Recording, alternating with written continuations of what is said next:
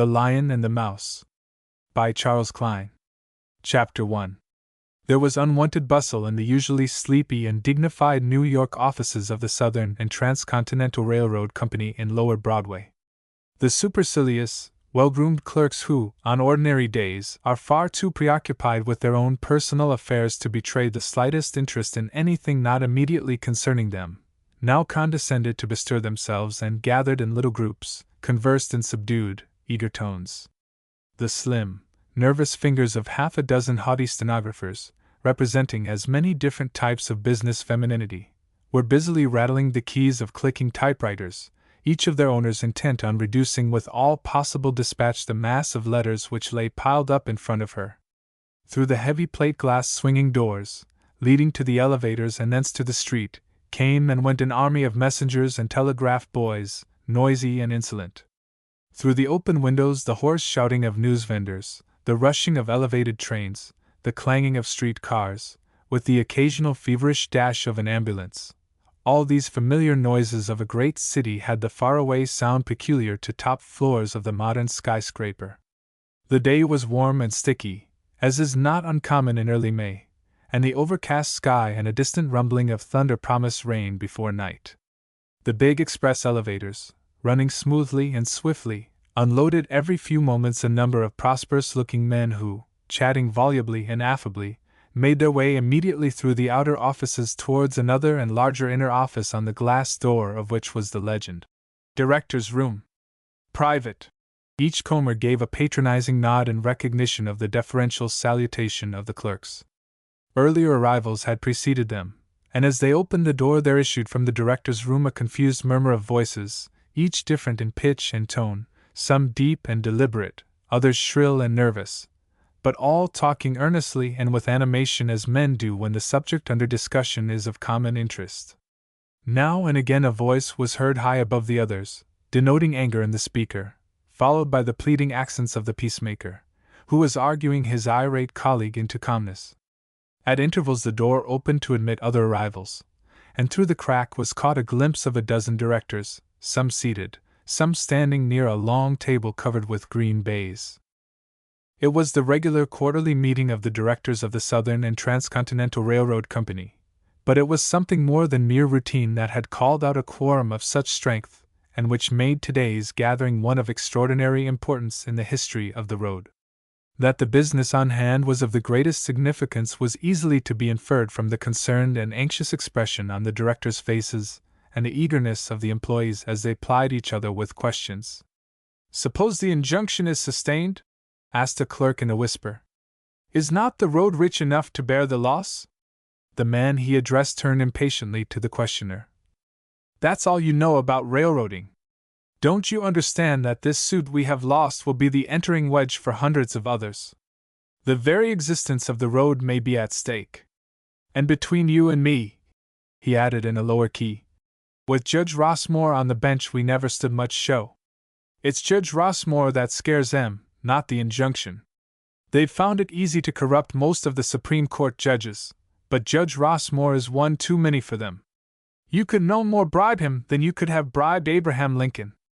But the newspapers say that he, too, has been caught accepting $50,000 worth of stock for that decision he rendered in the great Northwestern case." "Lies! All those stories are lies," replied the other emphatically. Then, looking cautiously around to make sure no one overheard, he added contemptuously, "The big interests fear him, and they're inventing these lies to try and injure him. They might as well try to blow up Gibraltar. The fact is the public is seriously aroused this time and the railroads are in a panic." It was true. The railroad, which heretofore had considered itself superior to law, had found itself checked in its career of outlawry and oppression. The railroad, this modern octopus of steam and steel which stretches its greedy tentacles out over the land, had at last been brought to book. At first, when the country was in the earlier stages of its development, the railroad appeared in the guise of a public benefactor. It brought to the markets of the East the produce of the South and West. It opened up new and inaccessible territory and made oases of waste places. It brought to the city coal, lumber, food and other prime necessaries of life, taking back to the farmer and the woodsman in exchange clothes, and other manufactured goods. Thus, little by little, the railroad wormed itself into the affections of the people and gradually became an indispensable part of the life it had itself created. Tear up the railroad and life itself is extinguished. So when the railroad found it could not be dispensed with, it grew dissatisfied with the size of its earnings. Legitimate profits were not enough. Its directors cried out for bigger dividends, and from then on the railroad became a conscienceless tyrant, fawning on those it feared and crushing without mercy those who were defenseless. It raised its rates for hauling freight, discriminating against certain localities without reason or justice, and favoring other points where its own interests lay. By corrupting government officials and other unlawful methods it appropriated lands, and there was no escape from its exactions and brigandage. Other roads were built, and for a brief period there was held out the hope of relief that invariably comes from honest competition. But the railroad either absorbed its rivals or pooled interests with them, and thereafter there were several masters instead of one. Soon the railroads began to war among themselves, and in a mad scramble to secure business at any price they cut each other's rates and unlawfully entered into secret compacts with certain big shippers, permitting the latter to enjoy lower freight rates than their competitors. The smaller shippers were soon crushed out of existence in this way. Competition was throttled and prices went up, making the railroad barons richer and the people poorer. That was the beginning of the giant trusts, the greatest evil American civilization has yet produced, and one which, unless checked, will inevitably drag this country into the throes of civil strife. From out this quagmire of corruption and rascality emerged the Colossus, a man so stupendously rich and with such unlimited powers for evil that the world has never looked upon his like. The famous Croesus, whose fortune was estimated at only 8 millions in our money, was a pauper compared with John Burkett Ryder, whose holdings no man could count, but which were approximately estimated at 1,000 millions of dollars. The railroads had created the trust, the ogre of corporate greed, of which Ryder was the incarnation, and in time the trust became master of the railroads, which after all seemed but retributive justice. John Burkett Ryder, the richest man in the world, the man whose name had spread to the farthest corners of the earth because of his wealth, and whose money, instead of being a blessing, promised to become not only a curse to himself but a source of dire peril to all mankind, was a genius born of the railroad age. No other age could have brought him forth. His peculiar talents fitted exactly the conditions of his time. Attracted early in life to the newly discovered oil fields of Pennsylvania, he became a dealer in the raw product and later a refiner, acquiring with capital, laboriously saved, first one refinery, then another. The railroads were cutting each other's throats to secure the freight business of the oil men, and John Burkett Ryder saw his opportunity. He made secret overtures to the road, guaranteeing a vast amount of business if he could get exceptionally low rates, and the illegal compact was made. His competitors, undersold in the market, stood no chance, and one by one they were crushed out of existence. Ryder called these maneuvers business, the world called them brigandage. But the Colossus prospered and slowly built up the foundations of the extraordinary fortune which is the talk and the wonder of the world today. Master now of the oil situation, Ryder succeeded in his ambition of organizing the Empire Trading Company, the most powerful, the most secretive, and the most wealthy business institution the commercial world has yet known. Yet with all this success John Burkett Ryder was still not content. He was now a rich man, richer by many millions than he had dreamed he could ever be, but still he was unsatisfied. He became money-mad. He wanted to be richer still, to be the richest man in the world, the richest man the world had ever known. And the richer he got, the stronger the idea grew upon him with all the force of a morbid obsession. He thought of money by day, he dreamed of it at night. No matter by what questionable device it was to be procured, more gold and more must flow into his already overflowing coffers. So each day, instead of spending the rest of his years in peace, in the enjoyment of the wealth he had accumulated, he went downtown like any $20-a-week clerk to the tall building in Lower Broadway and, closeted with his associates, toiled and plotted to make more money. He acquired vast copper mines and secured control of this and that railroad. He had invested heavily in the Southern and Transcontinental Road and was chairman of its board of directors. Then he and his fellow conspirators planned a great financial coup. The millions were not coming in fast enough. They must make 100 millions at one stroke. They floated a great mining company to which the public was invited to subscribe.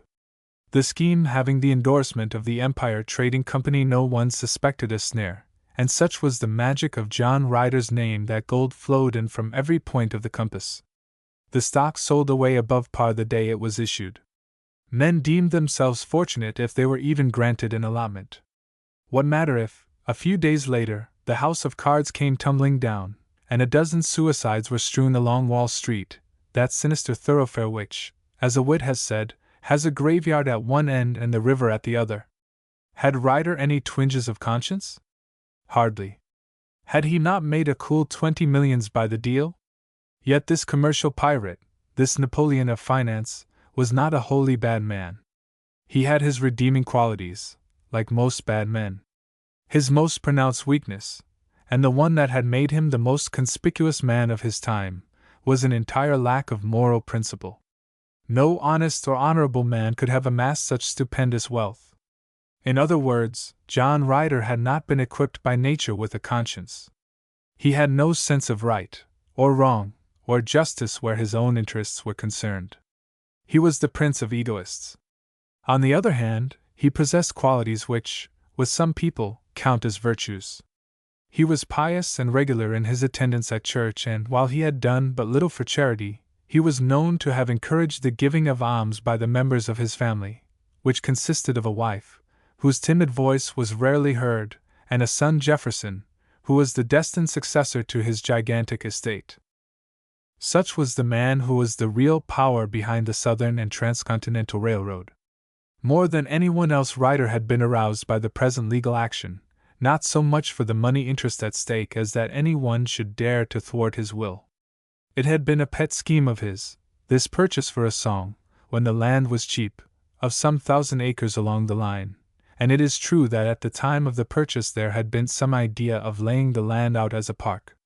But real estate values had increased in astonishing fashion, the road could no longer afford to carry out the original scheme, and had attempted to dispose of the property for building purposes, including a right-of-way for a branch road. The news, made public in the newspapers, had raised a storm of protest. The people in the vicinity claimed that the railroad secured the land on the express condition of a park being laid out, and in order to make a legal test they had secured an injunction, which had been sustained by Judge Rossmore of the United States Circuit Court. These details were hastily told and retold by one clerk to another as the babble of voices in the inner room grew louder, and more directors kept arriving from the ever-busy elevators. The meeting was called for 3 o'clock. Another 5 minutes and the chairman would rap for order. A tall, strongly built man with white mustache and kindly smile emerged from the director's room and, addressing one of the clerks, asked, "Has Mr. Ryder arrived yet?"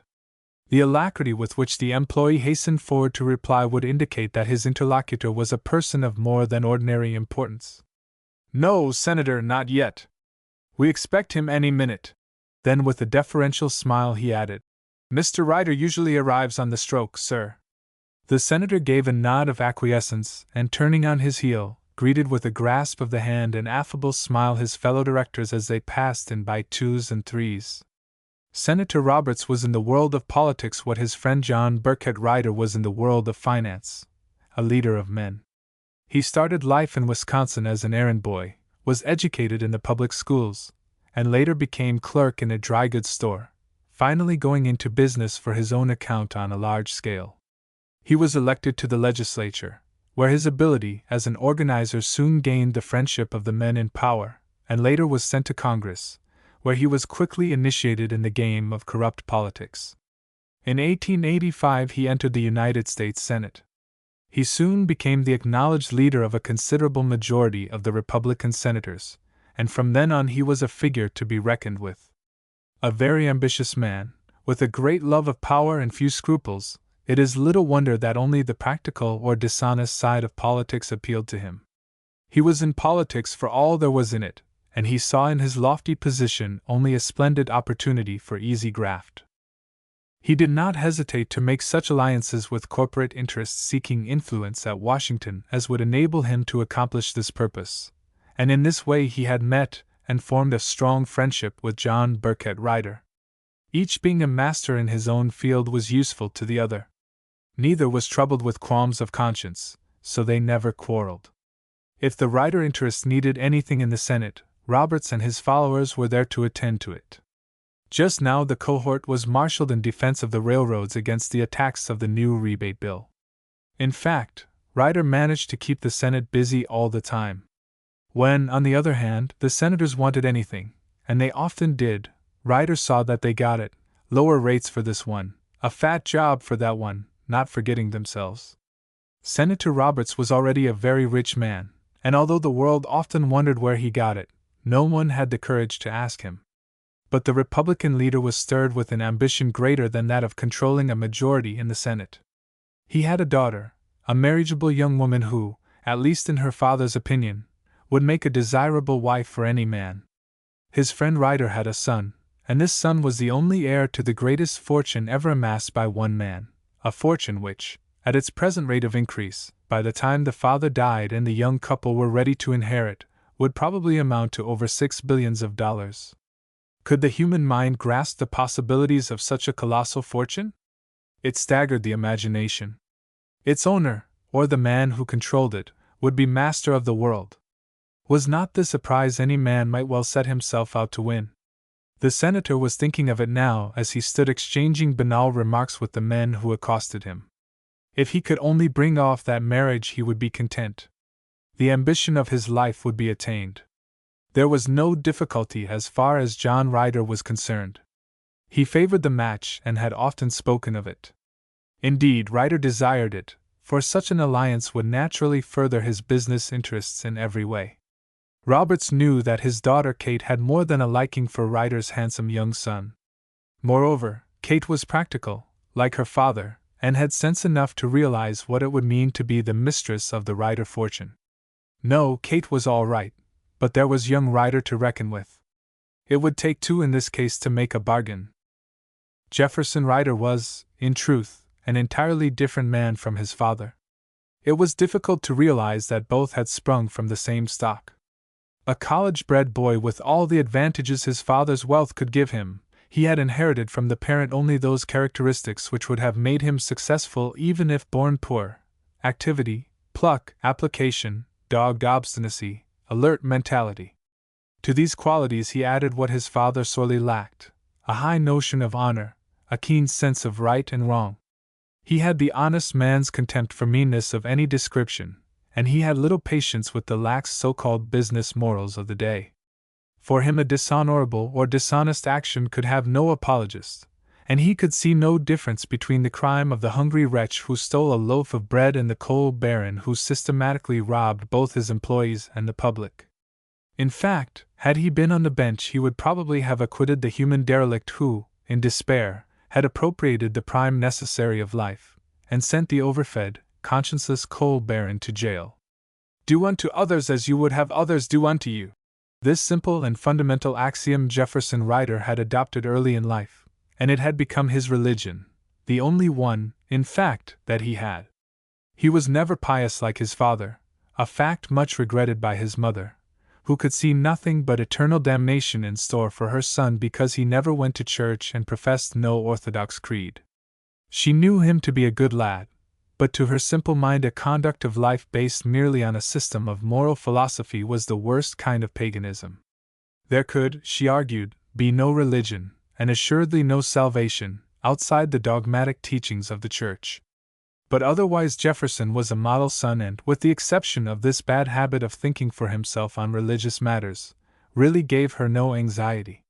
When Jefferson left college, his father took him into the Empire Trading Company with the idea of his eventually succeeding him as head of the concern, but the different views held by father and son on almost every subject soon led to stormy scenes that made the continuation of the arrangement impossible.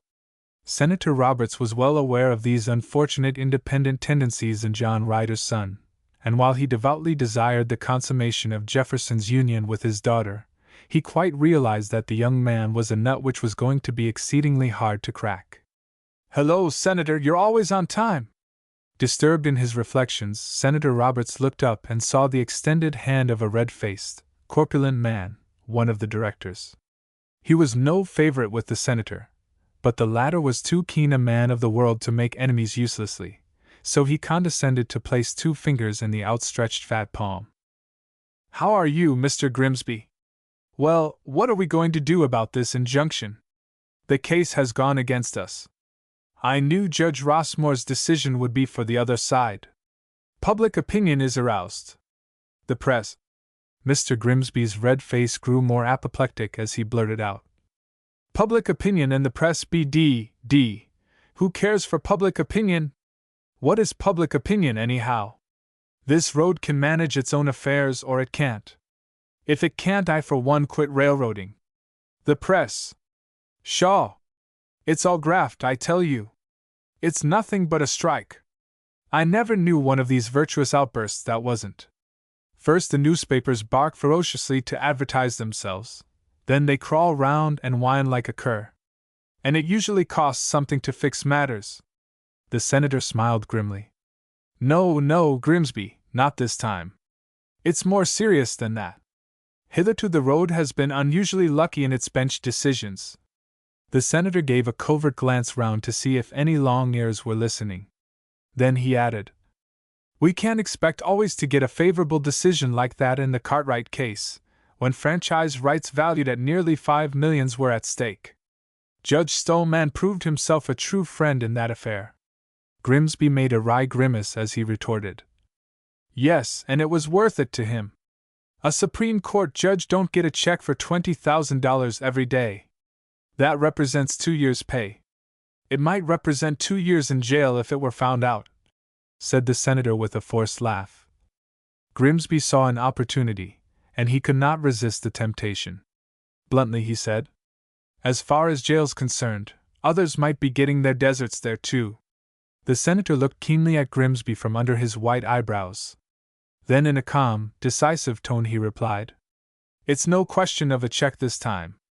The road could not buy Judge Rossmore with $200,000. He is absolutely unapproachable in that way." The apoplectic face of Mr. Grimsby looked incredulous. It was hard for these men who plotted in the dark, and cheated the widow and the orphan for love of the dollar, to understand that there were in the world, breathing the same air as they, men who put honor, truth, and justice above mere money-getting. With a slight tinge of sarcasm he asked, "Is there any man in our public life who is unapproachable from some direction or other?" "Yes, Judge Rossmore is such a man. He is one of the few men in American public life who takes his duty seriously. In the strictest sense of the term, he serves his country instead of serving himself. I am no friend of his, but I must do him that justice." He spoke sharply, in an irritated tone, as if resenting the insinuation of this vulgarian that every man in public life had his price. Roberts knew that the charge was true as far as he and the men he consorted with were concerned, but sometimes the truth hurts. That was why he had for a moment seemed to champion Judge Rossmore, which, seeing that the judge himself was at that very moment under a cloud, was an absurd thing for him to do. He had known Rossmore years before when the latter was a city magistrate in New York. That was before he, Roberts, had become a political grafter and when the decent things in life still appealed to him. The two men, although having few interests in common, had seen a good deal of one another until Roberts went to Washington when their relations were completely severed. But he had always watched Rossmore's career, and when he was made a judge of the Supreme Court at a comparatively early age he was sincerely glad. If anything could have convinced Roberts that success can come in public life to a man who pursues it by honest methods, it was the success of James Rossmore. He could never help feeling that Rossmore had been endowed by nature with certain qualities which had been denied to him, above all that ability to walk straight through life with skirts clean which he had found impossible himself. Today Judge Rossmore was one of the most celebrated judges in the country. He was a brilliant jurist and a splendid after-dinner speaker. He was considered the most learned and able of all the members of the judiciary, and his decisions were noted as much for their fearlessness as for their wisdom. But what was far more, he enjoyed a reputation for absolute integrity. Until now no breath of slander, no suspicion of corruption, had ever touched him. Even his enemies acknowledged that. And that is why there was a panic today among the directors of the Southern and Transcontinental Railroad. This honest, upright man had been called upon in the course of his duty to decide matters of vital importance to the road, and the directors were ready to stampede because, in their hearts, they knew the weakness of their case and the strength of the judge. Grimsby, unconvinced, returned to the charge. "What about these newspaper charges? Did Judge Rossmore take a bribe from the Great Northwestern or didn't he? You ought to know." "I do know," answered the senator cautiously and somewhat curtly. "But until Mr. Ryder arrives I can say nothing. I believe he has been inquiring into the matter. He will tell us when he comes." The hands of the large clock in the outer room pointed to 3. An active, dapper little man with glasses and with books under his arm passed hurriedly from another office into the director's room. "There goes Mr. Lane with the minutes. The meeting is called. Where's Mr. Ryder?" There was a general move of the scattered groups of directors toward the committee room. The clock overhead began to strike. The last stroke had not quite died away when the big swinging doors from the street were thrown open and there entered a tall, thin man, gray-headed, and with a slight stoop, but keen-eyed and alert. He was carefully dressed in a well-fitting frock coat, white waistcoat, black tie and silk hat. It was John Burkett Ryder, the Colossus. Chapter 2. At 56, John Burkett Ryder was surprisingly well preserved.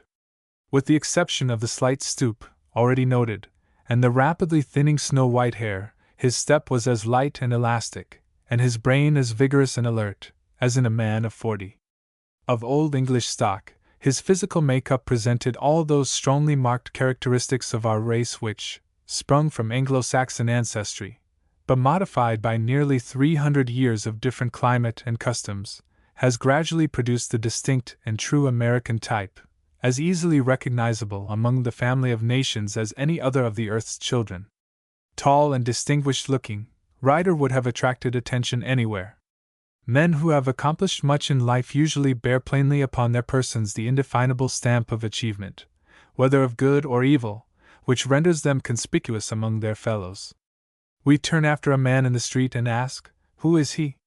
And 9 times out of 10 the object of our curiosity is a man who has made his mark, a successful soldier, a famous sailor, a celebrated author, a distinguished lawyer, or even a notorious crook. There was certainly nothing in John Ryder's outward appearance to justify Lombroso's sensational description of him.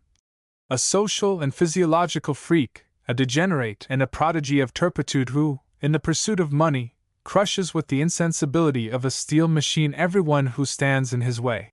On the contrary, Ryder, outwardly at least, was a prepossessing-looking man. His head was well-shaped, and he had an intellectual brow, while power was expressed in every gesture of his hands and body. Every inch of him suggested strength and resourcefulness. His face, when in good humor, frequently expanded in a pleasant smile, and he had even been known to laugh boisterously, usually at his own stories, which he rightly considered very droll, and of which he possessed a goodly stock. But in repose his face grew stern and forbidding, and when his prognathous jaw, indicative of will-power and bulldog tenacity, snapped with a click-like sound, those who heard it knew that squalls were coming. But it was John Ryder's eyes that were regarded as the most reliable barometer of his mental condition. Wonderful eyes they were, strangely eloquent and expressive, and their most singular feature was that they possessed the uncanny power of changing color like a cat's. When their owner was at peace with the world, and had temporarily shaken off the cares of business, his eyes were of the most restful, beautiful blue, like the sky after sunrise on a spring morning, and looking into their serene depths it seemed absurd to think that this man could ever harm a fly. His face, while under the spell of this kindly mood, was so benevolent and gentle, so frank and honest that you felt there was nothing in the world, purse, honor, wife, child, that, if needs be, you would not entrust to his keeping. When this period of truce was ended, when the plutocrat was once more absorbed in controlling the political as well as the commercial machinery of the nation, then his eyes took on a snakish, greenish hue, and one could plainly read in them the cunning, the avariciousness, the meanness, the insatiable thirst for gain that had made this man the most unscrupulous money-getter of his time. But his eyes had still another color, and when this last transformation took place, those dependent on him, and even his friends, quaked with fear. For they were his eyes of anger. On these dreaded occasions his eyes grew black as darkest night, and flashed fire as lightning rends the thundercloud. Almost ungovernable fury was, indeed, the weakest spot in John Ryder's armor, for in these moments of appalling wrath he was reckless of what he said or did. Friendship, self-interest, prudence, all were sacrificed. Such was the colossus on whom all eyes were turned as he entered. Instantly the conversation stopped as by magic. The directors nudged each other and whispered. Instinctively, Ryder singled out his crony, Senator Roberts, who advanced with effusive gesture. "Hello, Senator! You're punctual as usual, Mr. Ryder. I never knew you to be late." The great man chuckled, and the little men standing around, listening breathlessly, chuckled in respectful sympathy, and they elbowed and pushed one another in their efforts to attract Ryder's notice, like so many cowardly hyenas not daring to approach the lordly wolf. Senator Roberts made a remark in a low tone to Ryder, whereupon the latter laughed. The bystanders congratulated each other silently. The great man was pleased to be in a good humor. And as Ryder turned with the senator to enter the director's room, the light from the big windows fell full on his face, and they noticed that his eyes were of the softest blue. "No squalls today," whispered one. "Wait and see," retorted a more experienced colleague. "Those eyes are more fickle than the weather." Outside the sky was darkening, and drops of rain were already falling. A flash of lightning presaged the coming storm. Ryder passed on and into the director's room, followed by Senator Roberts and the other directors, the procession being brought up by the dapper little secretary bearing the minutes. The long room with its narrow center table covered with green baize was filled with directors scattered in little groups, and all talking at once with excited gesture. At the sight of Ryder the chattering stopped as if by common consent, and the only sound audible was of the shuffling of feet and the moving of chairs as the directors took their places around the long table. With a nod here and there, Ryder took his place in the chairman's seat and rapped for order. Then at a sign from the chair the dapper little secretary began in a monotonous voice to read the minutes of the previous meeting. No one listened, a few directors yawned. Others had their eyes riveted on Ryder's face, trying to read there if he had devised some plan to offset the crushing blow of this adverse decision, which meant a serious loss to them all. He, the mastermind, had served them in many a like crisis in the past. Could he do so again? But John Ryder gave no sign. His eyes, still of the same restful blue, were fixed on the ceiling, watching a spider marching with diabolical intent on a wretched fly that had become entangled in its web. And as the secretary ambled monotonously on, Ryder watched and watched until he saw the spider seize its helpless prey and devour it. Fascinated by the spectacle, which doubtless suggested to him some analogy to his own methods, Ryder sat motionless, his eyes fastened on the ceiling, until the sudden stopping of the secretary's reading aroused him and told him that the minutes were finished. Quickly they were approved, and the chairman proceeded as rapidly as possible with the regular business routine. That disposed of, the meeting was ready for the chief business of the day.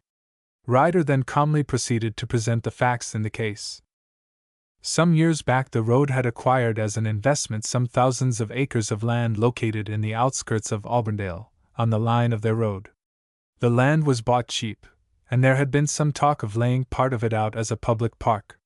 This promise had been made at the time in good faith, but it was no condition of the sale. If, afterwards, owing to the rise in the value of real estate, the road found it impossible to carry out the original idea, surely they were masters of their own property. The people of Auburndale thought differently, and, goaded on by the local newspapers, had begun action in the courts to restrain the road from diverting the land from its alleged original purpose. They had succeeded in getting the injunction, but the road had fought it tooth and nail, and finally carried it to the Supreme Court, where Judge Rossmore, after reserving his opinion, had finally sustained the injunction and decided against the railroad. That was the situation, and he would now like to hear from the members of the board. Mr. Grimsby rose. Self-confident and noisily loquacious, as most men of his class are in simple conversation, he was plainly intimidated at speaking before such a crowd. He did not know where to look nor what to do with his hands, and he shuffled uneasily on his feet, while streams of nervous perspiration ran down his fat face, which he mopped repeatedly with a big colored handkerchief. At last, taking courage, he began. Mr. Chairman, for the past 10 years this road has made bigger earnings in proportion to its carrying capacity than any other railroad in the United States. We have had fewer accidents, less injury to rolling stock, less litigation, and bigger dividends.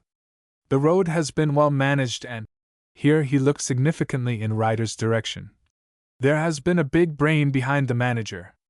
We owe you that credit, Mr. Ryder. Cries of, "Here! Here!" came from all round the table. Ryder bowed coldly, and Mr. Grimsby continued. But during the last year or two things have gone wrong. There has been a lot of litigation, most of which has gone against us, and it has cost a heap of money. It reduced the last quarterly dividend very considerably, and the new complication, this Auburndale suit, which also has gone against us, is going to make a still bigger hole in our exchequer. Gentlemen, I don't want to be a prophet of misfortune, but I'll tell you this. Unless something is done to stop this hostility in the courts, you and I stand to lose every cent we have invested in the road. This suit which we have just lost means a number of others. What I would ask our chairman is what has become of his former good relations with the Supreme Court, what has become of his influence, which never failed us. What are these rumors regarding Judge Rossmore? He is charged in the newspapers with having accepted a present from a road in whose favor he handed down a very valuable decision. How is it that our road cannot reach Judge Rossmore and make him presents? The speaker sat down, flushed and breathless. The expression on every face showed that the anxiety was general. The directors glanced at Ryder, but his face was expressionless as marble. Apparently he took not the slightest interest in this matter which so agitated his colleagues. Another director rose. He was a better speaker than Mr. Grimsby, but his voice had a hard, rasping quality that smote the ears unpleasantly. He said, "Mr. Chairman, none of us can deny what Mr. Grimsby has just put before us so vividly. We are threatened not with one, but with 100 such suits, unless something is done either to placate the public or to render its attacks harmless. Rightly or wrongly, the railroad is hated by the people, yet we are only what railroad conditions compel us to be. With the present fierce competition, no fine question of ethics can enter into our dealings as a business organization. With an irritated public and press on one side, and a hostile judiciary on the other, the outlook certainly is far from bright. But is the judiciary hostile? Is it not true that we have been singularly free from litigation until recently, and that most of the decisions were favorable to the road? Judge Rossmore is the real danger. While he is on the bench, the road is not safe. Yet all efforts to reach him have failed and will fail. I do not take any stock in the newspaper stories regarding Judge Rossmore. They are preposterous. Judge Rossmore is too strong a man to be got rid of so easily." The speaker sat down and another rose, his arguments being merely a reiteration of those already heard. Ryder did not listen to what was being said. Why should he? Was he not familiar with every possible phase of the game? Better than these men who merely talked, he was planning how the railroad and all his other interests could get rid of this troublesome judge. It was true. He who controlled legislatures and dictated to Supreme Court judges had found himself powerless when each turn of the legal machinery had brought him face to face with Judge Rossmore. Suit after suit had been decided against him and the interests he represented, and each time it was Judge Rossmore who had handed down the decision. So for years these two men had fought a silent but bitter duel in which principle on the one side and attempted corruption on the other were the gauge of battle. Judge Rossmore fought with the weapons which his oath and the law directed him to use, Ryder with the only weapons he understood, bribery and trickery. And each time it had been Rossmore who had emerged triumphant. Despite every maneuver Ryder's experience could suggest, notwithstanding every card that could be played to undermine his credit and reputation, Judge Rossmore stood higher in the country's confidence than when he was first appointed. So when Ryder found he could not corrupt this honest judge with gold, he decided to destroy him with calumny. He realized that the sordid methods which had succeeded with other judges would never prevail with Rossmore, so he plotted to take away from this man the one thing he cherished most: his honor. He would ruin him by defaming his character, and so skillfully would he accomplish his work that the judge himself would realize the hopelessness of resistance. No scruples embarrassed Ryder in arriving at this determination. From his point of view, he was fully justified. Business is business. He hurts my interests, therefore I remove him. So he argued, and he considered it no more wrong to wreck the happiness of this honorable man than he would to have shot a burglar in self-defense. So having thus tranquilized his conscience, he had gone to work in his usually thorough manner, and his success had surpassed the most sanguine expectations. This is what he had done. Like many of our public servants whose labors are compensated only in niggardly fashion by an inconsiderate country, Judge Rossmore was a man of but moderate means. His income as Justice of the Supreme Court was $12,000 a year, but for a man in his position, having a certain appearance to keep up, it little more than kept the wolf from the door. He lived quietly but comfortably in New York City with his wife and his daughter Shirley, an attractive young woman who had graduated from Vassar and had shown a marked taste for literature. The daughter's education had cost a good deal of money, and this, together with life insurance and other incidentals of keeping house in New York, had about taken all he had. Yet he had managed to save a little, and those years when he could put by a fifth of his salary the judge considered himself lucky. Secretly, he was proud of his comparative poverty. At least the world could never ask him where he got it. Ryder was well acquainted with Judge Rossmore's private means. The two men had met at a dinner, and although Ryder had tried to cultivate the acquaintance, he never received much encouragement.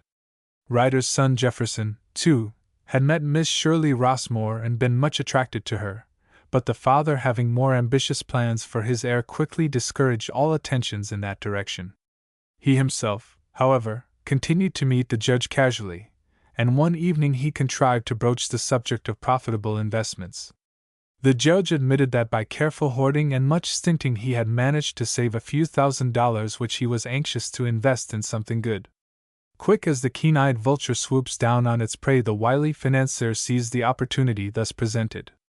And he took so much trouble in answering the judge's inexperienced questions, and generally made himself so agreeable, that the judge found himself regretting that he and Ryder had, by force of circumstances, been opposed to each other in public life so long.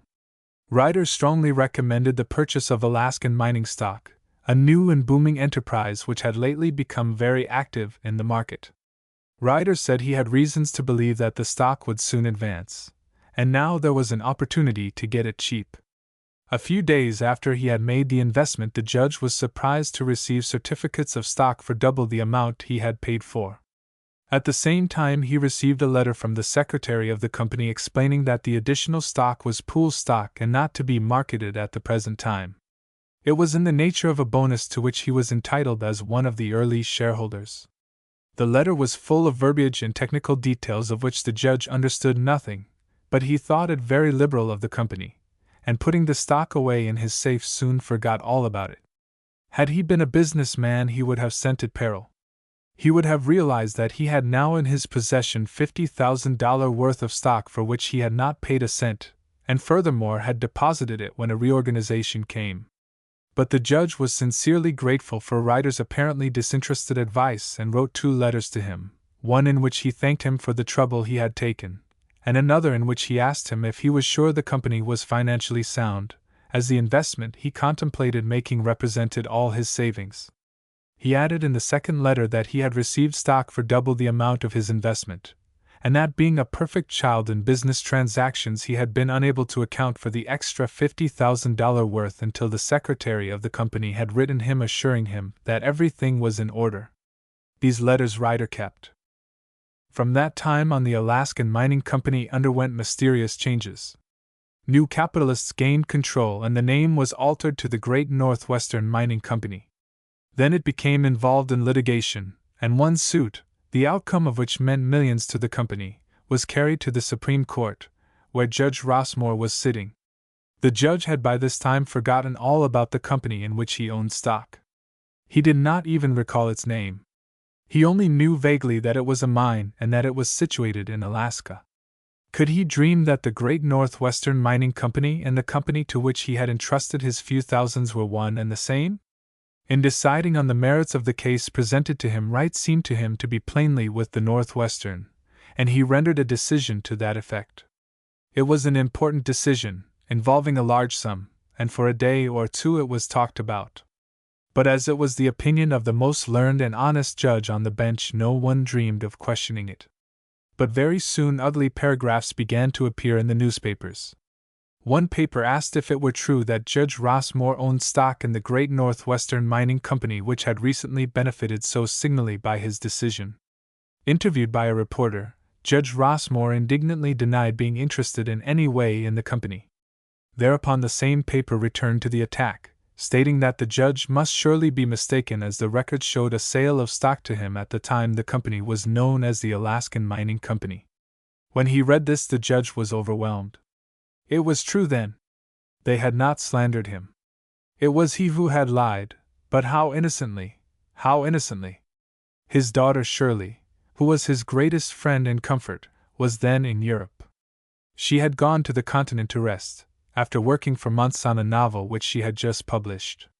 His wife, entirely without experience in business matters and somewhat of an invalid, was helpless to advise him.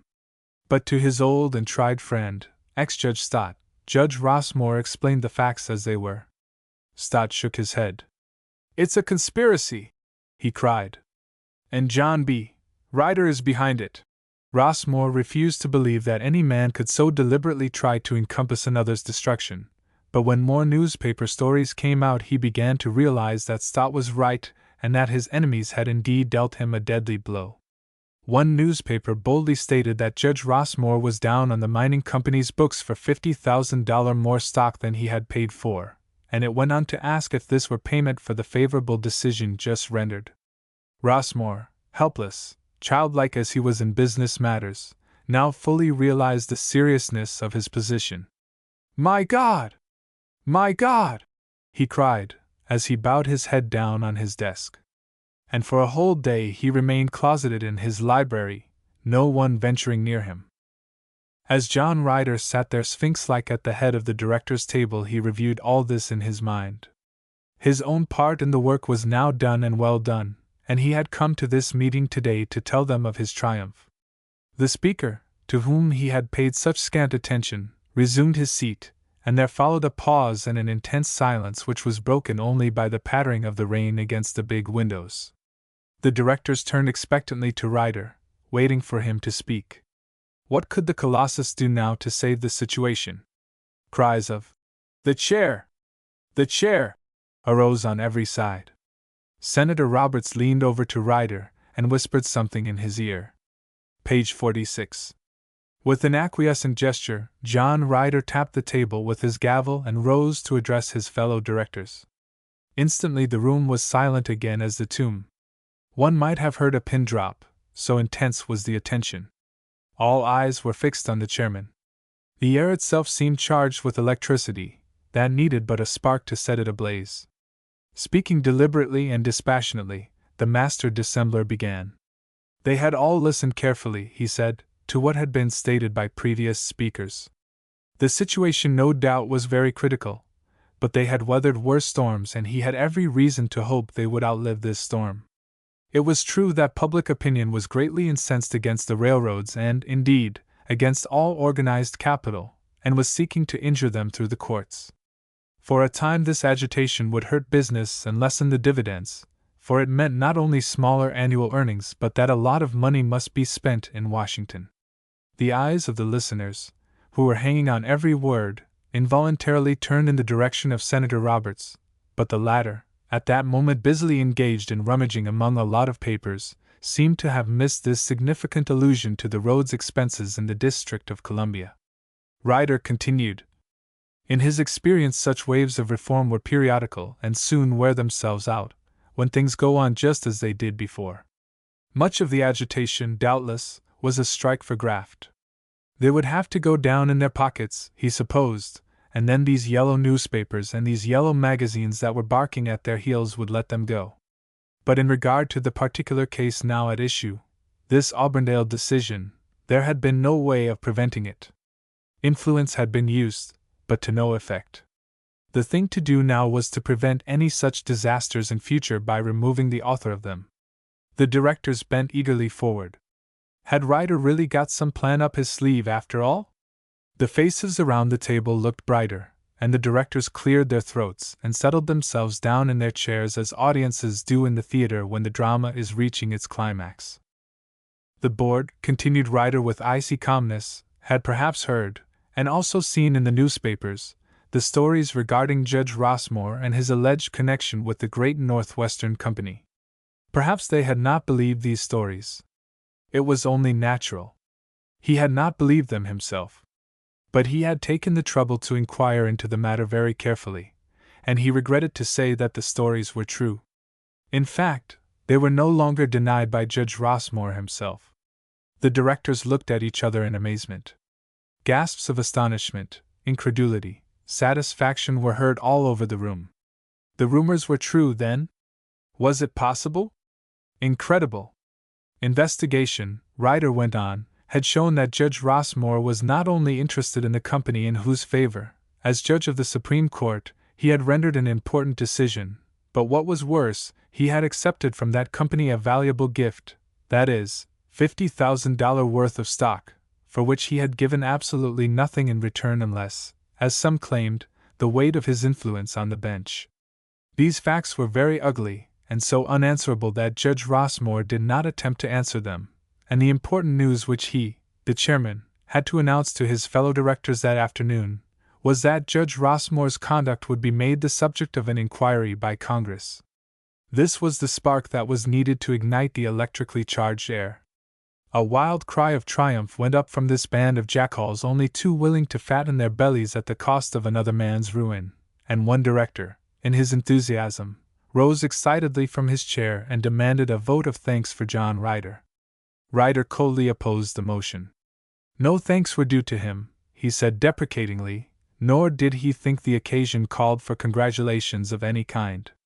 It was surely a sad spectacle to see this honored judge, this devoted father, this blameless citizen threatened with ruin and disgrace on account of one false step. Let them rather sympathize with him and his family in their misfortune. He had little more to tell. The congressional inquiry would take place immediately, and in all probability a demand would be made upon the Senate for Judge Rossmore's impeachment. It was, he added, almost unnecessary for him to remind the board that, in the event of impeachment, the adverse decision in the Auburndale case would be annulled and the road would be entitled to a new trial. Ryder sat down, and pandemonium broke loose, the delighted directors tumbling over each other in their eagerness to shake hands with the man who had saved them. Ryder had given no hint that he had been a factor in the working up of this case against their common enemy. In fact, he had appeared to sympathize with him, but the directors knew well that he and he alone had been the mastermind which had brought about the happy result. On a motion to adjourn, the meeting broke up, and everyone began to troop towards the elevators. Outside the rain was now coming down in torrents, and the lights that everywhere dotted the great city only paled, when every few moments a vivid flash of lightning rent the enveloping gloom. Ryder and Senator Roberts went down in the elevator together. When they reached the street, the senator inquired in a low tone, "Do you think they really believed Rossmore was influenced in his decision?" Ryder glanced from the lowering clouds overhead to his electric brougham which awaited him at the curb and replied indifferently, "Not they. They don't care. All they want to believe is that he is to be impeached. The man was dangerous and had to be removed, no matter by what means. He is our enemy, my enemy, and I never give quarter to my enemies." As he spoke, his prognathous jaw snapped with a click-like sound, and in his eyes, now coal-black, were glints of fire. At the same instant there was a blinding flash, accompanied by a terrific crash, and the splinters of the flagpole on the building opposite, which had been struck by a bolt, fell at their feet. "A good or a bad omen?" asked the senator with a nervous laugh. He was secretly afraid of lightning, but was ashamed to admit it. "A bad omen for Judge Rossmore," rejoined Ryder coolly, as he slammed to the door of the cab, and the two men drove rapidly off in the direction of Fifth Avenue. Chapter 3. Of all the spots on this fair, broad earth where the jaded globe wanderer, surfeited with hackneyed sightseeing, may sit in perfect peace and watch the world go by, there is none more fascinating nor one presenting a more brilliant panorama of cosmopolitan life than that famous corner on the Paris boulevards, formed by the angle of the Boulevard des Capucines and the Place de l'Opéra. Here, on the terrace of the Café de la Paix, with its white and gold façade and long French windows, and its innumerable little marble-top tables and rattan chairs, one may sit for hours at the trifling expense of a few sous, undisturbed even by the tip-seeking garçon, and if one happens to be a student of human nature, find keen enjoyment in observing the world types, representing every race and nationality under the sun, that pass and repass in a steady, never-ceasing, exhaustless stream. The crowd surges to and fro, past the little tables, occasionally toppling over a chair or two in the crush, moving up or down the great boulevards, one procession going to the right, in the direction of the Church of the Madeleine, the other to the left heading toward the historic Bastille, both really going nowhere in particular, but ambling gently and good-humoredly along enjoying the sights and life. Paris, Queen of Cities! Light-hearted, joyous, radiant Paris, the playground of the nations, the Mecca of the pleasure-seekers, the city beautiful. Paris, the siren, frankly immoral, always seductive, ever caressing. City of 1,000 political convulsions, city of 1,000,000 crimes. Her streets have run with human blood, horrors unspeakable have stained her history, civil strife has scarred her monuments, the German conqueror insolently has bivouacked within her walls. Yet, like a virgin undefiled, she shows no sign of storm and stress. She offers her dimpled cheek to the rising sun, and when fall the shadows of night and a billion electric bulbs flash in the siren's crown, her resplendent, matchless beauty dazzles the world. As the supreme reward of virtue, the good American is promised a visit to Paris when he dies. Those, however, of our sagacious fellow countrymen who can afford to make the trip, usually manage to see Lutetia before crossing the river Styx. Most Americans like Paris, some like it so well that they have made it their permanent home, although it must be added that in their admiration they rarely include the Frenchman. For that matter, we are not as a nation particularly fond of any foreigner, largely because we do not understand him, while the foreigner for his part is quite willing to return the compliment. He gives the Yankee credit for commercial smartness, which has built up America's great material prosperity, but he has the utmost contempt for our acquaintance with art, and no profound respect for us as scientists. Is it not indeed fortunate that every nation finds itself superior to its neighbor? If this were not so, each would be jealous of the other, and would cry with envy like a spoiled child who cannot have the moon to play with. Happily, therefore, for the harmony of the world, each nation cordially detests the other, and the much exploited brotherhood of man is only a figure of speech. The Englishman, confident that he is the last word of creation, despises the Frenchman, who, in turn, laughs at the German, who shows open contempt for the Italian, while the American, conscious of his superiority to the whole family of nations, secretly pities them all. The most serious fault which the American, whose one god is mammon and chief characteristic hustle, has to find with his French brother is that he enjoys life too much, is never in a hurry, and what to the Yankee mind is hardly respectable, has a habit of playing dominoes during business hours. The Frenchman retorts that his American brother, clever person though he be, has one or two things still to learn. He has, he declares, no philosophy of life. It is true that he has learned the trick of making money, but in the things which go to satisfy the soul he is still strangely lacking. He thinks he is enjoying life, when really he is ignorant of what life is.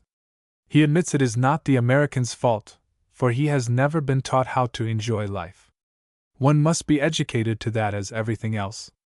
All the American is taught is to be in a perpetual hurry and to make money no matter how.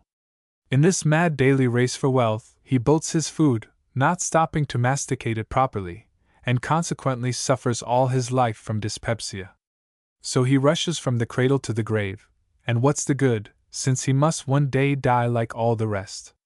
And what, asks the foreigner, has the American hustler accomplished that his slower-going continental brother has not done as well? Are finer cities to be found in America than in Europe? Do Americans paint more beautiful pictures, or write more learned or more entertaining books? Has America made greater progress in science? Is it not a fact that the greatest inventors and scientists of our time, Marconi, who gave to the world wireless telegraphy, Professor Curie, who discovered radium, Pasteur, who found a cure for rabies, Santos Dumont, who has almost succeeded in navigating the air, Professor Röntgen, who discovered the X-ray, are not all these immortals Europeans? And those two greatest mechanical inventions of our day, the automobile and the submarine boat, were they not first introduced and perfected in France before we in America woke up to appreciate their use? Is it, therefore, not possible to take life easily and still achieve? The logic of these arguments, set forth in Le Soir in an article on the New World, appealed strongly to Jefferson Ryder as he sat in front of the Café de la Paix, sipping a sugared vermouth. It was 5 o'clock, the magic hour of the apéritif, when the glutton taxes his wits to deceive his stomach and work up an appetite for renewed gorging. The little tables were all occupied with the usual before-dinner crowd. There were a good many foreigners, mostly English and Americans and a few Frenchmen, obviously from the provinces, with only a sprinkling of Rio Parisians. Jefferson's acquaintance with the French language was none too profound, and he had to guess at half the words in the article, but he understood enough to follow the writer's arguments. Yes, it was quite true, he thought. The American idea of life was all wrong. What was the sense of slaving all one's life, piling up a mass of money one cannot possibly spend, when there is only one life to live? How much saner the man who is content with enough and enjoys life while he is able to. These Frenchmen, and indeed all the continental nations, had solved the problem. The gaiety of their cities, and this exuberant joy of life they communicated to all about them, were sufficient proofs of it. Fascinated by the gay scene around him, Jefferson laid the newspaper aside. To the young American, fresh from prosaic money-mad New York, the city of pleasure presented indeed a novel and beautiful spectacle.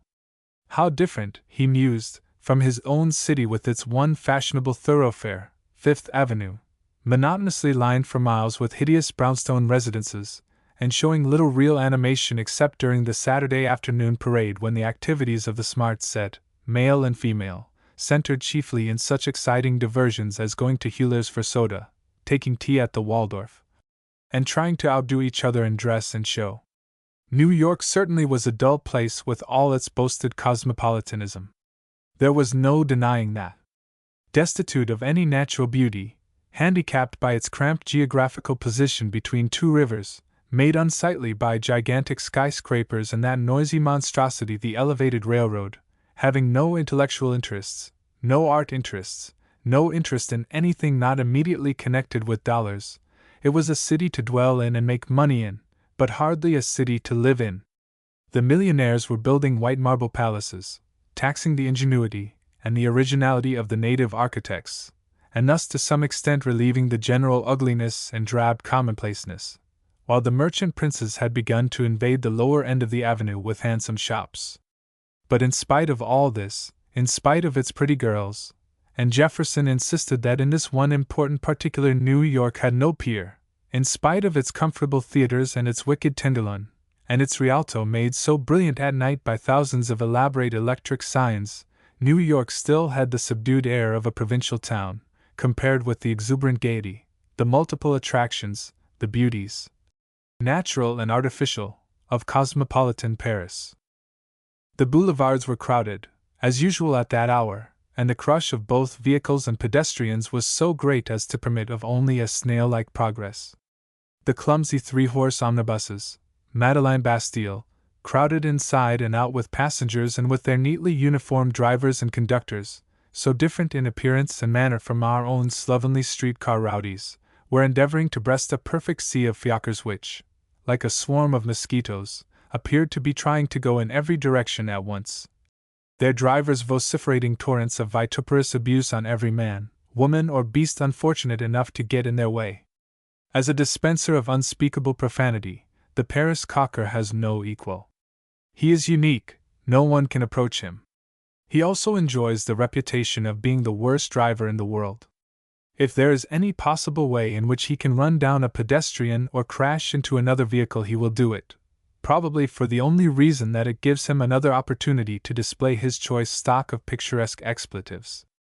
But it was a lively, good-natured crowd, and the fashionably gowned women and the well-dressed men, the fakirs hoarsely crying their catchpenny devices, the noble boulevards lined as far as the eye could reach with trees in full foliage, the magnificent opera house with its gilded dome glistening in the warm sunshine of a June afternoon, the broad avenue directly opposite, leading in a splendid straight line to the famous Palais Royal, the almost dazzling whiteness of the houses and monuments, the remarkable cleanliness and excellent condition of the sidewalks and streets, the gaiety and richness of the shops and restaurants, the picturesque kiosks where they sold newspapers and flowers.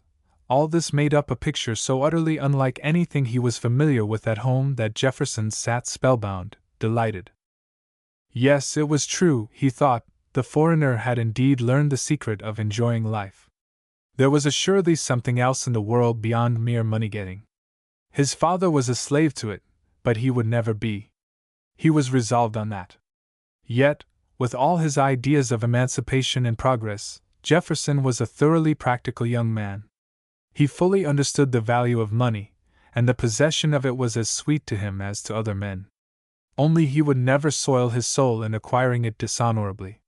He was convinced that society, as at present organized, was all wrong, and that the feudalism of the Middle Ages had simply given place to a worse form of slavery, capitalistic-driven labor, which had resulted in the actual iniquitous conditions, the enriching of the rich and the impoverishment of the poor.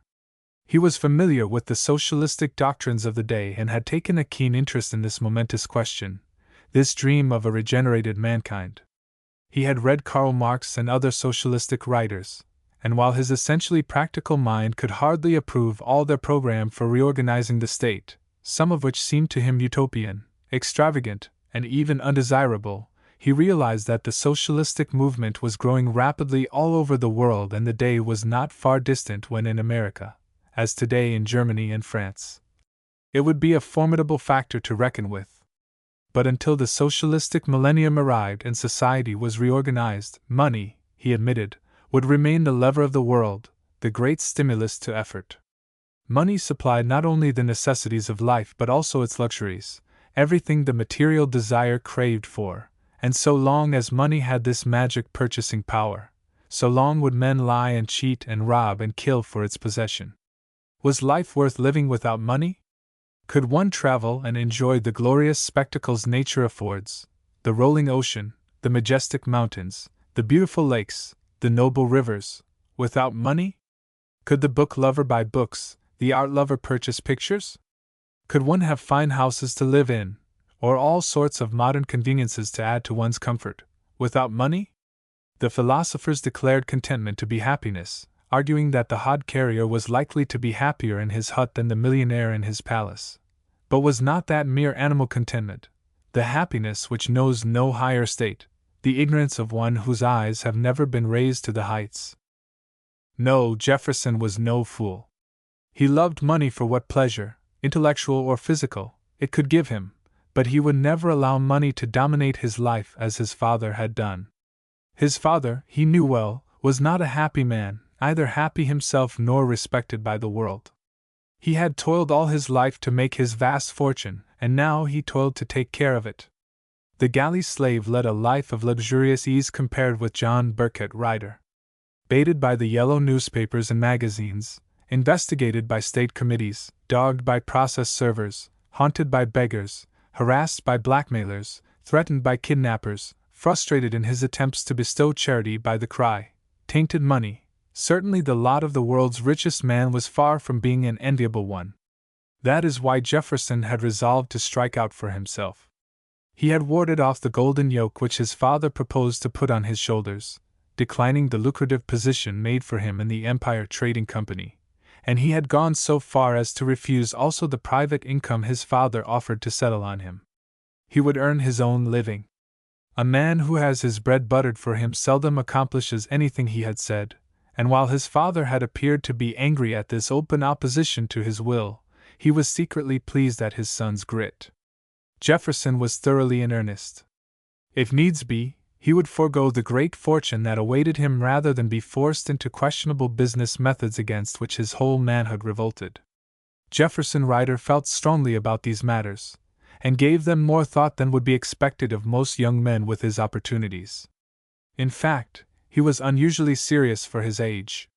He was not yet 30, but he had done a great deal of reading, and he took a keen interest in all the political and sociological questions of the hour. In personal appearance, he was the type of man that both men and women like, tall and athletic-looking, with smooth face and clean-cut features. He had the steel-blue eyes and the fighting jaw of his father, and when he smiled he displayed 2 even rows of very white teeth. He was popular with men, being manly, frank and cordial in his relations with them, and women admired him greatly, although they were somewhat intimidated by his grave and serious manner. The truth was that he was rather diffident with women, largely owing to lack of experience with them. He had never felt the slightest inclination for business. He had the artistic temperament strongly developed, and his personal tastes had little in common with Wall Street and its feverish stock manipulating. When he was younger, he had dreamed of a literary or art career. At one time he had even thought of going on the stage. But it was to art that he turned finally. From an early age he had shown considerable skill as a draftsman, and later a 2-year course at the Academy of Design convinced him that this was his true vocation. He had begun by illustrating for the book publishers and for the magazines, meeting at first with the usual rebuffs and disappointments. But, refusing to be discouraged, he had kept on, and soon the tide turned. His drawings began to be accepted. They appeared first in one magazine, then in another, until one day, to his great joy, he received an order from an important firm of publishers for 6 wash drawings to be used in illustrating a famous novel. This was the beginning of his real success. His illustrations were talked about almost as much as the book, and from that time on everything was easy. He was in great demand by the publishers, and very soon the young artist, who had begun his career of independence on nothing a year so to speak, found himself in a handsomely appointed studio in Bryant Park, with more orders coming in than he could possibly fill, and enjoying an income of little less than $5,000 a year. The money was all the sweeter to Jefferson in that he felt he had himself earned every cent of it. This summer he was giving himself a well-deserved vacation, and he had come to Europe partly to see Paris and the other art centers about which his fellow students at the Academy raved, but principally, although this he did not acknowledge even to himself, to meet in Paris a young woman in whom he was more than ordinarily interested, Shirley Rossmore, daughter of Judge Rossmore, of the United States Supreme Court, who had come abroad to recuperate after the labors on her new novel, The American Octopus, a book which was then the talk of 2 hemispheres. Jefferson had read 6 reviews of it in as many American papers that afternoon at the New York Herald's reading room in the Avenue de l'Opéra, and he chuckled with glee as he thought how accurately this young woman had described his father. The book had been published under the pseudonym Shirley Green, and he alone had been admitted into the secret of authorship. The critics all conceded that it was the book of the year, and that it portrayed with a pitiless pen the personality of the biggest figure in the commercial life of America. Although, wrote one reviewer, the leading character in the book is given another name, there can be no doubt that the author intended to give to the world a vivid pen portrait of John Burkett Ryder. She has succeeded in presenting a remarkable character study of the most remarkable man of his time. He was particularly pleased with the reviews, not only for Miss Rossmore's sake, but also because his own vanity was gratified. Had he not collaborated on the book to the extent of acquainting the author with details of his father's life, and his characteristics, which no outsider could possibly have learned? There had been no disloyalty to his father in doing this. Jefferson admired his father's smartness, if he could not approve his methods. He did not consider the book an attack on his father, but rather a powerfully written pen picture of an extraordinary man. Jefferson had met Shirley Rossmore 2 years before at a meeting of the Schiller Society, a pseudo-literary organization gotten up by a lot of old fogies for no useful purpose, and at whose monthly meetings the poet who gave the society its name was probably the last person to be discussed. He had gone out of curiosity, anxious to take in all the freak shows New York had to offer, and he had been introduced to a tall girl with a pale, thoughtful face and firm mouth. She was a writer, Miss Rossmore told him, and this was her first visit also to the evening receptions of the Schiller Society. Half apologetically she added that it was likely to be her last, for, frankly, she was bored to death. But she explained that she had to go to these affairs, as she found them useful in gathering material for literary use. She studied types and eccentric characters, and this seemed to her a capital hunting ground. Jefferson, who, as a rule, was timid with girls and avoided them, found this girl quite unlike the others he had known. Her quiet, forceful demeanor appealed to him strongly, and he lingered with her, chatting about his work, which had so many interests in common with her own, until refreshments were served, when the affair broke up. This first meeting had been followed by a call at the Rossmore residence, and the acquaintance had kept up until Jefferson, for the first time since he came to manhood, was surprised and somewhat alarmed at finding himself strangely and unduly interested in a person of the opposite sex. The young artist's courteous manner, his serious outlook on life, his high moral principles, so rarely met with nowadays in young men of his age and class, could hardly fail to appeal to Shirley, whose ideals of men had been somewhat rudely shattered by those she had hitherto met. Above all, she demanded in a man the refinement of the true gentleman, together with strength of character and personal courage. That Jefferson Ryder came up to this standard she was soon convinced. He was certainly a gentleman, his views on 100 topics of the hour expressed in numerous conversations assured her as to his principles, while a glance at his powerful physique left no doubt possible as to his courage. She rightly guessed that this was no poser trying to make an impression and gain her confidence. There was an unmistakable ring of sincerity in all his words, and his struggle at home with his father, and his subsequent brave and successful fight for his own independence and self-respect, more than substantiated all her theories. And the more Shirley let her mind dwell on Jefferson Ryder and his blue eyes and serious manner, the more conscious she became that the artist was encroaching more upon her thoughts and time than was good either for her work or for herself. So their casual acquaintance grew into a real friendship and comradeship. Further than that, Shirley promised herself it should never go. Not that Jefferson had given her the slightest hint that he entertained the idea of making her his wife one day, only she was sophisticated enough to know the direction in which run the minds of men who are abnormally interested in one girl, and long before this Shirley had made up her mind that she would never marry. Firstly, she was devoted to her father and could not bear the thought of ever leaving him. Secondly, she was fascinated by her literary work, and she was practical enough to know that matrimony, with its visions of slippers and cradles, would be fatal to any ambition of that kind. She liked Jefferson immensely, more, perhaps, than any man she had yet met, and she did not think any the less of him because of her resolve not to get entangled in the meshes of Cupid. In any case, he had not asked her to marry him. Perhaps the idea was far from his thoughts. Meantime, she could enjoy his friendship freely without fear of embarrassing entanglements. When, therefore, she first conceived the idea of portraying in the guise of fiction the personality of John Burkett Ryder, the colossus of finance whose vast and ever-increasing fortune was fast becoming a public nuisance, she naturally turned to Jefferson for assistance. She wanted to write a book that would be talked about, and which at the same time would open the eyes of the public to this growing peril in their midst, this monster of insensate and unscrupulous greed who, by sheer weight of his ill-gotten gold, was corrupting legislators and judges and trying to enslave the nation. The book, she argued, would perform a public service in awakening all to the common danger. Jefferson fully entered into her views and had furnished her with the information regarding his father that she deemed of value. The book had proven a success beyond their most sanguine expectations, and Shirley had come to Europe for a rest after the many weary months of work that it took to write it. The acquaintance of his son with the daughter of Judge Rossmore had not escaped the eagle eye of Ryder, Sr., and much to the financier's annoyance, and even consternation, he had ascertained that Jefferson was a frequent caller at the Rossmore home. He immediately jumped to the conclusion that this could mean only one thing, and fearing what he termed the consequences of the insanity of immature minds, he had summoned Jefferson peremptorily to his presence. He told his son that all idea of marriage in that quarter was out of the question for two reasons. One was that Judge Rossmore was his most bitter enemy, the other was that he had hoped to see his son, his destined successor, marry a woman of whom he, Ryder Sr., could approve.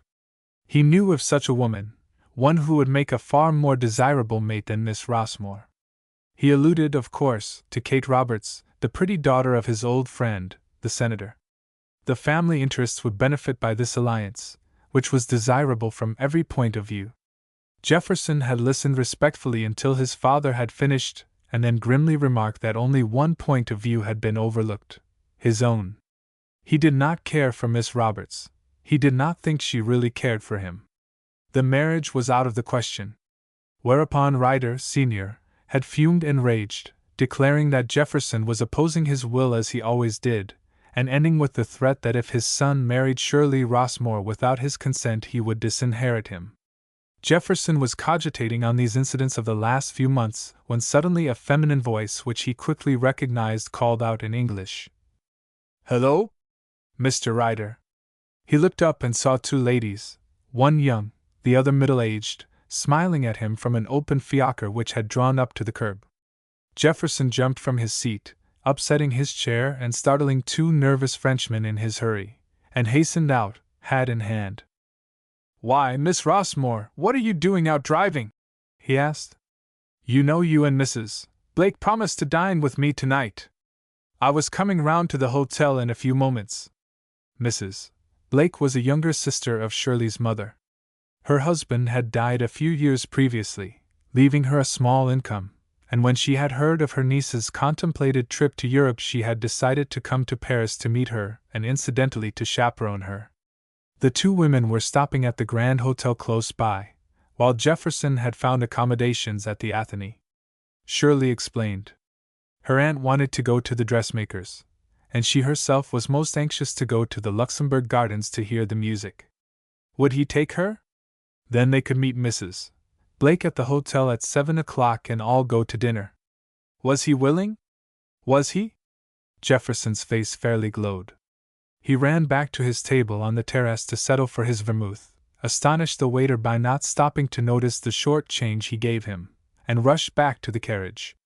A dirty little Italian girl, shrewd enough to note the young man's attention to the younger of the American women, wheeled up to the carriage and thrust a bunch of flowers in Jefferson's face. "Acquitez de fleurs, monsieur, pour la jolie dame?" Down went Jefferson's hand in his pocket, and, filling the child's hand with small silver, he flung the flowers in the carriage. Then he turned inquiringly to Shirley for instructions so he could direct the cocker. Mrs. Blake said she would get out here. Her dressmaker was close by, in the Rue Aubert, and she would walk back to the hotel to meet them at 7 o'clock. Jefferson assisted her to alight, and escorted her as far as the porte-cochere of the modistes, a couple of doors away. When he returned to the carriage, Shirley had already told the coachman where to go. He got in and the fiacre started. "Now," said Shirley, "tell me what you have been doing with yourself all day."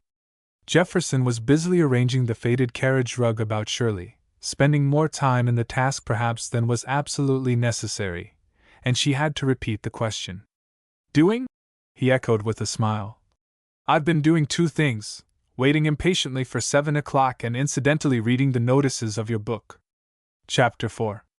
"Tell me, what do the papers say?" Settling herself comfortably back in the carriage, Shirley questioned Jefferson with eagerness, even anxiety. She had been impatiently awaiting the arrival of the newspapers from home, for so much depended on this first effort. She knew her book had been praised in some quarters, and her publishers had written her that the sales were bigger every day, but she was curious to learn how it had been received by the reviewers. In truth, it had been no slight achievement for a young writer of her inexperience, a mere tyro in literature, to attract so much attention with her first book. The success almost threatened to turn her head, she had told her aunt laughingly, although she was sure it could never do that. She fully realized that it was the subject rather than the skill of the narrator that counted in the book's success, also the fact that it had come out at a timely moment, when the whole world was talking of the money peril. Had not President Roosevelt, in a recent sensational speech, declared that it might be necessary for the state to curb the colossal fortunes of America, and was not her hero, John Burkett Ryder, the richest of them all? Any way they looked at it, the success of the book was most gratifying. While she was an attractive, aristocratic-looking girl, Shirley Rossmore had no serious claims to academic beauty. Her features were irregular, and the firm and rather thin mouth lines disturbed the harmony indispensable to plastic beauty. Yet there was in her face something far more appealing, soul and character. The face of the merely beautiful woman expresses nothing, promises nothing. It presents absolutely no key to the soul within, and often there is no soul within to have a key to. Perfect in its outlines and coloring, it is a delight to gaze upon, just as is a flawless piece of sculpture, yet the delight is only fleeting. One soon grows satiated, no matter how beautiful the face may be, because it is always the same, expressionless and soulless. Beauty is only skin deep, said the philosopher, and no truer dictum was ever uttered.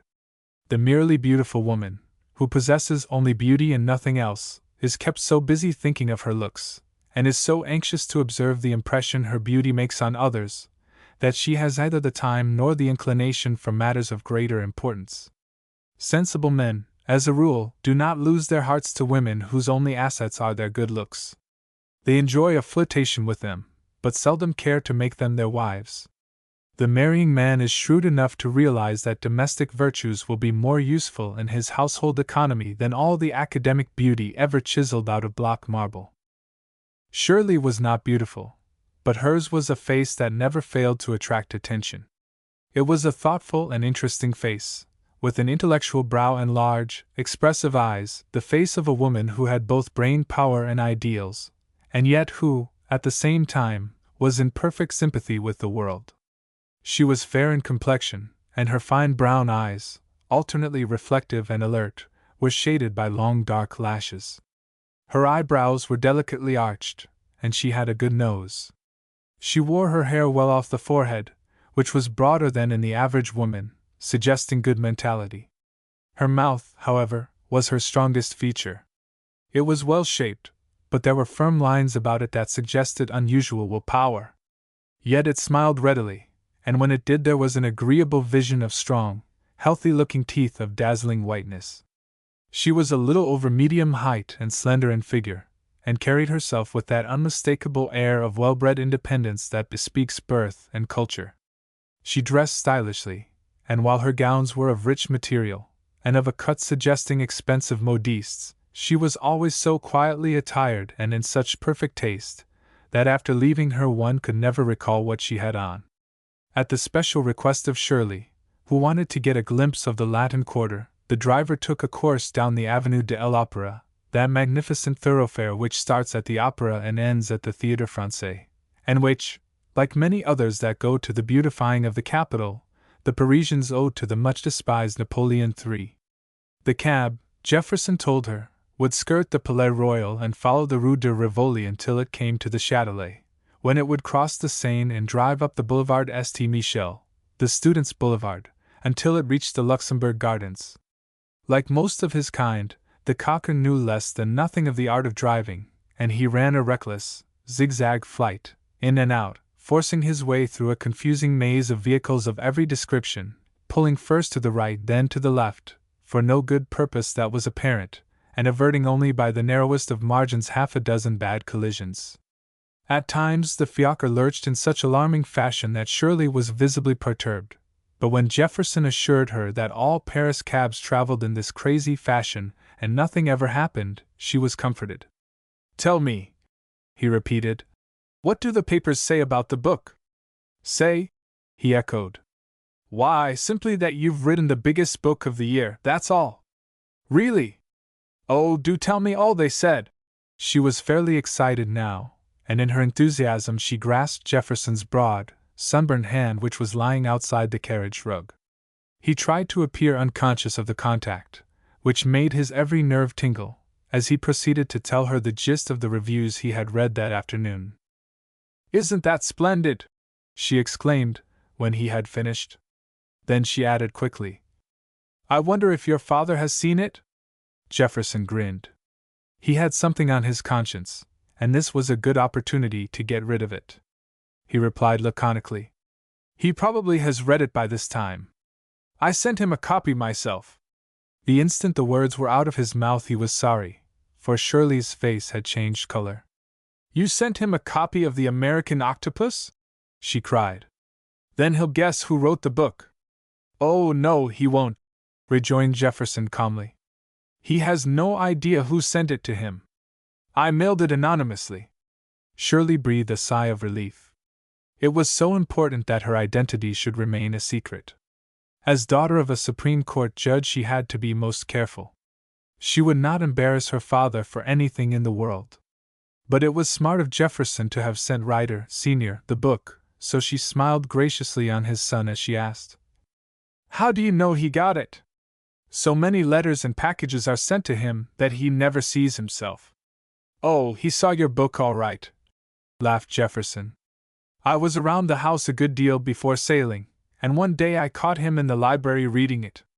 They both laughed, feeling like mischievous children who had played a successful trick on the hokey-pokey man. Jefferson noted his companion's pretty dimples and fine teeth, and he thought how attractive she was, and stronger grew the idea within him that this was the woman who was intended by nature to share his life. Her slender hand still covered his broad, sunburned one, and he fancied he felt a slight pressure. But he was mistaken. Not the slightest sentiment entered into Shirley's thoughts of Jefferson. She regarded him only as a good comrade with whom she had secrets she confided in no one else. To that extent and to that extent alone he was privileged above other men. Suddenly he asked her, Have you heard from home recently? A soft light stole into the girl's face. Home. Ah, that was all she needed to make her cup of happiness full. Intoxicated with this new sensation of a first literary success, full of the keen pleasure this visit to the beautiful city was giving her, bubbling over with the joy of life, happy in the almost daily companionship of the man she liked most in the world after her father, there was only one thing lacking: home. She had left New York only a month before, and she was homesick already. Her father she missed most. She was fond of her mother, too, but the latter, being somewhat of a nervous invalid, had never been to her quite what her father had been. The playmate of her childhood, companion of her girlhood, her friend and adviser in womanhood, Judge Rossmore was to his daughter the ideal man and father. Answering Jefferson's question, she said, I had a letter from Father last week. Everything was going on at home as when I left. Father says he misses me sadly, and that Mother is ailing as usual. She smiled, and Jefferson smiled too. They both knew by experience that nothing really serious ailed Mrs. Rossmore, who was a good deal of a hypochondriac, and always so filled with aches and pains that, on the few occasions when she really felt well, she was genuinely alarmed. The fiacre by this time had emerged from the Rue de Rivoli and was rolling smoothly along the fine wooden pavement in front of the historic Conciergerie prison where Marie Antoinette was confined before her execution. Presently they recrossed the Seine, and the cab, dodging the tram-car rails, proceeded at a smart pace up the Bull Michigan, which is the familiar diminutive bestowed by the students upon that broad avenue which traverses the very heart of their beloved Quartier Latin. On the left frowned the scholastic walls of the learned Sorbonne, in the distance towered the majestic dome of the Pantheon where Rousseau, Voltaire, and Hugo lay buried. Like most of the principal arteries of the French capital, the boulevard was generously lined with trees, now in full bloom, and the sidewalks fairly seethed with a picturesque throng in which mingled promiscuously frivolous students, dapper shop clerks, sober citizens, and frisky, flirtatious little ouvriers, these last being all hatless, as is characteristic of the work-girl class, but singularly attractive in their neat black dresses and dainty low-cut shoes. There was also much in evidence another type of female whose extravagance of costume and boldness of manner loudly proclaimed her ancient profession. On either side of the boulevard were shops and cafes, mostly cafes, with every now and then a brasserie or beer hall. Seated in front of these establishments, taking their ease as if beer sampling constituted the only real interest in their lives, were hundreds of students, reckless and daredevil, and suggesting almost anything except serious study. They all wore frock coats and tall silk hats, and some of the latter were wonderful specimens of the hatter's art. A few of the more eccentric students had long hair down to their shoulders, and wore baggy peg-topped trousers of extravagant cut, which hung in loose folds over their sharp-pointed boots. On their heads were queer plug hats with flat brims. Shirley laughed outright and regretted that she did not have her Kodak to take back to America some idea of their grotesque appearance, and she listened with amused interest as Jefferson explained that these men were notorious poseurs, aping the dress and manners of the old-time student as he flourished in the days of Randolph and Mimi and the other immortal characters of Murger's Bohemia. Nobody took them seriously except themselves, and for the most part they were bad rhymesters of decadent verse. Shirley was astonished to see so many of them busily engaged smoking cigarettes and imbibing glasses of a pale green beverage, which Jefferson told her was absinthe. "When do they read?" she asked. "When do they attend lectures?" "Oh," laughed Jefferson, "only the old-fashioned students take their studies seriously. Most of the men you see there are from the provinces, seeing Paris for the first time, and having their fling. Incidentally, they are studying life. When they have sown their wild oats and learned all about life, provided they are still alive and have any money left, they will begin to study books. You would be surprised to know how many of these young men, who have been sent to the university at a cost of goodness knows what sacrifices, return to their native towns in a few months wrecked in body and mind, without having once set foot in a lecture room, and, in fact, having done nothing except inscribe their names on the rolls." Shirley was glad she knew no such men, and if she ever married and had a son she would pray God to spare her that grief and humiliation. She herself knew something about the sacrifices parents make to secure a college education for their children. Her father had sent her to Vassar. She was a product of the much sneered at higher education for women, and all her life she would be grateful for the advantages given her. Her liberal education had broadened her outlook on life and enabled her to accomplish the little she had. When she graduated, her father had left her free to follow her own inclinations. She had little taste for social distractions, and still she could not remain idle. For a time she thought of teaching to occupy her mind, but she knew she lacked the necessary patience, and she could not endure the drudgery of it, so, having won honors at college in English composition, she determined to try her hand at literature. She wrote a number of essays and articles on 100 different subjects which she sent to the magazines, but they all came back with politely worded excuses for their rejection. But Shirley kept right on. She knew she wrote well, it must be that her subjects were not suitable. So she adopted new tactics, and persevered until one day came a letter of acceptance from the editor of one of the minor magazines. They would take the article offered, a sketch of college life, and as many more in similar vein as Miss Rossmore could write. This success had been followed by other acceptances and other commissions, until at the present time she was a well-known writer for the leading publications. Her great ambition had been to write a book, and The American Octopus, published under an assumed name, was the result. The cab stopped suddenly in front of beautiful gilded gates. It was the Luxembourg, and through the tall railings they caught a glimpse of well-kept lawns, splashing fountains, and richly dressed children playing. From the distance came the stirring strains of a brass band. The coachman drove up to the curb and Jefferson jumped down, assisting Shirley to alight. In spite of Shirley's protest, Jefferson insisted on paying. "Combien?"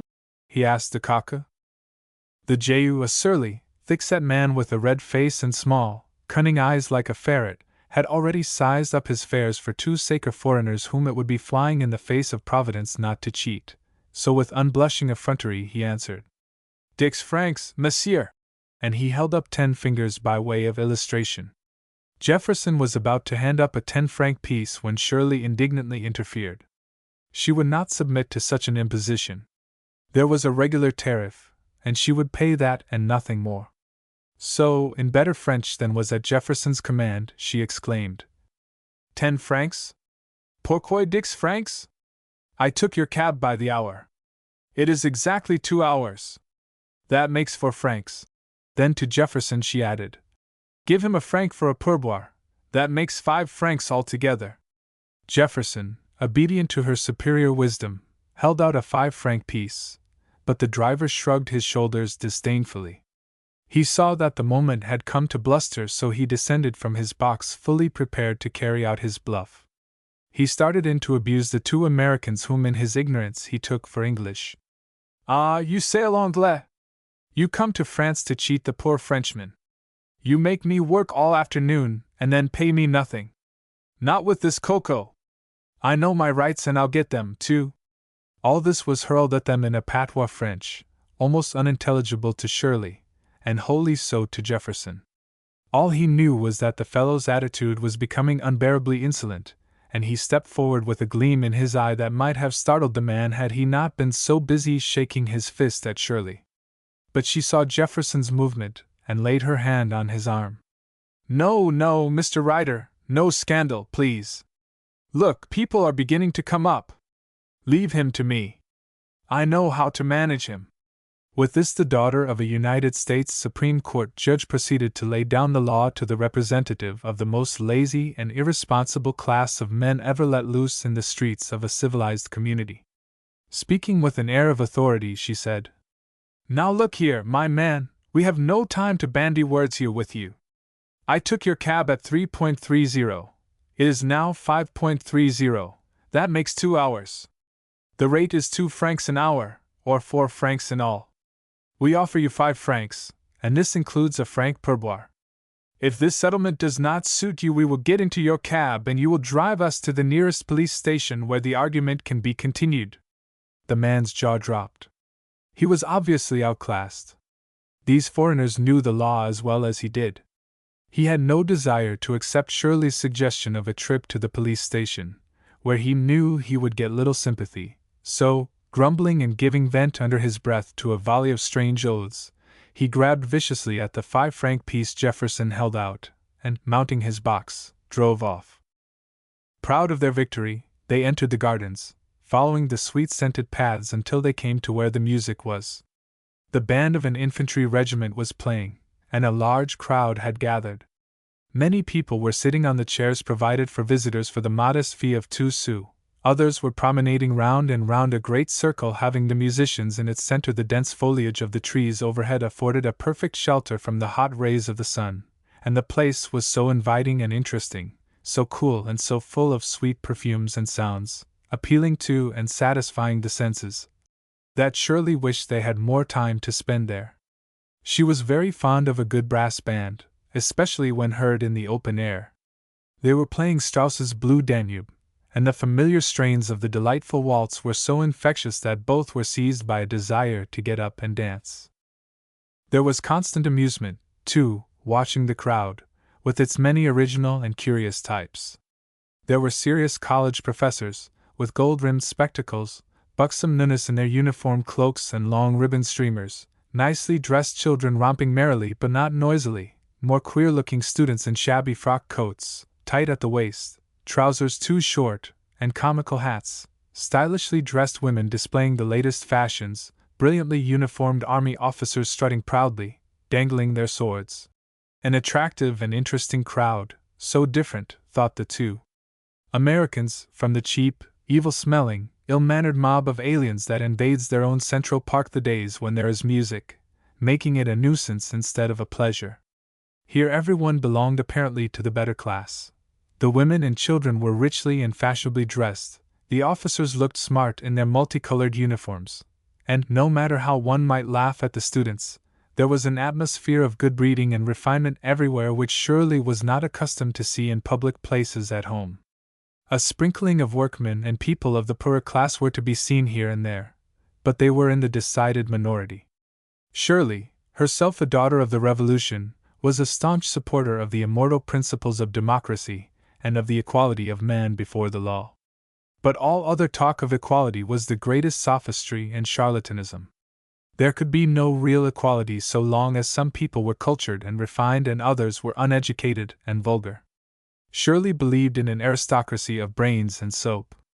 She insisted that no clean person, no matter how good a Democrat, should be expected to sit close in public places to persons who were not on speaking terms with the bathtub. In America, this foolish theory of a democracy, which insists on throwing all classes, the clean and the unclean, promiscuously together, was positively revolting, making traveling in the public vehicles almost impossible, and it was not much better in the public parks. In France, Also a republic, where they likewise paraded conspicuously the claptrap. Égalité, fraternité. They managed these things far better. The French lower classes knew their place. They did not ape the dress, nor frequent the resorts of those above them in the social scale. The distinction between the classes was plainly and properly marked, yet this was not antagonistic to the ideal of true democracy. It had not prevented the son of a peasant from becoming president of the French Republic. Each district in Paris had its own amusement, its own theaters, its own parks. It was not a question of capital refusing to fraternize with labor, but the very natural desire of persons of refinement to mingle with clean people rather than to rub elbows with the great unwashed. "Isn't it delightful here?" said Shirley. "I could stay here forever, couldn't you?" "With you, yes," answered Jefferson, with a significant smile.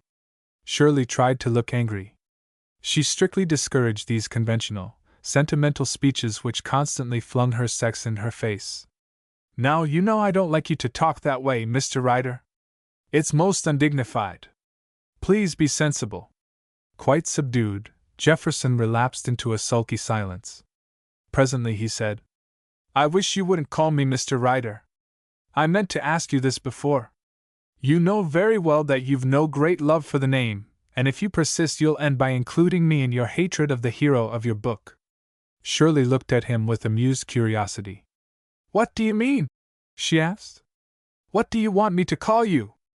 "Oh, I don't know," he stammered, rather intimidated by this self-possessed young woman who looked him calmly through and through. "Why not call me Jefferson? Mr. Ryder is so formal." Shirley laughed outright, a merry, unrestrained peal of honest laughter, which made the passers-by turn their heads and smile, too, commenting the while on the stylish appearance of the two Americans whom they took for sweethearts. After all, reasoned Shirley, he was right.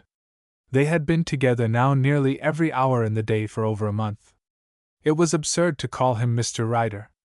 So, addressing him with mock gravity, she said, "You're right, Mr. Ryder. I mean Jefferson. You're quite right. You are Jefferson from this time on, only remember." Here she shook her gloved finger at him warningly. "Mind you behave yourself! No more such sentimental speeches as you made just now." Jefferson beamed. He felt at least 2 inches taller, and at that moment he would not have changed places with any one in the world. To hide the embarrassment his gratification caused him, he pulled out his watch and exclaimed, "Why, it's 6:15. We shall have all we can do to get back to the hotel and dress for dinner." Shirley rose at once, although loath to leave. "I had no idea it was so late," she said.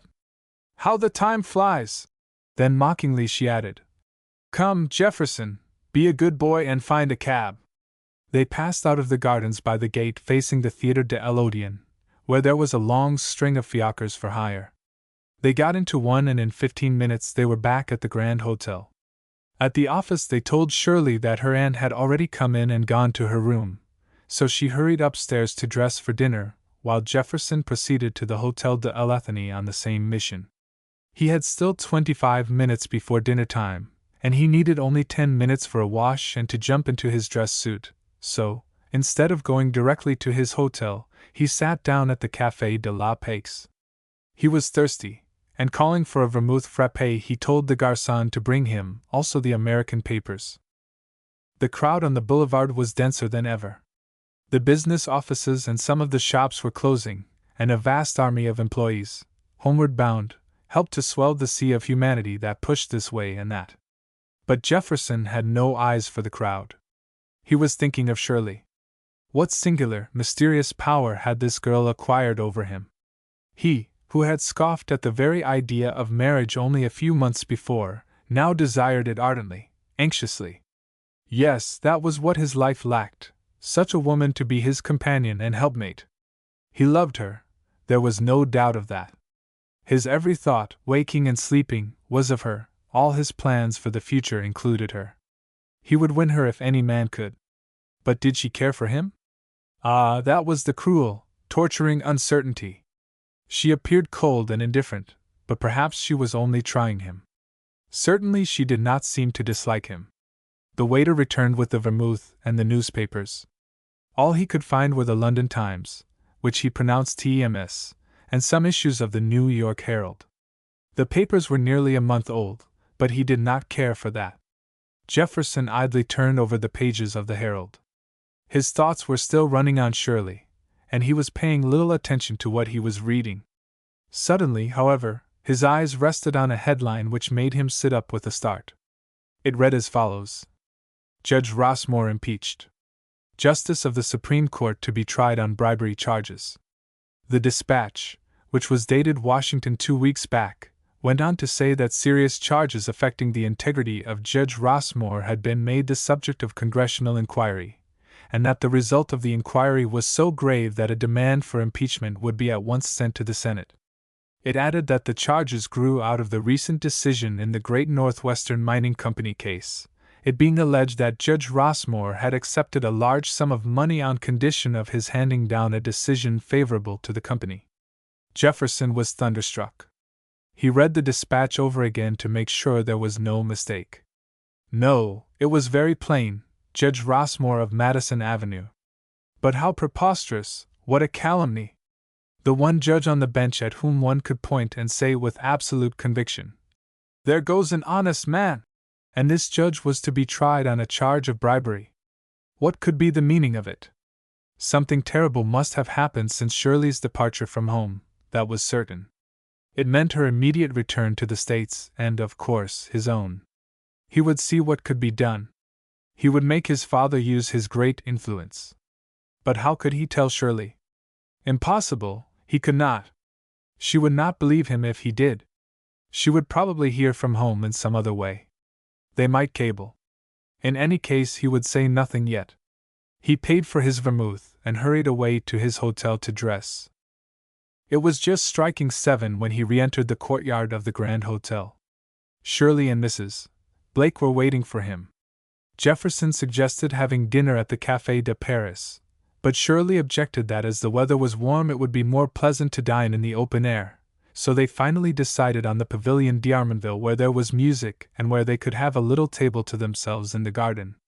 They drove up the stately Champs-Élysées, past the monumental Arc de Triomphe, and from there down to the Bois.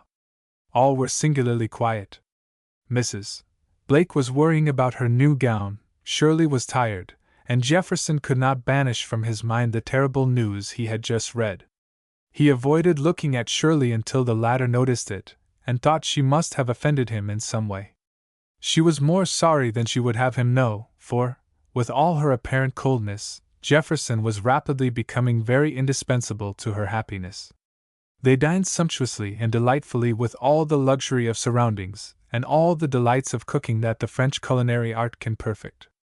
A single glass of champagne had put Shirley in high spirits, and she had tried hard to communicate some of her good humor to Jefferson, who, despite all her efforts, remained quiet and preoccupied. Finally losing patience, she asked him bluntly, "Jefferson, what's the matter with you tonight? You've been sulky as a bear all evening." Pleased to see she had not forgotten their compact of the afternoon in regard to his name, Jefferson relaxed somewhat and said apologetically, "Excuse me, I've been feeling a bit seedy lately. I think I need another sea voyage. That's the only time when I feel really first class, when I'm on the water." The mention of the sea started Shirley to talk about her future plans. She wasn't going back to America until September. She had arranged to make a stay of 3 weeks in London, and then she would be free. Some friends of hers from home, a man and his wife who owned a steam yacht, were arranging a trip to the Mediterranean, including a run over to Cairo. They had asked her and Mrs. Blake to go, and she was sure they would ask Jefferson, too. Would he go? There was no way out of it. Jefferson tried to work up some enthusiasm for this yachting trip, which he knew very well could never come off, and it cut him to the heart to see this poor girl joyously making all these preparations and plans, little dreaming of the domestic calamity which at that very moment was hanging over her head. It was nearly 10 o'clock when they had finished. They sat a little longer listening to the gypsy music, weird and barbaric. Very pointedly, Shirley remarked, "I for one preferred the music this afternoon." "Why?" inquired Jefferson, ignoring the petulant note in her voice. "Because you were more amiable," she retorted rather crossly. This was their first misunderstanding, but Jefferson said nothing. He could not tell her the thoughts and fears that had been haunting him all night. Soon afterward they re-entered their cab and returned to the boulevards, which were ablaze with light and gaiety. Jefferson suggested going somewhere else, but Mrs. Blake was tired and Shirley, now quite irritated at what she considered Jefferson's unaccountable unsociability, declined somewhat abruptly. But she could never remain angry long, and when they said good night she whispered demurely, "Are you cross with me, Jeff?" He turned his head away and she saw that his face was singularly drawn and grave. "Cross, no, good night." "God bless you," he said, hoarsely gulping down a lump that rose in his throat. Then grasping her hand he hurried away. Completely mystified, Shirley and her companion turned to the office to get the key of their room. As the man handed it to Shirley he passed her also a cablegram which had just come. She changed color. She did not like telegrams. She always had a dread of them, for with her sudden news was usually bad news. Could this, she thought, explain Jefferson's strange behavior? Trembling, she tore open the envelope and read. Chapter 5. Rolling, tumbling, splashing, foaming water as far as the eye could reach in every direction. A desolate waste, full of life, movement and color, extending to the bleak horizon and like a vast plowed field cut up into long and high liquid ridges, all scurrying in one direction in serried ranks and with incredible speed as if pursued by a fearful and unseen enemy. Serenely yet boisterously, gracefully yet resistlessly, the endless waves passed on, some small, others monstrous, with fleecy white combs rushing down their green sides like toy Niagaras and with a seething, boiling sound as when flame touches water. They went by in a stately, never-ending procession, going nowhere, coming from nowhere, but full of dignity and importance, their breasts heaving with suppressed rage because there was nothing in their path that they might destroy.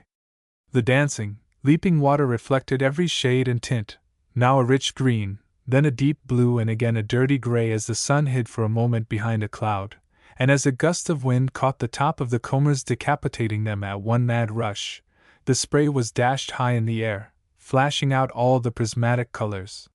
Here and yonder, the white caps rose, disappeared and came again, and the waves grew and then diminished in size.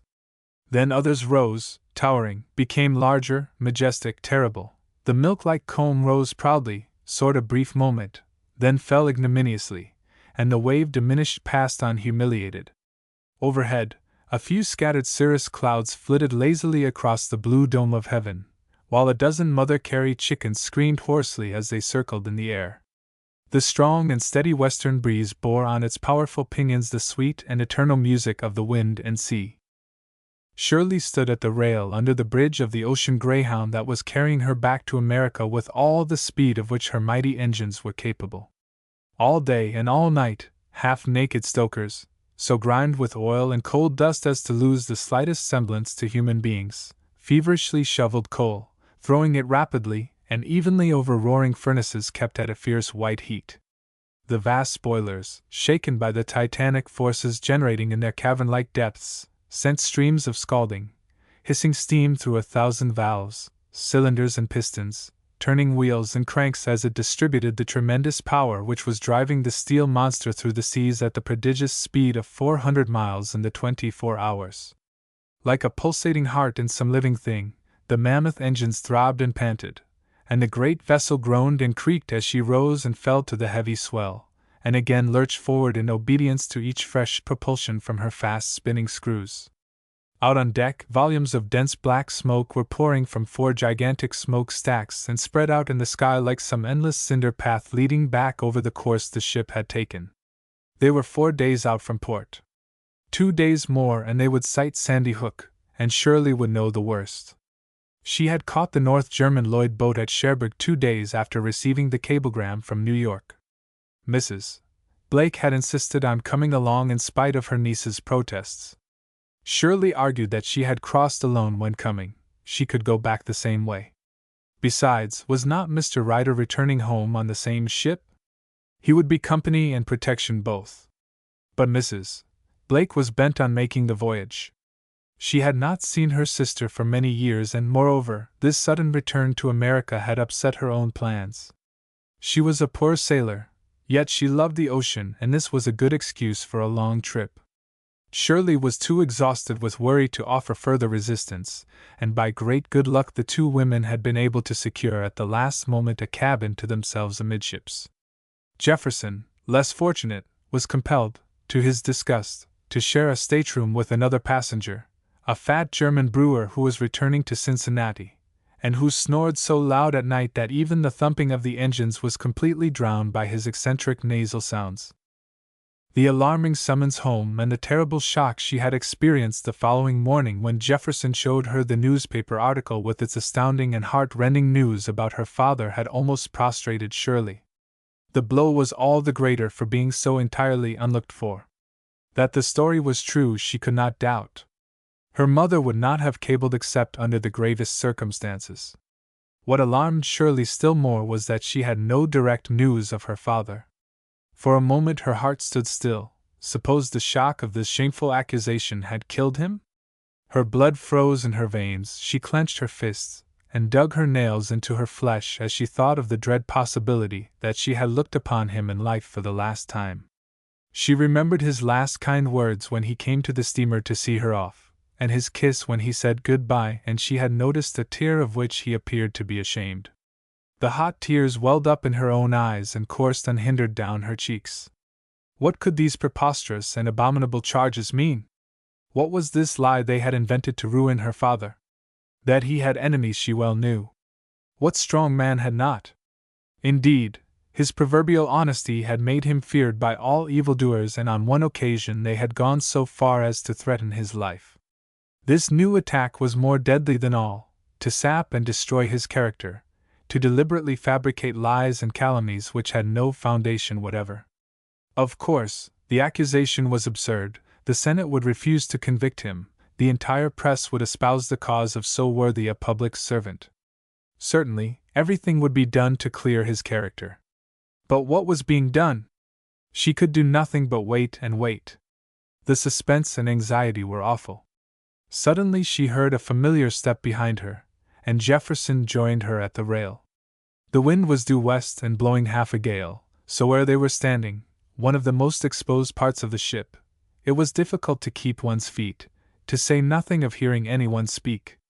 There was a heavy sea running, and each approaching wave looked big enough to engulf the vessel, but as the mass of moving water reached the bow, the ship rose on it, light and graceful as a bird, shook off the flying spray as a cat shakes her fur after an unwelcome bath, and again drove forward as steady and with as little perceptible motion as a railway train.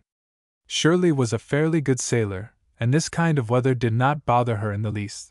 But when it got very rough she could not bear the rolling and pitching, and then all she was good for was to lie still in her steamer chair with her eyes closed until the water was calmer and the pitching ceased. "It's pretty windy here, Shirley," shouted Jefferson, steadying himself against a stanchion. "Don't you want to walk a little?" He had begun to call her by her first name quite naturally, as if it were a matter of course. Indeed, their relations had come to be more like those of brother and sister than anything else.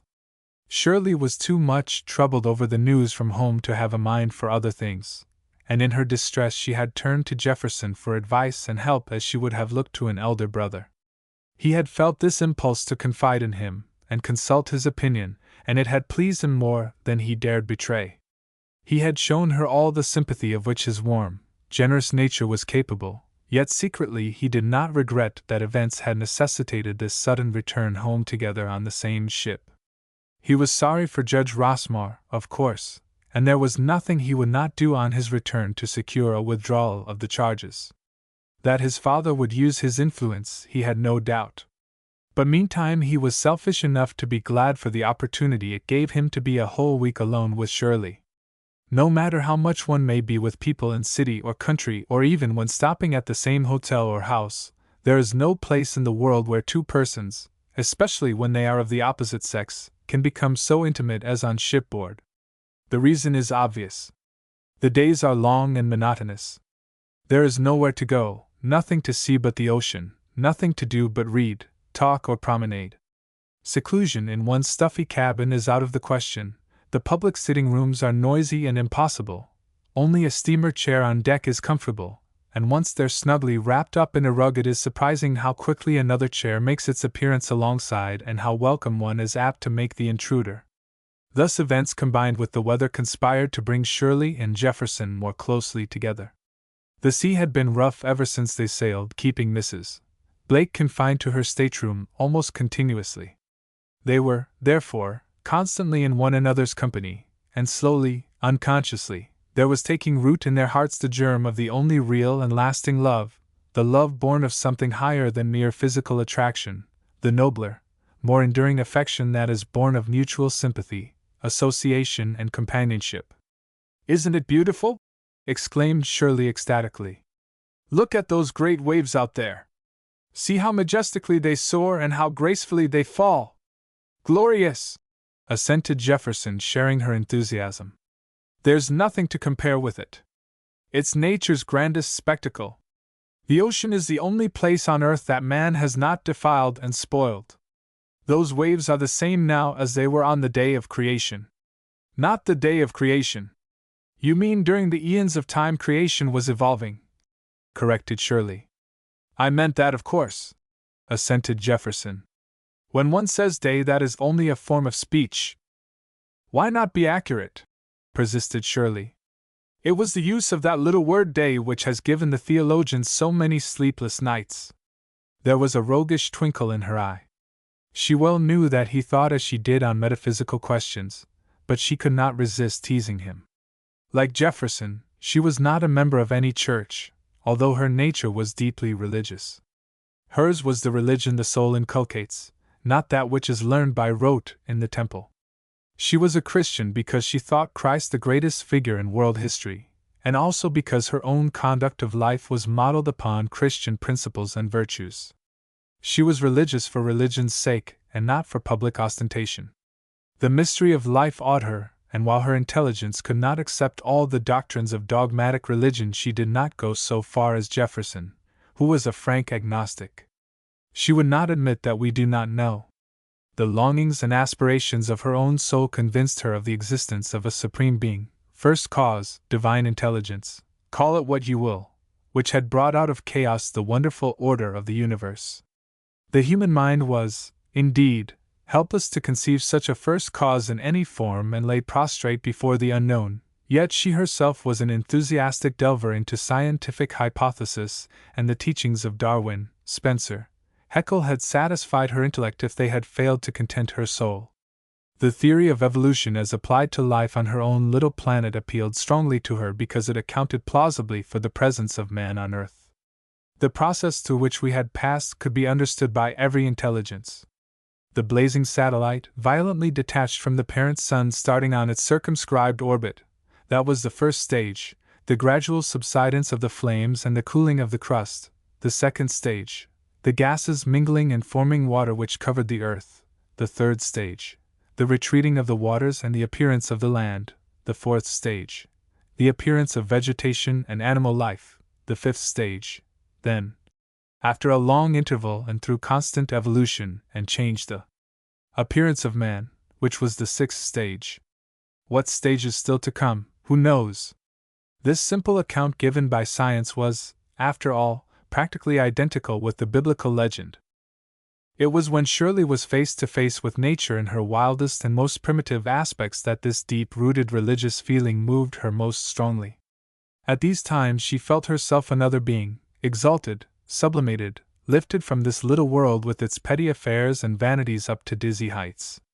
She had felt the same sensation when for the first time she had viewed the glories of the snow-clad Matterhorn.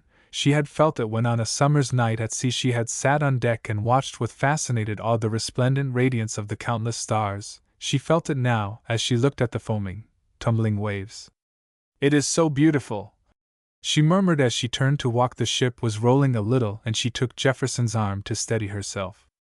Shirley was an athletic girl and had all the ease and grace of carriage that comes of much tennis and golf playing. Barely 24 years old, she was still in the first flush of youth and health, and there was nothing she loved so much as exercise and fresh air. After a few turns on deck, There was a ruddy glow in her cheeks that was good to see, and many an admiring glance was cast at the young couple as they strode briskly up and down past the double rows of elongated steamer chairs. They had the deck pretty much to themselves.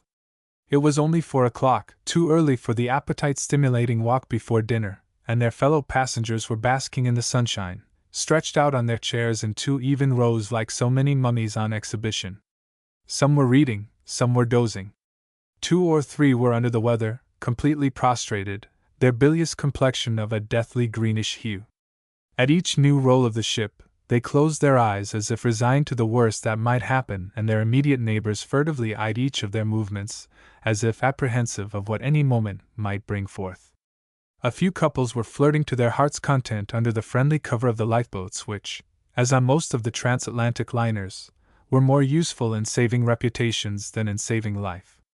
The deck steward was passing round tea and biscuits, much to the disgust of the ill ones, but to the keen satisfaction of the stronger-stomached passengers who on shipboard never seemed to be able to get enough to eat and drink.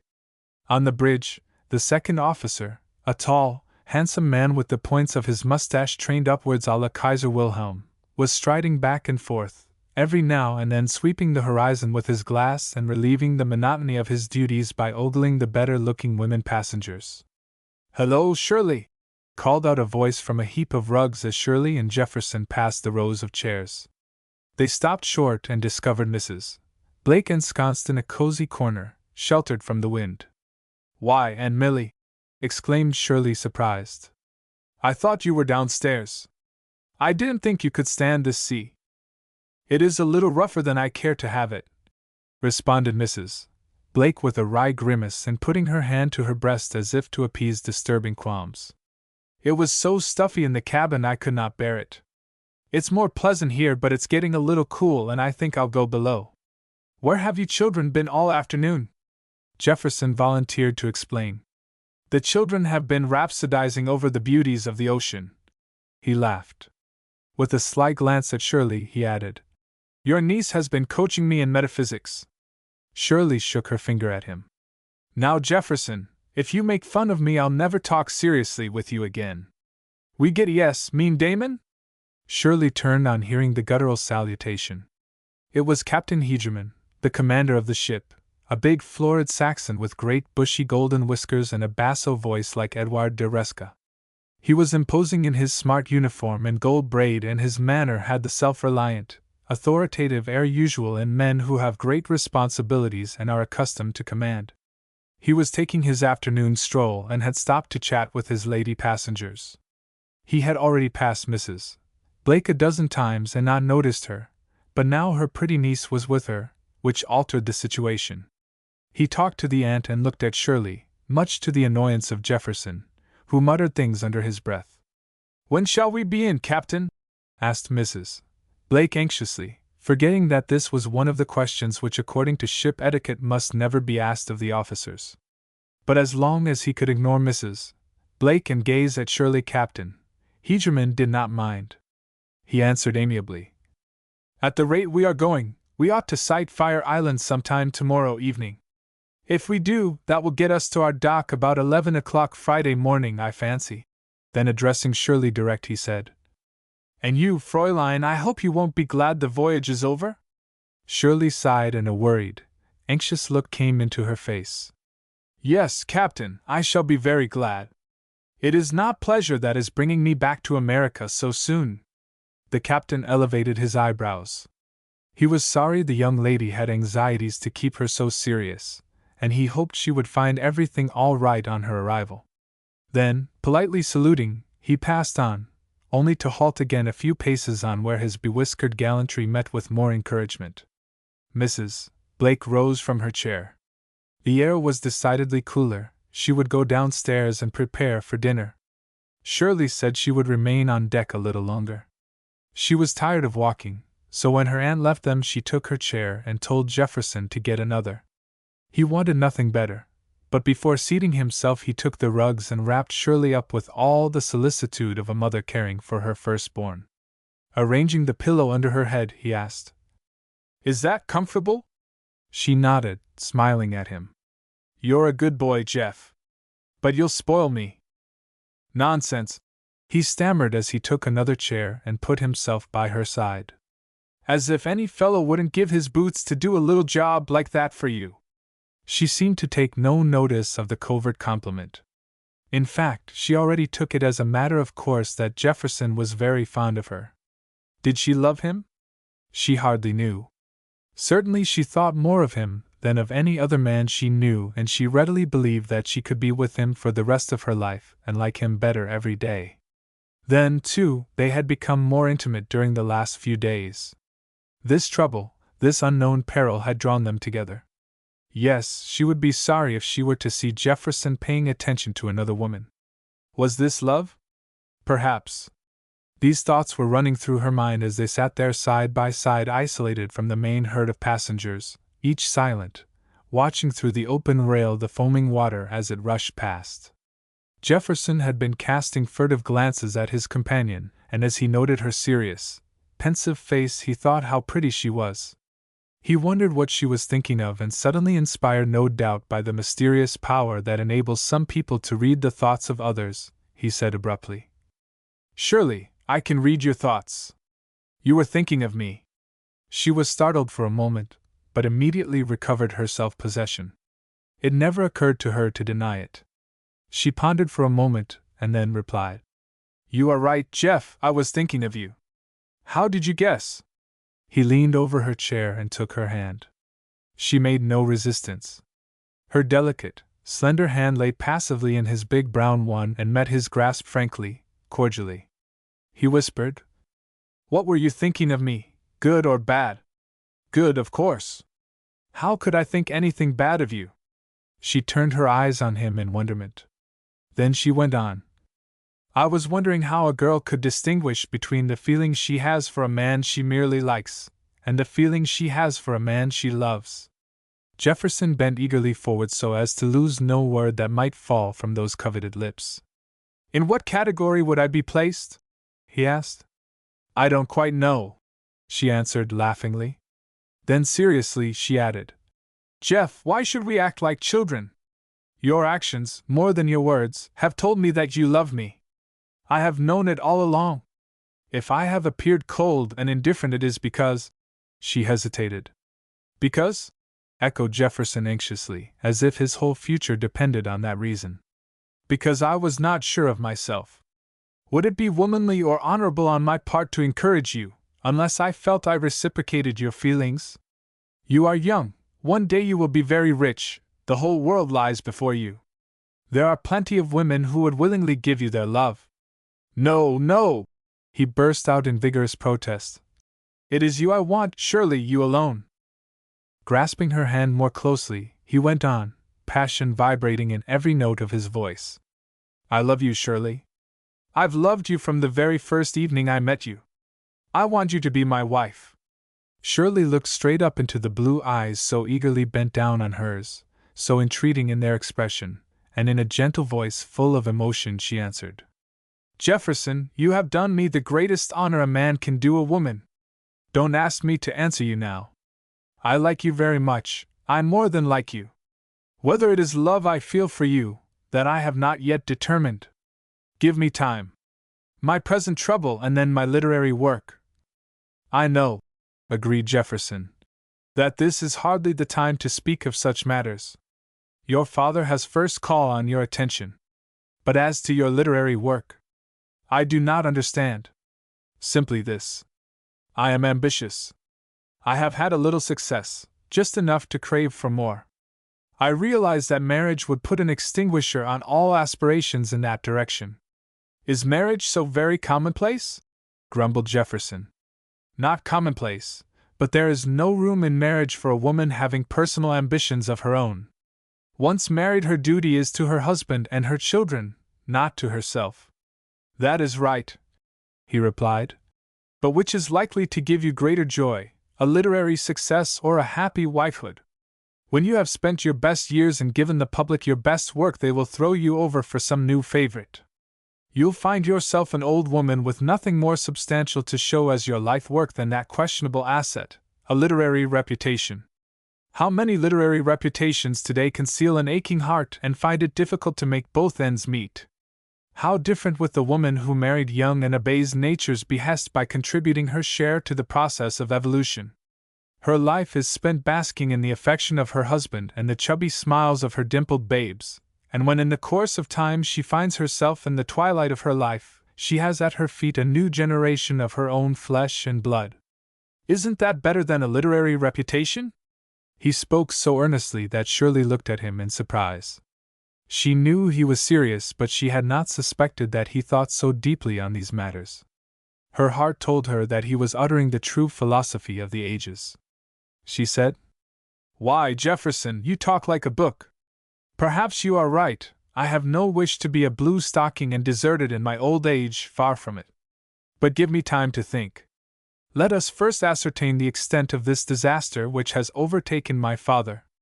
Then, if you still care for me and if I have not changed my mind," here she glanced slyly at him, "we will resume our discussion." Again she held out her hand, which he had released. "Is it a bargain?" she asked. "It's a bargain," he murmured, raising the white hand to his lips. A fierce longing rose within him to take her in his arms and kiss passionately the mouth that lay temptingly near his own, but his courage failed him. After all, he reasoned, he had not yet the right. A few minutes later they left the deck and went downstairs to dress for dinner. That same evening they stood again at the rail watching the mysterious phosphorescence as it sparkled in the moonlight. Her thoughts traveling faster than the ship, Shirley suddenly asked, "Do you really think Mr. Ryder will use his influence to help my father?" Jefferson set his jaw fast and the familiar Ryder gleam came into his eyes as he responded, "Why not? My father is all-powerful. He has made and unmade judges and legislators and even presidents. Why should he not be able to put a stop to these preposterous proceedings?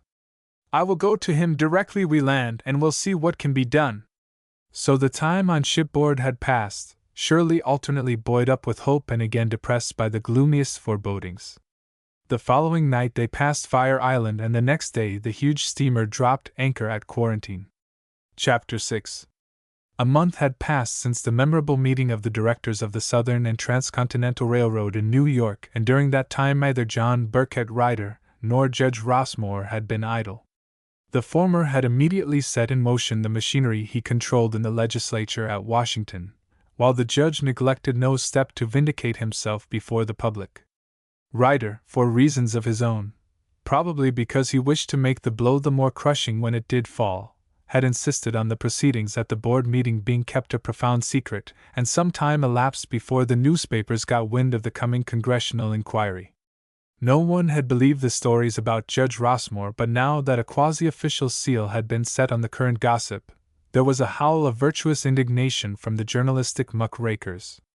What was the country coming to? They cried in double-leaded type. After the embezzling by life insurance officers, the rascality of the railroads, the looting of city treasuries, the greed of the trusts, the grafting of the legislators, had arisen a new and more serious scandal, the corruption of the judiciary. The last bulwark of the nation had fallen, the country lay helpless at the mercy of legalized sandbaggers.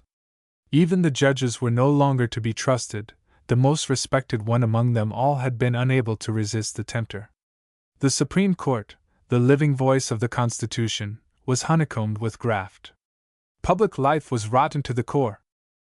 Neither the newspapers nor the public stopped to ascertain the truth or the falsity of the charges against Judge Rossmore. It was sufficient that the bribery story furnished the daily sensation which newspaper editors and newspaper readers must have. The world is ever more prompt to believe ill rather than good of a man, and no one, except in Rossmore's immediate circle of friends, entertained the slightest doubt of his guilt. It was common knowledge that the big interests were behind the proceedings, and that Judge Rossmore was a scapegoat, sacrificed by the system because he had been blocking their game. If Rossmore had really accepted the bribe, and few now believed him spotless, he deserved all that was coming to him. Senator Roberts was very active in Washington preparing the case against Judge Rossmore. The latter being a Democrat and, the interests, controlling a Republican majority in the House, it was a foregone conclusion that the inquiry would be against him, and that a demand would at once be made upon the Senate for his impeachment. Almost prostrated by the misfortune which had so suddenly and unexpectedly come upon him, Judge Rossmore was like a man demented. His reason seemed to be tottering, he spoke and acted like a man in a dream. Naturally, he was entirely incapacitated for work, and he had applied to Washington to be temporarily relieved from his judicial duties. He was instantly granted a leave of absence, and went at once to his home in Madison Avenue, where he shut himself up in his library, sitting for hours at his desk wrestling with documents and legal tomes in a pathetic endeavor to find some way out, trying to elude this net in which unseen hands had entangled him. What an end to his career! To have struggled and achieved for half a century, to have built up a reputation year by year, as a man builds a house brick by brick, only to see the whole crumble to his feet like dust. To have gained the respect of the country, to have made a name as the most incorruptible of public servants, and now to be branded as a common bribe-taker. Could he be dreaming? It was too incredible. What would his daughter say, his Shirley? Ah, the thought of the expression of incredulity and wonder on her face when she heard the news cut him to the heart like a knife thrust.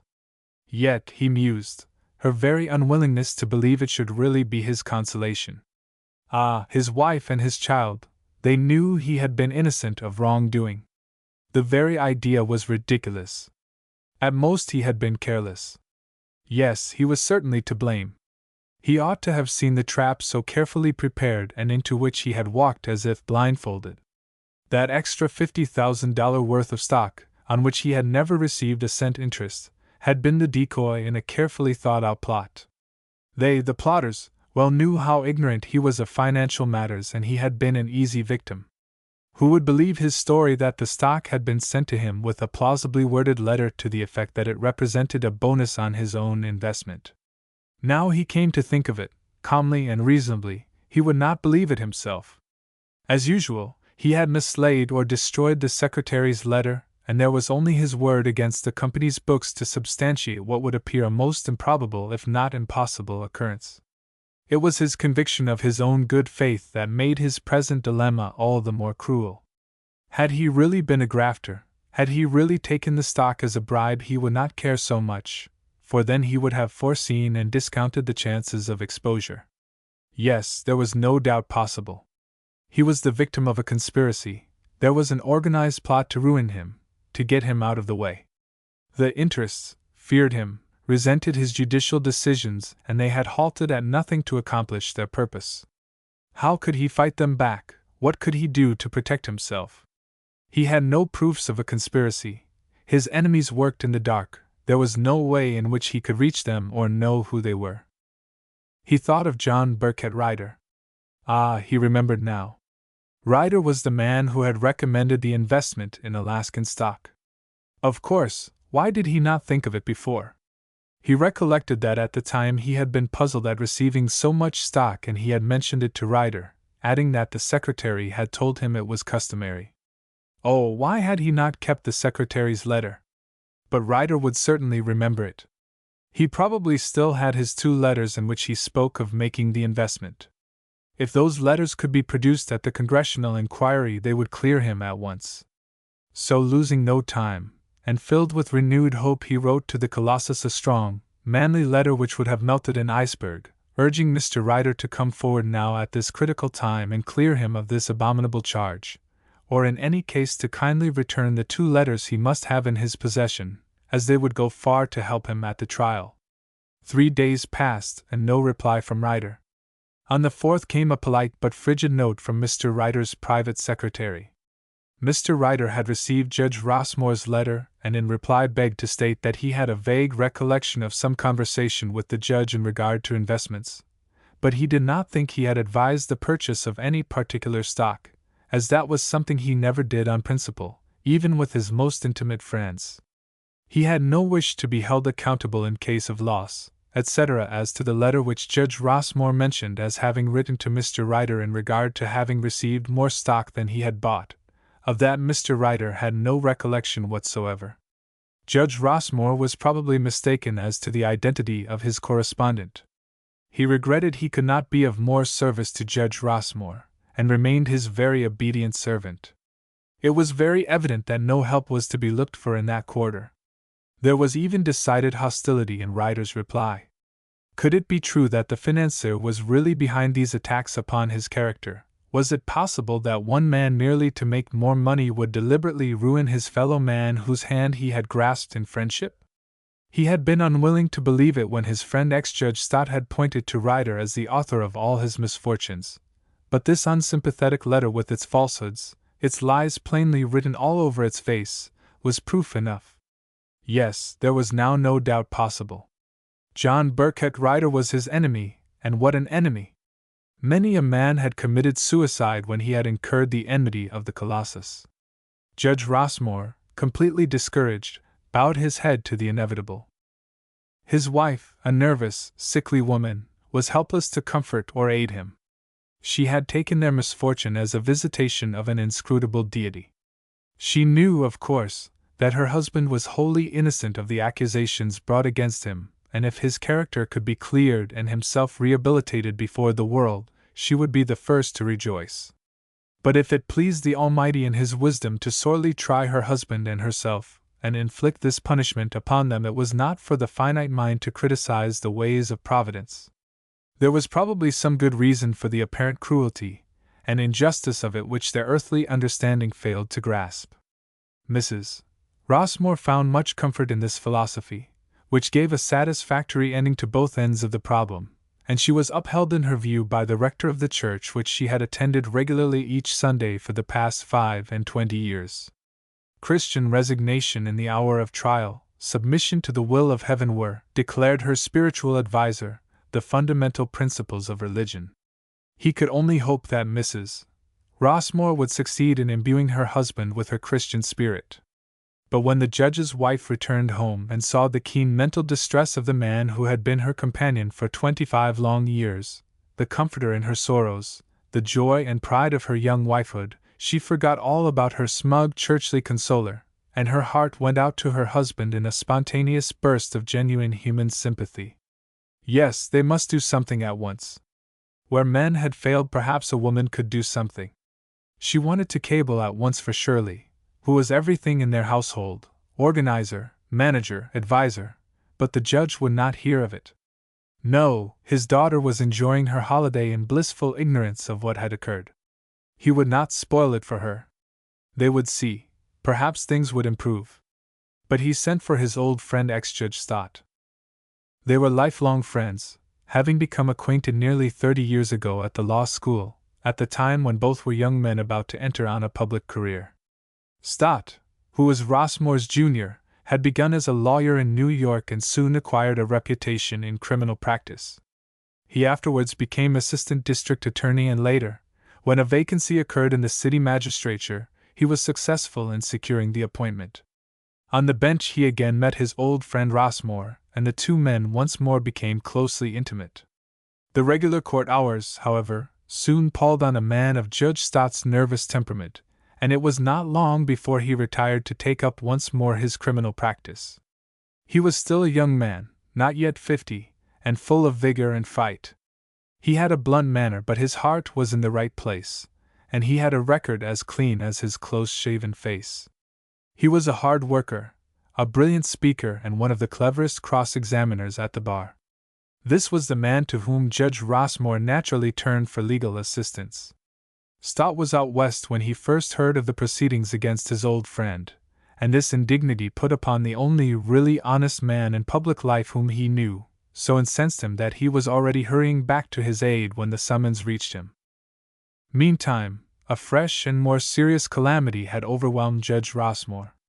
Everything seemed to combine to break the spirit of this man who had dared defy the power of organized capital. Hardly had the news of the congressional inquiry been made public, then the financial world was startled by an extraordinary slump in Wall Street. There was nothing in the news of the day to justify a decline, but prices fell and fell. The bears had it all their own way, the big interests hammered stocks all along the line, coppers, especially being the object of attack. The market closed feverishly, and the next day the same tactics were pursued. From the opening, on selling orders coming from no one knew where, prices fell to nothing, a stampede followed, and before long it became a panic. Pandemonium reigned on the floor of the stock exchange. White-faced, disheveled brokers shouted and struggled like men possessed to execute the orders of their clients. Big financial houses, which stood to lose millions on a falling market, rallied and by rush orders to buy, attempted to stem the tide, but all to no purpose.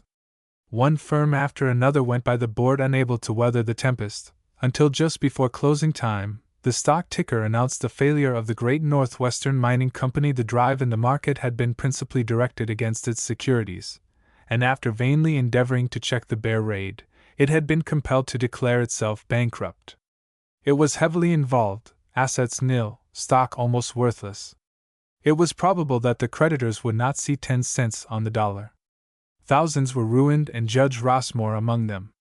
All the savings of a lifetime, nearly $55,000, were gone. He was practically penniless, at a time when he needed money most. He still owned his house in Madison Avenue, but that would have to go to settle with his creditors. By the time everything was paid, there would only remain enough for a modest competence. As to his salary, of course he could not touch that so long as this accusation was hanging over his head. And if he were impeached, it would stop altogether. The salary, therefore, was not to be counted on. They must manage as best they could and live more cheaply, taking a small house somewhere in the outskirts of the city where he could prepare his case quietly without attracting attention. Stott thought this was the best thing they could do, and he volunteered to relieve his friend by taking on his own hands all the arrangements of the sale of the house and furniture, which offer the judge accepted only too gladly. Meantime, Mrs. Rossmore went to Long Island to see what could be had, and she found at the little village of Massapequa just what they were looking for, a commodious, neatly furnished 2-story cottage at a modest rental. Of course, it was nothing like what they had been accustomed to, but it was clean and comfortable, and as Mrs.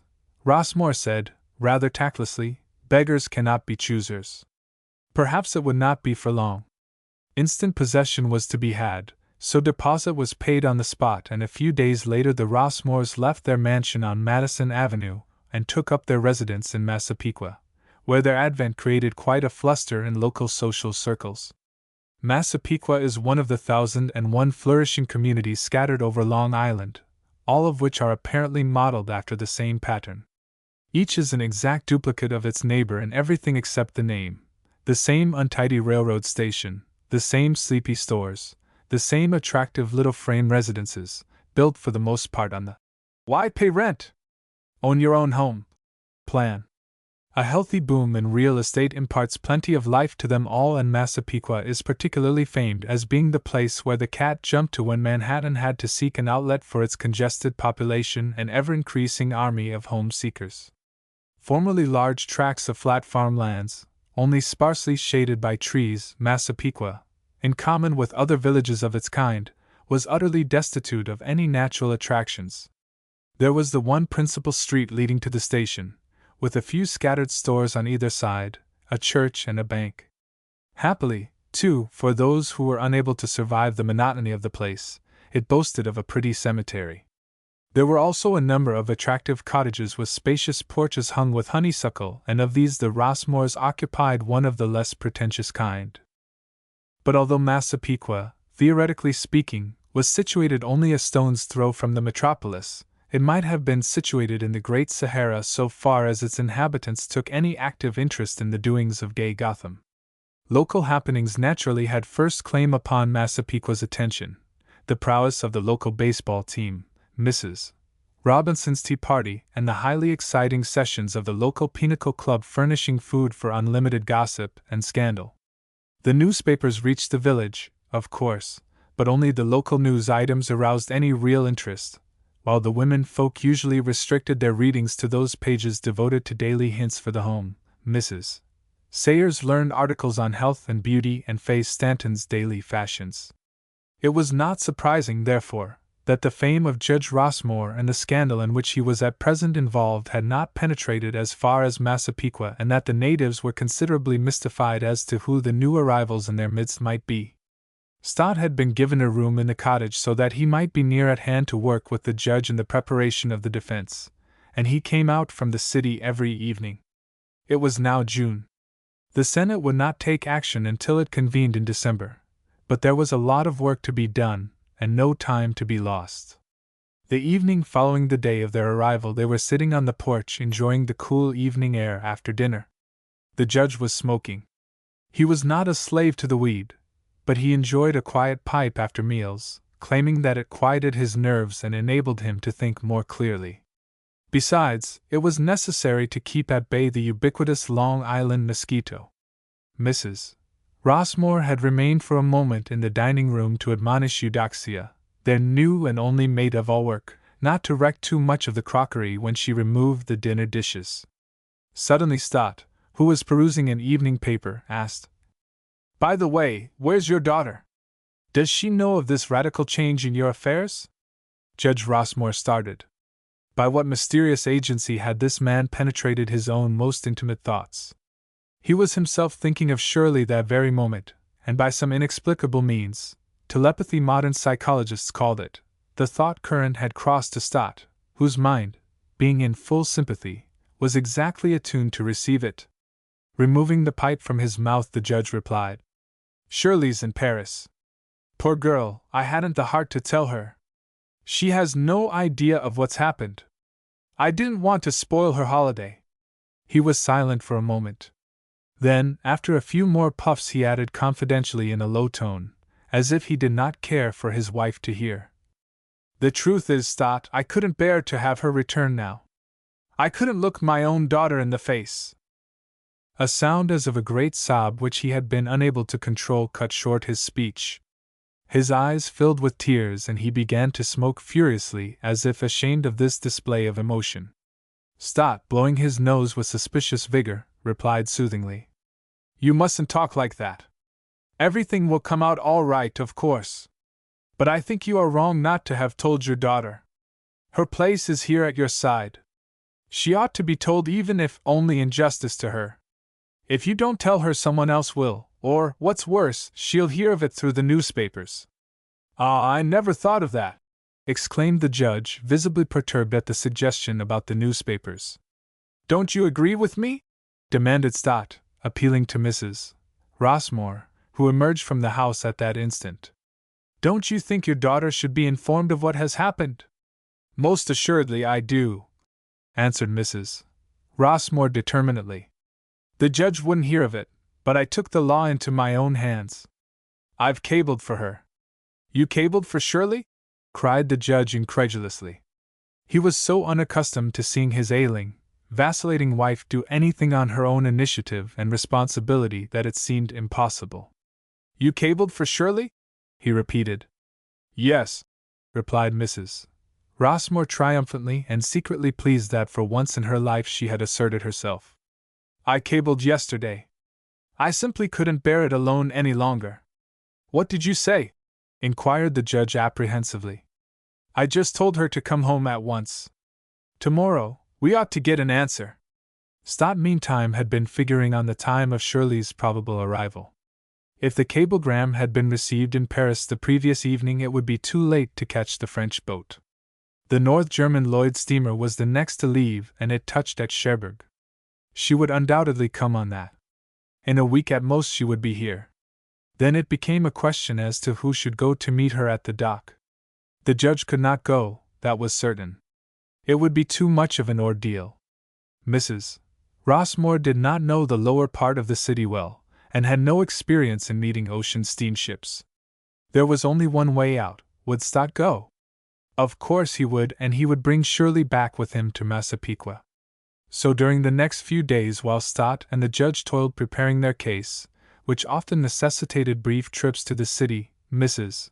Rossmore, seconded with sulky indifference by Eudoxia, was kept busy getting a room ready for her daughter's arrival.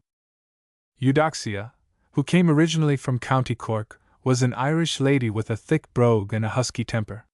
She was amiable enough so long as things went to her satisfaction, but when they did not suit her she was a termagant. She was neither beautiful nor graceful, she was not young nor was she very clean. Her usual condition was disheveled, her face was all askew, and when she dressed up she looked like a valentine. Her greatest weakness was a propensity for smashing dishes, and when reprimanded she would threaten to take her traps and skidoo. This news of the arrival of a daughter failed to fill her with enthusiasm. Firstly, it meant more work. Secondly, she had not bargained for it. When she took the place, it was on the understanding that the family consisted only of an elderly gentleman and his wife, that there was practically no work, good wages, plenty to eat, with the privilege of an evening out when she pleased. Instead of this millennium, she soon found Stott installed as a permanent guest, and now a daughter was to be foisted on her. No wonder hard-working girls were getting sick and tired of housework. As already hinted, there was no unhealthy curiosity among Massapequans regarding their new neighbors from the city, but some of the more prominent people of the place considered it their duty to seek at least a bowing acquaintance with the Rossmores by paying them a formal visit. So the day following the conversation on the porch, when the judge and Stott had gone to the city on one of their periodical excursions, Mrs. Rossmore was startled to see a gentleman of clerical appearance accompanied by a tall, angular woman enter their gate and ring the bell. The Rev. Percival Pontifex Deedle and his sister Miss Jane Deedle prided themselves on being leaders in the best social circle in Massapequa. The incumbent of the local Presbyterian church, the Rev. Deedle, was a thin, sallow man of about 35. He had a diminutive face with a rather long and very pointed nose which gave a comical effect to his physiognomy. Theology was written all over his person, and he wore the conventional clerical hat which, owing to his absurdly small face, had the unfortunate appearance of being several sizes too large for him. Miss Deedle was a gaunt and angular spinster who had an unhappy trick of talking with a jerk. She looked as if she were constantly under self-restraint, and was liable at any moment to explode into a fit of rage, and only repressed herself with considerable effort. As they came up the stoop, Eudoxia, already instructed by Mrs. Rossmore, was ready for them. With her instinctive respect for the priestly garb, she was rather taken back on seeing a clergyman, but she brazened it out. "Mr. Rossmore's not home." Then, shaking her head, she added, "They don't see no visitors." Unabashed, the Rev. Deedle drew a card from a case and, handing it to the girl, said pompously, "Then we will see Mrs. Rossmore. I saw her at the window as we came along. Here, my girl, take her this card. Tell her that the Reverend Pontifex Deedle and Miss Deedle have called to present their compliments." Brushing past Eudoxia, who vainly tried to close the door, the Rev. Deedle coolly entered the house, followed by his sister, and took a seat in the parlor. "She'll blame me for this," wailed the girl, who had not budged and who stood there fingering the Rev. Deedle's card. "Blame you? For what?" demanded the clerical visitor in surprise. "She told me to say she was out, but I can't lie to a minister of the gospel, leastways not to his face. I'll give her your card, sir." The reverend caller waited until Eudoxia had disappeared, then he rose and looked around curiously at the books and pictures. Not a Bible or a prayer book or a hymn book, not a picture or anything that would indicate the slightest reverence for holy things. He picked up a few papers that were lying on the table and, after glancing at them, threw them down in disgust.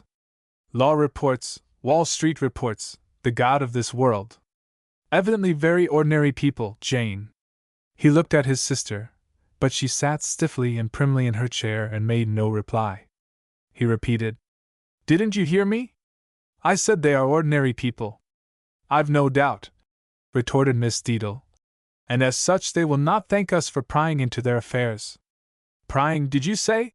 said the parson, resenting this implied criticism of his actions. "Just plain prying," persisted his sister angrily. "I don't see what else it is." The Rev. Pontifex straightened up and threw out his chest as he replied, "It is protecting my flock. As leader of the Unified All Souls Baptismal Presbytery, it is my duty to visit the widows and orphans of this community." "These people are neither widows or orphans," objected Miss Deedle. "They are strangers," insisted the Rev. Pontifex, "and it is my duty to minister to them, if they need it. Furthermore, it is my duty to my congregation to find out who is in their midst. No less than 3 of the lady trustees of my church have asked me who and what these people are and whence they came."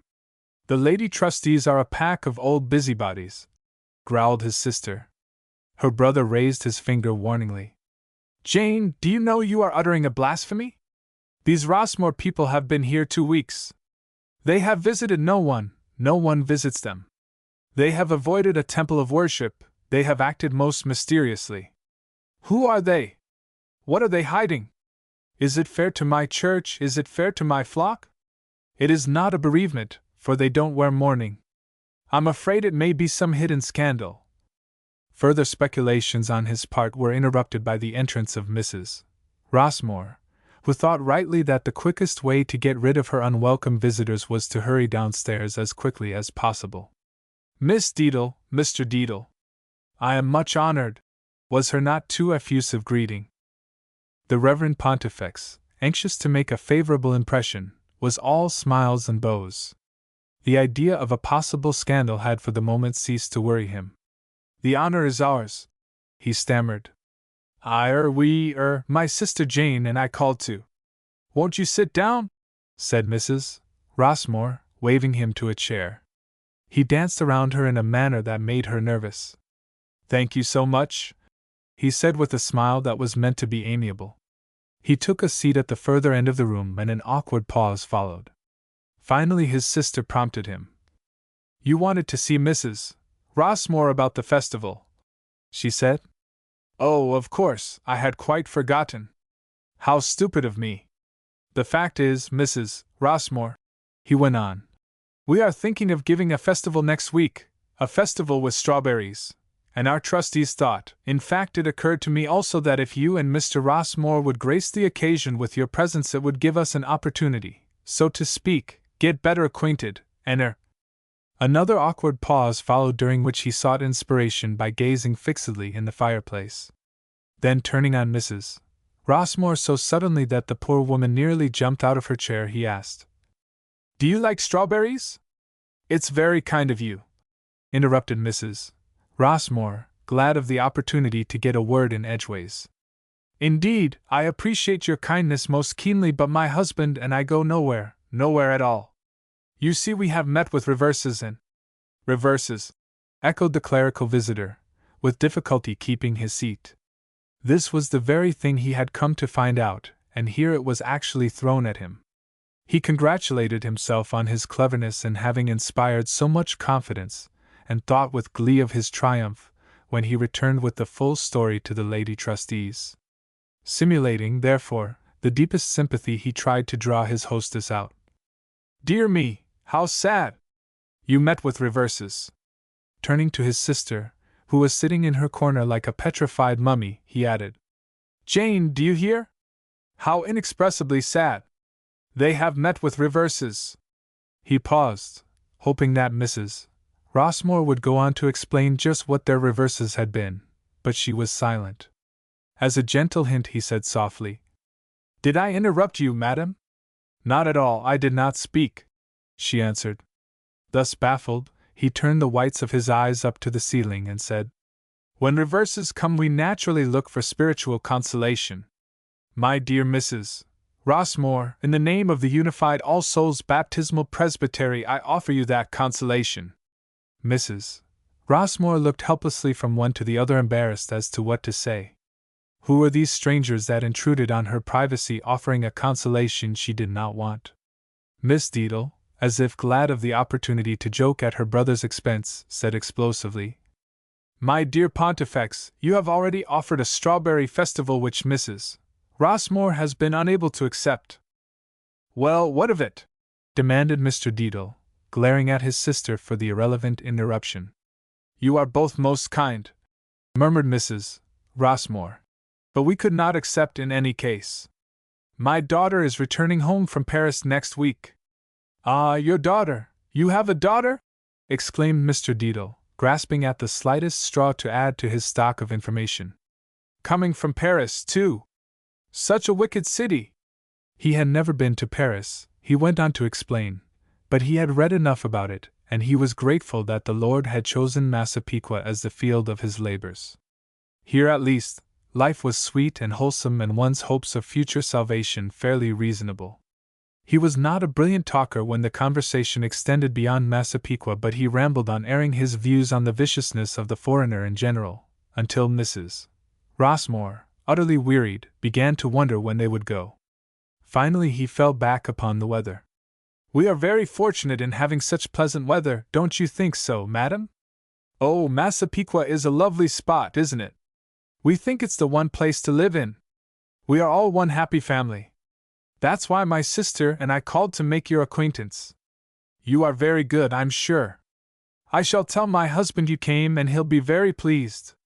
Having exhausted his conversational powers and seeing that further efforts to pump Mrs. Rossmore were useless, the clerical visitor rose to depart. It looks like rain. Come, Jane, we had better go. Goodbye, madam. I am delighted to have made this little visit, and I trust you will assure Mr. Rossmore that All Souls Unified Baptismal Presbytery always has a warm welcome for him. They bowed and Mrs. Rossmore bowed. The agony was over, and as the door closed on them, Mrs. Rossmore gave a sigh of relief. That evening Stott and the judge came home earlier than usual, and from their dejected appearance Mrs. Rossmore divined bad news. The judge was painfully silent throughout the meal, and Stott was unusually grave. Finally the latter took her aside and broke it to her gently. In spite of their efforts, and the efforts of their friends, the congressional inquiry had resulted in a finding against the judge, and a demand had already been made upon the Senate for his impeachment. They could do nothing now but fight it in the Senate with all the influence they could muster. It was going to be hard, but Stott was confident that right would prevail. After dinner, as they were sitting in silence on the porch, each measuring the force of this blow which they had expected yet had always hoped to ward off, the crunching sound of a bicycle was heard on the quiet country road. The rider stopped at their gate and came up the porch holding out an envelope to the judge, who, guessing the contents, had started forward. He tore it open. It was a cablegram from Paris and read as follows. Chapter 7. The pier of the North German Lloyd Steamship Company, at Hoboken, fairly sizzled with bustle and excitement. The Kaiser Wilhelm had arrived at Sandy Hook the previous evening and was now lying out in midstream. She would tie up at her dock within half an hour. Employees of the line, baggage masters, newspaper reporters, custom house officers, policemen, detectives, truck drivers, expressmen, longshoremen, telegraph messengers, and anxious friends of incoming passengers surged back and forth in seemingly hopeless confusion. The shouting of orders, the rattling of cab wheels, the shrieking of whistles was deafening. From out in the river came the deep-toned blasts of the steamer's siren, in grotesque contrast with the strident tooting of a dozen diminutive tugs which, puffing and snorting, were slowly but surely coaxing the Leviathan into her berth alongside the dock. The great vessel, spick and span after a coat of fresh paint hurriedly put on during the last day of the voyage, bore no traces of gale, fog, and stormy seas through which she had passed on her 3,000-mile run across the ocean. Conspicuous on the bridge, directing the docking operations, stood Captain Hegerman, self-satisfied and smiling, relieved that the responsibilities of another trip were over, and at his side, sharing the honors, was the grizzled pilot who had brought the ship safely through the dangers of Gedney's Channel, his shabby pea jacket, old slouch hat, top boots, and unkempt beard standing out in sharp contrast with the immaculate white duck trousers, the white and gold caps and smart full dress uniforms of the ship's officers. The rails on the upper decks were seen to be lined with passengers, all dressed in their shore-going clothes, some waving handkerchiefs at friends they already recognized, all impatiently awaiting the shipping of the gangplank. Stott had come early. They had received word at Massapequa the day before that the steamer had been sighted off Fire Island and that she would be at her pier the next morning at 10 o'clock. Stott arrived at 9:30 and so found no difficulty in securing a front position among the small army of people who, like himself, had come down to meet friends. As the huge vessel swung round and drew closer, Stott easily picked out Shirley. She was scanning eagerly through a binocular the rows of upturned faces on the dock, and he noted that a look of disappointment crossed her face at not finding the object of her search. She turned and said something to a lady in black and to a man who stood at her side. Who they might be Stott had no idea. Fellow passengers, no doubt. One becomes so intimate on shipboard, it seems a friendship that must surely last a lifetime, whereas the custom officers have not finished rummaging through your trunks when these easily made steamer friends are already forgotten. Presently Shirley took another look and her glass soon lighted on him. Instantly she recognized her father's old friend. She waved a handkerchief, and Stott raised his hat. Then she turned quickly and spoke again to her friends, whereupon they all moved in the direction of the gangplank, which was already being lowered. Shirley was one of the first to come ashore. Stott was waiting for her at the foot of the gangplank, and she threw her arms round his neck and kissed him. He had known her ever since she was a little tot in arms, and bystanders who noticed them meet had no doubt that they were father and daughter. Shirley was deeply moved. A great lump in her throat seemed to choke her utterance. So far she had been able to bear up, but now that home was so near her heart failed her. She had hoped to find her father on the dock. Why had he not come? Were things so bad then? She questioned Judge Stott anxiously, fearfully. He reassured her. Both her mother and father were well. It was too long a trip for them to make, so he had volunteered. Too long a trip? Echoed Shirley, puzzled. This is not far from our house. Madison Avenue is no distance. That could not have kept father away. You don't live on Madison Avenue any longer. The house and its contents have been sold, replied Stott gravely, and in a few words he outlined the situation as it was. Shirley listened quietly to the end, and only the increasing pallor of her face and an occasional nervous twitching at the corner of her mouth betrayed the shock that this recital of her father's misfortunes was to her. Ah, this she had little dreamed of. Yet why not? It was but logic. When wrecked in reputation, one might as well be wrecked in fortune, too. What would their future be? How could that proud, sensitive man her father bear this humiliation, this disgrace? To be condemned to a life of obscurity, social ostracism, and genteel poverty. Oh, the thought was unendurable. She herself could earn money, of course. If her literary work did not bring in enough, she could teach, and what she earned would help out. Certainly her parents should never want for anything so long as she could supply it. She thought bitterly how futile now were plans of marriage, even if she had ever entertained such an idea seriously. Henceforward, she did not belong to herself. Her life must be devoted to clearing her father's name. These reflections were suddenly interrupted by the voice of Mrs. Blake calling out, "Shirley, where have you been? We lost sight of you as we left the ship, and we have been hunting for you ever since." Her aunt, escorted by Jefferson Ryder, had gone direct to the customs desk, and in the crush they had lost trace of her. Shirley introduced Stott. "Aunt Millie, this is Judge Stott, a very old friend of father's. Mrs. Blake, my mother's sister. Mother will be surprised to see her. They haven't met for 10 years. This visit is going to be only a brief one," said Mrs. Blake. "I really came over to chaperone Shirley more than anything else." "As if I needed chaperoning with Mr. Ryder for an escort," retorted Shirley. Then presenting Jefferson to Stott, she said, "This is Mr. Jefferson Ryder, Judge Stott. Mr. Ryder has been very kind to me abroad." The two men bowed and shook hands. "Any relation to J.B.?" asked Stott good-humoredly. "His son, that's all," answered Jefferson laconically. Stott now looked at the young man with more interest. Yes, there was a resemblance, the same blue eyes, the writing jaw. But how on earth did Judge Rossmore's daughter come to be traveling in the company of John Burkett Ryder's son? The more he thought of it, the more it puzzled him, and while he cogitated, Shirley and her companions wrestled with the United States Customs, and were undergoing all the tortures invented by Uncle Sam to punish Americans for going abroad. Shirley and Mrs.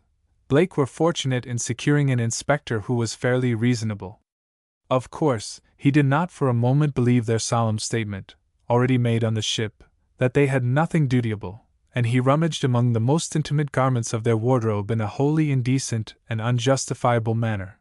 But he was polite, and they fared no worse than all the other women victims of this, the most brutal custom house inspection system in the world. Jefferson had the misfortune to be allotted an inspector who was half seas over with liquor, and the man was so insolent and threatening in manner that it was only by great self-restraint that Jefferson controlled himself. He had no wish to create a scandal on the dock, nor to furnish good copy for the keen-eyed, long-eared newspaper reporters who would be only too glad of such an opportunity for a scarehead. But when the fellow compelled him to open every trunk and valise, and then put his grimy hands to the bottom and by a quick upward movement jerked the entire contents out on the dock, he interfered. "You are exceeding your authority," he exclaimed hotly. "How dare you treat my things in this manner?" The drunken uniformed brute raised his bloodshot, bleary eyes and took Jefferson in from tip to toe. He clenched his fist as if about to resort to violence, but he was not so intoxicated as to be quite blind to the fact that this passenger had massive square shoulders, a determined jaw and probably a heavy arm. So contenting himself with a sneer, he said, "This ain't no country for blooming English dukes. You're not in England now, you know. This is a free country." "See? I see this," replied Jefferson, furious, "that you are a drunken ruffian and a disgrace to the uniform you wear. I shall report your conduct immediately." With which he proceeded to the customs desk to lodge a complaint. He might have spared himself the trouble. The silver-haired, distinguished-looking old officer in charge knew that Jefferson's complaint was well-founded. He knew that this particular inspector was a drunkard and a discredit to the government which employed him. But at the same time he also knew that political influence had been behind his appointment, and that it was unsafe to do more than mildly reprimand him. When, therefore, he accompanied Jefferson to the spot where the contents of the trunks lay scattered in confusion all over the dock, he merely expostulated with the officer, who made some insolent reply. Seeing that it was useless to lose further time, Jefferson repacked his trunks as best he could and got them on a cab. Then he hurried over to Shirley's party, and found them already about to leave the pier. "Come and see us, Jeff," whispered Shirley as their cab drove through the gates. "Where?" he asked. "Madison Avenue?" She hesitated for a moment, and then replied quickly. "No, we are stopping down on Long Island for the summer, at a cute little place called Massapequa. Run down and see us."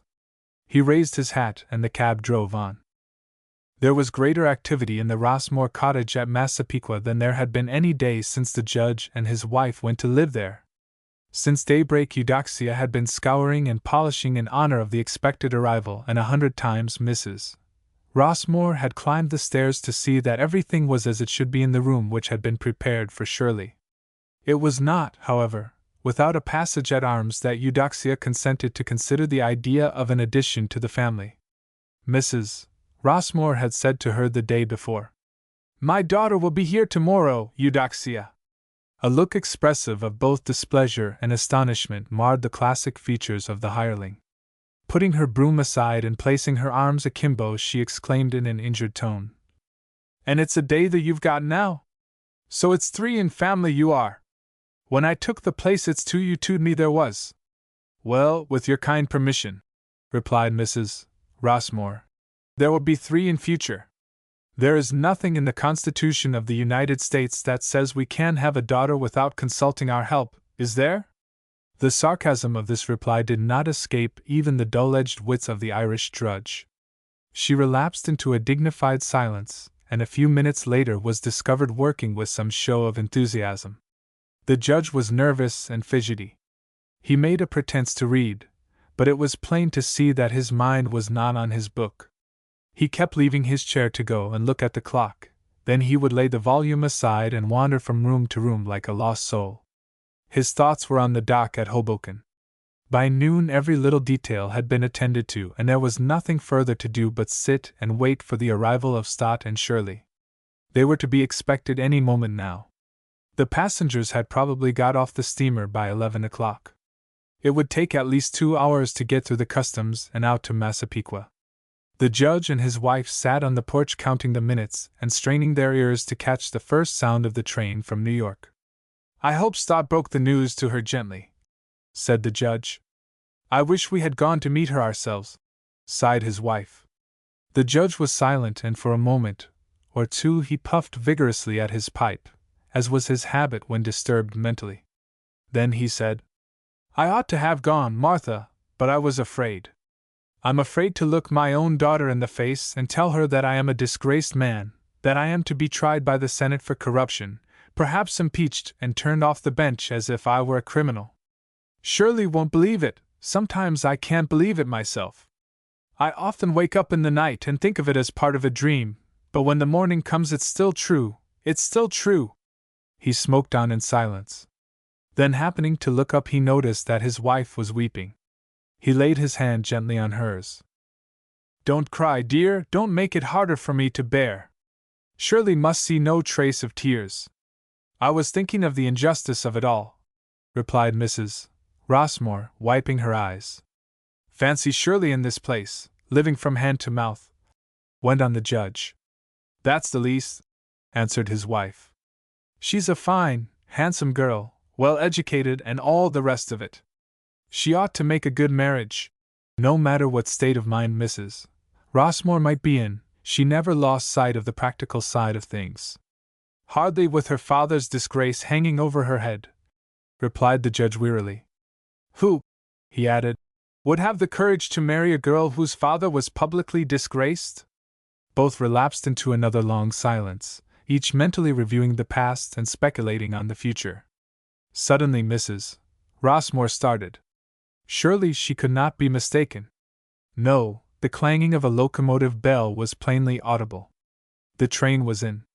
From the direction of the station came people with parcels and handbags, and presently there was heard the welcome sound of carriage wheels crunching over the stones. A moment later they saw coming round the bend in the road a cab piled up with small baggage. Here they are! Here they are! Cried Mrs. Rossmore. Come, Eudoxia! She called to the servant, while she herself hurried down to the gate. The judge, fully as agitated as herself, only showing his emotion in a different way, remained on the porch pale and anxious. The cab stopped at the curb and Stott alighted, first helping out Mrs. Blake. Mrs. Rossmore's astonishment on seeing her sister was almost comical. Millie! She exclaimed. They embraced first and explained afterwards. Then Shirley got out and was in her mother's arms. Where's father?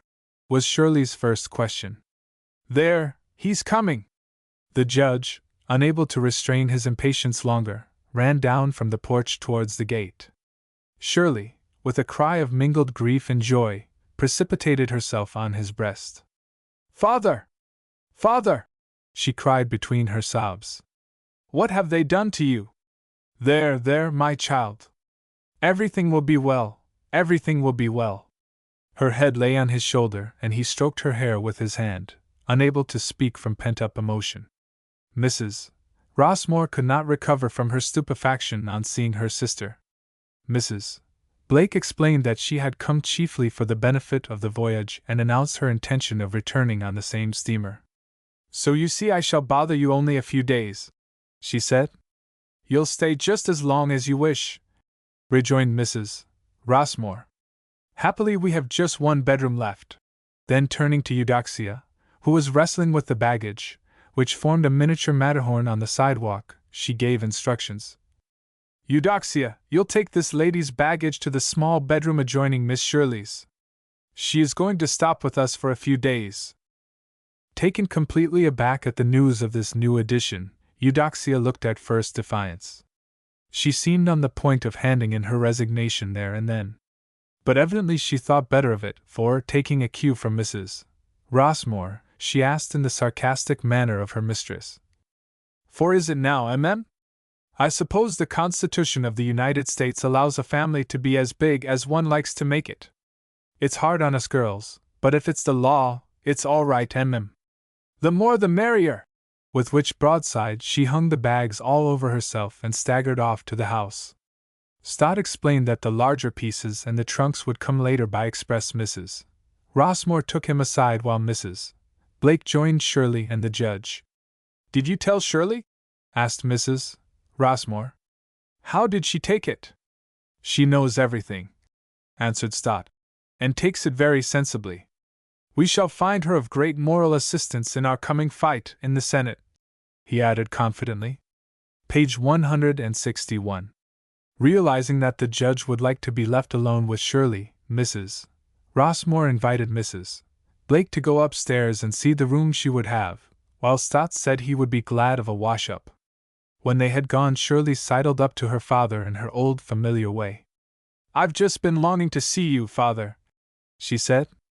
She turned to get a good look at him, and noticing the lines of care which had deepened during her absence, she cried, "Why, how you've changed!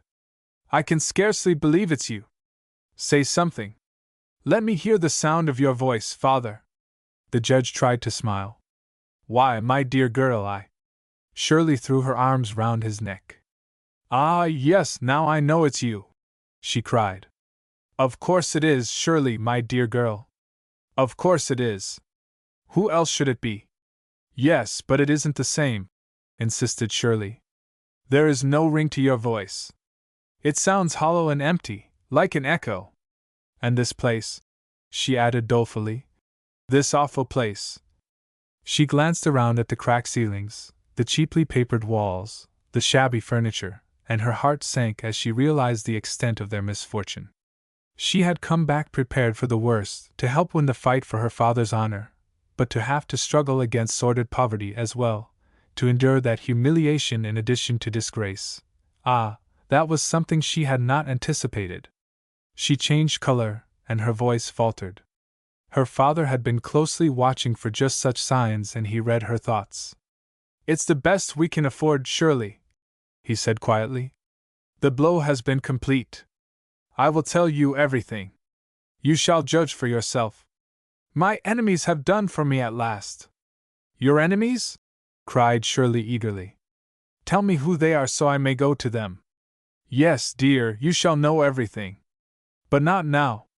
You are tired after your journey. Tomorrow sometime start, and I will explain everything." "Very well, father, as you wish," said Shirley gently.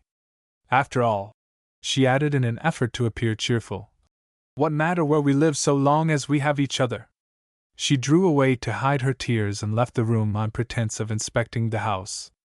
She looked into the dining room and kitchen and opened the cupboards, and when she returned there were no visible signs of trouble in her face.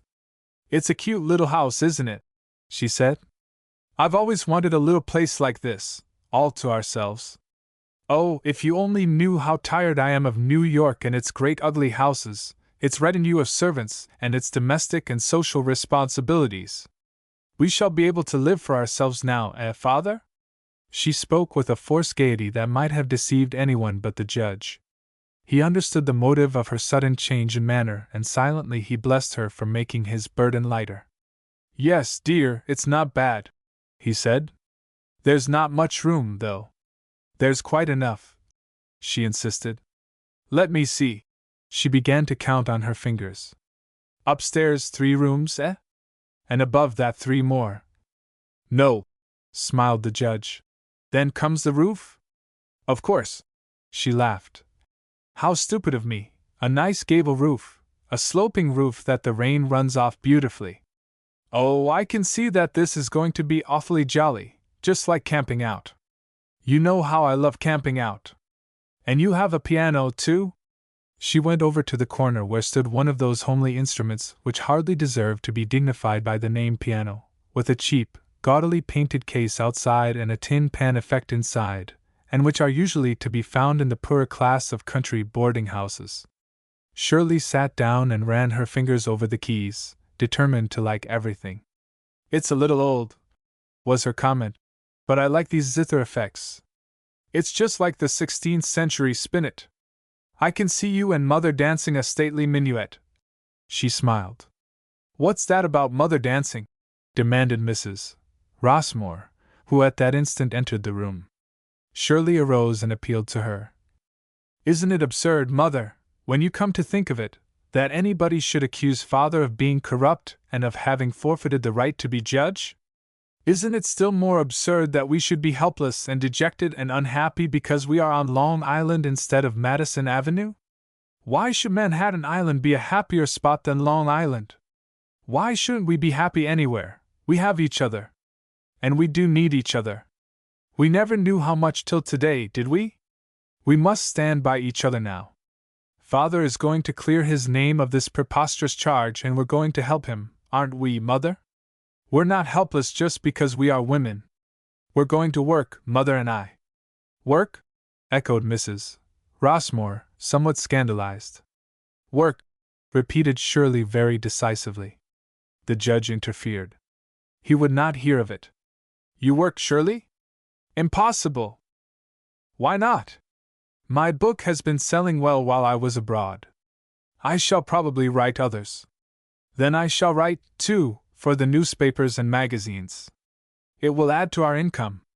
Your book, The American Octopus, is selling well? Inquired the judge, interested. So well, replied Shirley, that the publishers wrote me in Paris that the 4th edition was now on the press. That means good royalties. I shall soon be a fashionable author. The publishers will be after me for more books and will have all the money we want. Oh, it is so delightful, this novel sensation of a literary success, she exclaimed with glee. Aren't you proud of me, Dad? The judge smiled indulgently. Of course he was glad and proud. He always knew his Shirley was a clever girl. But by what strange fatality, he thought to himself, had his daughter in this book of hers assailed the very man who had encompassed his own ruin? It seemed like the retribution of heaven. Neither his daughter nor the financier was conscious of the fact that each was indirectly connected with the impeachment proceedings. Ryder could not dream that Shirley Green, the author of the book which flayed him so mercilessly, was the daughter of the man he was trying to crush. Shirley, on the other hand, was still unaware of the fact that it was Ryder who had lured her father to his ruin. Mrs. Rossmore now insisted on Shirley going to her room to rest. She must be tired and dusty. After changing her traveling dress, she would feel refreshed and more comfortable. When she was ready to come down again, luncheon would be served. So, leaving the judge to his papers, mother and daughter went upstairs together, and with due maternal pride Mrs. Rossmore pointed out to Shirley all the little arrangements she had made for her comfort. Then she left her daughter to herself while she hurried downstairs to look after Eudoxia and luncheon. When, at last, she could lock herself in her room where no eye could see her, Shirley threw herself down on the bed and burst into a torrent of tears. She had kept up appearances as long as it was possible, but now the reaction had set in. She gave way freely to her pent-up feelings. She felt that unless she could relieve herself in this way her heart would break. She had been brave until now, she had been strong to hear everything and see everything, but she could not keep it up forever. Stott's words to her on the dock had in part prepared her for the worst. He had told her what to expect at home, but the realization was so much more vivid. While hundreds of miles of ocean still lay between, it had all seemed less real, almost attractive as a romance in modern life. But now she was face to face with the grim reality. This shabby cottage, cheap neighborhood and commonplace surroundings, her mother's air of resignation to the inevitable, her father's pale, drawn face telling so eloquently of the keen mental anguish through which he had passed. She compared this pitiful spectacle with what they had been when she left for Europe, the fine mansion on Madison Avenue with its rich furnishings and well-trained servants, and her father's proud aristocratic face illumined with the consciousness of his high rank in the community, and the attention he attracted every time he appeared on the street or in public places as one of the most brilliant and most respected judges on the bench. Then to have come to this all in the brief space of a few months. It was incredible, terrible, heart-rending. And what of the future? What was to be done to save her father from this impeachment which she knew well would hurry him to his grave? He could not survive that humiliation, that degradation. He must be saved in the Senate, but how? How? She dried her eyes and began to think. Surely her woman's wit would find some way. She thought of Jefferson. Would he come to Massapequa? It was hardly probable. He would certainly learn of the change in their circumstances, and his sense of delicacy would naturally keep him away for some time, even if other considerations, less unselfish, did not. Perhaps he would be attracted to some other girl he would like as well and who was not burdened with a tragedy in her family. Her tears began to flow afresh until she hated herself for being so weak while there was work to be done to save her father. She loved Jefferson. Yes, she had never felt so sure of it as now. She felt that if she had him there at that moment she would throw herself in his arms crying, "Take me, Jefferson, take me away, where you will, for I love you. I love you."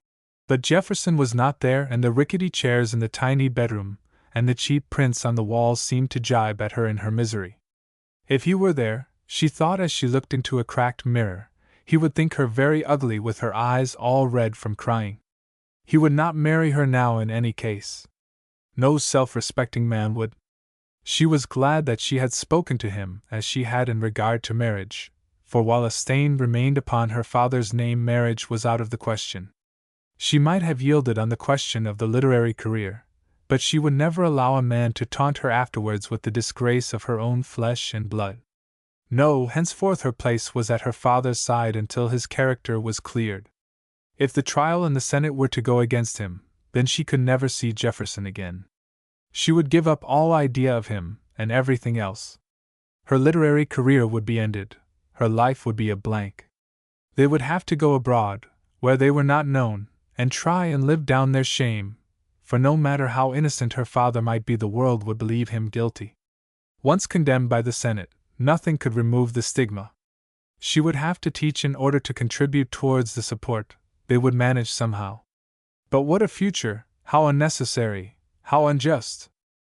Suddenly she thought of Jefferson's promise to interest his father in their case, and she clutched at the hope this promise held out as a drowning man clutches at a drifting straw. Jefferson would not forget his promise, and he would come to Massapequa to tell her of what he had done. She was sure of that. Perhaps, after all, there was where their hope lay. Why had she not told her father at once? It might have relieved his mind. John Burkhead Ryder, the Colossus, the man of unlimited power. He could save her father, and he would. And the more she thought about it, the more cheerful and more hopeful she became, and she started to dress quickly so that she might hurry down to tell her father the good news. She was actually sorry now that she had said so many hard things of Mr. Ryder in her book, and she was worrying over the thought that her father's case might be seriously prejudiced if the identity of the author were ever revealed, when there came a knock at her door. It was Eudoxia. "Please, miss, will you come down to lunch?" Chapter 8. A whirling maelstrom of human activity and dynamic energy, the city which above all others is characteristic of the genius and virility of the American people, New York, with its congested polyglot population and teeming millions, is assuredly one of the busiest, as it is one of the most strenuous and most noisy places on earth. Yet, despite its swarming streets and crowded shops, ceaselessly thronged with men and women eagerly hurrying here and there in the pursuit of business or elusive pleasure, all chattering, laughing, shouting amid the deafening, multitudinous roar of traffic incidental to Gotham's daily life, there is one part of the great metropolis where there is no bustle, no noise, no crowd, where the streets are empty even in daytime, where a passer-by is a curiosity and a child a phenomenon. This deserted village in the very heart of the big town is the Millionaires' District, the boundaries of which are marked by Carnegie Hill on the north, 50th Street on the south, and by 5th and Madison Avenues respectively on the west and east. There is nothing more mournful than the outward aspect of these princely residences which, abandoned and empty for 3/4 of the year, stand in stately loneliness, as if ashamed of their isolation and utter uselessness. Their blinds drawn, affording no hint of life within, envelop the greater part of the time in the stillness and silence of the tomb. They appear to be under the spell of some baneful curse.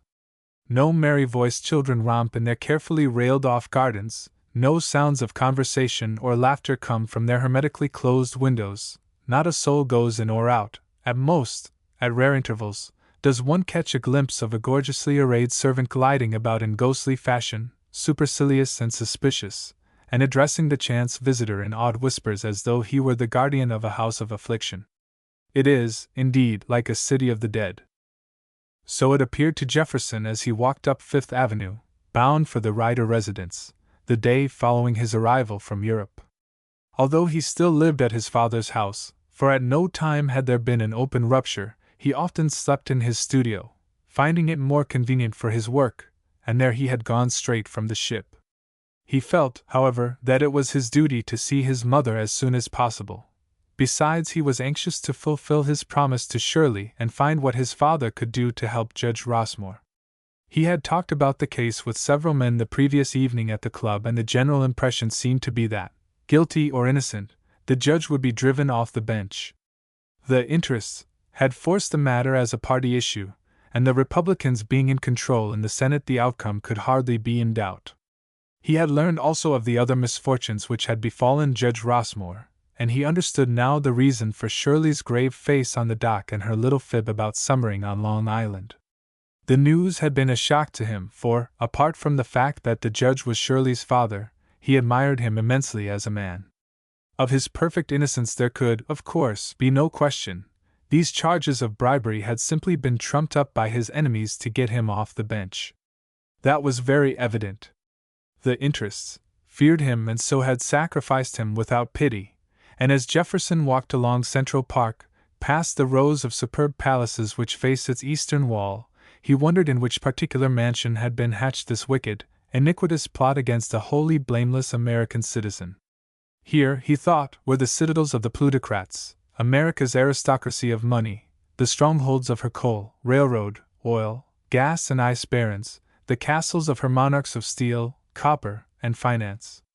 Each of these million-dollar residences, he pondered, was filled from cellar to roof with costly furnishings, masterpieces of painting and sculpture, priceless art treasures of all kinds purchased in every corner of the globe with the gold filched from a trust-ridden people.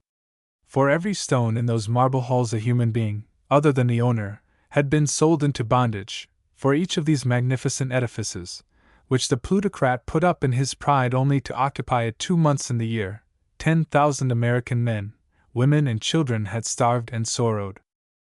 Europe, thought Jefferson as he strode quickly along, pointed with envy to America's unparalleled prosperity, spoke with bated breath of her great fortunes. Rather should they say her gigantic robberies, her colossal frauds. As a nation we were not proud of our multimillionaires. How many of them would bear the searchlight of investigation? Would his own father? How many millions could one man make by honest methods? America was enjoying unprecedented prosperity, not because of her millionaires, but in spite of them. The United States owed its high rank in the family of nations to the country's vast natural resources, its inexhaustible vitality, its great wheat fields, the industrial and mechanical genius of its people.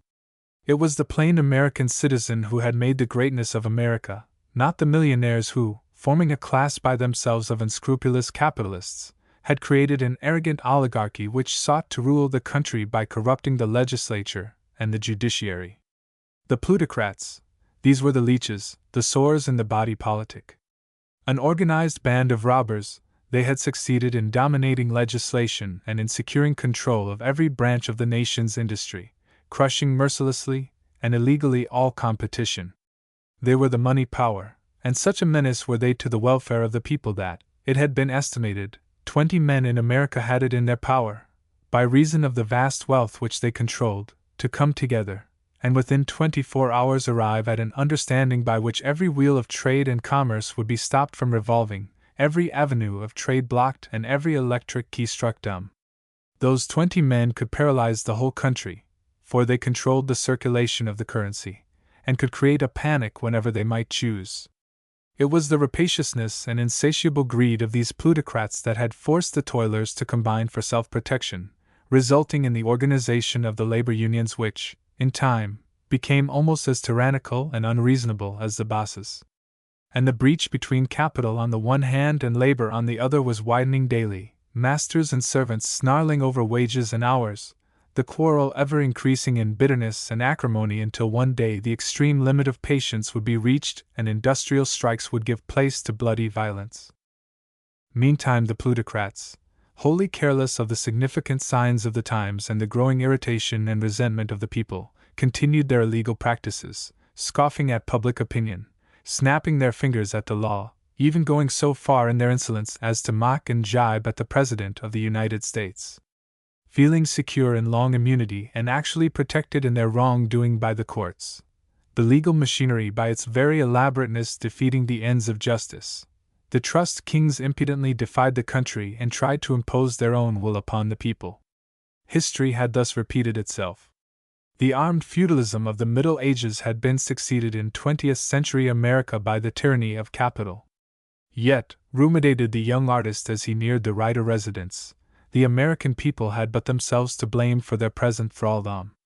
40 years before Abraham Lincoln had warned the country when at the close of the war he saw that the race for wealth was already making men and women money-mad. In 1864 he wrote these words: "Yes, we may congratulate ourselves that this cruel war is nearing its close. It has cost a vast amount of treasure and blood.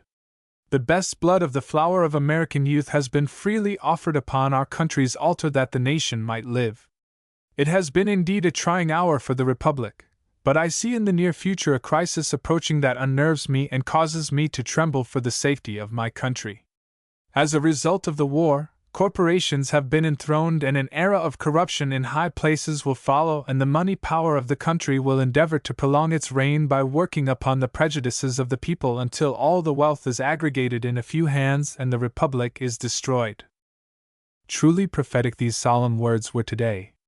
Forgetting the austere simplicity of their forebears, a love of show and ostentation had become the ruling passion of the American people. Money, money, money was today the only standard, the only god. The whole nation, frenzied with a wild lust for wealth no matter how acquired, had tacitly acquiesced in all sorts of turpitude, every description of moral depravity, and so had fallen an easy victim to the band of capitalistic adventurers who now virtually ruled the land. With the thieves in power, the courts were powerless, the demoralization was general, and the world was afforded the edifying spectacle of an entire country given up to an orgy of graft, treason in the Senate, corruption in the legislature, fraudulent elections, leaks in government reports, trickery in Wall Street, illegal corners in coal, meat, ice, and other prime necessaries of life. The deadly horrors of the beef and drug trusts, railroad conspiracies, insurance scandals, the wrecking of savings banks, police dividing spoils with pickpockets and sharing the wages of prostitutes, magistrates charged with blackmailing, a foul stench of social rottenness and decay. What, thought Jefferson, would be the outcome, socialism or anarchy? Still, he mused, one ray of hope pierced the general gloom: the common sense, the vigor, and the intelligence of the true American man and woman, the love for a square deal, which was characteristic of the plain people, the resistless force of enlightened public opinion. The country was merely passing through a dark phase in its history. It was the era of the grafters. There would come a reaction, the rascals would be exposed and driven off, and the nation would go on upward toward its high destiny. The country was fortunate, too, in having a strong president, a man of high principles and undaunted courage who had already shown his capacity to deal with the critical situation. America was lucky with her presidents.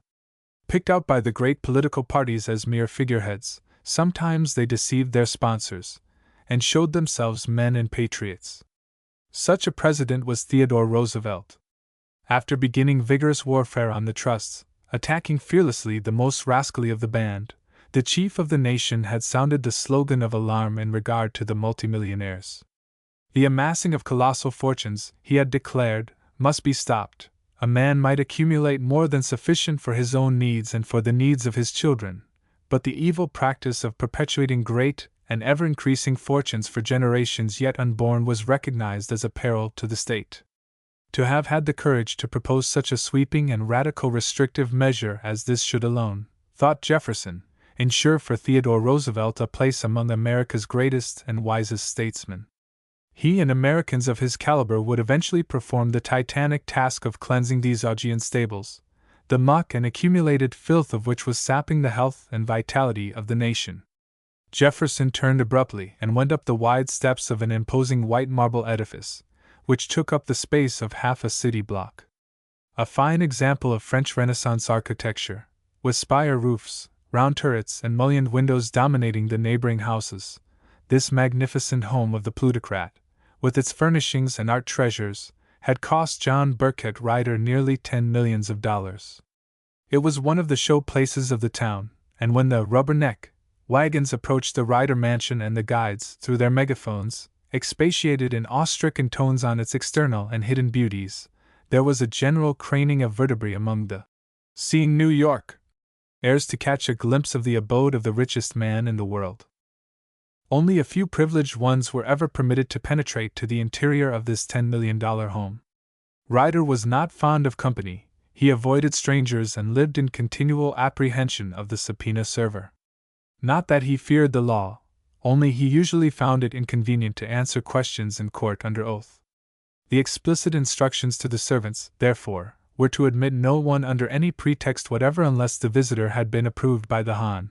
Fitzroy Bagley, Mr. Ryder's aristocratic private secretary, and to facilitate this preliminary inspection there had been installed between the library upstairs and the front door one of those ingenious electric writing devices, such as are used in banks, on which a name is hastily scribbled, instantly transmitted elsewhere, immediately answered, and the visitor promptly admitted or as quickly shown the door. Indeed, the house, from the street, presented many of the characteristics of a prison. It had massive doors behind a row of highly polished steel gates, which would prove as useful in case of attempted invasion as they were now ornamental, and heavily barred windows, while on either side of the portico were great marble columns hung with chains and surmounted with bronze lions rampant. It was unusual to keep the town house open so late in the summer, but Mr. Ryder was obliged for business reasons to be in New York at this time, and Mrs. Ryder, who was one of the few American wives who do not always get their own way, had good-naturedly acquiesced in the wishes of her lord. Jefferson did not have to ring at the paternal portal. The sentinel within was at his post. No one could approach that door without being seen, and his arrival and appearance signaled upstairs. But the great man's son headed the list of the privileged ones, so without ado the smartly dressed flunky opened wide the doors and Jefferson was under his father's roof. "Is my father in?" he demanded of the man. "No, sir," was the respectful answer. "Mr. Ryder has gone out driving, but Mr. Bagley is upstairs." Then after a brief pause he added, "Mrs. Ryder is in, too." In this household where the personality of the mistress was so completely overshadowed by the stronger personality of the master, the latter's secretary was a more important personage to the servants than the unobtrusive wife. Jefferson went up the grand staircase hung on either side with fine old portraits and rare tapestries, his feet sinking deep in the rich velvet carpet. On the first landing was a piece of sculptured marble of inestimable worth, seen in the soft warm light that sifted through a great pictorial stained glass window overhead, the subject representing Ajax and Ulysses contending for the armor of Achilles. To the left of this, at the top of another flight leading to the library, was hung a fine full-length portrait of John Burkett Ryder. The ceilings here as in the lower hall were richly gilt and adorned with paintings by famous modern artists. When he reached this floor Jefferson was about to turn to the right and proceed direct to his mother's suite when he heard a voice near the library door. It was Mr. Bagley giving instructions to the butler. The Honorable Fitzroy Bagley, a younger son of a British peer, had left his country for his country's good, and in order to turn an honest penny, which he had never succeeded in doing at home, he had entered the service of America's foremost financier, hoping to gather a few of the crumbs that fell from the rich man's table and disguising the menial nature of his position under the high-sounding title of private secretary. His job called for a spy and a toady, and he filled these requirements admirably. Excepting with his employer, of whom he stood in craven fear, his manner was condescendingly patronizing to all with whom he came in contact, as if he were anxious to impress on these American plebeians the signal honor which a Fitzroy, son of a British peer, did them in deigning to remain in their Blarsted country. In Mr. Ryder's absence, therefore, he ran the house to suit himself, bullying the servants and not infrequently issuing orders that were contradictory to those already given by Mrs. Ryder. The latter offered no resistance. She knew he was useful to her husband, and, what to her mind was a still better reason for letting him have his own way, she had always had the greatest reverence for the British aristocracy. It would have seemed to her little short of vulgarity to question the actions of anyone who spoke with such a delightful English accent. Moreover, he dressed with irreproachable taste, was an acknowledged authority on dinner menus and social functions, and knew his Burke backwards, altogether an accomplished and invaluable person. Jefferson could not bear the sight of him. In fact, it was this man's continual presence in the house that had driven him to seek refuge elsewhere. He believed him to be a scoundrel, as he certainly was a cad. Nor was his estimate of the English secretary far wrong. The man, like his master, was a grafter, and the particular graft he was after now was either to make a marriage with a rich American girl or to so compromise her that the same end would be attained. He was shrewd enough to realize that he had little chance to get what he wanted in the open matrimonial market, so he determined to attempt a raid and carry off an heiress under her father's nose, and the particular proboscis he had selected was that of his employer's friend, Senator Roberts. The senator and Miss Roberts were frequently at the Ryder house, and in course of time the aristocratic secretary and the daughter had become quite intimate. A flighty girl, with no other purpose in life beyond dress and amusement, and having what she termed a good time, Kate thought it excellent pastime to flirt with Mr. Bagley, and when she discovered that he was serious in his attentions she felt flattered rather than indignant. After all, she argued, he was of noble birth. If his two brothers died he would be peer of England, and she had enough money for both. He might not make a bad husband. But she was careful to keep her own counsel and not let her father have any suspicion of what was going on. She knew that his heart was set on her marrying Jefferson Ryder, and she knew better than anyone how impossible that dream was. She herself liked Jefferson quite enough to marry him, but if his eyes were turned in another direction, and she knew all about his attentions to Miss Rossmore, she was not going to break her heart about it. So she continued to flirt secretly with the Honorable Fitzroy while she still led the Ryders and her own father to think that she was interested in Jefferson. "Jorkins," Mr. Bagley was saying to the butler, "Mr. Ryder will occupy the library on his return. See that he is not disturbed." "Yes, sir," replied the butler respectfully. The man turned to go when the secretary called him back. "And, Jorkins, you will station another man at the front entrance. Yesterday it was left unguarded, and a man had the audacity to address Mr. Ryder as he was getting out of his carriage. Last week a reporter tried to snapshot him. Mr. Ryder was furious. These things must not happen again, Jorkins. I shall hold you responsible." "Very good, sir." The butler bowed and went downstairs. The secretary looked up and saw Jefferson. His face reddened and his manner grew nervous. "Hello? Back from Europe, Jefferson? How jolly! Your mother will be delighted. She's in her room upstairs."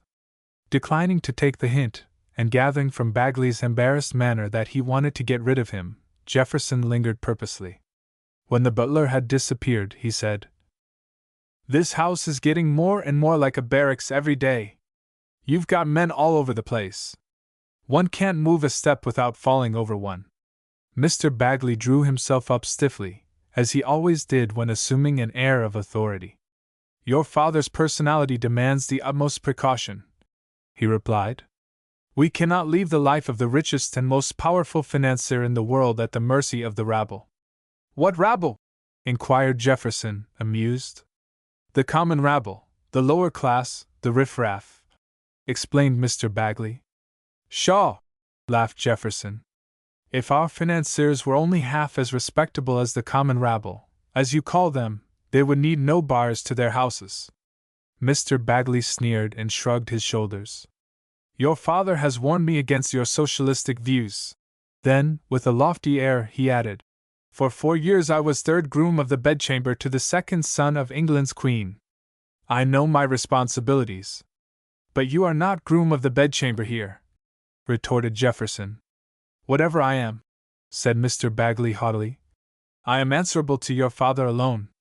"By the way, Bagley," asked Jefferson, "when do you expect father to return? I want to see him." "I'm afraid it's quite impossible," answered the secretary with studied insolence. "He has 3 important people to see before dinner. There's the National Republican Committee and Sergeant Ellison of the Secret Service from Washington, all here by appointment.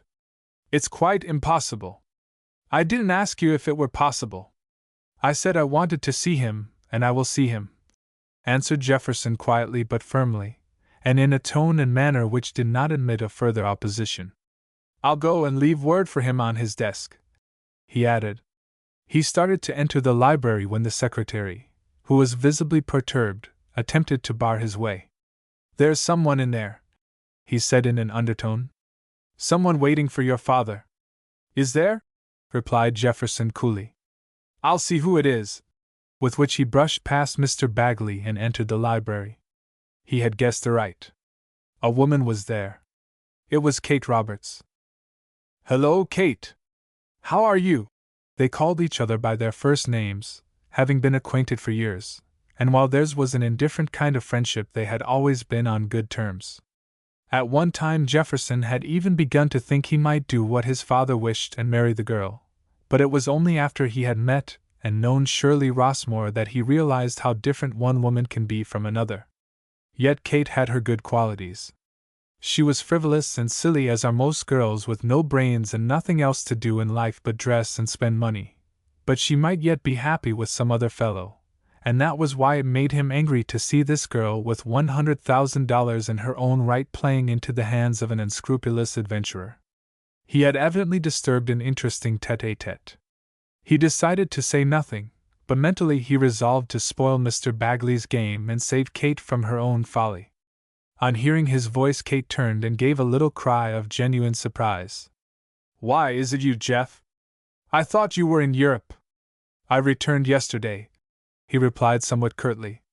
He crossed over to his father's desk where he sat down to scribble a few words, while Mr. Bagley, who had followed him in scowling, was making frantic dumb signs to Kate.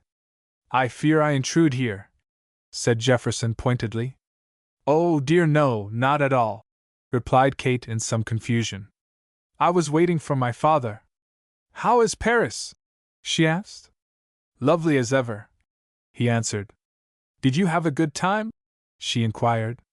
"I enjoyed it immensely. I never had a better one." "You probably were in good company," she said significantly. Then she added, "I believe Miss Rossmore was in Paris." "Yes, I think she was there," was his non-committal answer. To change the conversation, which was becoming decidedly personal, he picked up a book that was lying on his father's desk and glanced at the title. It was The American Octopus. "Is father still reading this?" he asked. "He was at it when I left." "Everybody is reading it," said Kate. "The book has made a big sensation. Do you know who the hero is?" "Who?" he asked with an air of the greatest innocence.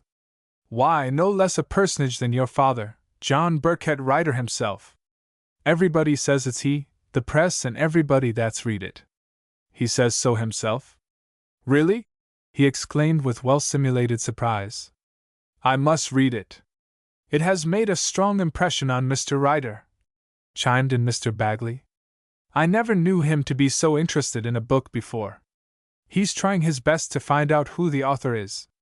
It's a jolly well-written book and wraps you American millionaires jolly well." "What? Whoever wrote the book," interrupted Kate, "is somebody who knows Mr. Ryder exceedingly well. There are things in it that an outsider could not possibly know." "Phew!" Jefferson whistled softly to himself. He was treading dangerous ground. To conceal his embarrassment, he rose. "If you'll excuse me, I'll go and pay my filial respects upstairs. I'll see you again." He gave Kate a friendly nod, and without even glancing at Mr. Bagley left the room. The couple stood in silence for a few moments after he disappeared. Then Kate went to the door and listened to his retreating footsteps. When she was sure that he was out of earshot, she turned on Mr. Bagley indignantly. "You see what you exposed me to. Jefferson thinks this was a rendezvous." "Well, it was to a certain extent," replied the secretary unabashed. "Didn't you ask me to see you here?" "Yes," said Kate, taking a letter from her bosom. "I wanted to ask you what this means." "My dear Miss Roberts, Kate, stammered the secretary. "How dare you address me in this manner when you know I and Mr. Ryder are engaged?" No one knew better than Kate that this was not true, but she said it partly out of vanity, partly out of a desire to draw out this Englishman who made such bold love to her. "Miss Roberts," replied Mr. Bagley loftily, "in that note I expressed my admiration, my love for you. Your engagement to Mr. Jefferson Ryder is, to say the least, a most uncertain fact." There was a tinge of sarcasm in his voice that did not escape Kate. "You must not judge from appearances," she answered, trying to keep up the outward show of indignation which inwardly she did not feel. "Jeff and I may hide a passion that burns like a volcano. All lovers are not demonstrative, you know." The absurdity of this description as applied to her relations with Jefferson appealed to her as so comical that she burst into laughter in which the secretary joined. "Then why did you remain here with me when the senator went out with Mr. Ryder Sr.?" he demanded. "To tell you that I cannot listen to your nonsense any longer," retorted the girl. "What?" he cried, incredulously. "You remain here to tell me that you cannot listen to me when you could easily have avoided listening to me without telling me so. Kate, your coldness is not convincing." "You mean you think I want to listen to you?" she demanded. "I do," he answered, stepping forward as if to take her in his arms. "Mr. Bagley!" she exclaimed, recoiling. "A week ago," he persisted, "you called me Fitzroy. Once, in an outburst of confidence, you called me Fitz. You hadn't asked me to marry you then." She laughed mockingly. Then, edging away towards the door, she waved her hand at him playfully and said teasingly, "Goodbye, Mr. Bagley. I am going upstairs to Mrs. Ryder. I will await my father's return in her room. I think I shall be safer." He ran forward to intercept her, but she was too quick for him. The door slammed in his face, and she was gone. Meantime, Jefferson had proceeded upstairs, passing through long and luxuriously carpeted corridors with paneled frescoed walls, and hung with grand old tapestries and splendid paintings, until he came to his mother's room. He knocked. "Come in," called out the familiar voice. He entered. Mrs. Ryder was busy at her escritoire looking over a mass of household accounts. "Hello, Mother!" he cried, running up and hugging her in his boyish, impulsive way. Jefferson had always been devoted to his mother, and while he deplored her weakness in permitting herself to be so completely under the domination of his father, she had always found him an affectionate and loving son. "Jefferson!" she exclaimed when he released her. "My dear boy, when did you arrive?" "Only yesterday. I slept at the studio last night." "You're looking bully, Mother. How's Father?" Mrs. Ryder sighed while she looked her son over proudly. In her heart she was glad Jefferson had turned out as he had. Her boy certainly would never be a financier to be attacked in magazines and books. Answering his question, she said, "Your father is as well as those busybodies in the newspapers will let him be. He's considerably worried just now over that new book, The American Octopus. How dare they make him out such a monster? He's no worse than other successful businessmen. He's richer, that's all, and it makes them jealous. He's out driving now with Senator Roberts. Kate is somewhere in the house, in the library, I think." "Yes, I found her there," replied Jefferson dryly. "She was with that cad Bagley. When is Father going to find that fellow out?" "Oh, Jefferson," protested his mother, "how can you talk like that of Mr. Bagley? He is such a perfect gentleman. His family connections alone should entitle him to respect. He is certainly the best secretary your father ever had. I'm sure I don't know what we should do without him. He knows everything that a gentleman should. And a good deal more, I wager," growled Jefferson. "He wasn't groom of the back stairs to England's Queen for nothing." Then, changing the topic, he said suddenly, "Talking about Kate, Mother, we have got to reach some definite understanding. This talk about my marrying her must stop. I intend to take the matter up with Father today." "Oh, of course, more trouble," replied his mother in a resigned tone. She was so accustomed to having her wishes thwarted that she was never surprised at anything. "We heard of your goings-on in Paris. That Miss Rossmore was there, was she not?" "That has got nothing to do with it," replied Jefferson warmly. He resented Shirley's name being dragged into the discussion. Then more calmly he went on. "Now, Mother, be reasonable, listen. I purpose to live my own life. I have already shown my father that I will not be dictated to, and that I can earn my own living. He has no right to force this marriage on me. There has never been any misunderstanding on Kate's part. She and I understand each other thoroughly." "Well, Jefferson, you may be right from your point of view," replied his mother weakly. She invariably ended by agreeing with the last one who argued with her. "You are of age, of course. Your parents have only a moral right over you. Only remember this, it would be foolish of you to do anything now to anger your father. His interests are your interests. Don't do anything to jeopardize them." Of course, you can't be forced to marry a girl you don't care for, but your father will be bitterly disappointed. He had set his heart on this match. He knows all about your infatuation for Miss Rossmore, and it has made him furious. I suppose you've heard about her father? Yes, and it's a dastardly outrage, blurted out Jefferson. It's a damnable conspiracy against one of the most honorable men that ever lived, and I mean to ferret out and expose the authors. I came here today to ask Father to help me. You came to ask your father to help you? Echoed his mother incredulously. Why not? Demanded Jefferson. Is it true then that he is selfishness incarnate? Wouldn't he do that much to help a friend? You've come to the wrong house, Jeff. You ought to know that. Your father is far from being Judge Rossmore's friend. Surely you have sense enough to realize that there are two reasons why he would not raise a finger to help him. One is that he has always been his opponent in public life, the other is that you want to marry his daughter. Jefferson sat as if struck dumb. He had not thought of that. Yes, it was true. His father and the father of the girl he loved were mortal enemies. How was help to be expected from the head of those interests, which the judge had always attacked, and now he came to think of it, perhaps his own father was really at the bottom of these abominable charges. He broke into a cold perspiration and his voice was altered as he said, Yes, I see now, Mother. You are right. Then he added bitterly, That has always been the trouble at home. No matter where I turn, I am up against a stone wall, the money interests. One never hears a glimmer of fellow feeling, never a word of human sympathy, only cold calculation, heartless reasoning, money, money, money. Oh, I am sick of it. I don't want any of it. I am going away where I'll hear no more of it. His mother laid her hand gently on his shoulder. Don't talk that way, Jefferson. Your father is not a bad man at heart, you know that. His life has been devoted to money-making and he has made a greater fortune than any man living or dead. He is only what his life has made him. He has a good heart.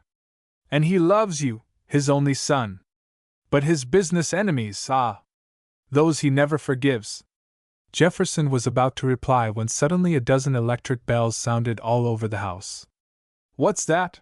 Exclaimed Jefferson, alarmed, and starting towards the door. Oh, that's nothing, smiled his mother.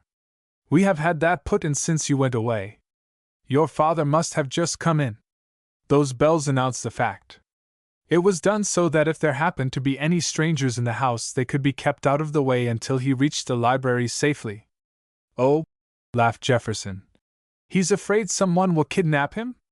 Certainly he would be a rich prize. I wouldn't care for the job myself, though.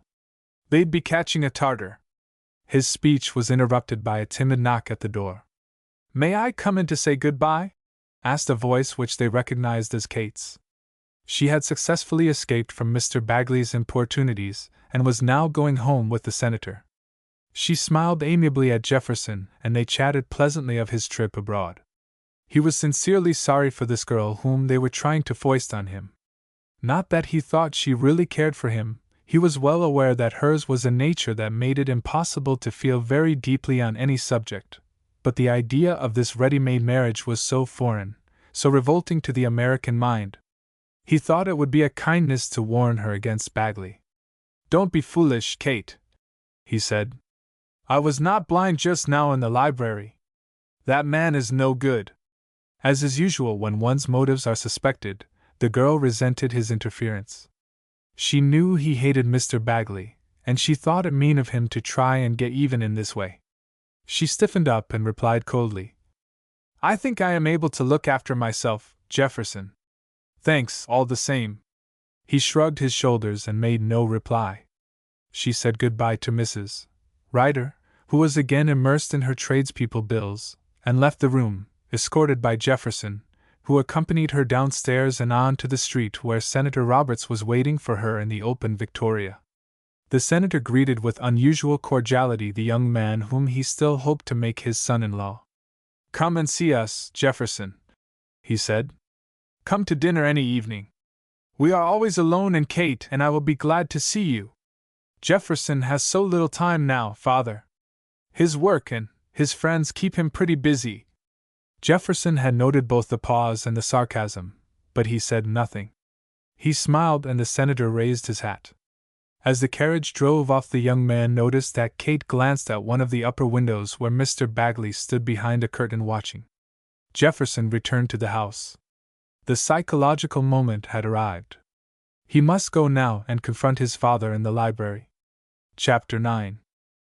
The library was the most important room in the Ryder mansion, for it was there that the Colossus carried through his most important business deals, and its busiest hours were those which most men devote to rest. But John Burkett Ryder never rested. There could be no rest for any man who had 1,000 millions of dollars to take care of. Like Macbeth, he could sleep no more. When the hum of business life had ceased downtown, and he returned home from the tall building in Lower Broadway, then his real work began. The day had been given to mere business routine. In his own library at night, free from inquisitive ears and prying eyes, he could devise new schemes for strengthening his grip upon the country. He could evolve more gigantic plans for adding to his already countless millions. Here the money Moloch held court like any king, with as much ceremony and more secrecy, and having for his courtiers some of the most prominent men in the political and industrial life of the nation.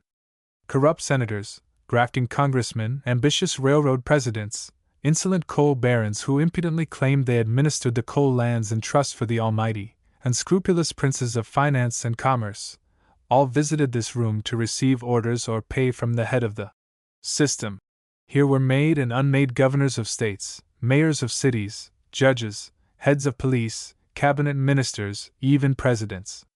Here were turned over to confidential agents millions of dollars to overturn the people's vote in the national elections. Here were distributed yearly hundreds of thousands of dollars to grafters, large and small, who had earned it in the service of the interests. Here, secretly and unlawfully, the heads of railroads met to agree on rates which, by discriminating against one locality in favor of another, crushed out competition, raised the cost to the consumer, and put millions in the pockets of the trust. Here were planned tricky financial operations, with deliberate intent to mislead and deceive the investing public, operations which would send stocks soaring one day, only a week later to put Wall Street on the verge of panic. Half a dozen suicides might result from the coup, but twice as many millions of profits had gone into the coffers of the system. Here, too, was perpetrated the most heinous crime that can be committed against a free people, the conspiring of the trusts abetted by the railroads, to arbitrarily raise the prices of the necessaries of life, meat, coal, oil, ice, gas, wholly without other justification than that of greed, which, with these men, was the unconquerable, all-absorbing passion. In short, everything that unscrupulous leaders of organized capital could devise to squeeze the life-blood out of the patient, defenseless twaller was done within these four walls. It was a handsome room, noble in proportions and abundantly lighted by three large and deeply recessed, mullioned windows, one in the middle of the room and one at either end. The lofty ceiling was a marvelously fine example of paneled oak of Gothic design, decorated with gold, and the shelves for books which lined the walls were likewise of oak, richly carved. In the center of the wall facing the windows was a massive and elaborately designed oak chimney-piece, reaching up to the ceiling, and having in the middle panel over the mantel a fine 3/4-length portrait of George Washington. The room was furnished sumptuously yet quietly, and fully in keeping with the rich collection of classic and modern authors that filled the bookcases, and in corners here and there stood pedestals with marble busts of Shakespeare, Goethe, and Voltaire. It was the retreat of a scholar rather than of a man of affairs. When Jefferson entered, his father was seated at his desk, a long black cigar between his lips, giving instructions to Mr. Bagley. Mr. Ryder looked up quickly as the door opened and the secretary made a movement forward as if to eject the intruder, no matter who he might be. They were not accustomed to having people enter the sanctum of the Colossus so unceremoniously. But when he saw who it was, Mr. Ryder's stern, set face relaxed and he greeted his son amiably.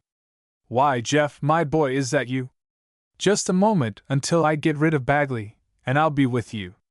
Jefferson turned to the bookshelves and ran over the titles while the financier continued his business with the secretary. "Now, Bagley. Come, quick. What is it?"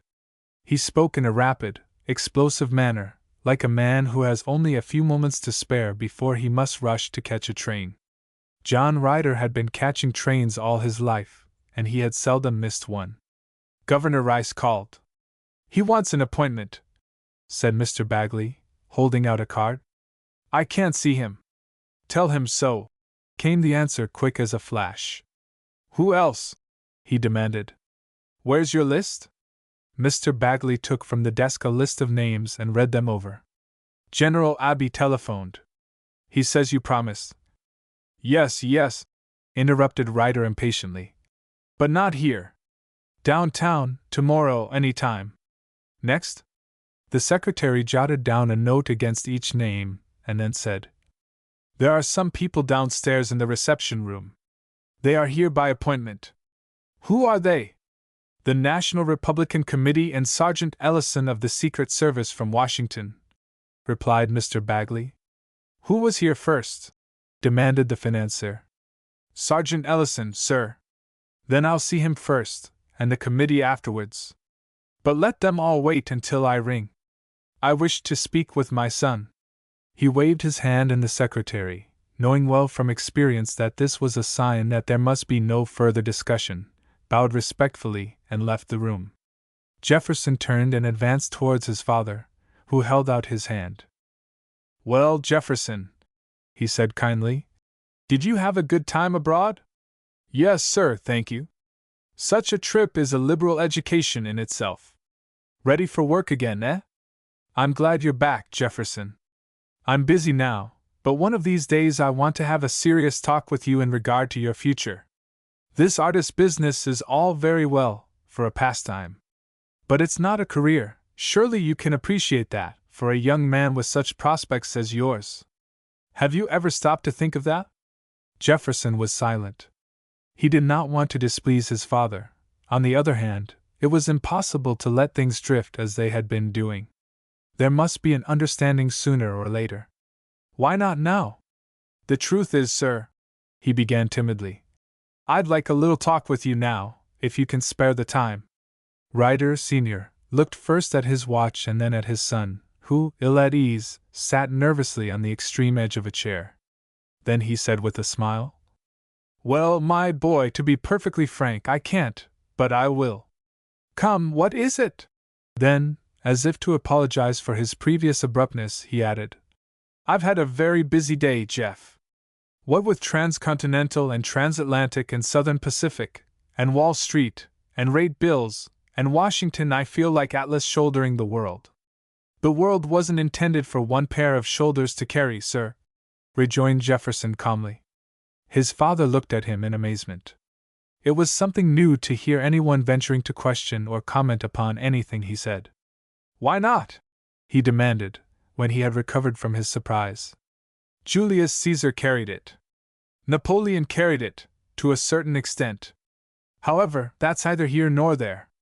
"What is it, boy?" Unable to remain a moment inactive, he commenced to pick among the mass of papers on his desk, while Jefferson was thinking what to say. The last word his father uttered gave him a cue, and he blurted out protestingly, "That's just it, sir. You forget that I'm no longer a boy. It's time to treat me as if I were a man." Ryder Sr. leaned back in his chair and laughed heartily. "A man at 28? That's an excellent joke. Do you know that a man doesn't get his horse sense till he's 40? I want you to take me seriously," persisted Jefferson.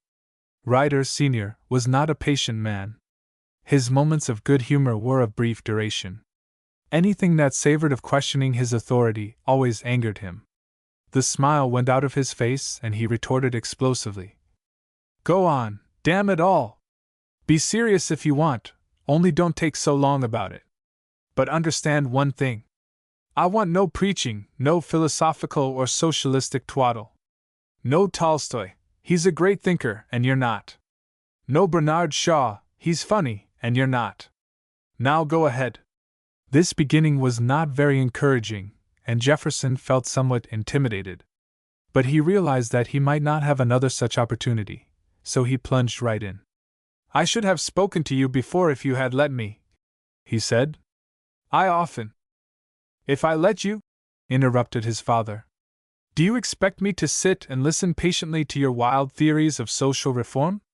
You asked me one day why the wages of the idle rich was wealth and the wages of hard work was poverty, and I told you that I worked harder in one day than a tunnel digger works in a lifetime.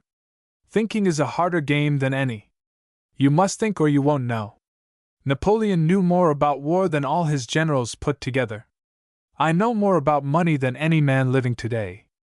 The man who knows is the man who wins. The man who takes advice isn't fit to give it. That's why I never take yours. Come, don't be a fool, Jeff, give up this art nonsense. Come back to the trading company. I'll make you vice president, and I'll teach you the business of making millions. Jefferson shook his head. It was hard to have to tell his own father that he did not think the million-making business quite a respectable one, so he only murmured, "It's impossible, father. I am devoted to my work. I even intend to go away and travel a few years and see the world. It will help me considerably." Ryder Sr. eyed his son in silence for a few moments, then he said gently, "Don't be obstinate, Jeff. Listen to me. I know the world better than you do. You mustn't go away. You are the only flesh and blood I have." He stopped speaking for a moment, as if overcome by a sudden emotion over which he had no control. Jefferson remained silent, nervously toying with a paper cutter. Seeing that his words had made no effect, Ryder thumped his desk with his fist and cried, "You see my weakness. You see that I want you with me, and now you take advantage, you take advantage." "No, father, I don't," protested Jefferson. "But I want to go away. Although I have my studio and am practically independent, I want to go where I shall be perfectly free, where my every move will not be watched, where I can meet my fellow man heart to heart on an equal basis, where I shall not be pointed out as the son of Ready Money Ryder. I want to make a reputation of my own as an artist." "Why not study theology and become a preacher?" sneered Ryder. Then, more amiably, he said, "No, my lad, you stay here. Study my interests, study the interests that will be yours some day." "No," said Jefferson doggedly. "I'd rather go. My work and my self-respect demand it." "Then go, damn it, go!" cried his father in a burst of anger. "I'm a fool for wasting my time with an ungrateful son." He rose from his seat and began to pace the room. "Father," exclaimed Jefferson, starting forward, "you do me an injustice." "An injustice?" echoed Mr. Ryder, turning round. "Ye gods! I've given you the biggest name in the commercial world. The most colossal fortune ever accumulated by one man is waiting for you, and you say I've done you an injustice." "Yes, we are rich," said Jefferson bitterly. "But at what a cost! You do not go into the world and hear the sneers that I get everywhere. You may succeed in muzzling the newspapers and magazines, but you cannot silence public opinion. People laugh when they hear the name Ryder, when they do not weep. All your millions cannot purchase the world's respect. You try to throw millions to the public as a bone to a dog, and they decline the money on the ground that it is tainted. Doesn't that tell you what the world thinks of your methods?" Ryder laughed cynically. He went back to his desk, and sitting facing his son, he replied, "Jefferson, you are young. It is one of the symptoms of youth to worry about public opinion. When you are as old as I am, you will understand that there is only one thing which counts in this world: money. The man who has it possesses power over the man who has it not, and power is what the ambitious man loves most." He stopped to pick up a book. It was The American Octopus. Turning again to his son, he went on, "Do you see this book? It is the literary sensation of the year. Why? Because it attacks me, the richest man in the world. It holds me up as a monster, a tyrant, a man without soul, honor, or conscience, caring only for one thing, money, having but one passion, the love of power, and halting at nothing, not even at crime, to secure it. That is the portrait they draw of your father." Jefferson said nothing. He was wondering if his sire had a suspicion who wrote it, and was leading up to that. But Ryder Sr. continued, "Do I care? The more they attack me, the more I like it. Their puny pen pricks have about the same effect as mosquito bites on the pachyderm. What I am, the conditions of my time made me. When I started in business a humble clerk, 40 years ago, I had but one goal, success. I had but one aim, to get rich. I was lucky. I made a little money, and I soon discovered that I could make more money by outwitting my competitors in the oil fields. Railroad conditions helped me. The whole country was money mad. A wave of commercial prosperity swept over the land, and I was carried along on its crest. I grew enormously rich, my millions increasing by leaps and bounds. I branched out into other interests, successful always, until my holdings grew to what they are today, the wonder of the 20th century. What do I care for the world's respect when my money makes the world my slave? What respect can I have for a people that cringe before money and let it rule them? Are you aware that not a factory wheel turns, not a vote is counted, not a judge is appointed, not a legislator seated, not a president elected without my consent? I am the real ruler of the United States, not the so-called government at Washington.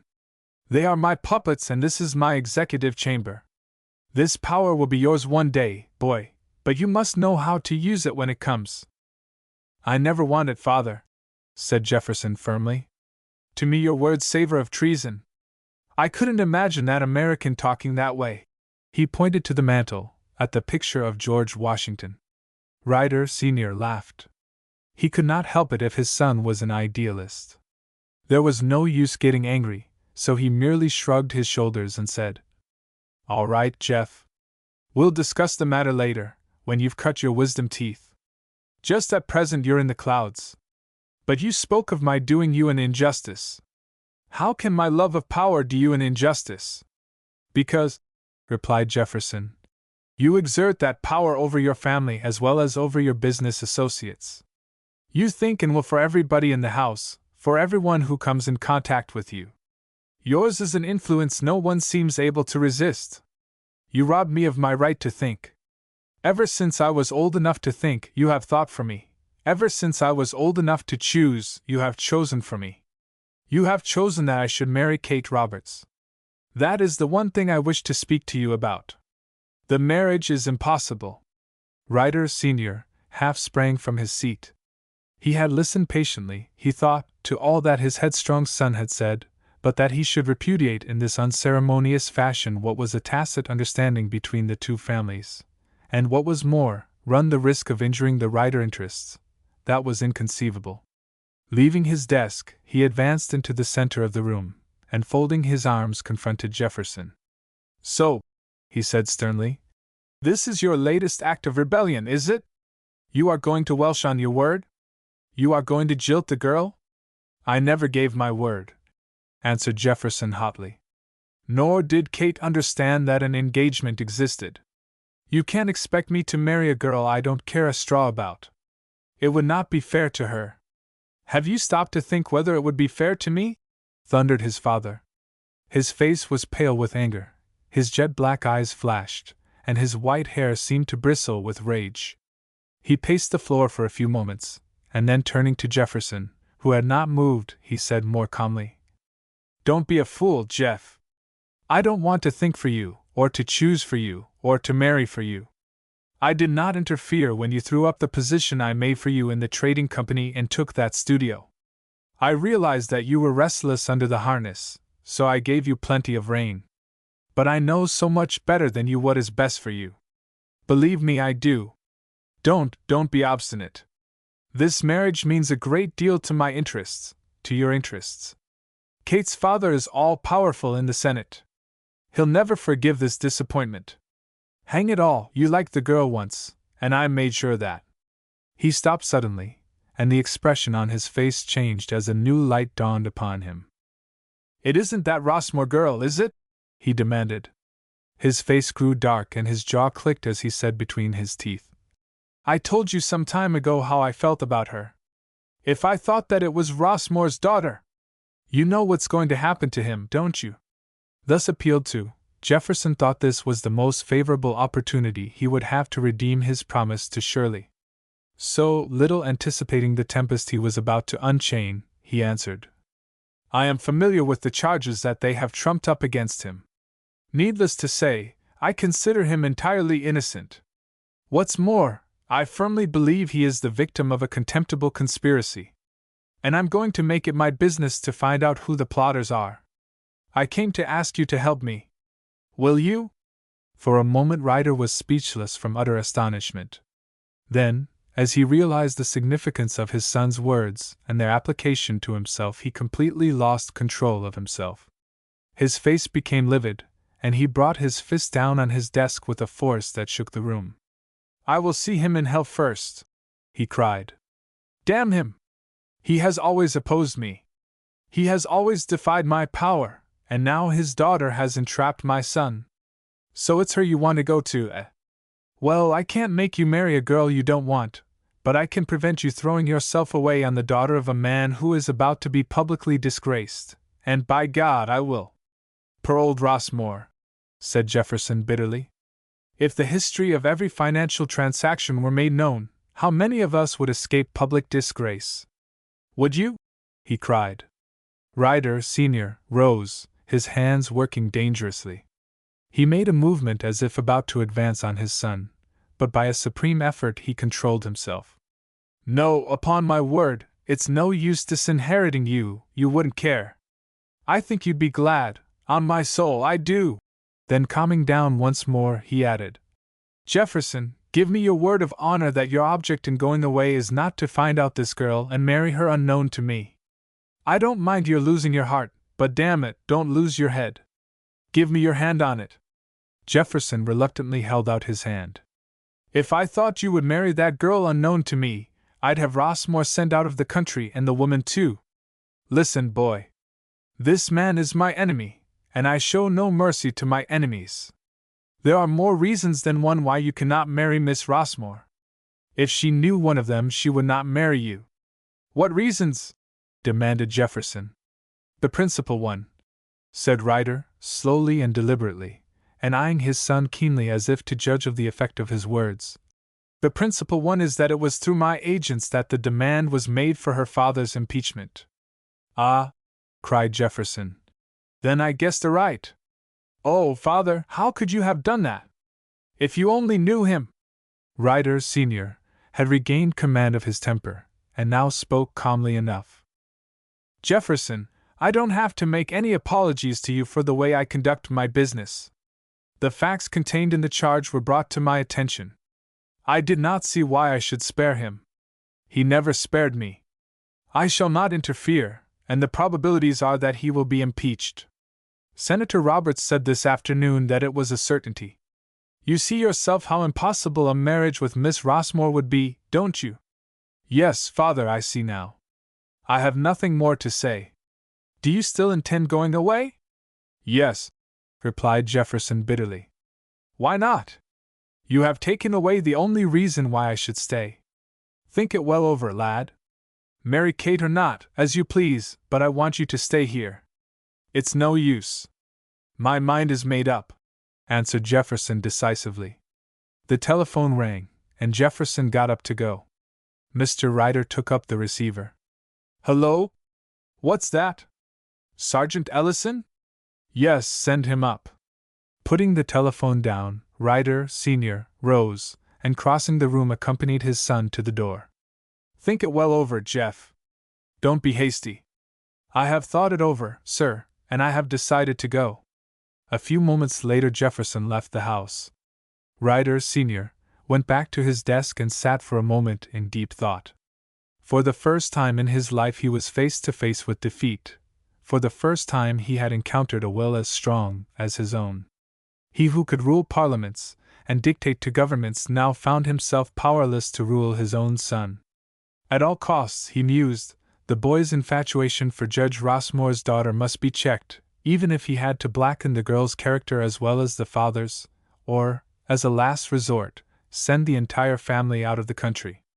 He had not lost sight of his victim since the carefully prepared crash in Wall Street, and the sale of the Rossmore home following the bankruptcy of the Great Northwestern Mining Company. His agents had reported their settlement in the quiet little village on Long Island, and he had also learned of Miss Rossmore's arrival from Europe, which coincided strangely with the homecoming of his own son.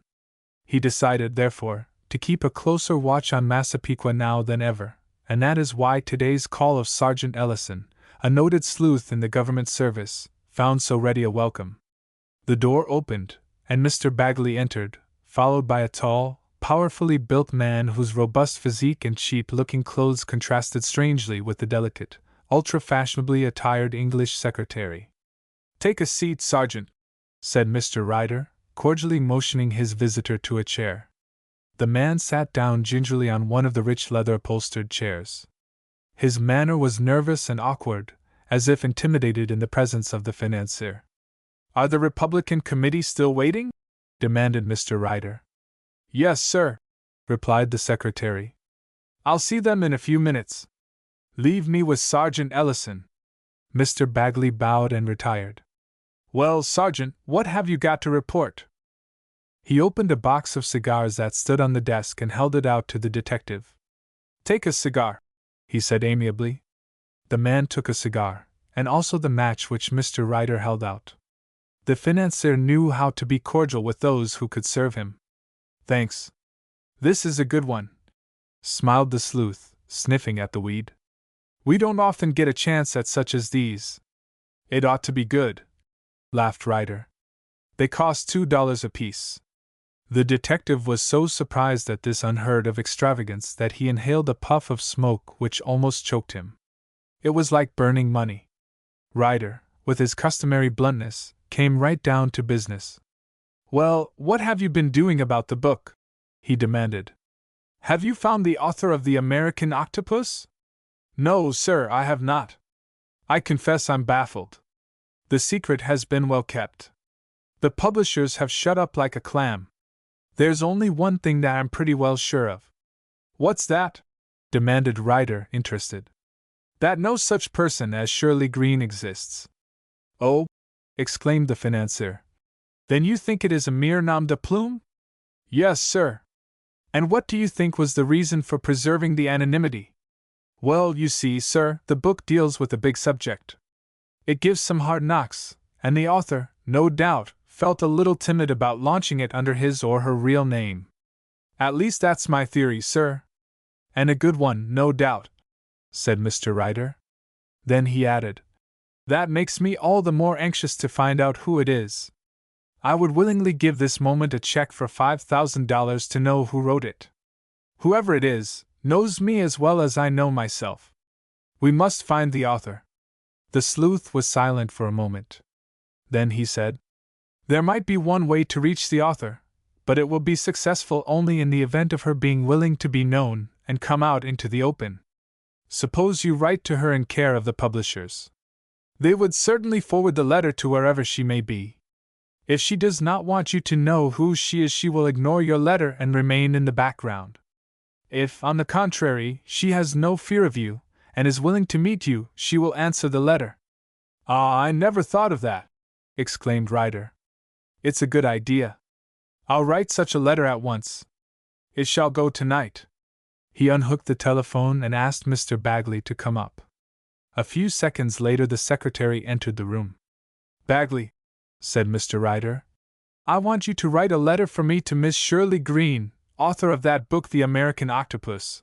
We will address it care of her publishers, Littleton and Company. Just say that if convenient I should like a personal interview with her at my office, number 36 Broadway, in relation to her book, The American Octopus. See that it is mailed tonight.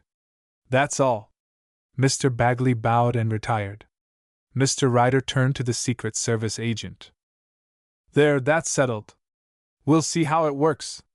And now, Sergeant, I have another job for you, and if you are faithful to my interests you will not find me unappreciative. Do you know a little place on Long Island called Massapequa?" "Yes," grinned the detective. "I know it. They've got some fine specimens of skeeters there." Paying no attention to this jocularity, Mr. Ryder continued, "Judge Rossmore is living there, pending the outcome of his case in the Senate. His daughter has just arrived from Europe. My son Jefferson came home on the same ship. They are a little more friendly than I care to have them. You understand.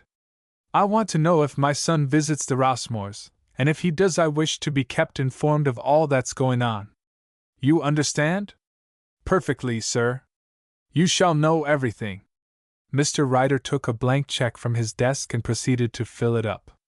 Then, handing it to the detective, he said, "Here is $500 for you. Spare either trouble or expense." "Thank you, sir," said the man as he pocketed the money. "Leave it to me. That's about all, I think. Regarding the other matter, we'll see how the letter works."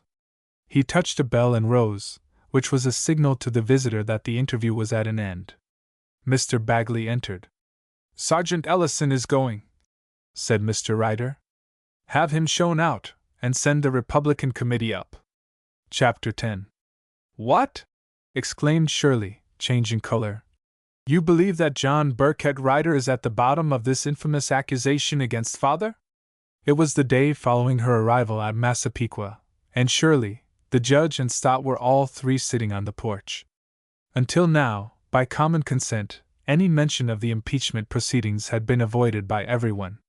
The previous afternoon and evening had been spent listening to an account of Shirley's experiences in Europe, and a smile had flitted across even the judge's careworn face as his daughter gave a humorous description of the picturesque Paris students with their long hair and peg-top trousers, while Stott simply roared with laughter.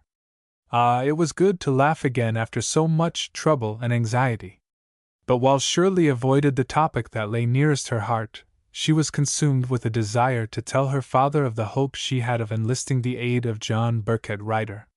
The great financier was certainly able to do anything he chose, and had not his son Jefferson promised to win him over to their cause? So today, after Mrs. Rossmore and her sister had gone down to the village to make some purchases, Shirley timidly broached the matter.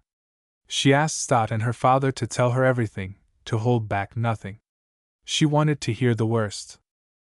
Stott, therefore, started to review the whole affair from the beginning, explaining how her father, in his capacity as judge of the Supreme Court, had to render decisions, several of which were adverse to the corporate interests of a number of rich men, and how since that time these powerful interests had used all their influence to get him put off the bench. He told her about the transcontinental case, and how the judge had got mysteriously tangled up in the Great Northern Mining Company, and of the scandalous newspaper rumors, followed by the news of the congressional inquiry. Then he told her about the panic in Wall Street, the sale of the house on Madison Avenue, and the removal to Long Island. "That is the situation," said Stott when he had finished. "We are waiting now to see what the Senate will do. We hope for the best. It seems impossible that the Senate will condemn a man whose whole life is like an open book, but unfortunately the Senate is strongly Republican and the big interests are in complete control. Unless support comes from some unexpected quarter, we must be prepared for anything." Support from some unexpected quarter. Stott's closing words rang in Shirley's head. Was that not just what she had to offer? Unable to restrain herself longer and her heart beating tumultuously from suppressed emotion, she cried, "We'll have that support! We'll have it! I've got it already! I wanted to surprise you. Father, the most powerful man in the United States will save you from being dishonored." The two men leaned forward in eager interest. What could the girl mean? Was she serious or merely jesting? But Shirley was never more serious in her life.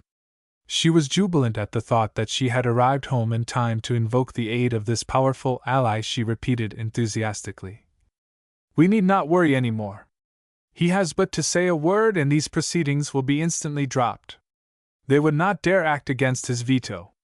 Did you hear, Father? Your case is as good as won." "What do you mean, child? Who is this unknown friend? Surely you can guess when I say the most powerful man in the United States? None other than John Burkett Ryder." She stopped short to watch the effect which this name would have on her hearers. But to her surprise, neither her father nor Stott displayed the slightest emotion, or even interest. Puzzled at this cold reception, she repeated, "Did you hear, Father? John Burkett Ryder will come to your assistance. I came home on the same ship as his son, and he promised to secure his father's aid." The judge puffed heavily at his pipe and merely shook his head, making no reply. Stott explained, "We can't look for help from that quarter, surely. You don't expect a man to cut loose his own kite, do you?" "What do you mean?" demanded Shirley, mystified. "Simply this. That John Burkett Ryder is the very man who is responsible for all your father's misfortunes. The girl sank back in her seat pale and motionless, as if she had received a blow. Was it possible? Could Jefferson's father have done them such a wrong as this? She well knew that Ryder, Sr., was a man who would stop at nothing to accomplish his purpose. This she had demonstrated conclusively in her book, but she had never dreamed that his hand would ever be directed against her own flesh and blood. Decidedly some fatality was causing Jefferson and herself to drift further and further apart. First, her father's trouble. That alone would naturally have separated them. And now this discovery that Jefferson's father had done hers this wrong. All idea of marriage was henceforth out of the question. That was irrevocable. Of course, she could not hold Jefferson to blame for methods which he himself abhorred. She would always think as much of him as ever, but whether her father emerged safely from the trial in the Senate or not, no matter what the outcome of the impeachment proceedings might be, Jefferson could never be anything else than a Ryder, and from now on there would be an impassable gulf between the Rossmores and the Ryders. The dove does not mate with the hawk. Do you really believe this, that John Ryder deliberately concocted the bribery charge with the sole purpose of ruining my father? Demanded Shirley when she had somewhat recovered. There is no other solution of the mystery possible, answered Stott. The trust found they could not fight him in the open, in a fair, honest way, so they plotted in the dark. Ryder was the man who had most to lose by your father's honesty on the bench. Ryder was the man he hit the hardest when he enjoined his transcontinental railroad. Ryder, I am convinced, is the chief conspirator. But can such things be in a civilized community? Cried Shirley indignantly. Cannot he be exposed? Won't the press take the matter up? Cannot we show conspiracy? It sounds easy, but it isn't, replied Stott. I have had a heap of experience with the law, my child, and I know what I'm talking about. They're too clever to be caught tripping. They've covered their tracks well, be sure of that. As to the newspapers, when did you ever hear of them championing a man when he's down? And you, father, do you believe Ryder did this? I have no longer any doubt of it, answered the judge. I think John Ryder would see me dead before he would raise a finger to help me. His answer to my demand for my letters convinced me that he was the arch-plotter. What letters do you refer to? Demanded Shirley. The letters I wrote to him in regard to my making an investment. He advised the purchase of certain stock.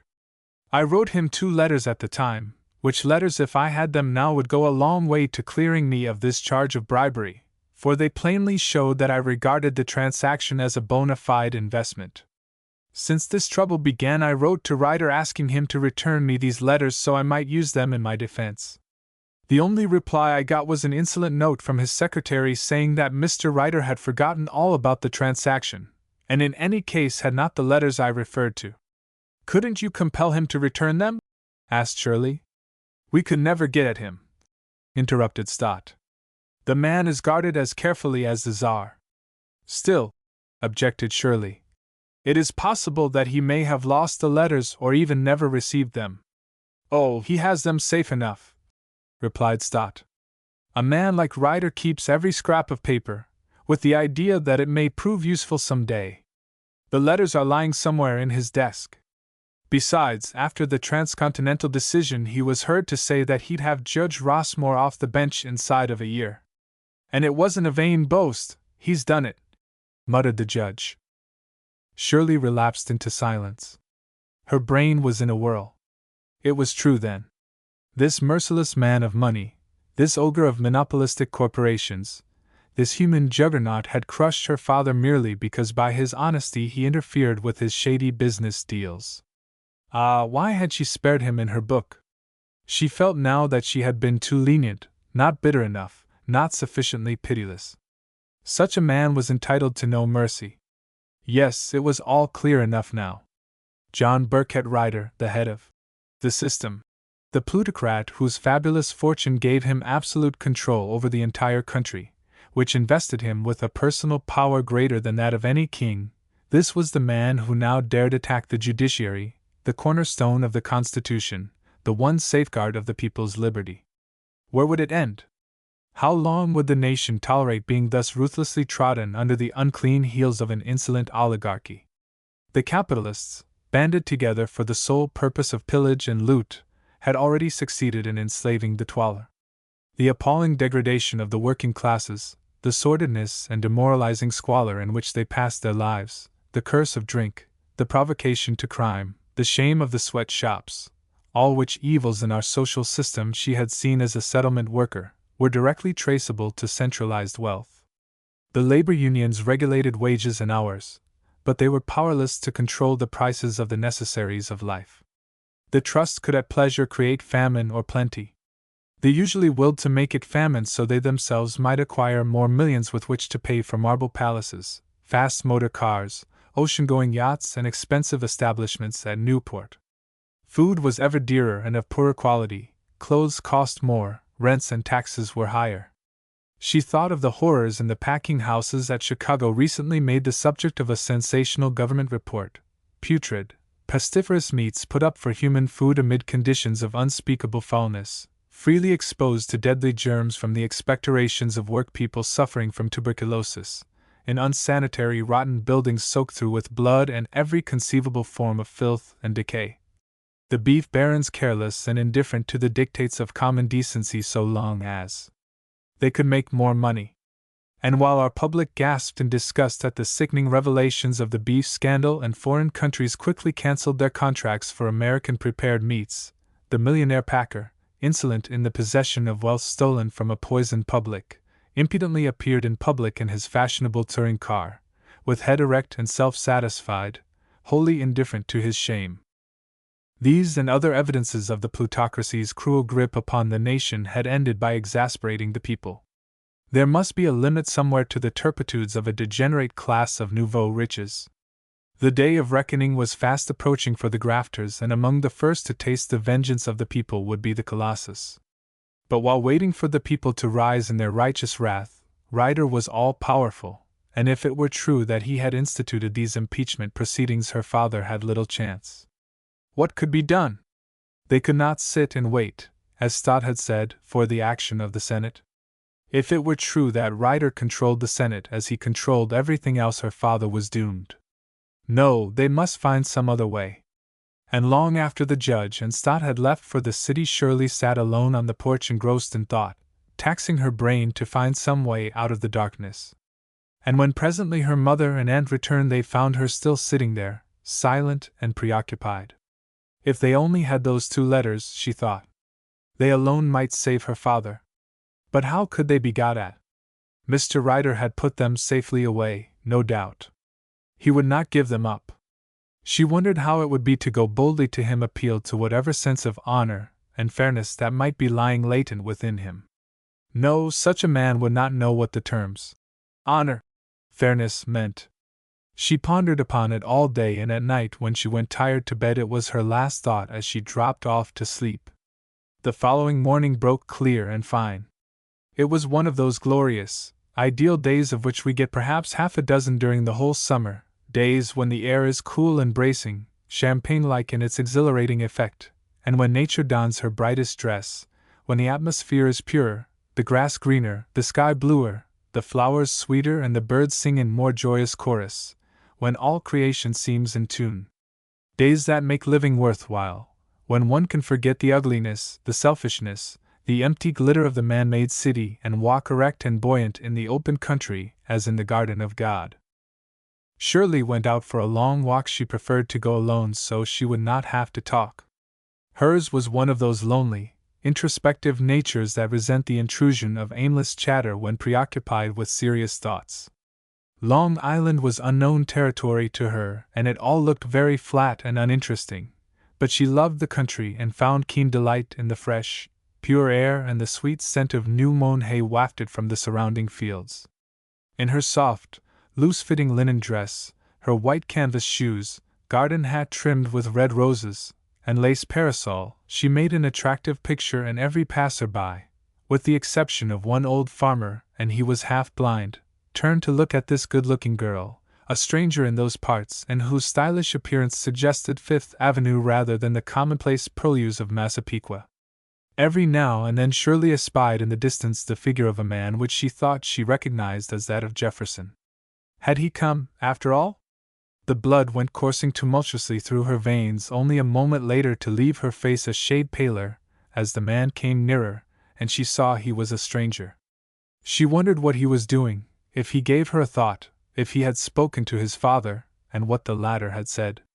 She could realize now what Mr. Ryder's reply had been. Then she wondered what her future life would be.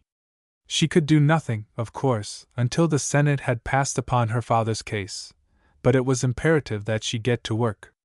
In a day or two, she would call on her publishers and learn how her book was selling. She might get other commissions. If she could not make enough money in literary work, she would have to teach. It was a dreary outlook at best, and she sighed as she thought of the ambitions that had once stirred her breast. All the brightness seemed to have gone out of her life, her father disgraced, Jefferson now practically lost to her. Only her work remained. As she neared the cottage on her return home, she caught sight of the letter carrier approaching the gate. Instantly she thought of Jefferson, and she hurried to intercept the man. Perhaps he had written instead of coming. "Miss Shirley Rossmore?" said the man, eyeing her interrogatively. "That's I," said Shirley. The postman handed her a letter and passed on. Shirley glanced quickly at the superscription. No, it was not from Jefferson. She knew his handwriting too well. The envelope, moreover, bore the firm name of her publishers. She tore it open and found that it merely contained another letter which the publishers had forwarded. This was addressed to Miss Shirley Green and ran as follows: John Burkett Ryder. Shirley almost shouted from sheer excitement. At first she was alarmed. The name John Burkett Ryder was such a bogey to frighten bad children with. She thought he might want to punish her for writing about him as she had. She hurried to the porch and sat there reading the letter over, and her brain began to evolve ideas. She had been wondering how she could get at Mr. Ryder, and here he was actually asking her to call on him. Evidently he had not the slightest idea of her identity, for he had been able to reach her only through her publishers, and no doubt he had exhausted every other means of discovering her address. The more she pondered over it, the more she began to see in this invitation a way of helping her father. Yes, she would go and beard the lion in his den, but she would not go to his office. She would accept the invitation only on condition that the interview took place in the Ryder mansion, where undoubtedly the letters would be found. She decided to act immediately. No time was to be lost, so she procured a sheet of paper and an envelope and wrote as follows: Mr. John Burkett Ryder, Shirley Green. Her letter was abrupt, and at first glance seemed hardly calculated to bring about what she wanted, an invitation to call at the Ryder home. But she was shrewd enough to see that if Ryder wrote to her at all, it was because he was most anxious to see her, and her abruptness would not deter him from trying again. On the contrary, the very unusualness of anyone thus dictating to him would make him more than ever desirous of making her acquaintance. So Shirley mailed the letter and awaited with confidence for Ryder's reply. So certain was she that one would come that she at once began to form her plan of action. She would leave Massapequa at once, and her whereabouts must remain a secret even from her own family. As she intended to go to the Ryder house in the assumed character of Shirley Green, it would never do to run the risk of being followed home by a Ryder detective to the Rossmore cottage. She would confide in one person only, Judge Stott. He would know where she was and would be in constant communication with her. But otherwise, she must be alone to conduct the campaign as she judged fit. She would go at once to New York and take rooms in a boarding house where she would be known as Shirley Green. As for funds to meet her expenses, she had her diamonds, and would they not be filling a more useful purpose if sold to defray the cost of saving her father than in mere personal adornment? So that evening, while her mother was talking with the judge, she beckoned Stott over to the corner where she was sitting. "Judge Stott," she began, "I have a plan." He smiled indulgently at her. "Another friend like that of yesterday?" he asked. "No," replied the girl. "Listen. I am in earnest now, and I want you to help me. You said that no one on earth could resist John Burkett Ryder, that no one could fight against the money power. Well, do you know what I am going to do? There was a quiver in her voice, and her nostrils were dilated like those of a thoroughbred eager to run the race. She had risen from her seat and stood facing him, her fists clenched, her face set and determined. Stott had never seen her in this mood, and he gazed at her half admiringly, half curiously. "What will you do?" he asked with a slightly ironical inflection in his voice. "I am going to fight John Burkett Ryder," she cried. Stott looked at her open-mouthed. "You," he said. "Yes, said Shirley. "I'm going to him, and I intend to get those letters if he has them." Stott shook his head. "My dear child," he said, "what are you talking about? How can you expect to reach Ryder? We couldn't." "I don't know just how yet," replied Shirley, "but I'm going to try. I love my father, and I'm going to leave nothing untried to save him." "But what can you do?" persisted Stott. "The matter has been sifted over and over by some of the greatest minds in the country." "Has any woman sifted it over?" demanded Shirley. "No, but," stammered Stott. "Then it's about time one did," said the girl decisively. "Those letters my father speaks of, they would be useful, would they not? They would be invaluable. Then I'll get them. If not— But I don't understand how you're going to get at Ryder," interrupted Stott. "This is how," replied Shirley, passing over to him the letter she had received that afternoon. As Stott recognized the well-known signature and read the contents, the expression of his face changed. He gasped for breath and sank into a chair from sheer astonishment. "Ah, that's different!" he cried. "That's different!" Briefly, Shirley outlined her plan, explaining that she would go to live in the city immediately and conduct her campaign from there. If she was successful, it might save her father, and if not, no harm could come of it. Stott demurred at first. He did not wish to bear alone the responsibility of such an adventure. There was no knowing what might happen to her, visiting a strange house under an assumed name. But when he saw how thoroughly in earnest she was and that she was ready to proceed without him, he capitulated. He agreed that she might be able to find the missing letters, or if not, that she might make some impression on Ryder himself. She could show interest in the judge's case as a disinterested outsider, and so might win his sympathies. From being a skeptic, Stott now became enthusiastic. He promised to cooperate in every way and to keep Shirley's whereabouts an absolute secret. The girl, therefore, began to make her preparations for departure from home by telling her parents that she had accepted an invitation to spend a week or two with an old college chum in New York. That same evening her mother, the judge, and Stott went for a stroll after dinner and left her to take care of the house. They had wanted Shirley to go, too, but she pleaded fatigue. The truth was that she wanted to be alone so she could ponder undisturbed over her plans. It was a clear, starlit night, with no moon, and Shirley sat on the porch listening to the chirping of the crickets and idly watching the flashes of the mysterious fireflies. She was in no mood for reading and sat for a long time rocking herself, engrossed in her thoughts. Suddenly she heard someone unfasten the garden gate. It was too soon for the return of the promenaders. It must be a visitor. Through the uncertain penumbra of the garden she discerned approaching a form which looked familiar. Yes, now there was no doubt possible. It was, indeed, Jefferson Ryder. She hurried down the porch to greet him. No matter what the father had done, she could never think any the less of the son. He took her hand, and for several moments neither one spoke. There are times when silence is more eloquent than speech, and this was one of them. The gentle grip of his big strong hand expressed more tenderly than any words the sympathy that lay in his heart for the woman he loved. Shirley said quietly, "You have come at last, Jefferson." "I came as soon as I could," he replied gently. "I saw father only yesterday." "You need not tell me what he said," Shirley hastened to say. Jefferson made no reply. He understood what she meant. He hung his head and hit viciously with his walking stick at the pebbles that lay at his feet. She went on. "I know everything now. It was foolish of me to think that Mr. Ryder would ever help us."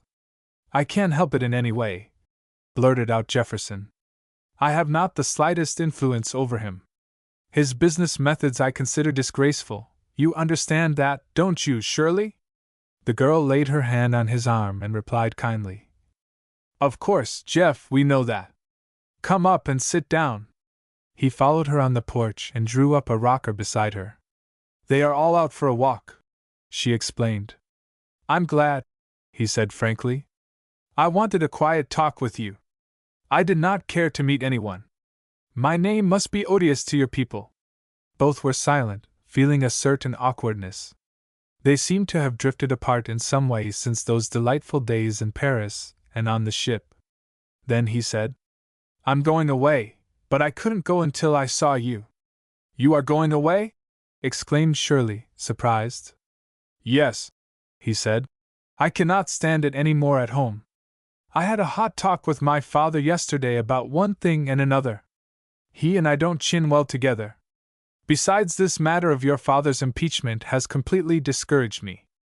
All the wealth in the world could never reconcile me to such methods. I'm ashamed of the role my own flesh and blood has played in that miserable affair. I can't express what I feel about it. Yes, sighed Shirley. It is hard to believe that you are the son of that man. How is your father? Inquired Jefferson. How does he take it? Oh, his heart beats and he can see and hear and speak, replied Shirley sadly. But he is only a shadow of what he once was.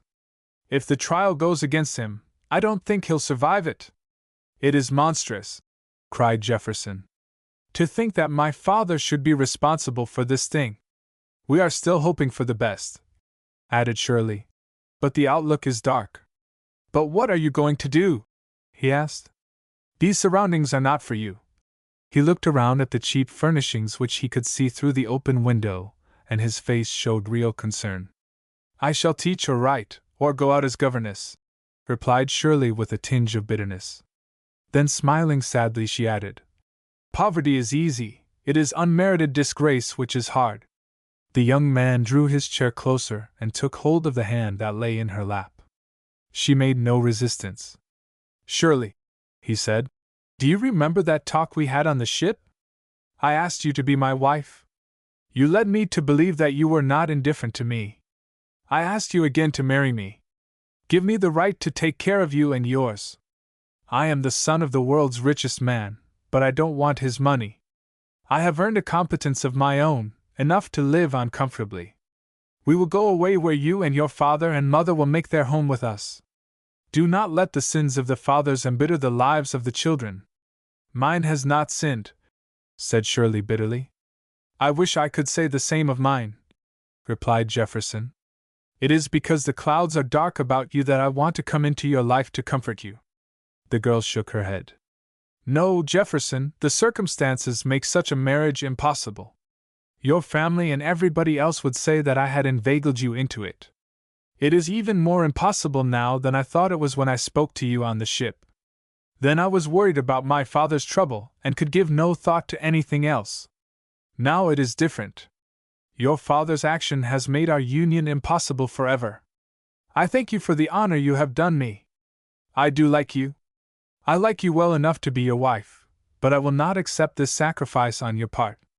Your offer, coming at such a critical time, is dictated only by your noble, generous nature, by your sympathy for our misfortune. Afterwards, you might regret it. If my father were convicted and driven from the bench, and you found you had married the daughter of a disgraced man, you would be ashamed of us all, and if I saw that, it would break my heart. Emotion stopped her utterance, and she buried her face in her hands, weeping silently. Shirley, said Jefferson gently, you are wrong. I love you for yourself, not because of your trouble. You know that. I shall never love any other woman but you. If you will not say yes now, I shall go away as I told my father I would, and one day I shall come back, and then if you are still single I shall ask you again to be my wife. Where are you going? She asked. I shall travel for a year and then, maybe, I shall stay a couple of years in Paris, studying at the Beaux-Arts. Then I may go to Rome. If I am to do anything worthwhile in the career I have chosen, I must have that European training. Paris! Rome! Echoed Shirley. How I envy you! Yes, you are right. Get away from this country where the only topic, the only thought is money, where the only incentive to work is dollars. Go where there are still some ideals, where you can breathe the atmosphere of culture and art. Forgetting momentarily her own troubles, Shirley chatted on about life in the art centers of Europe, advised Jefferson where to go, with whom to study. She knew people in Paris, Rome, and Munich, and she would give him letters to them. Only if he wanted to perfect himself in the languages, he ought to avoid Americans and cultivate the natives. Then, who could tell? If he worked hard and was lucky, he might have something exhibited at the Salon and return to America a famous painter. If I do, smiled Jefferson, you shall be the first to congratulate me. I shall come and ask you to be my wife. May I? He added. Shirley smiled gravely. Get famous first. You may not want me then. I shall always want you, he whispered hoarsely, bending over her. In the dim light of the porch he saw that her tear-stained face was drawn and pale. He rose and held out his hand. Goodbye, he said simply. Goodbye, Jefferson. She rose and put her hand in his. We shall always be friends. I, too, am going away. You going away? Where to? He asked, surprised. I have work to do in connection with my father's case, she said. You? Said Jefferson, puzzled. You have work to do. What work? I can't say what it is, Jefferson. There are good reasons why I can't. You must take my word for it that it is urgent and important work. Then she added, You go your way, Jefferson, I will go mine. It was not our destiny to belong to each other. You will become famous as an artist. And I. And you, echoed Jefferson. I shall devote my life to my father. It's no use, Jefferson, really, I've thought it all out. You must not come back to me, you understand. We must be alone with our grief, father and I. Goodbye. He raised her hand to his lips. Goodbye, Shirley. Don't forget me. I shall come back for you. He went down the porch, and she watched him go out of the gate and down the road until she could see his figure no longer. Then she turned back and sank into her chair, and burying her face in her handkerchief she gave way to a torrent of tears which afforded some relief to the weight on her heart. Presently the others returned from their walk, and she told them about the visitor. Mr. Ryder's son, Jefferson, was here. We crossed on the same ship. I introduced him to Judge Stott on the dock. The judge looked surprised, but he merely said, I hope for his sake that he is a different man from his father. He is, replied Shirley simply, and nothing more was said. 2 days went by, during which Shirley went on completing the preparations for her visit to New York. It was arranged that Stott should escort her to the city. Shortly before they started for the train, a letter arrived for Shirley. Like the first one, it had been forwarded by her publishers. It read as follows: Miss Shirley Green. John Burkett Ryder. Shirley smiled in triumph as, unseen by her father and mother, she passed it over to Stott. She at once sat down and wrote this reply: Mr. John Burkett Ryder. Shirley Green. She laughed as she showed this to Stott. He'll write me again, she said, and next time his wife will sign the letter. An hour later she left Massapequa for the city. Chapter 11. The Hon. Fitzroy Bagley had every reason to feel satisfied with himself. His affair d'oeuvre with the senator's daughter was progressing more smoothly than ever, and nothing now seemed likely to interfere with his carefully prepared plans to capture an American heiress. The interview with Kate Roberts in the library, so awkwardly disturbed by Jefferson's unexpected intrusion, had been followed by other interviews more secret and more successful, and the plausible secretary had contrived so well to persuade the girl that he really thought the world of her, and that a brilliant future awaited her as his wife, that it was not long before he found her in a mood to refuse him nothing. Bagley urged immediate marriage. He insinuated that Jefferson had treated her shamefully, and that she owed it to herself to show the world that there were other men as good as the one who had jilted her.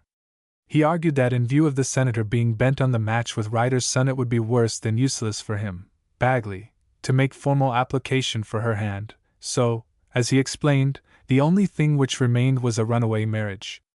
Confronted with the fait accompli, Papa Roberts would bow to the inevitable. They could get married quietly in town, go away for a short trip, and when the senator had gotten over his first disappointment they would be welcomed back with open arms. Kate listened willingly enough to this specious reasoning. In her heart she was piqued at Jefferson's indifference, and she was foolish enough to really believe that this marriage with a British nobleman, twice removed, would be in the nature of a triumph over him. Besides, this project of an elopement appealed strangely to her frivolous imagination. It put her in the same class as all her favorite novel heroines. And it would be capital fun. Meantime, Senator Roberts, in blissful ignorance of this little plot against his domestic peace, was growing impatient, and he approached his friend Ryder once more on the subject of his son Jefferson. The young man, he said, had been back from Europe some time. He insisted on knowing what his attitude was towards his daughter. If they were engaged to be married, he said there should be a public announcement of the fact.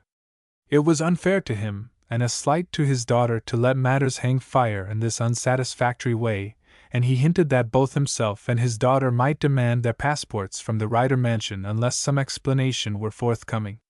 Ryder was in a quandary. He had no wish to quarrel with his useful Washington ally. He recognized the reasonableness of his complaint. Yet what could he do? Much as he himself desired the marriage, his son was obstinate and showed little inclination to settle down. He even hinted at attractions in another quarter. He did not tell the senator of his recent interview with his son when the latter made it very plain that the marriage could never take place. Ryder, Sr., had his own reasons for wishing to temporize. It was quite possible that Jefferson might change his mind and abandon his idea of going abroad, and he suggested to the senator that perhaps if he, the senator, made the engagement public through the newspapers it might have the salutary effect of forcing his son's hand. So a few mornings later there appeared among the society notes in several of the New York papers this paragraph. 2 persons in New York happened to see the item about the same time, and both were equally interested, although it affected them in a different manner. One was Shirley Rossmore, who had chanced to pick up the newspaper at the breakfast table in her boarding house. "So soon?" she murmured to herself. "Well, why not?" She could not blame Jefferson. He had often spoken to her of this match arranged by his father, and they had laughed over it as a typical marriage of convenience modeled after the continental pattern. Jefferson, she knew, had never cared for the girl nor taken the affair seriously. Some powerful influences must have been at work to make him surrender so easily. Here again she recognized the masterly hand of Ryder, Sr., and more than ever she was eager to meet this extraordinary man and measure her strength with his. Her mind, indeed, was too full of her father's troubles to grieve over her own, however much she might have been inclined to do so under other circumstances, and all that day she did her best to banish the paragraph from her thoughts. More than a week had passed since she left Massapequa, and what with corresponding with financiers, calling on editors and publishers, every moment of her time had been kept busy. She had found a quiet and reasonable-priced boarding house off Washington Square, and here Stott had called several times to see her. Her correspondence with Mr. Ryder had now reached a phase when it was impossible to invent any further excuses for delaying the interview asked for. As she had foreseen, a day or 2 after her arrival in town she had received a note from Mrs. Ryder asking her to do her the honor to call and see her, and Shirley, after waiting another 2 days, had replied making an appointment for the following day at 3 o'clock. This was the same day on which the paragraph concerning the Ryder-Roberts engagement appeared in the Society Chronicles of the metropolis. Directly after the meager meal which in New York boarding houses is dignified by the name of luncheon, Shirley proceeded to get ready for this portentous visit to the Ryder mansion. She was anxious to make a favorable impression on the financier, so she took some pains with her personal appearance. She always looked stylish, no matter what she wore, and her poverty was of too recent date to make much difference to her wardrobe, which was still well supplied with Paris-made gowns.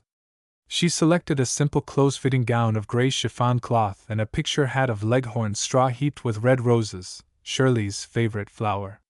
Thus arrayed, she sallied forth at 2 o'clock, a little gray mouse to do battle with the formidable lion. The sky was threatening, so instead of walking a short way up Fifth Avenue for exercise, as she had intended doing, she cut across town through 9th Street, and took the surface car on 4th Avenue.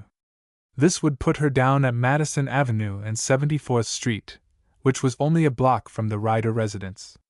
She looked so pretty and was so well dressed that the passers-by who looked after her wondered why she did not take a cab instead of standing on a street corner for a car. But one's outward appearance is not always a faithful index to the condition of one's pocketbook, and Shirley was rapidly acquiring the art of economy. It was not without a certain trepidation that she began this journey. So far, all her plans had been based largely on theory, but now that she was actually on her way to Mr. Ryder, all sorts of misgivings beset her. Suppose he knew her by sight, and roughly accused her of obtaining access to his house under false pretenses, and then had her ejected by the servants? How terrible and humiliating that would be! And even if he did not, how could she possibly find those letters with him watching her, and all in the brief time of a conventional afternoon call? It had been an absurd idea from the first. Stott was right, she saw that now. But she had entered upon it, and she was not going to confess herself beaten until she had tried. And as the car sped along Madison Avenue, gradually drawing nearer to the house which she was going to enter disguised as it were, like a burglar, she felt cold chills run up and down her spine, the same sensation that one experiences when one rings the bell of a dentist's where one has gone to have a tooth extracted. In fact, she felt so nervous and frightened that if she had not been ashamed before herself she would have turned back. In about 20 minutes the car stopped at the corner of 74th Street. Shirley descended and with a quick impulse walked towards the Ryder mansion, which she knew well by sight. There was one other person in New York who, that same morning, had read the newspaper item regarding the Ryder Roberts betrothal, and he did not take the matter so calmly as Shirley had done. On the contrary, it had the effect of putting him into a violent rage. This was Jefferson. He was working in his studio when he read it, and 5 minutes later he was tearing uptown to seek the author of it. He understood its object, of course. They wanted to force his hand, to shame him into this marriage, to so entangle him with the girl that no other alternative would be possible to an honorable man. It was a despicable trick, and he had no doubt that his father was at the back of it. So his mind now was fully made up. He would go away at once where they could not make his life a burden with this odious marriage which was fast becoming a nightmare to him. He would close up his studio and leave immediately for Europe. He would show his father once for all that he was a man and expected to be treated as one. He wondered what Shirley was doing. Where had she gone? What was this mysterious work of which she had spoken? He only realized now, when she seemed entirely beyond his reach, how much he loved her, and how empty his life would be without her. He would know no happiness until she was his wife. Her words on the porch did not discourage him. Under the circumstances he could not expect her to have said anything else. She could not marry into John Ryder's family with such a charge hanging over her own father's head, but later, when the trial was over, no matter how it turned out, he would go to her again and ask her to be his wife. On arriving home the first person he saw was the ubiquitous Mr. Bagley, who stood at the top of the first staircase giving some letters to the butler. Jefferson cornered him at once, holding out the newspaper containing the offending paragraph. "Say, Bagley," he cried, "what does this mean? Is this any of your doing?" The English secretary gave his employer's son a haughty stare, and then, without deigning to reply or even to glance at the newspaper, continued his instructions to the servant. "Here, Jorkins, get stamps for all these letters and see they are mailed at once. They are very important." "Very good, sir." The man took the letters and disappeared, while Jefferson, impatient, repeated his question. "My doing?" sneered Mr. Bagley. "Really, Jefferson, you go too far. Do you suppose for one instant that I would condescend to trouble myself with your affairs?" Jefferson was in no mood to put up with insolence from anyone, especially from a man whom he heartily despised, so advancing menacingly he thundered.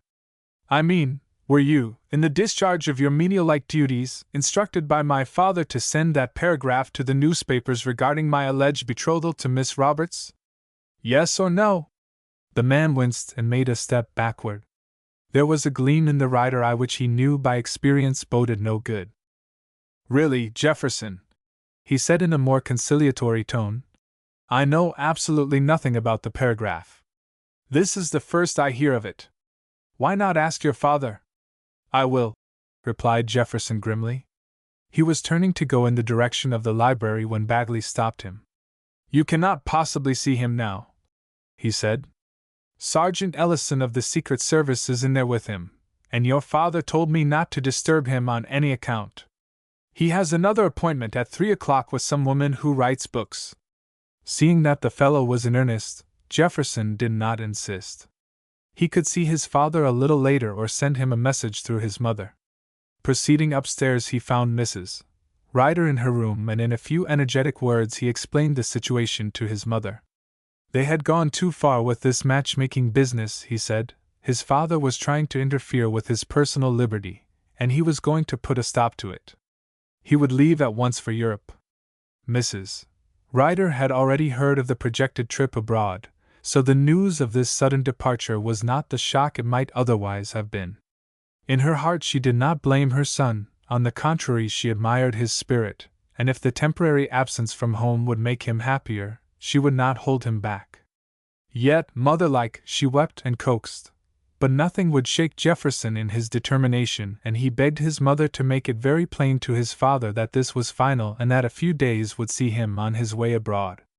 He would try and come back to see his father that afternoon, but otherwise she was to say goodbye for him. Mrs. Ryder promised tearfully to do what her son demanded, and a few minutes later Jefferson was on his way to the front door. As he went downstairs, something white on the carpet attracted his attention. He stooped and picked it up. It was a letter. It was in Bagley's handwriting and had evidently been dropped by the man to whom the secretary had given it to post. But what interested Jefferson more than anything else was that it was addressed to Miss Kate Roberts. Under ordinary circumstances, a king's ransom would not have tempted the young man to read a letter addressed to another, but he was convinced that his father's secretary was an adventurer, and if he were carrying on an intrigue in this manner it could have only one meaning. It was his duty to unveil a rascal who was using the Ryder roof and name to further his own ends and victimize a girl who, although sophisticated enough to know better, was too silly to realize the risk she ran at the hands of an unscrupulous man. Hesitating no longer, Jefferson tore open the envelope and read. Fitz. Phew! Jefferson whistled. A close shave this for Senator Roberts, he thought. His first impulse was to go upstairs again to his mother and put the matter in her hands. She would immediately inform his father, who would make short work of Mr. Bagley. But, thought Jefferson, why should he spoil a good thing? He could afford to wait a day or two. There was no hurry. He could allow Bagley to think all was going swimmingly, and then uncover the plot at the 11th hour. He would even let this letter go to Kate. There was no difficulty in procuring another envelope and imitating the handwriting, and when Bagley was just preparing to go to the rendezvous he would spring the trap. Such a cad deserved no mercy. The scandal would be a knockout blow. His father would discharge him on the spot, and that would be the last they would see of the aristocratic English secretary. Jefferson put the letter in his pocket and left the house rejoicing. While the foregoing incidents were happening, John Burkhead Ryder was secluded in his library. The great man had come home earlier than usual, for he had two important callers to see by appointment that afternoon. One was Sergeant Ellison, who had to report on his mission to Massapequa. The other was Miss Shirley Green, the author of The American Octopus, who had at last deigned to honor him with a visit. Pending the arrival of these visitors, the financier was busy with his secretary trying to get rid as rapidly as possible of what business and correspondence there was on hand. The plutocrat was sitting at his desk poring over a mass of papers. Between his teeth was the inevitable long black cigar, and when he raised his eyes to the light a close observer might have remarked that they were sea green, a color they assumed when the man of millions was absorbed in scheming new business deals. Every now and then he stopped reading the papers to make quick calculations on scraps of paper. Then, if the result pleased him, a smile overspread his saturnine features. He rose from his chair and nervously paced the floor as he always did when thinking deeply. 5 millions, he muttered. Not a cent more. If they won't sell, we'll crush them. Mr. Bagley entered. Mr. Ryder looked up quickly. Well, Bagley? He said interrogatively. Has Sergeant Ellison come? Yes, sir. But Mr. Hartz is downstairs. He insists on seeing you about the Philadelphia gas deal. He says it is a matter of life and death. To him, yes, answered the financier dryly. Let him come up. We might as well have it out now. Mr. Bagley went out and returned almost immediately, followed by a short, fat man, rather loudly dressed and apoplectic in appearance. He looked like a prosperous brewer, while, as a matter of fact, he was president of a gas company, one of the shrewdest promoters in the country, and a big man in Wall Street. There was only one bigger man, and that was John Ryder. But today, Mr. Hartz was not in good condition. His face was pale and his manner flustered and nervous. He was plainly worried. Mr. Ryder, he began with excited gesture, the terms you offer are preposterous. It would mean disaster to the stockholders. Our gas properties are worth 6 times that amount. We will sell out for 20 millions, not a cent less. Ryder shrugged his shoulders. Mr. Hartz, he replied coolly, I am busy today and in no mood for arguing. We'll either buy you out or force you out. Choose. You have our offer. 5 millions for your gas property. Will you take it? We'll see you in hell first, cried his visitor exasperated. Very well, replied Ryder still unruffled. All negotiations are off. You leave me free to act. We have an offer to buy cheap the old Germantown Gas Company, which has charter rights to go into any of the streets of Philadelphia. We shall purchase that company, we will put 10 millions new capital into it, and reduce the price of gas in Philadelphia to 60 cents a thousand. Where will you be then? The face of the Colossus as he uttered this stand and deliver speech was calm and inscrutable. Conscious of the resistless power of his untold millions, he felt no more compunction in mercilessly crushing this business rival than he would in trampling out the life of a worm. The little man facing him looked haggard and distressed. He knew well that this was no idle threat. He was well aware that Ryder and his associates, by the sheer weight of the enormous wealth they controlled, could sell out or destroy any industrial corporation in the land. It was plainly illegal, but it was done every day, and his company was not the first victim nor the last. Desperate, he appealed humbly to the tyrannical money power. Don't drive us to the wall, Mr. Ryder. This forced sale will mean disaster to us all.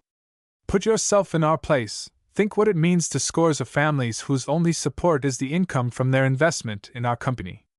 Mr. Hartz, replied Ryder unmoved, I never allow sentiment to interfere with business.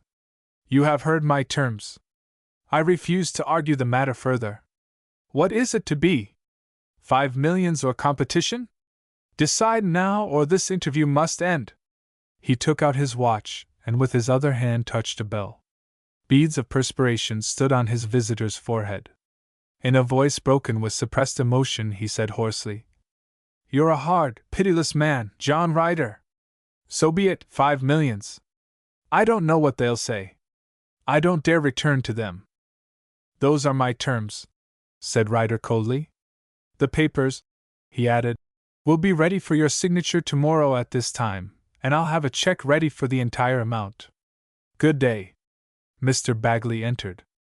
Ryder bowed to Hartz, who slowly retired. When the door had closed on him, Ryder went back to his desk, a smile of triumph on his face.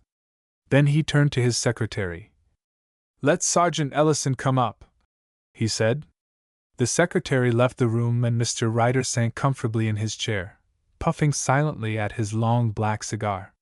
The financier was thinking, but his thoughts concerned neither the luckless gas president he had just pitilessly crushed, nor the detective who had come to make his report. He was thinking of the book, The American Octopus, and its bold author whom he was to meet in a very few minutes. He glanced at the clock. 2:45. She would be here in 15 minutes if she were punctual, but women seldom are, he reflected. What kind of a woman could she be, this Shirley Green, to dare cross swords with a man whose power was felt in 2 hemispheres? No ordinary woman, that was certain. He tried to imagine what she looked like, and he pictured a tall, gaunt, sexless spinster with spectacles, a sort of nightmare in the garb of a woman. A sour, discontented creature, bitter to all mankind, owing to disappointments in early life and especially vindictive towards the rich, whom her socialistic and even anarchistical tendencies prompted her to hate and attack.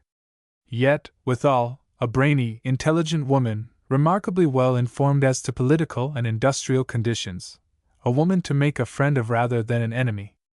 And John Ryder, who had educated himself to believe that with gold he could do everything, that none could resist its power, had no doubt that with money he could enlist this Shirley Green in his service. At least it would keep her from writing more books about him. The door opened and Sergeant Ellison entered, followed by the secretary, who almost immediately withdrew. "Well, Sergeant," said Mr. Ryder cordially, "what have you to tell me? I can give you only a few minutes. I expect a lady friend of yours." The plutocrat sometimes condescended to be jocular with his subordinates. "A lady friend of mine, sir?" echoed the man, puzzled. "Yes, Miss Shirley Green, the author," replied the financier, enjoying the detective's embarrassment. "That suggestion of yours worked out all right. She's coming here today. I'm glad you found her, sir." "It was a tough job," answered Ryder with a grimace. "We wrote her half a dozen times before she was satisfied with the wording of the invitation. But finally, we landed her and I expect her at 3 o'clock. Now what about that Rossmore girl? Did you go down to Massapequa?" "Yes, sir, I have been there half a dozen times. In fact, I've just come from there. Judge Rossmore is there, all right, but his daughter has left for parts unknown." "Gone away, where?" exclaimed the financier. This was what he dreaded. As long as he could keep his eye on the girl, there was little danger of Jefferson making a fool of himself. With her disappeared, everything was possible. "I could not find out, sir. Their neighbors don't know much about them. They say they're haughty and stuck up. The only one I could get anything out of was a parson named Deedle. He said it was a sad case, that they had reverses and a daughter who was in Paris." Yes, said Ryder impatiently. "We know all that. But where's the daughter now?" "Search me, sir. I even tried to pump the Irish slavey. Gee, what a vixen!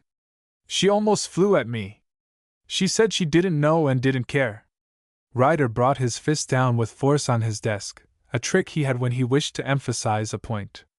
"Sergeant, I don't like the mysterious disappearance of that girl.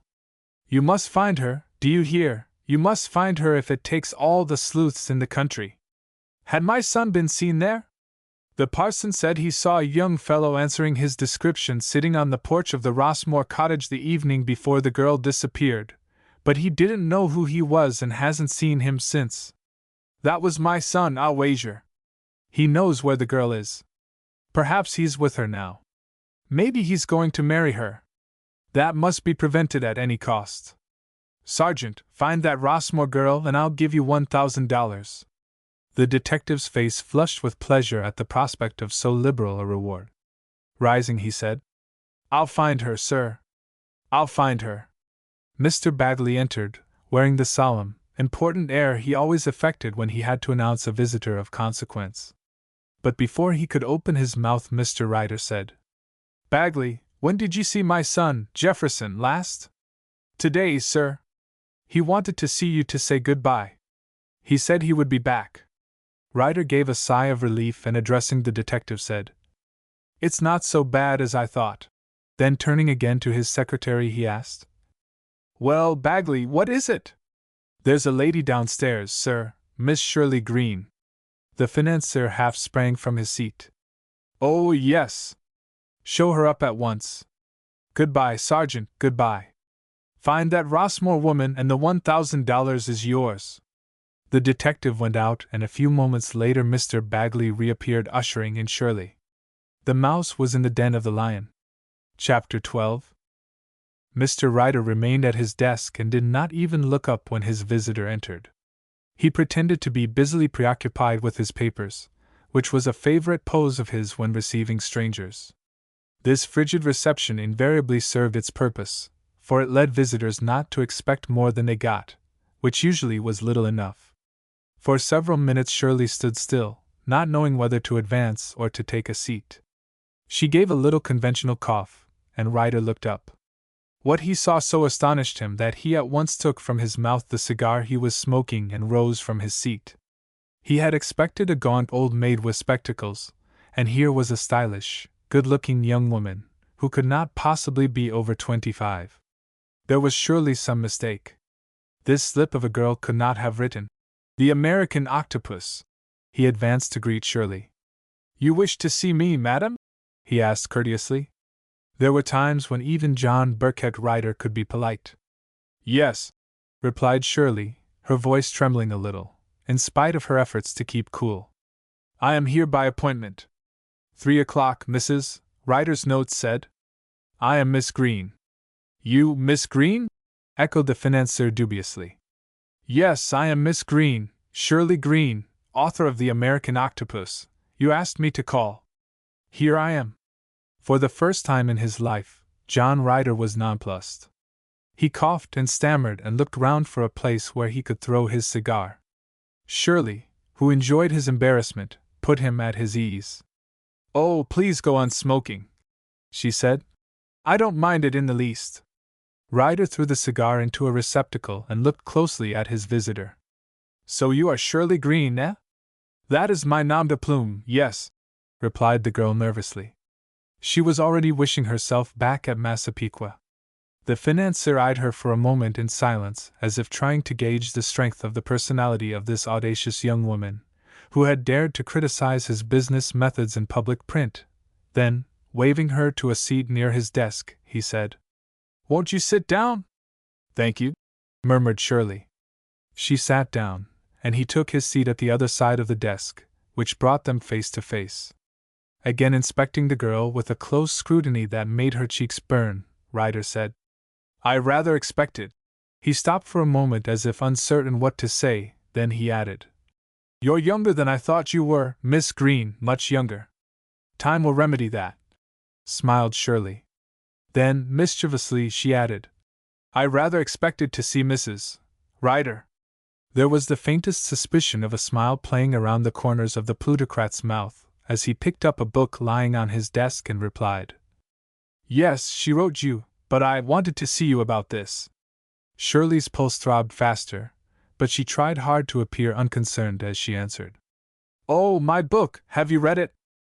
"I have," replied Ryder slowly, and fixing her with a stare that was beginning to make her uncomfortable, he went on, "No doubt your time is valuable, so I'll come right to the point.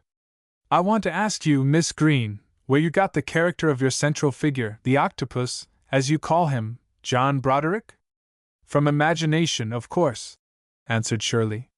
Ryder opened the book, and Shirley noticed that there were several passages marked. He turned the leaves over in silence for a minute or two, and then he said, "You've sketched a pretty big man here." "Yes," assented Shirley. "He has big possibilities, but I think he makes very small use of them."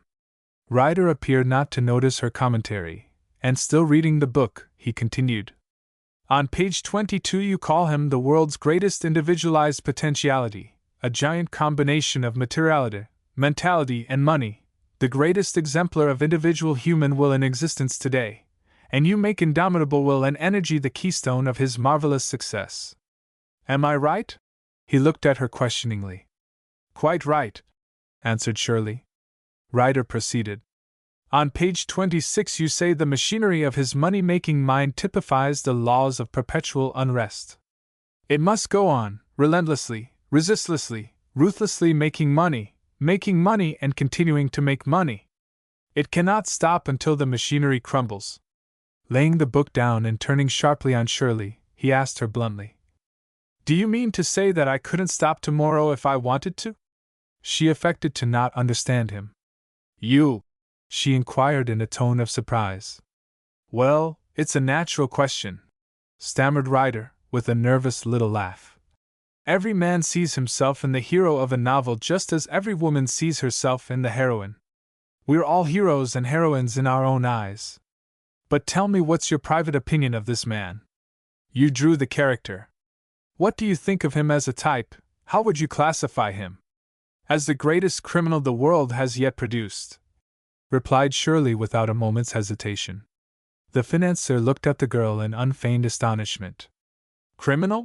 He echoed. Yes, criminal, repeated Shirley decisively. He is avarice, egotism, and ambition incarnate. He loves money because he loves power, and he loves power more than his fellow man. Ryder laughed uneasily. Decidedly, this girl had opinions of her own which she was not backward to express. Isn't that rather strong? He asked. I don't think so, replied Shirley. Then quickly she asked, but what does it matter? No such man exists. No, of course not, said Ryder, and he relapsed into silence. Yet while he said nothing, the plutocrat was watching his visitor closely from under his thick eyebrows. She seemed supremely unconscious of his scrutiny. Her aristocratic, thoughtful face gave no sign that any ulterior motive had actuated her evidently very hostile attitude against him. That he was in her mind when she drew the character of John Broderick there was no doubt possible. No matter how she might evade the identification, he was convinced he was the hero of her book. Why had she attacked him so bitterly? At first it occurred to him that blackmail might be her object. She might be going to ask for money as the price of future silence. Yet it needed but a glance at her refined and modest demeanor to dispel that idea as absurd. Then he remembered, too, that it was not she who had sought this interview, but himself. No, she was no blackmailer.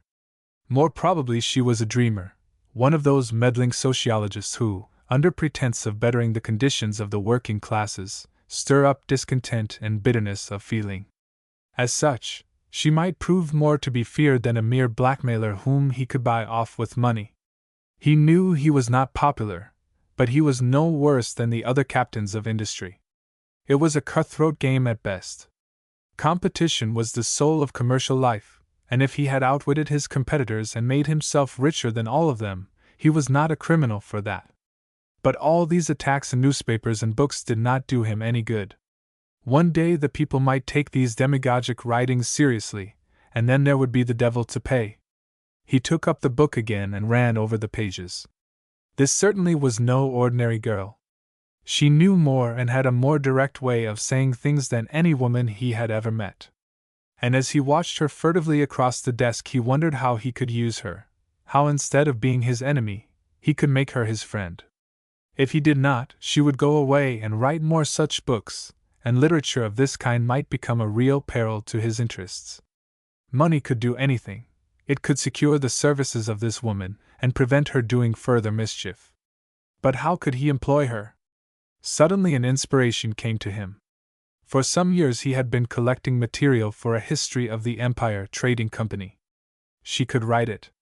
It would practically be his own biography. Would she undertake it? Embarrassed by the long silence, Shirley finally broke it by saying, "But you didn't ask me to call merely to find out what I thought of my own work." "No," replied Ryder slowly.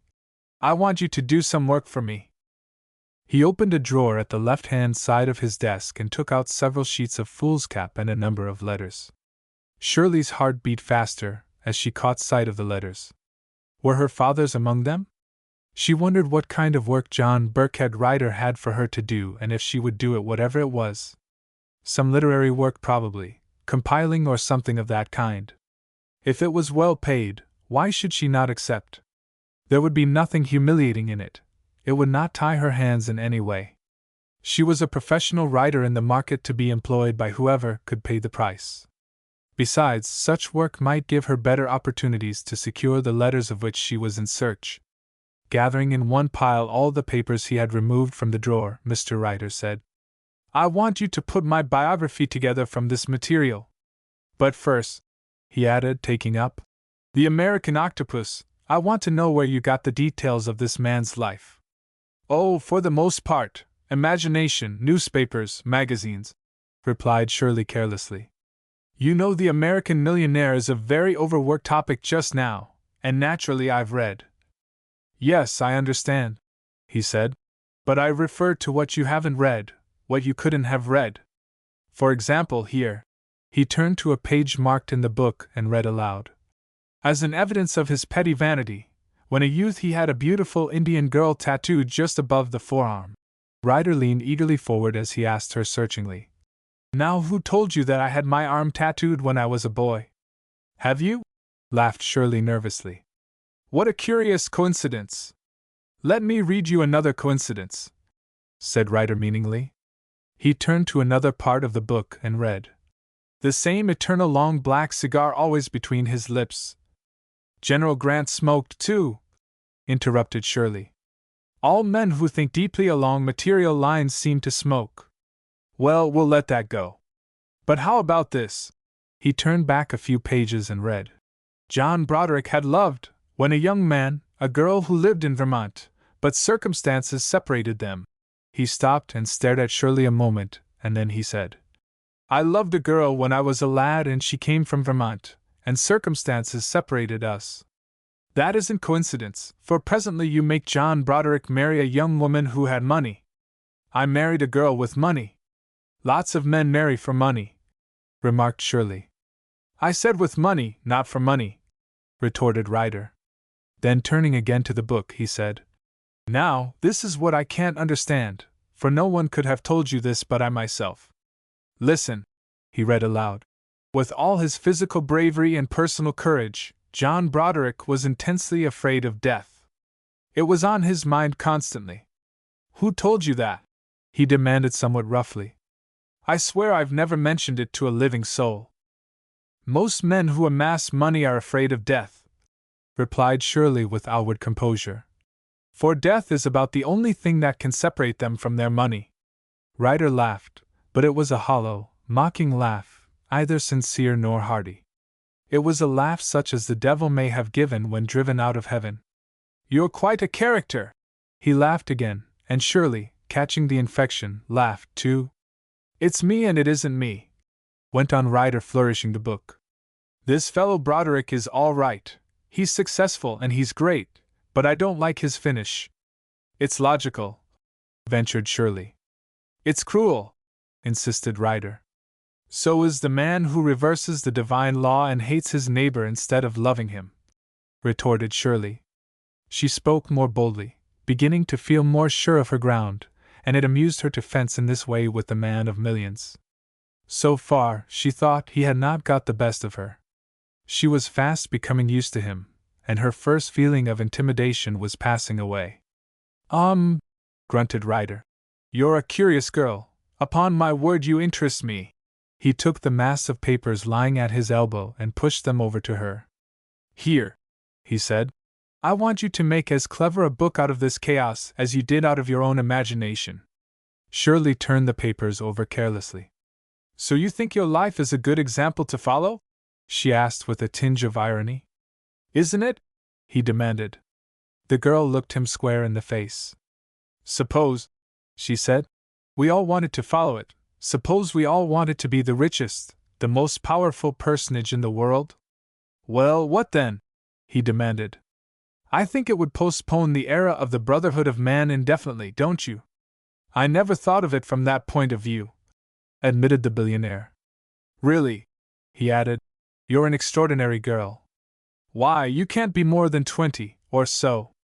I'm 24, or so, smiled Shirley. Ryder's face expanded in a broad smile. He admired this girl's pluck and ready wit. He grew more amiable and tried to gain her confidence. In a coaxing tone he said, Come, where did you get those details? Take me into your confidence. I have taken you into my confidence, laughed Shirley, pointing at her book. It cost you $1.50. Turning over the papers he had put before her, she said presently, I don't know about this. You don't think my life would make good reading? He asked with some asperity. It might, she replied slowly, as if unwilling to commit herself as to its commercial or literary value. Then she said frankly, To tell you the honest truth, I don't consider mere genius in money-making is sufficient provocation for rushing into print. You see, unless you come to a bad end, it would have no moral. Ignoring the not very flattering insinuation contained in this last speech, the plutocrat continued to urge her. You can name your own price if you will do the work, he said. $2, $3, or even $5,000. It's only a few months' work. $5,000? Echoed Shirley. That's a lot of money, Smiling, she added, "It appeals to my commercial sense. But I'm afraid the subject does not arouse my enthusiasm from an artistic standpoint." Ryder seemed amused at the idea of any one hesitating to make $5,000. He knew that writers do not run across such opportunities every day. "Upon my word," he said, "I don't know why I'm so anxious to get you to do the work. I suppose it's because you don't want to. You remind me of my son." "Ah, he's a problem." Shirley started involuntarily when Ryder mentioned his son. But he did not notice it. "Why, is he wild?" she asked, as if only mildly interested. "Oh, no, I wish he were," said Ryder. "Fallen in love with the wrong woman, I suppose?" she said. "Something of the sort. How did you guess?" asked Ryder, surprised. Shirley coughed to hide her embarrassment, and replied indifferently, "So many boys do that.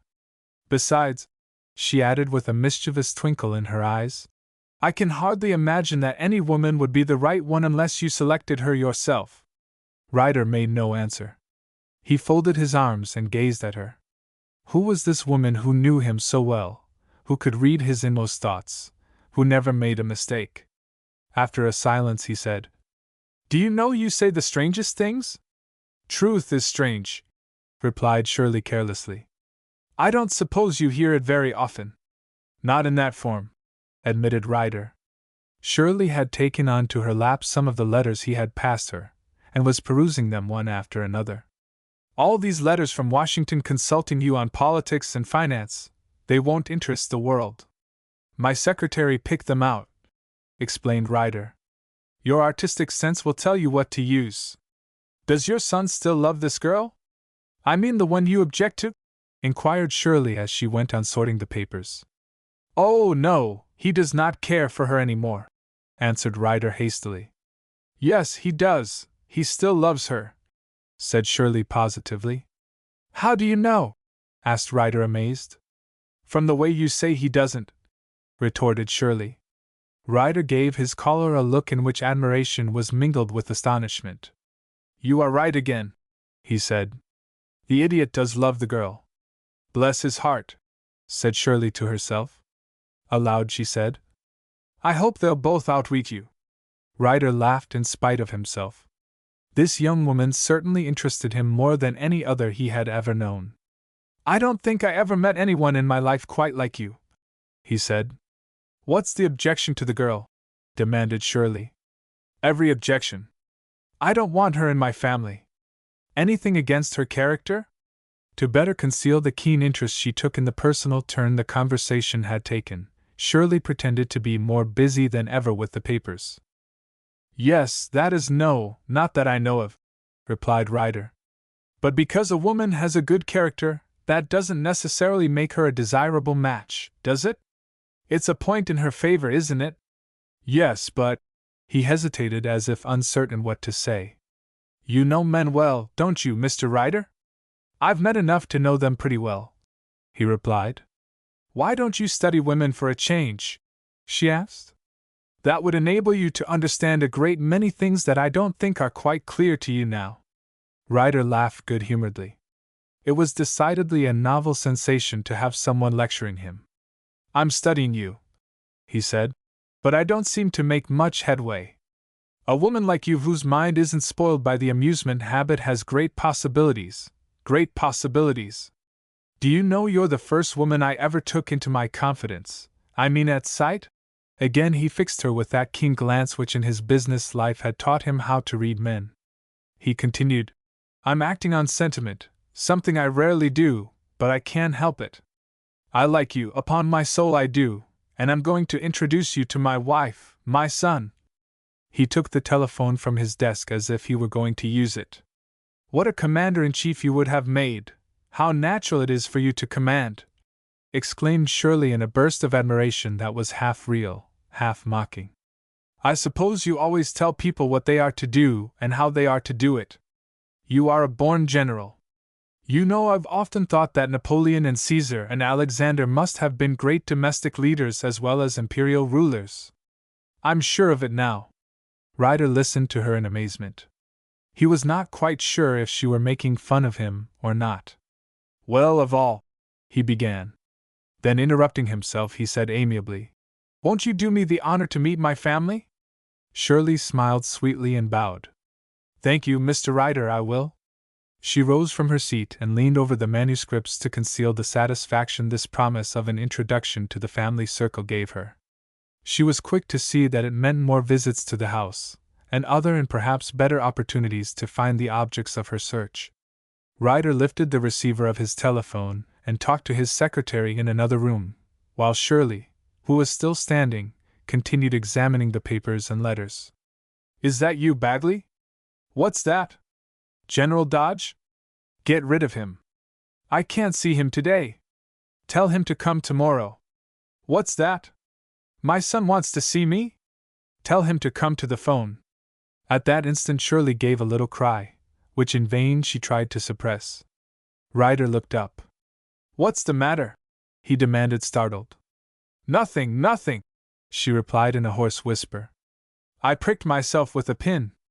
Don't mind me. She had just come across her father's missing letters, which had got mixed up, evidently without Ryder's knowledge, in the mass of papers he had handed her. Prepared as she was to find the letters somewhere in the house, she never dreamed that fate would put them so easily and so quickly into her hands. The suddenness of their appearance, and the sight of her father's familiar signature affected her almost like a shock. Now she had them, she must not let them go again. Yet how could she keep them unobserved? Could she conceal them? Would he miss them? She tried to slip them in her bosom while Ryder was busy at the phone, but he suddenly glanced in her direction and caught her eye.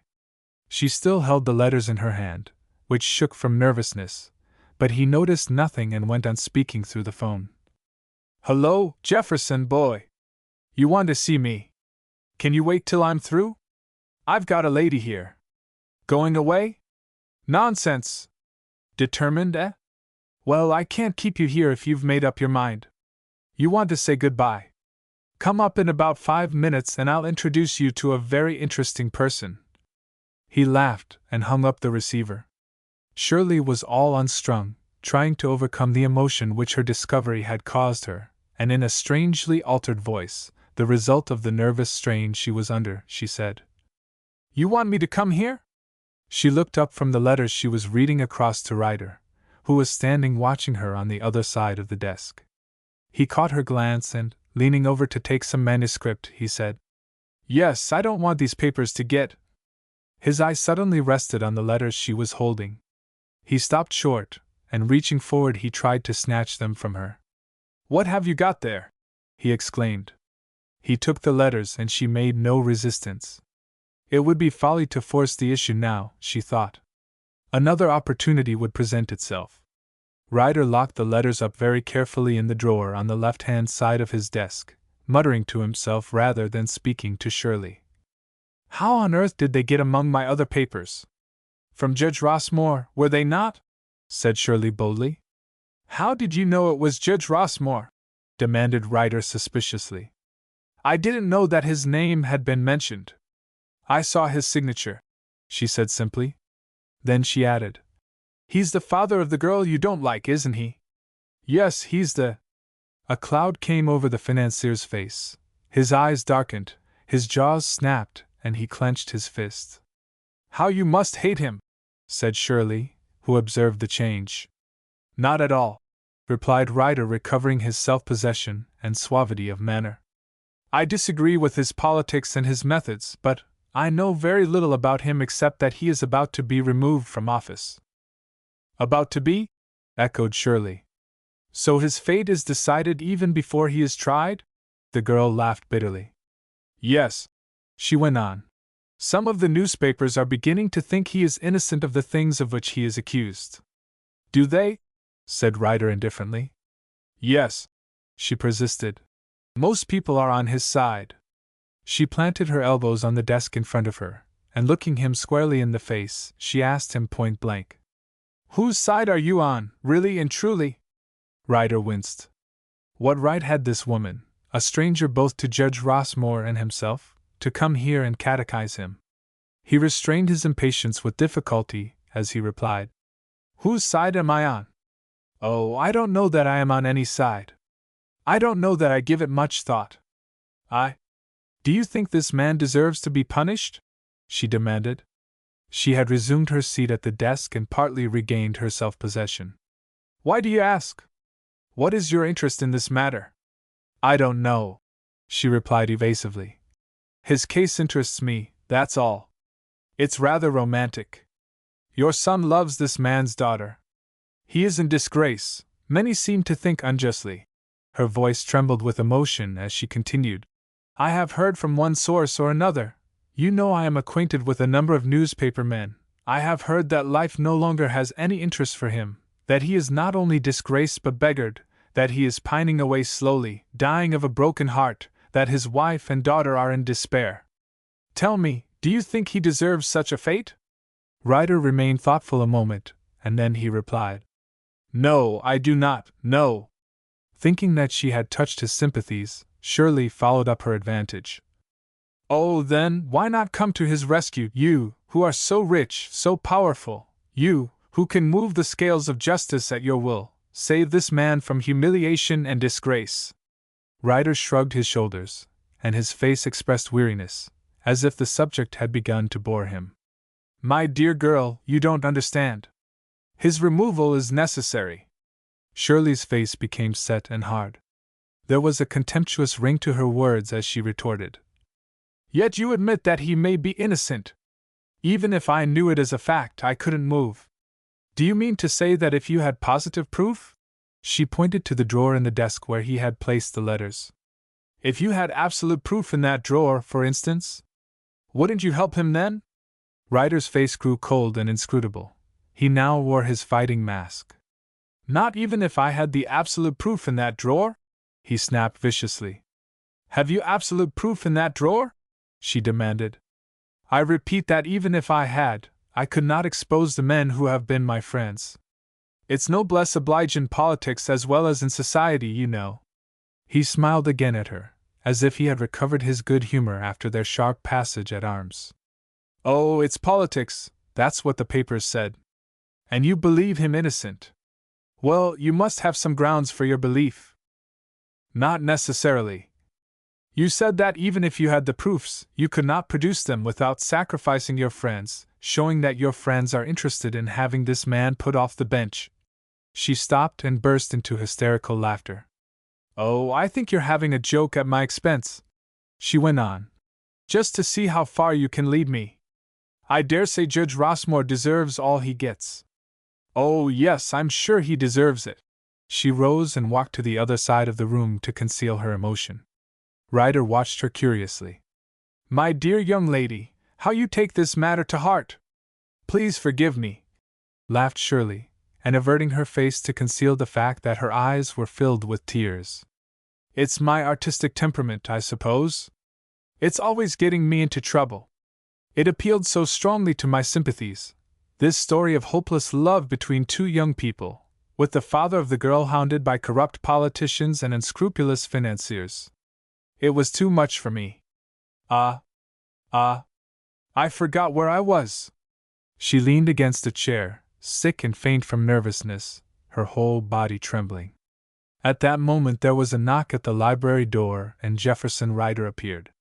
Not seeing Shirley, whose back was towards him, he advanced to greet his father. You told me to come up in 5 minutes, he said. I just wanted to say. Miss Green, said Ryder, Sr., addressing Shirley and ignoring whatever it was that the young man wanted to say. This is my son Jefferson. Jeff, this is Miss Green.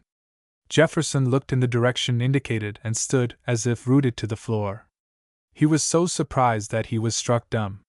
Finally, recovering himself, he exclaimed, Shirley! Yes, Shirley Green, the author, explained Ryder, Sr., not noticing the note of familiar recognition in his exclamation. Shirley advanced, and holding out her hand to Jefferson, said demurely, I am very pleased to meet you, Mr. Ryder. Then quickly, in an undertone, she added, Be careful, don't betray me. Jefferson was so astounded that he did not see the outstretched hand. All he could do was to stand and stare first at her, and then at his father. Why don't you shake hands with her? Said Ryder Sr. She won't bite you. Then he added, Miss Green is going to do some literary work for me, so we shall see a great deal of her. It's too bad you're going away. He chuckled at his own pleasantry. Father! Blurted out Jefferson. I came to say that I've changed my mind. You did not want me to go, and I feel I ought to do something to please you. Good boy, said Ryder, pleased. Now you're talking common sense. He turned to Shirley, who was getting ready to make her departure. Well, Miss Green, we may consider the matter settled.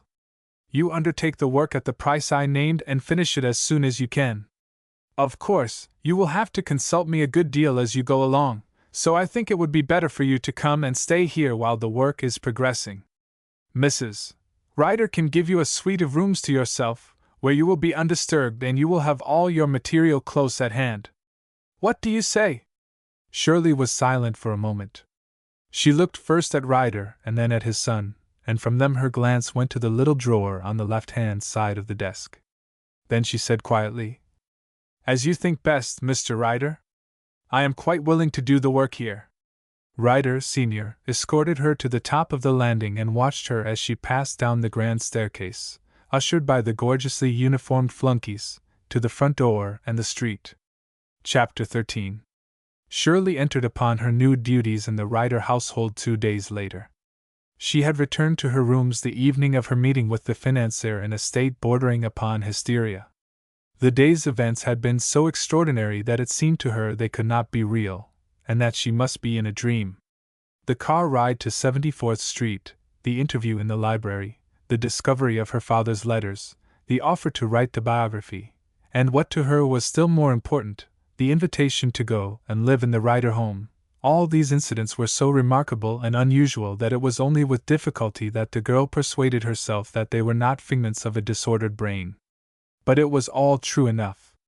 The next morning's mail brought a letter from Mrs.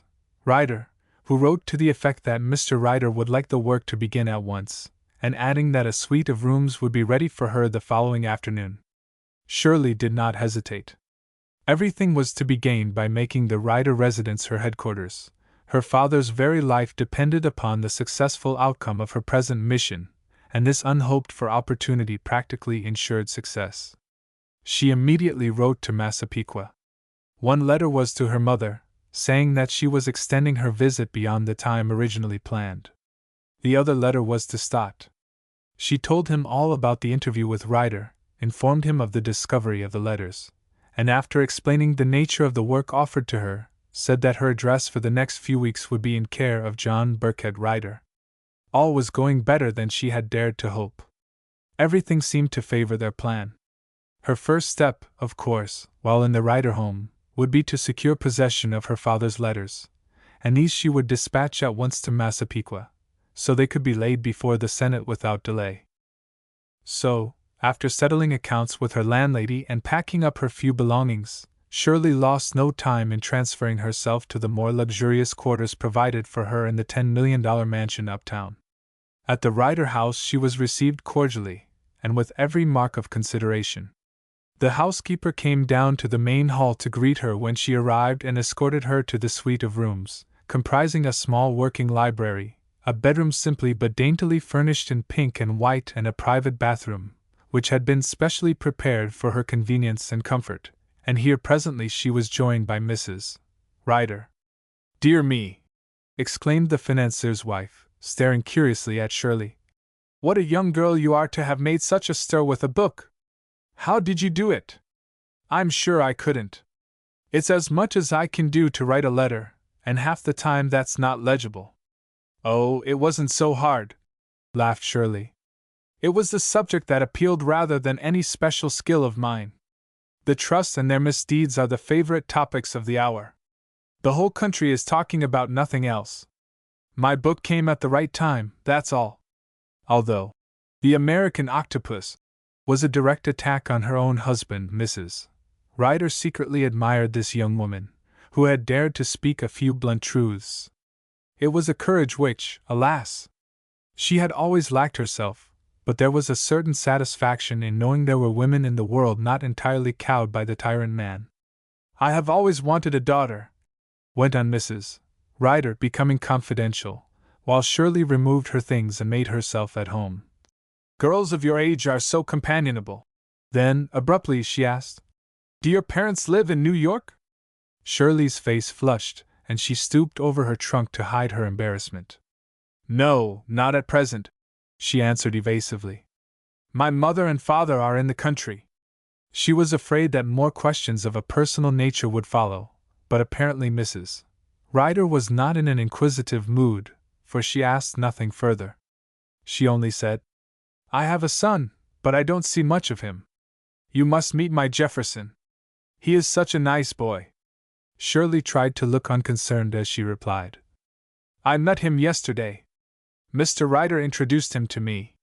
Poor lad, he has his troubles too, went on Mrs. Ryder. He's in love with a girl, but his father wants him to marry someone else. They're quarreling over it all the time. Parents shouldn't interfere in matters of the heart, said Shirley decisively. What is more serious than the choosing of a life companion, and who are better entitled to make a free selection than they who are going to spend the rest of their days together?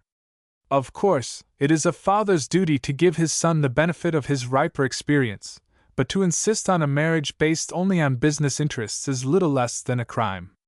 There are considerations more important if the union is to be a happy or a lasting one.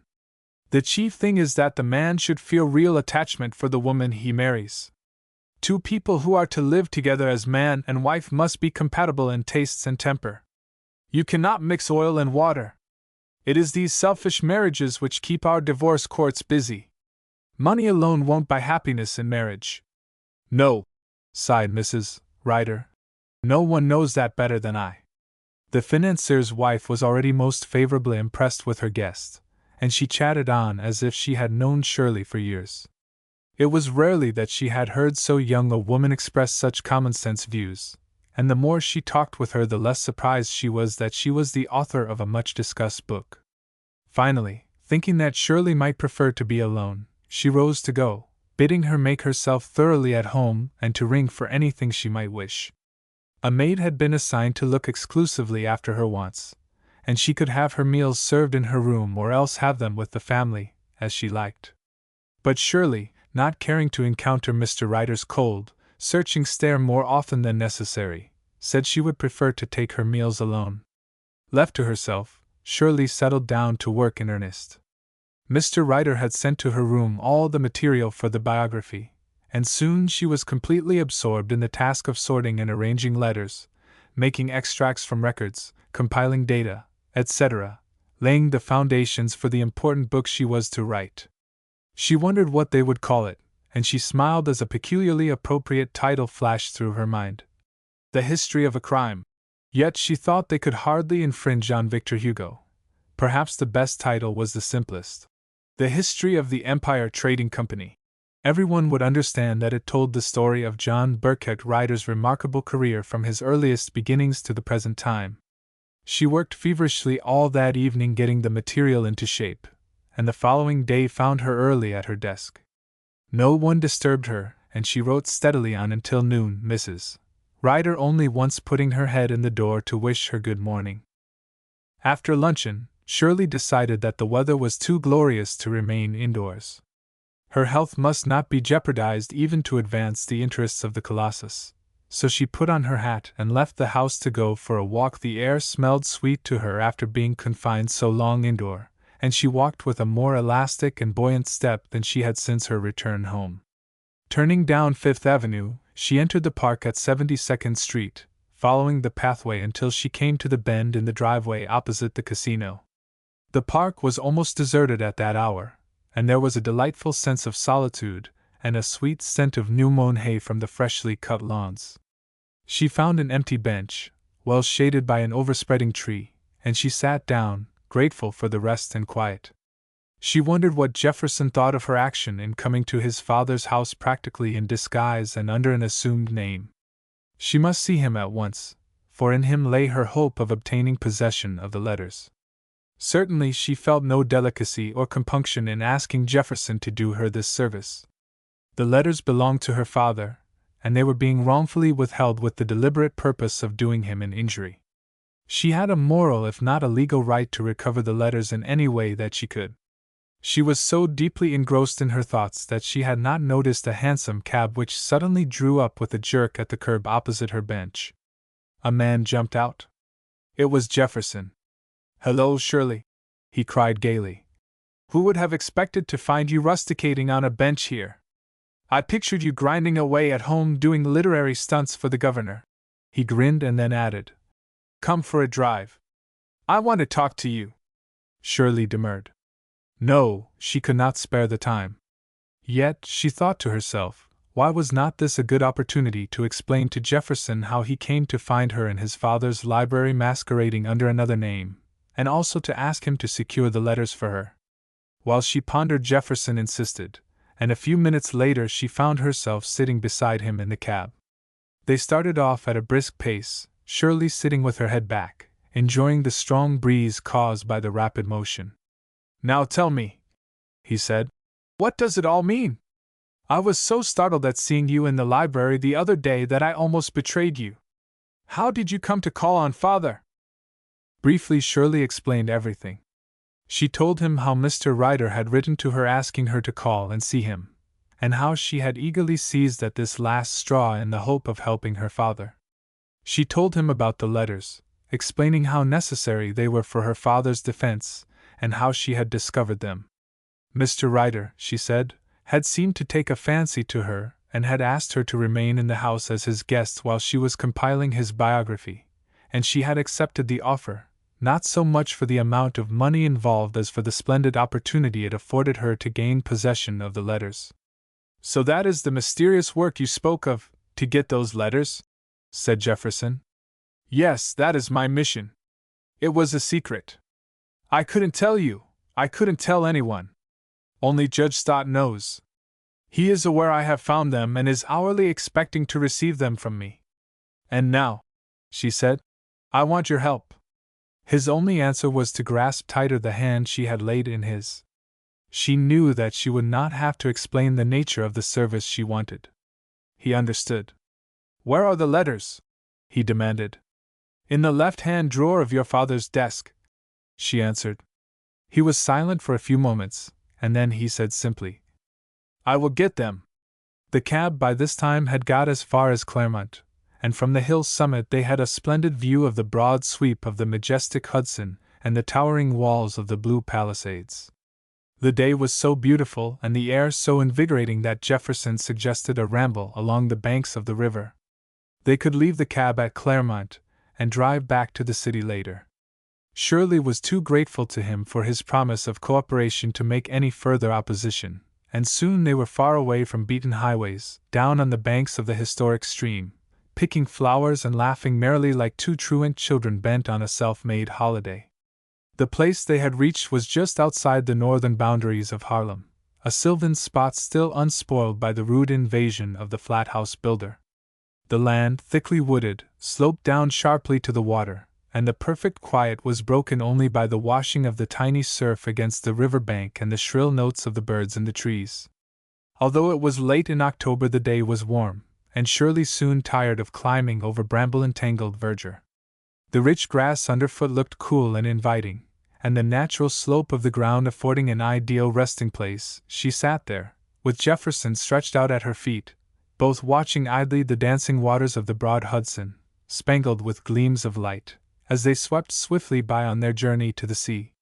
"Shirley," said Jefferson suddenly, "I suppose you saw that ridiculous story about my alleged engagement to Miss Roberts.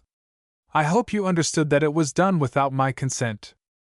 "If I did not guess it, Jeff," she answered, "your assurance would be sufficient. Besides," she added, "what right have I to object?" "But I want you to have the right," he replied earnestly. "I'm going to stop this Roberts nonsense in a way my father hardly anticipates. I'm just waiting a chance to talk to him. I'll show him the absurdity of announcing me engaged to a girl who is about to elope with his private secretary." "Elope with the secretary?" exclaimed Shirley. Jefferson told her all about the letter he had found on the staircase, and the Hon. Fitzroy Bagley's plans for a runaway marriage with the senator's wealthy daughter. "It's a godsend to me," he said gleefully. "Their plan is to get married next Wednesday." I'll see my father on Tuesday. I'll put the evidence in his hands, and I don't think," he added grimly, "he'll bother me any more about Miss Roberts." "So you're not going away now?" said Shirley, smiling down at him. He sat up and leaned over towards her. "I can't, Shirley, I simply can't," he replied, his voice trembling. "You are more to me than I dreamed a woman could ever be. I realize it more forcibly every day. There is no use fighting against it. Without you, my work, my life means nothing." Shirley shook her head and averted her eyes. "Don't let us speak of that, Jeff," she pleaded gently. "I told you I did not belong to myself while my father was in peril. But I must speak of it," he interrupted. "Surely, you do yourself an injustice as well as me. You are not indifferent to me, I feel that. Then why raise this barrier between us?" A soft light stole into the girl's eyes. Ah, it was good to feel there was someone to whom she was everything in the world. "Don't ask me to betray my trust, Jeff," she faltered. "You know I am not indifferent to you, far from it. But He came closer until his face nearly touched hers. "I love you, I want you," he murmured feverishly. "Give me the right to claim you before all the world as my future wife." Every note of his rich, manly voice, vibrating with impetuous passion, sounded in Shirley's ear like a soft caress. She closed her eyes. A strange feeling of languor was stealing over her, a mysterious thrill passed through her whole body. The eternal, inevitable sex instinct was disturbing, for the first time, a woman whose life had been singularly free from such influences, putting to flight all the calculations and resolves her cooler judgment had made. The sensuous charm of the place, the distant splash of the water, the singing of the birds, the fragrance of the trees and grass, all these symbols of the joy of life conspired to arouse the love-hunger of the woman. Why, after all, should she not know happiness like other women? She had a sacred duty to perform, it was true, but would it be less well done because she declined to stifle the natural leanings of her womanhood? Both her soul and her body called out, "Let this man love you! Give yourself to him, he is worthy of your love." Half unconsciously, she listened to his ardent wooing, her eyes shut, as he spoke quickly, passionately, his breath warm upon her cheek. "Surely, I offer you all the devotion a man can give a woman. Say the one word that will make me the happiest or the most wretched of men. Yes or no? Only think well before you wreck my life. I love you, I love you. I will wait for you if need be until the crack of doom. Say you will be my wife." She opened her eyes. His face was bent close over hers. Their lips almost touched. "Yes, Jefferson," she murmured. "I do love you." His lips met hers in a long, passionate kiss. Her eyes closed and an ecstatic thrill seemed to convulse her entire being. The birds in the trees overhead sang in more joyful chorus in celebration of the betrothal. Chapter 14. It was nearly 7 o'clock when Shirley got back to 74th Street. No one saw her come in, and she went direct to her room, and after a hasty dinner, worked until late into the night on her book to make up for lost time. The events of the afternoon caused her considerable uneasiness. She reproached herself for her weakness and for having yielded so readily to the impulse of the moment. She had said only what was the truth when she admitted she loved Jefferson, but what right had she to dispose of her future while her father's fate was still uncertain? Her conscience troubled her, and when she came to reason it out calmly, the more impossible seemed their union from every point of view. How could she become the daughter-in-law of the man who had ruined her own father? The idea was preposterous, and hard as the sacrifice would be, Jefferson must be made to see it in that light. Their engagement was the greatest folly, it bound each of them when nothing but unhappiness could possibly come of it. She was sure now that she loved Jefferson. It would be hard to give him up, but there are times and circumstances when duty and principle must prevail over all other considerations, and this she felt was one of them. The following morning she received a letter from Stott. He was delighted to hear the good news regarding her important discovery, and he urged her to lose no time in securing the letters and forwarding them to Massapequa, when he would immediately go to Washington and lay them before the Senate. Documentary evidence of that conclusive nature, he went on to say, would prove of the very highest value in clearing her father's name. He added that the judge and her mother were as well as circumstances would permit, and that they were not in the least worried about her protracted absence. Her Aunt Millie had already returned to Europe, and Eudoxia was still threatening to leave daily. Shirley needed no urging. She quite realized the importance of acting quickly, but it was not easy to get at the letters. The library was usually kept locked when the great man was away, and on the few occasions when access to it was possible, the lynx-eyed Mr. Bagley was always on guard. Short as had been her stay in the Ryder household, Shirley already shared Jefferson's antipathy to the English secretary, whose manner grew more supercilious and overbearing as he drew nearer the date when he expected to run off with one of the richest catches of the season. He had not sought the acquaintance of his employer's biographers since her arrival, and with the exception of a rude stare, had not deigned to notice her, which attitude of haughty indifference was all the more remarkable in view of the fact that the Hon. Fitzroy usually left nothing unturned to cultivate a flirtatious intimacy with every attractive female he met. The truth was that what with Mr. Ryder's demands upon his services and his own preparations for his coming matrimonial venture, in which he had so much at stake, he had neither time nor inclination to indulge his customary amorous diversions. Miss Roberts had called at the house several times, ostensibly to see Mrs. Ryder, and when introduced to Shirley she had condescended to give the latter a supercilious nod.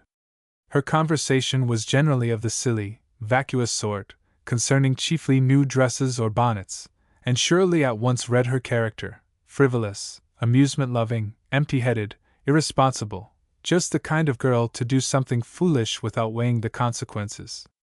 After chatting a few moments with Mrs. Ryder she would usually vanish, and one day, after one of these mysterious disappearances, Shirley happened to pass the library and caught sight of her and Mr. Bagley conversing in subdued and eager tones. It was very evident that the elopement scheme was fast maturing. If the scandal was to be prevented, Jefferson ought to see his father and acquaint him with the facts without delay. It was probable that at the same time he would make an effort to secure the letters. Meantime she must be patient. Too much hurry might spoil everything. So the days passed, Shirley devoting almost all her time to the history she had undertaken. She saw nothing of Ryder Sr., but a good deal of his wife, to whom she soon became much attached. She found her an amiable, good-natured woman, entirely free from that offensive arrogance and patronizing condescension which usually marks the parvenu as distinct from the thoroughbred. Mrs.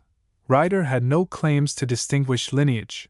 On the contrary, she was the daughter of a country grocer when the then rising oil man married her, and of educational advantages she had had little or none. It was purely by accident that she was the wife of the richest man in the world, and while she enjoyed the prestige her husband's prominence gave her, she never allowed it to turn her head. She gave away large sums for charitable purposes and, strange to say, when the gift came direct from her, the money was never returned on the plea that it was tainted. She shared her husband's dislike for entertaining, and led practically the life of a recluse. The advent of Shirley, therefore, into her quiet and uneventful existence was as welcome as sunshine when it breaks through the clouds after days of gloom.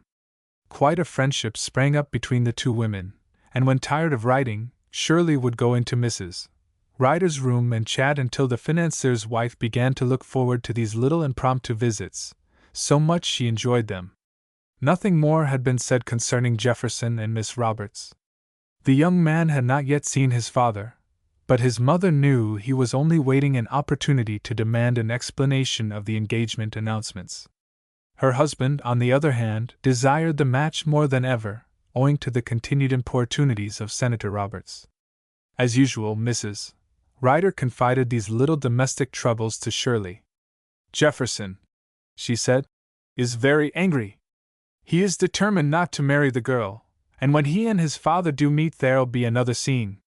"What objection has your son to Miss Roberts?" inquired Shirley innocently. "Oh, the usual reason," sighed the mother. "And I've no doubt he knows best. He's in love with another girl, a Miss Rossmore." "Oh, yes," answered Shirley simply. "Mr. Ryder spoke of her." Mrs. Ryder was silent, and presently she left the girl alone with her work. The next afternoon Shirley was in her room busy writing when there came a tap at her door. Thinking it was another visit from Mrs. Ryder, she did not look up, but cried out pleasantly, "Come in." John Ryder entered. He smiled cordially and, as if apologizing for the intrusion, said amiably, "I thought I'd run up to see how you were getting along." His coming was so unexpected that for a moment Shirley was startled, but she quickly regained her composure and asked him to take a seat. He seemed pleased to find her making such good progress, and he stopped to answer a number of questions she put to him. Shirley tried to be cordial, but when she looked well at him and noted the keen, hawk-like eyes, the cruel, vindictive lines about the mouth, the square-set, relentless jaw, Wall Street had gone wrong with the Colossus that day and he was still wearing his war paint. She recalled the wrong this man had done her father, and she felt how bitterly she hated him. The more her mind dwelt upon it, the more exasperated she was to think she should be there, a guest, under his roof, and it was only with the greatest difficulty that she remained civil. "What is the moral of your life?" she demanded bluntly. He was quick to note the contemptuous tone in her voice, and he gave her a keen, searching look as if he were trying to read her thoughts and fathom the reason for her very evident hostility towards him. "What do you mean?" he asked. "I mean, what can you show as your life work? Most men whose lives are big enough to call for biographies have done something useful. They have been famous statesmen, eminent scientists, celebrated authors, great inventors. What have you done?" The question appeared to stagger him. The audacity of any one putting such a question to a man in his own house was incredible. He squared his jaws and his clenched fist descended heavily on the table. "What have I done?" he cried. "I have built up the greatest fortune ever accumulated by one man. My fabulous wealth has caused my name to spread to the four corners of the earth. Is that not an achievement to relate to future generations?" Shirley gave a little shrug of her shoulders. "Future generations will take no interest in you or your millions," she said calmly. "Our civilization will have made such progress by that time that people will merely wonder why we, in our day, tolerated men of your class so long. Now it is different. The world is money-mad. You are a person of importance in the eyes of the unthinking multitude, but it only envies ye your fortune, it does not admire you personally. When you die people will count your millions, not your good deeds." He laughed cynically and drew up a chair near her desk. As a general thing, John Ryder never wasted words on women. He had but a poor opinion of their mentality, and considered it beneath the dignity of any man to enter into serious argument with a woman. In fact, it was seldom he condescended to argue with anyone. He gave orders and talked to people. He had no patience to be talked to. Yet he found himself listening with interest to this young woman who expressed herself so frankly. It was a decided novelty for him to hear the truth. "What do I care what the world says when I'm dead?" he asked with a forced laugh. "You do care," replied Shirley gravely. "You may school yourself to believe that you are indifferent to the good opinion of your fellow man, but right down in your heart you do care. Every man does, whether he be multimillionaire or a sneak thief. You class the two together, I notice," he said bitterly. "It is often a distinction without a difference," she rejoined promptly. He remained silent for a moment or two, toying nervously with a paper knife.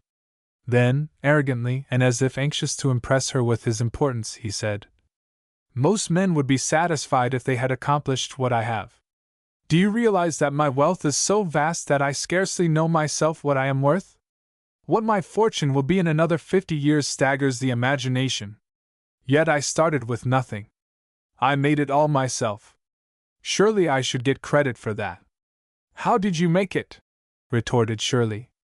"In America we don't ask how a man makes his money, we ask if he has got any."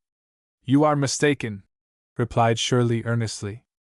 "America is waking up. The conscience of the nation is being aroused. We are coming to realize that the scandals of the last few years were only the fruit of public indifference to sharp business practice. The people will soon ask the dishonest rich man where he got it, and there will have to be an accounting. What account will you be able to give?" He bit his lip and looked at her for a moment without replying. Then, with a faint suspicion of a sneer, he said, "You are a socialist, Perhaps an anarchist. Only the ignorant commit the blunder of confounding the two, she retorted. Anarchy is a disease, socialism is a science. Indeed, he exclaimed mockingly. I thought the terms were synonymous. The world regards them both as insane. Herself an enthusiastic convert to the new political faith that was rising like a flood tide all over the world, the contemptuous tone in which this plutocrat spoke of the coming reorganization of society which was destined to destroy him and his kind spurred her on to renewed argument. I imagine, she said sarcastically, that you would hardly approve any social reform which threatened to interfere with your own business methods. But no matter how you disapprove of socialism on general principles, as a leader of the capitalist class you should understand what socialism is, and not confuse one of the most important movements in modern world history with the crazy theories of irresponsible cranks. The anarchists are the natural enemies of the entire human family, and would destroy it were their dangerous doctrines permitted to prevail. The socialists, on the contrary, are seeking to save mankind from the degradation, the crime and the folly into which such men as you have driven it. She spoke impetuously, with the inspired exultation of a prophet delivering a message to the people. Ryder listened, concealing his impatience with uneasy little coughs. Yes, she went on, I am a socialist and I am proud of it. The whole world is slowly drifting towards socialism as the only remedy for the actual and tolerable conditions. It may not come in our time, but it will come as surely as the sun will rise and set tomorrow. Has not the flag of socialism waved recently from the White House? Has not a president of the United States declared that the state must eventually curb the great fortunes? What is that but socialism? True, retorted Ryder grimly. And that little speech intended for the benefit of the gallery will cost him the nomination at the next presidential election. We don't want in the White House a president who stirs up class hatred. Our rich men have a right to what is their own, that is guaranteed them by the Constitution. Is it their own? Interrupted Shirley. Ryder ignored the insinuation and proceeded. What of our boasted free institutions if a man is to be restricted in what he may and may not do? If I am clever enough to accumulate millions, who can stop me? The people will stop you, said Shirley calmly. It is only a question of time. Their patience is about exhausted. Put your ear to the ground and listen to the distant rumbling of the tempest which, sooner or later, will be unchained in this land, provoked by the iniquitous practices of organized capital. The people have had enough of the extortions of the trusts. One day they will rise in their wrath and seize by the throat this knavish plutocracy which, confident in the power of its wealth to procure legal immunity and reckless of its danger, persists in robbing the public daily. But retribution is at hand. The growing discontent of the proletariat, the ever-increasing strikes and labor disputes of all kinds, the clamor against the railroads and the trusts, the evidence of collusion between both, all this is the writing on the wall. The capitalistic system is doomed, socialism will succeed it. What is socialism? He demanded scornfully. What will it give the public that it has not got already?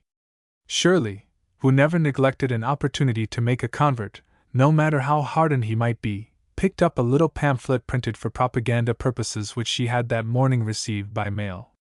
Here, she said, is one of the best and clearest definitions of socialism I have ever read. Socialism is common ownership of natural resources and public utilities, and the common operation of all industries for the general good. Socialism is opposed to monopoly, that is, to private ownership of land and the instruments of labor, which is indirect ownership of men, to the wages system, by which labor is legally robbed of a large part of the product of labor, to competition with its enormous waste of effort and its opportunities for the spoliation of the weak by the strong. Socialism is industrial democracy. It is the government of the people by the people and for the people, not in the present restricted sense, but as regards all the common interests of men. Socialism is opposed to oligarchy and monarchy, and therefore to the tyrannies of business cliques and money kings. Socialism is for freedom, not only from the fear of force, but from the fear of want. Socialism proposes real liberty, not merely the right to vote, but the liberty to live for something more than meat and drink. Socialism is righteousness in the relations of men. It is based on the fundamentals of religion, the fatherhood of God and the brotherhood of men.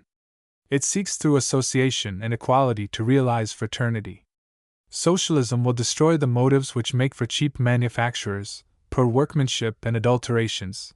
It will secure the real utility of things. Use, not exchange, will be the object of labor. Things will be made to serve, not to sell. Socialism will banish war, for private ownership is back of strife between men. Socialism will purify politics, for private capitalism is the great source of political corruption. Socialism will make for education, invention and discovery. It will stimulate the moral development of men. Crime will have lost most of its motive and pauperism will have no excuse. That, said Shirley as she concluded, is socialism. Ryder shrugged his shoulders and rose to go. Delightful, he said ironically, but in my judgment wholly utopian and impracticable. It's nothing but a gigantic pipe dream. It won't come in this generation nor in 10 generations if, indeed, it is ever taken seriously by a majority big enough to put its theories to the test. Socialism does not take into account two great factors that move the world: men's passions and human ambition. If you eliminate ambition, you remove the strongest incentive to individual effort. From your own account, a socialistic world would be a dreadfully tame place to live in, everybody depressingly good, without any of the feverish turmoil of life as we know it. Such a world would not appeal to me at all. I love the fray, the daily battle of gain and loss, the excitement of making or losing millions. That is my life. Yet what good is your money to you? Insisted Shirley. You are able to spend only an infinitesimal part of it. You cannot even give it away, for nobody will have any of it. Money! He hissed rather than spoke. I hate money. It means nothing to me. I have so much that I have lost all idea of its value. I go on accumulating it for only one purpose. It buys power. I love power, that is my passion, my ambition, to rule the world with my gold. Do you know, he went on and leaning over the desk in a dramatic attitude, that if I chose I could start a panic in Wall Street tomorrow that would shake to their foundations every financial institution in the country? Do you know that I practically control the Congress of the United States and that no legislative measure becomes law unless it has my approval? The public has long suspected as much, replied Shirley. That is why you are looked upon as a menace to the stability and honesty of our political and commercial life. An angry answer rose to his lips when the door opened and Mrs. Ryder entered. I've been looking for you, John, she said peevishly. Mr. Bagley told me you were somewhere in the house. Senator Roberts is downstairs. He's come about Jefferson and his daughter, I suppose, muttered Ryder. Well, I'll see him. Where is he?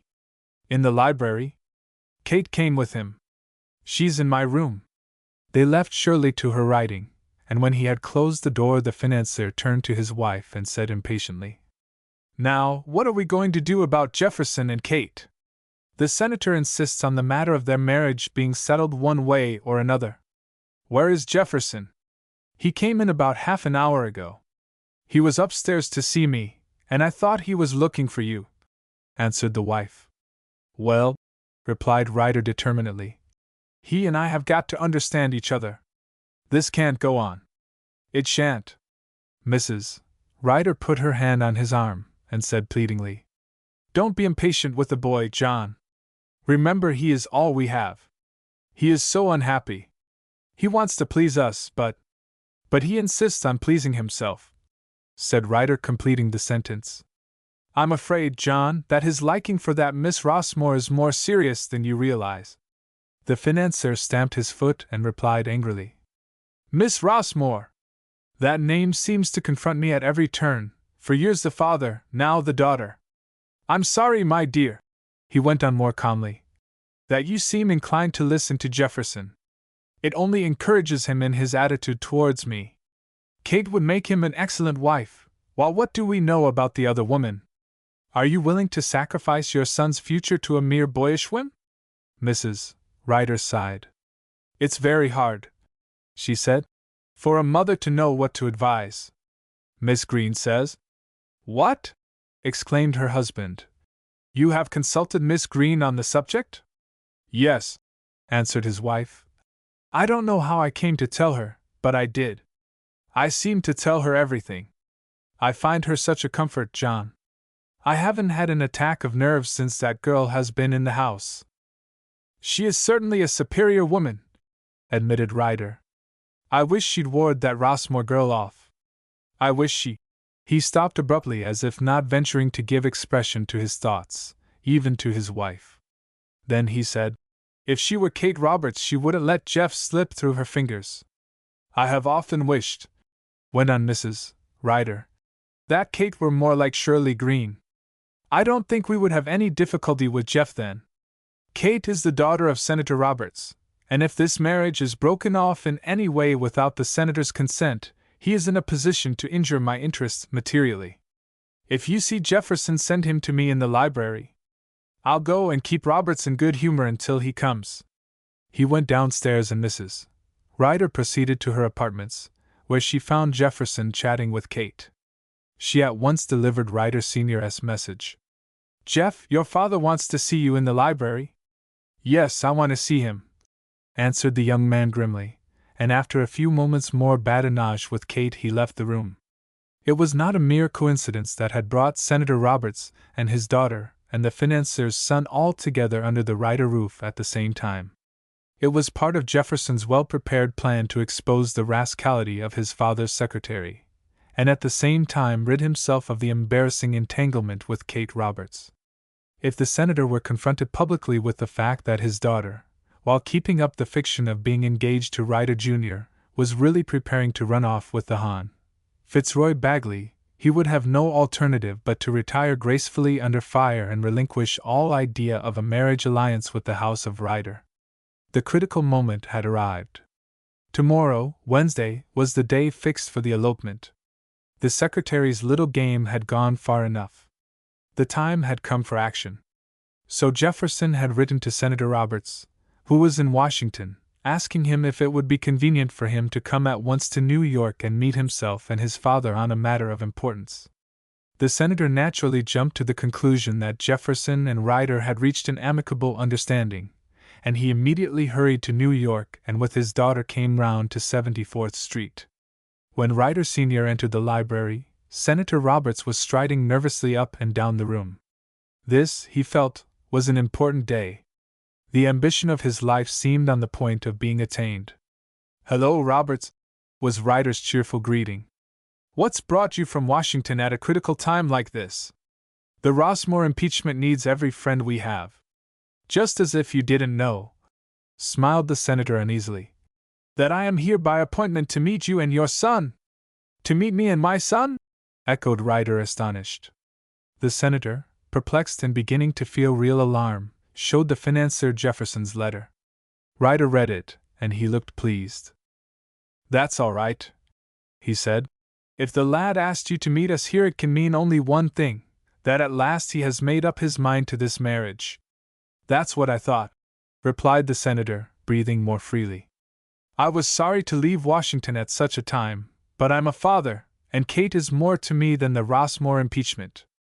Besides, to see her married to your son Jefferson is one of the dearest wishes of my life." "You can rest easy," said Ryder. "That is practically settled. Jefferson's sending for you proves that he is now ready to meet my wishes. He'll be here any minute. How is the Rossmore case progressing?" "Not so well as it might," growled the senator. "There's a lot of maudlin sympathy for the judge. He's a pretty sick man by all accounts, and the newspapers seem to be taking his part. One or two of the Western senators are talking corporate influence and trust legislation, but when it comes to a vote the matter will be settled on party lines." "That means that Judge Rossmore will be removed?" demanded Ryder sternly. "Yes, with 5 votes to spare," answered the senator. "That's not enough," insisted Ryder. "There must be at least 20. Let there be no blunders, Roberts. The man is a menace to all the big commercial interests. This thing must go through." The door opened and Jefferson appeared. On seeing the senator talking with his father, he hesitated on the threshold. "Come in, Jeff," said his father pleasantly. You expected to see Senator Roberts, didn't you? Yes, sir. How do you do, Senator? Said the young man, advancing into the room. I got your letter, my boy, and here I am, said the senator, smiling affably. I suppose we can guess what the business is, eh? That he's going to marry Kate, of course, chimed in Ryder Sr. Jeff, my lad, I'm glad you are beginning to see my way of looking at things. You're doing more to please me lately, and I appreciate it. You stayed at home when I asked you to, and now you've made up your mind regarding this marriage. Jefferson let his father finish his speech, and then he said calmly, I think there must be some misapprehension as to the reason for my summoning Senator Roberts to New York. It had nothing to do with my marrying Miss Roberts, but to prevent her marriage with someone else. What? Exclaimed Ryder Sr. Marriage with someone else? Echoed the senator. He thought he had not heard aright, yet at the same time he had grave misgivings. What do you mean, sir? Taking from his pocket a copy of the letter he had picked up on the staircase, Jefferson held it out to the girl's father. Your daughter is preparing to run away with my father's secretary. Tomorrow would have been too late. That is why I summoned you. Read this. The senator took the letter, and as he read his face grew ashen and his hand trembled violently. At one blow all his ambitious projects for his daughter had been swept away. The inconsiderate act of a silly, thoughtless girl had spoiled the carefully laid plans of a lifetime. The only consolation which remained was that the calamity might have been still more serious. This timely warning had saved his family from perhaps an even greater scandal. He passed the letter in silence to Ryder Sr. The financier was a man of few words when the situation called for prompt action. After he had read the letter through, there was an ominous silence. Then he rang a bell. The butler appeared. Tell Mr. Bagley I want him. The man bowed and disappeared. Who the devil is this Bagley? Demanded the senator. English, blue blood, no money, was Ryder's laconic answer. That's the only kind we seem to get over here, growled the senator. We furnish the money, they furnish the blood, damn his blue blood. I don't want any in mine. Turning to Jefferson, he said, Jefferson, whatever the motives that actuated you, I can only thank you for this warning. I think it would have broken my heart if my girl had gone away with that scoundrel. Of course, under the circumstances, I must abandon all idea of your becoming my son-in-law. I release you from all obligations you may have felt yourself bound by. Jefferson bowed and remained silent. Ryder Sr. eyed his son closely, an amused expression hovering on his face. After all, it was not so much he who had desired this match as Roberts, and as long as the senator was willing to withdraw, he could make no objection. He wondered what part, if any, his son had played in bringing about this sensational denouement to a match which had been so distasteful to him, and it gratified his paternal vanity to think that Jefferson after all might be smarter than he had given him credit for. At this juncture Mr. Bagley entered the room. He was a little taken aback on seeing the senator, but like most men of his class, his self-conceit made him confident of his ability to handle any emergency which might arise, and he had no reason to suspect that this hasty summons to the library had anything to do with his matrimonial plans. Did you ask for me, sir? He demanded, addressing his employer. Yes, Mr. Bagley, replied Ryder, fixing the secretary with a look that filled the latter with misgivings. What steamers leave tomorrow for England? Tomorrow? Echoed Mr. Bagley. I said tomorrow, repeated Ryder, slightly raising his voice. Let me see, stammered the secretary. There is the White Star, the North German Lloyd, the Atlantic Transport. Have you any preference? Inquired the financier. No, sir, none at all. Then you'll go on board one of the ships tonight, said Ryder. Your things will be packed and sent to you before the steamer sails tomorrow. The Hon.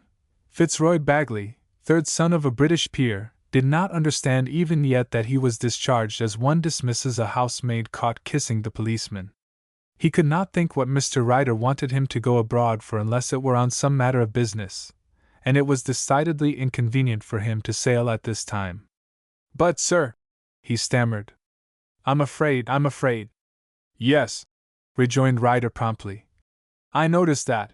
Your hand is shaking. I mean that You mean that you have other engagements, said Ryder sternly. Oh no, but.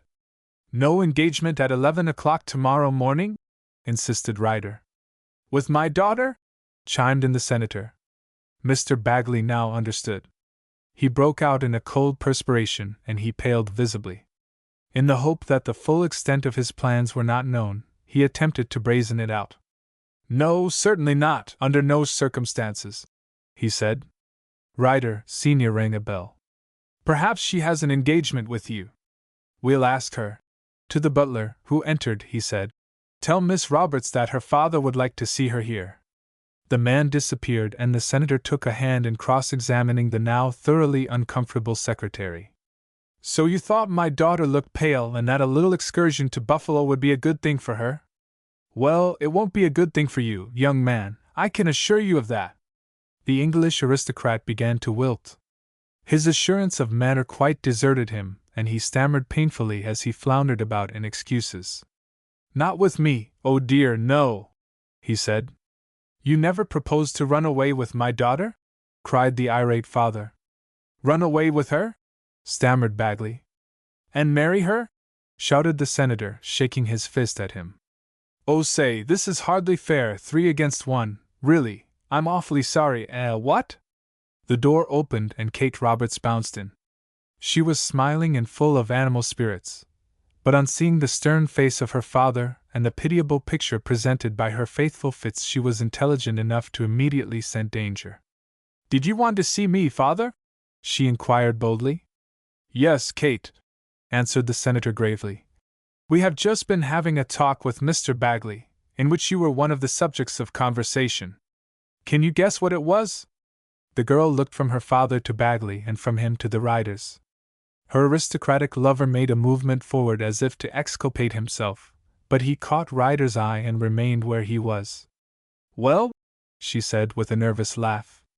Is it true, asked the senator, that you were about to marry this man secretly? She cast down her eyes and answered. I suppose you know everything. Have you anything to add? Asked her father sternly. No, said Kate, shaking her head. It's true. We intended to run away, didn't we, Fitz? Never mind about Mr. Bagley, thundered her father. Haven't you a word of shame for this disgrace you have brought upon me? Oh, Papa, don't be so cross. Jefferson did not care for me. I couldn't be an old maid. Mr. Bagley has a lovely castle in England, and one day he'll sit in the House of Lords. He'll explain everything to you. He'll explain nothing, rejoined the senator grimly. Mr. Bagley returns to England tonight. He won't have time to explain anything. Returns to England? Echoed Kate, dismayed. Yes, and you go with me to Washington at once. The senator turned to Ryder. Goodbye, Ryder. The little domestic comedy is ended. I'm grateful it didn't turn out a drama. The next time I pick out a son-in-law, I hope I'll have better luck. He shook hands with Jefferson and left the room, followed by his crestfallen daughter. Ryder, who had gone to write something at his desk, strode over to where Mr. Bagley was standing and handed him a check. Here, sir, this settles everything to date. Good day. But I, stammered the secretary helplessly. Good day, sir.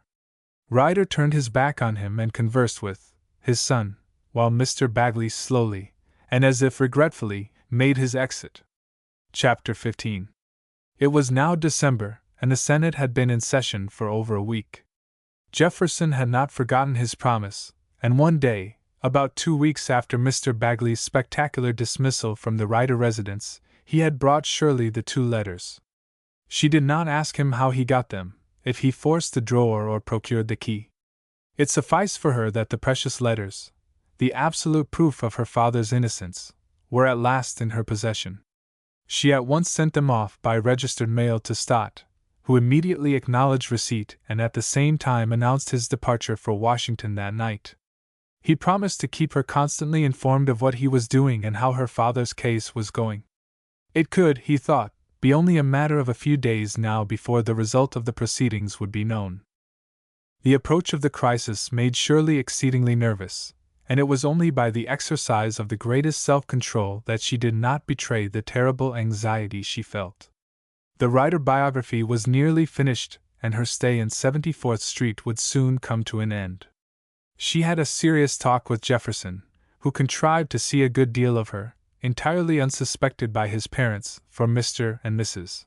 Ryder had no reason to believe that their son had any more than a mere bowing acquaintance with the clever young authoress. Now that Mr. Bagley was no longer there to spy upon their actions, these clandestine interviews had been comparatively easy. Shirley brought to bear all the arguments she could think of to convince Jefferson of the hopelessness of their engagement. She insisted that she could never be his wife. Circumstances over which they had no control made that dream impossible. It were better, she said, to part now rather than incur the risk of being unhappy later. But Jefferson refused to be convinced. He argued and pleaded, and he even swore strange, desperate words that Shirley had never heard before and which alarmed her not a little, and the discussion ended usually by a kiss which put Shirley completely hors de combat. Meantime, John Ryder had not ceased worrying about his son. The removal of Kate Roberts as a factor in his future had not eliminated the danger of Jefferson taking the bit between his teeth one day and contracting a secret marriage with the daughter of his enemy, and when he thought of the mere possibility of such a thing happening he stormed and raved until his wife, accustomed as she was to his choleric outbursts, was thoroughly frightened. For some time after Bagley's departure, father and son got along together fairly amicably, but Ryder, Sr. was quick to see that Jefferson had something on his mind which was worrying him, and he rightly attributed it to his infatuation for Miss Rossmore. He was convinced that his son knew where the judge's daughter was, although his own efforts to discover her whereabouts had been unsuccessful. Sergeant Ellison had confessed absolute failure. Miss Rossmore, he reported, had disappeared as completely as if the earth had swallowed her, and further search was futile. Knowing well his son's impulsive, headstrong disposition, Ryder, Sr. believed him quite capable of marrying the girl secretly any time. The only thing that John Ryder did not know was that Shirley Rossmore was not the kind of a girl to allow any man to inveigle her into a secret marriage. The Colossus, who judged the world's morals by his own, was not of course aware of this, and he worried night and day thinking what he could do to prevent his son from marrying the daughter of the man he had wronged. The more he pondered over it, the more he regretted that there was not some other girl with whom Jefferson could fall in love and marry. He need not seek a rich girl. There was certainly enough money in the Ryder family to provide for both. He wished they knew a girl, for example, as attractive and clever as Miss Green. Ah! He thought there was a girl who would make a man of Jefferson, brainy, ambitious, active. And the more he thought of it, the more the idea grew on him that Miss Green would be an ideal daughter-in-law, and at the same time snatch his son from the clutches of the Rossmore woman. Jefferson, during all these weeks, was growing more and more impatient. He knew that any day now Shirley might take her departure from their house and return to Massapequa. If the impeachment proceedings went against her father, it was more than likely that he would lose her forever, and if, on the contrary, the judge were acquitted, Shirley never would be willing to marry him without his father's consent, and this, he felt, he would never obtain. He resolved, therefore, to have a final interview with his father and declare boldly his intention of making Miss Rossmore his wife, regardless of the consequences. The opportunity came one evening after dinner. Ryder, Sr. was sitting alone in the library, reading. Mrs. Ryder had gone to the theater with a friend. Shirley, as usual, was writing in her room, giving the final touches to her now completed History of the Empire Trading Company. Jefferson took the bull by the horns and boldly accosted his redoubtable parent. "May I have a few minutes of your time, father?" Ryder, Sr. laid aside the paper he was reading and looked up. It was unusual for his son to come to him on any errand, and he liked to encourage it. "Certainly, Jefferson." "What is it?" "I want to appeal to you, sir. I want you to use your influence, before it is too late, to save Judge Rossmore. A word from you at this time would do wonders in Washington." The financier swung half round in his chair, the smile of greeting faded out of his face, and his voice was hard as he replied coldly. "Again? I thought we had agreed not to discuss Judge Rossmore any further." "I can't help it, sir. rejoined Jefferson, undeterred by his sire's hostile attitude. That poor old man is practically on trial for his life. He is as innocent of wrongdoing as a child unborn, and you know it. You could save him if you would. Jefferson, answered Ryder Sr., biting his lip to restrain his impatience. I told you before that I could not interfere even if I would, and I won't, because that man is my enemy. Important business interests, which you cannot possibly know anything about, demand his dismissal from the bench. Surely your business interests don't demand the sacrifice of a man's life, retorted Jefferson. I know modern business methods are none too squeamish, but I should think you'd draw the line at deliberate murder. Ryder sprang to his feet and for a moment stood glaring at the young man. His lips moved, but no sound came from them. Suppressed wrath rendered him speechless. What was the world coming to when a son could talk to his father in this manner? How dare you presume to judge my actions or to criticize my methods? He burst out, finally. You force me to do so, answered Jefferson hotly. I want to tell you that I am heartily ashamed of this whole affair and your connection with it, and since you refuse to make reparation in the only way possible for the wrong you and your associates have done Judge Rossmore, that is by saving him in the Senate, I think it only fair to warn you that I take back my word in regard to not marrying without your consent. I want you to know that I intend to marry Miss Rossmore as soon as she will consent to become my wife, that is, he added with bitterness, if I can succeed in overcoming her prejudices against my family. Ryder Sr. laughed contemptuously. Prejudices against $1,000,000,000? He exclaimed skeptically. Yes, replied Jefferson decisively. Prejudices against our family, against you and your business practices. Money is not everything. One day you will find that out. I tell you definitely that I intend to make Miss Rossmore my wife. Ryder Sr. made no reply, and as Jefferson had expected an explosion, this unnatural calm rather startled him. He was sorry he had spoken so harshly. It was his father, after all. You've forced me to defy you, father, he added. I'm sorry. Ryder Sr. shrugged his shoulders and resumed his seat.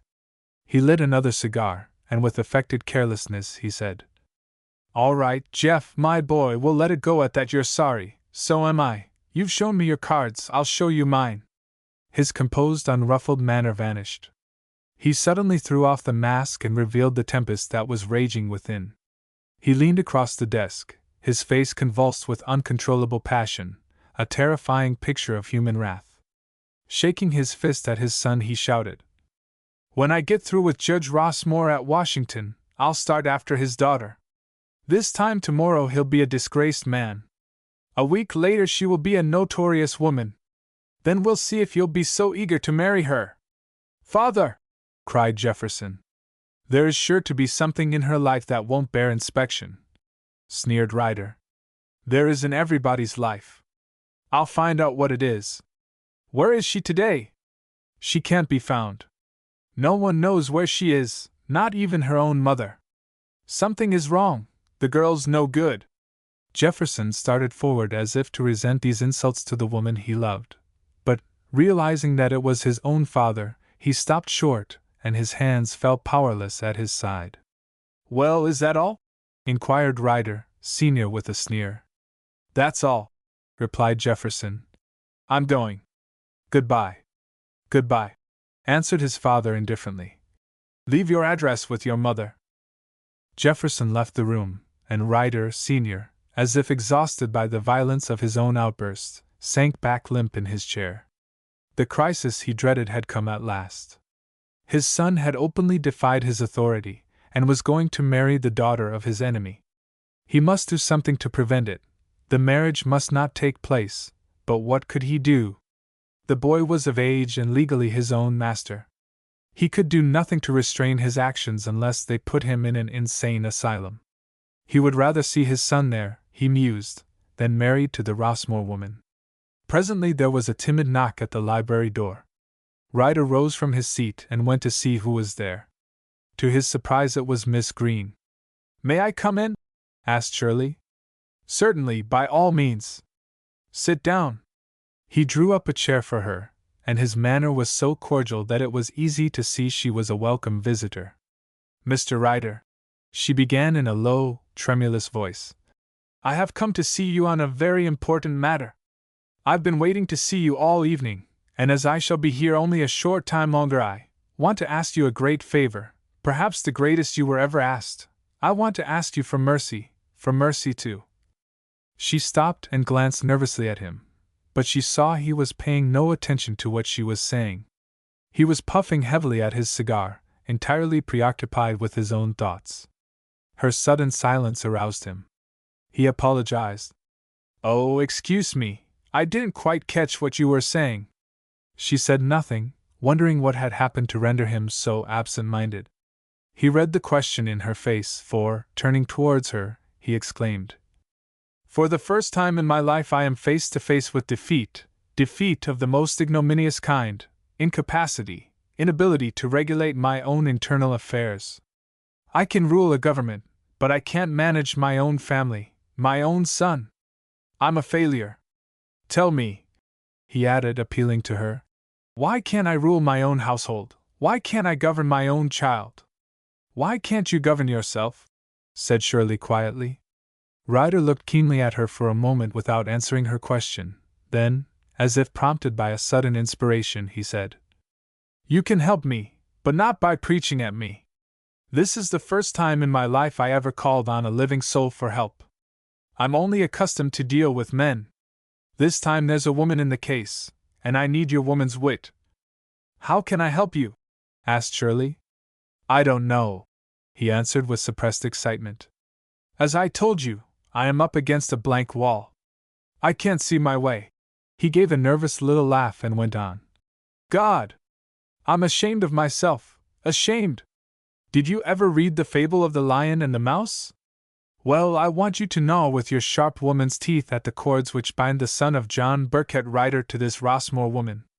I want you to be the mouse, to set me free of this disgraceful entanglement." "How?" asked Shirley calmly. "Ah, that's just it, how?" he replied. "Can't you think? You're a woman, you have youth, beauty, brains." He stopped and eyed her closely until she reddened from the embarrassing scrutiny. Then he blurted out, "By George!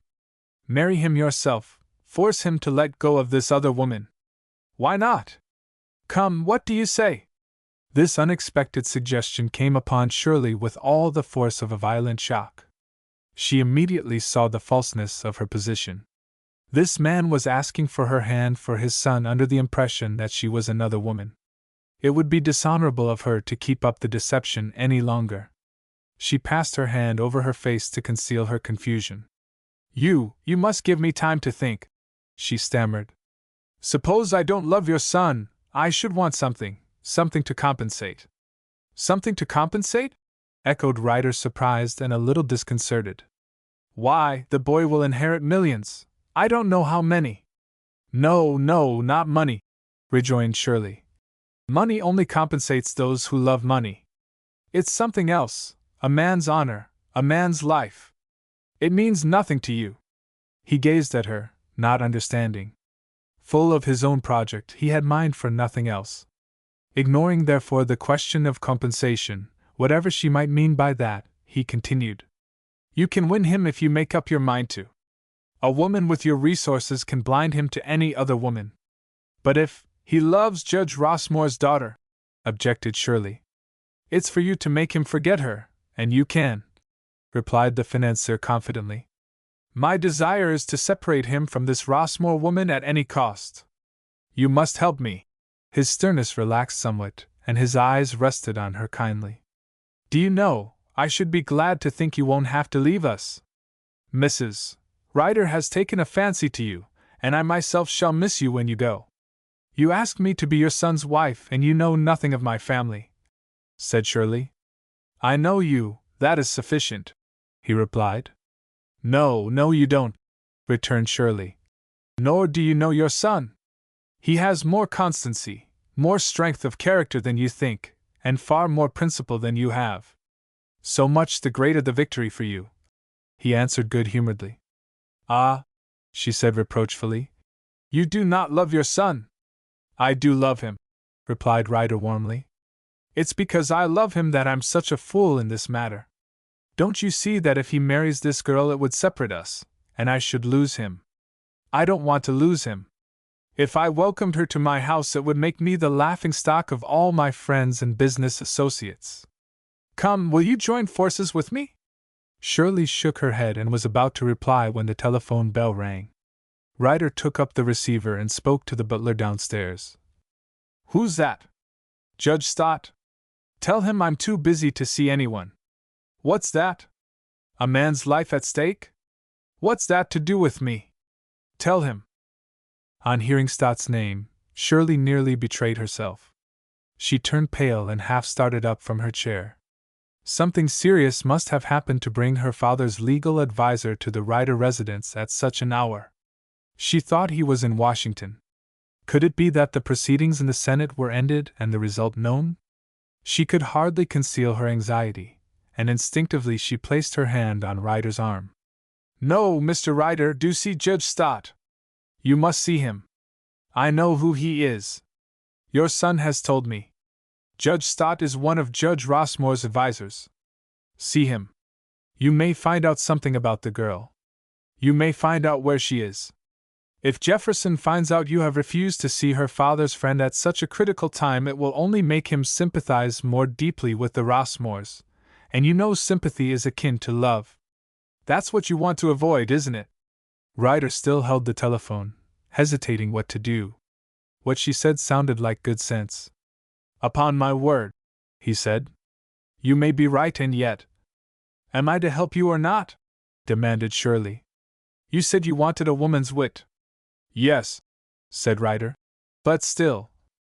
Then you had better see him, she said emphatically. Ryder turned to the telephone. Hello, Jorkins, are you there? Show Judge Stott up here.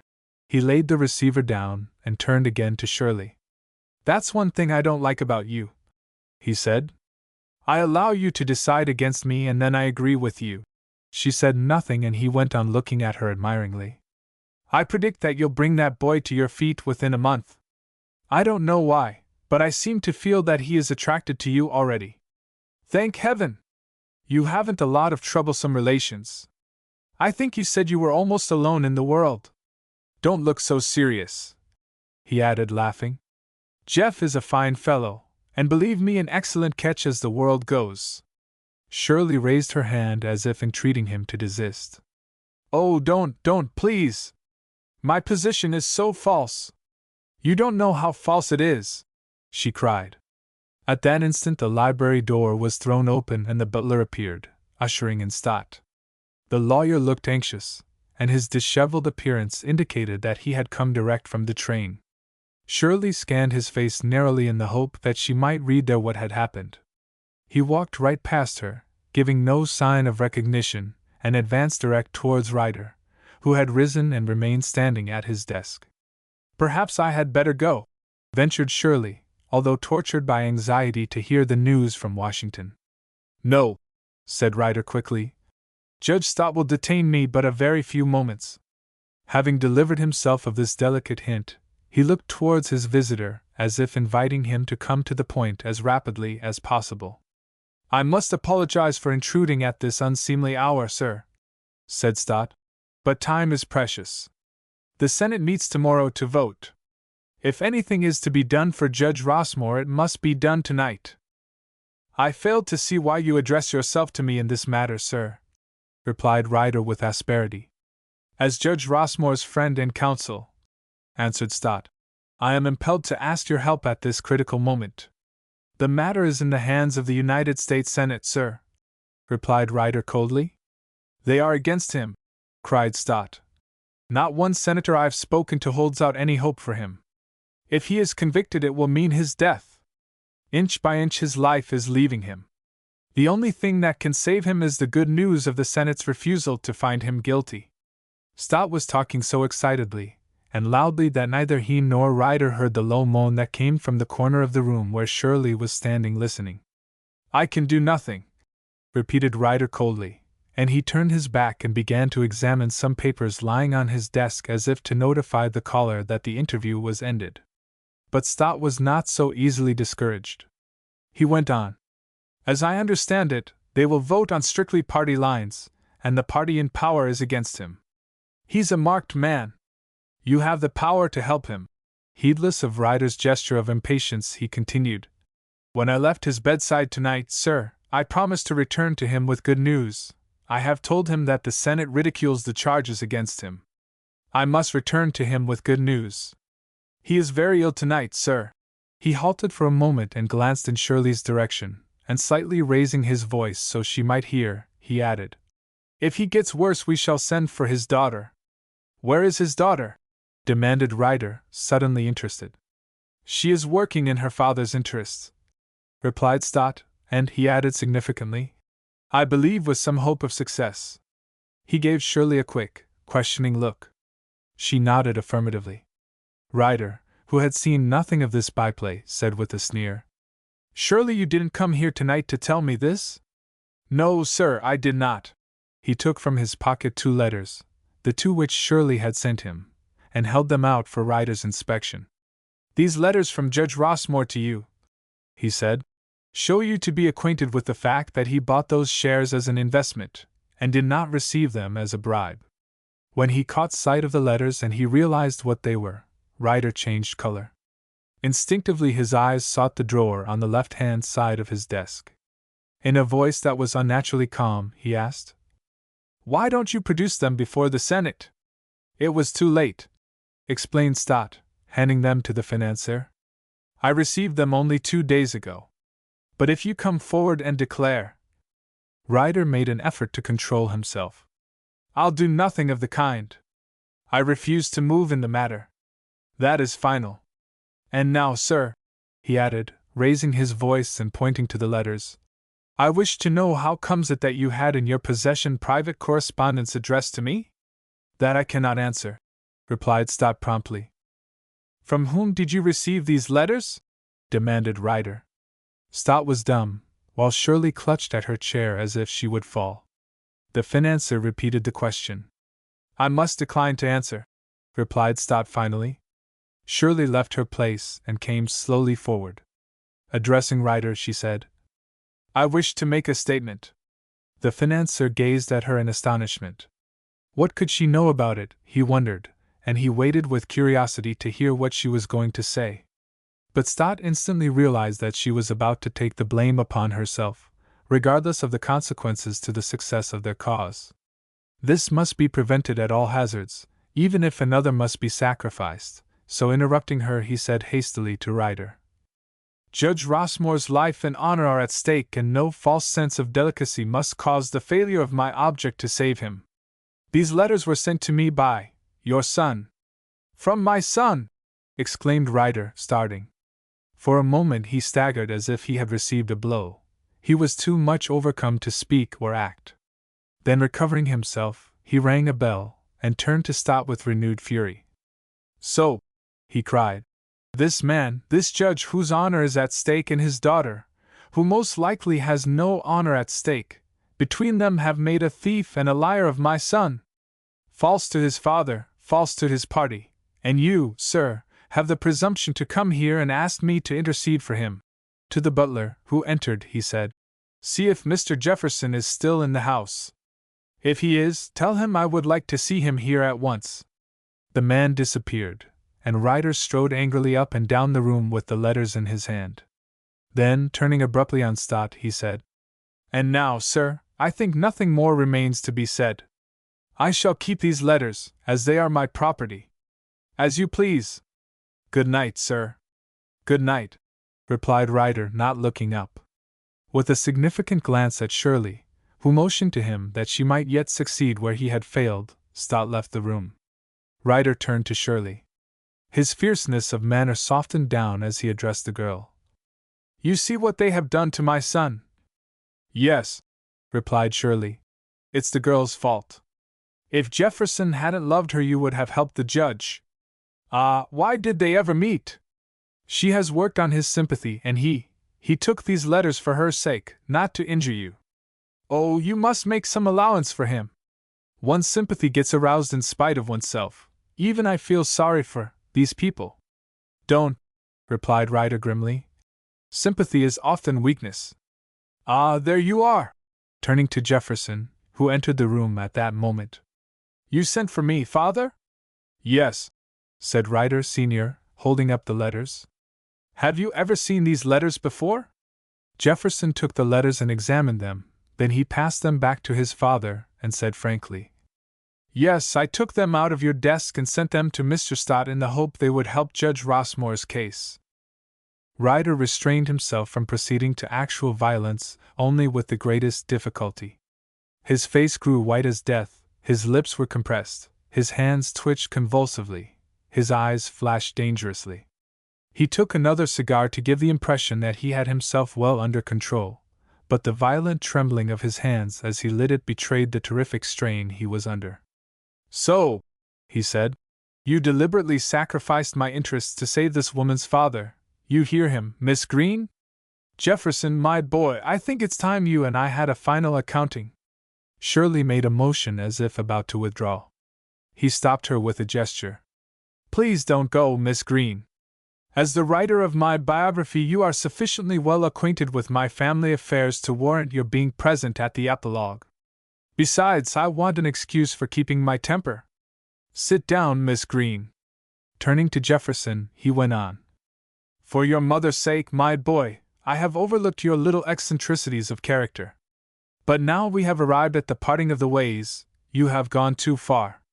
The one aspect of this business I cannot overlook is your willingness to sell your own father for the sake of a woman.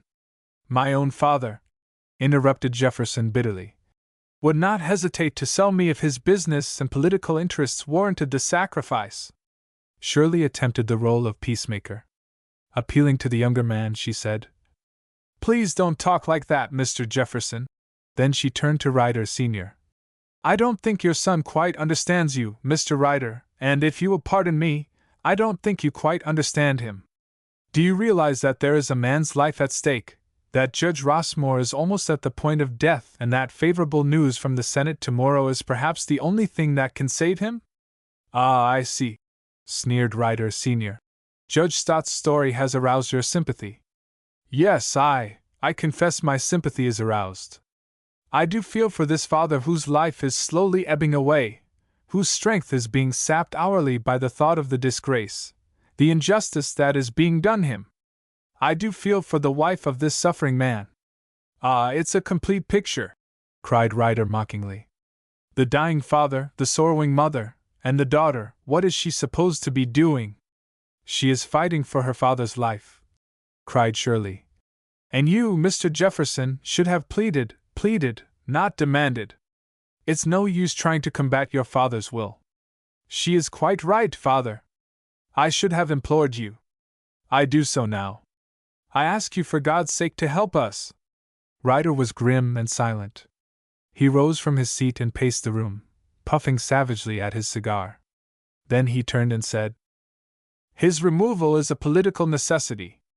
If he goes back on the bench, every paltry justice of the peace, every petty official will think he has a special mission to tear down the structure that hard work and capital have erected.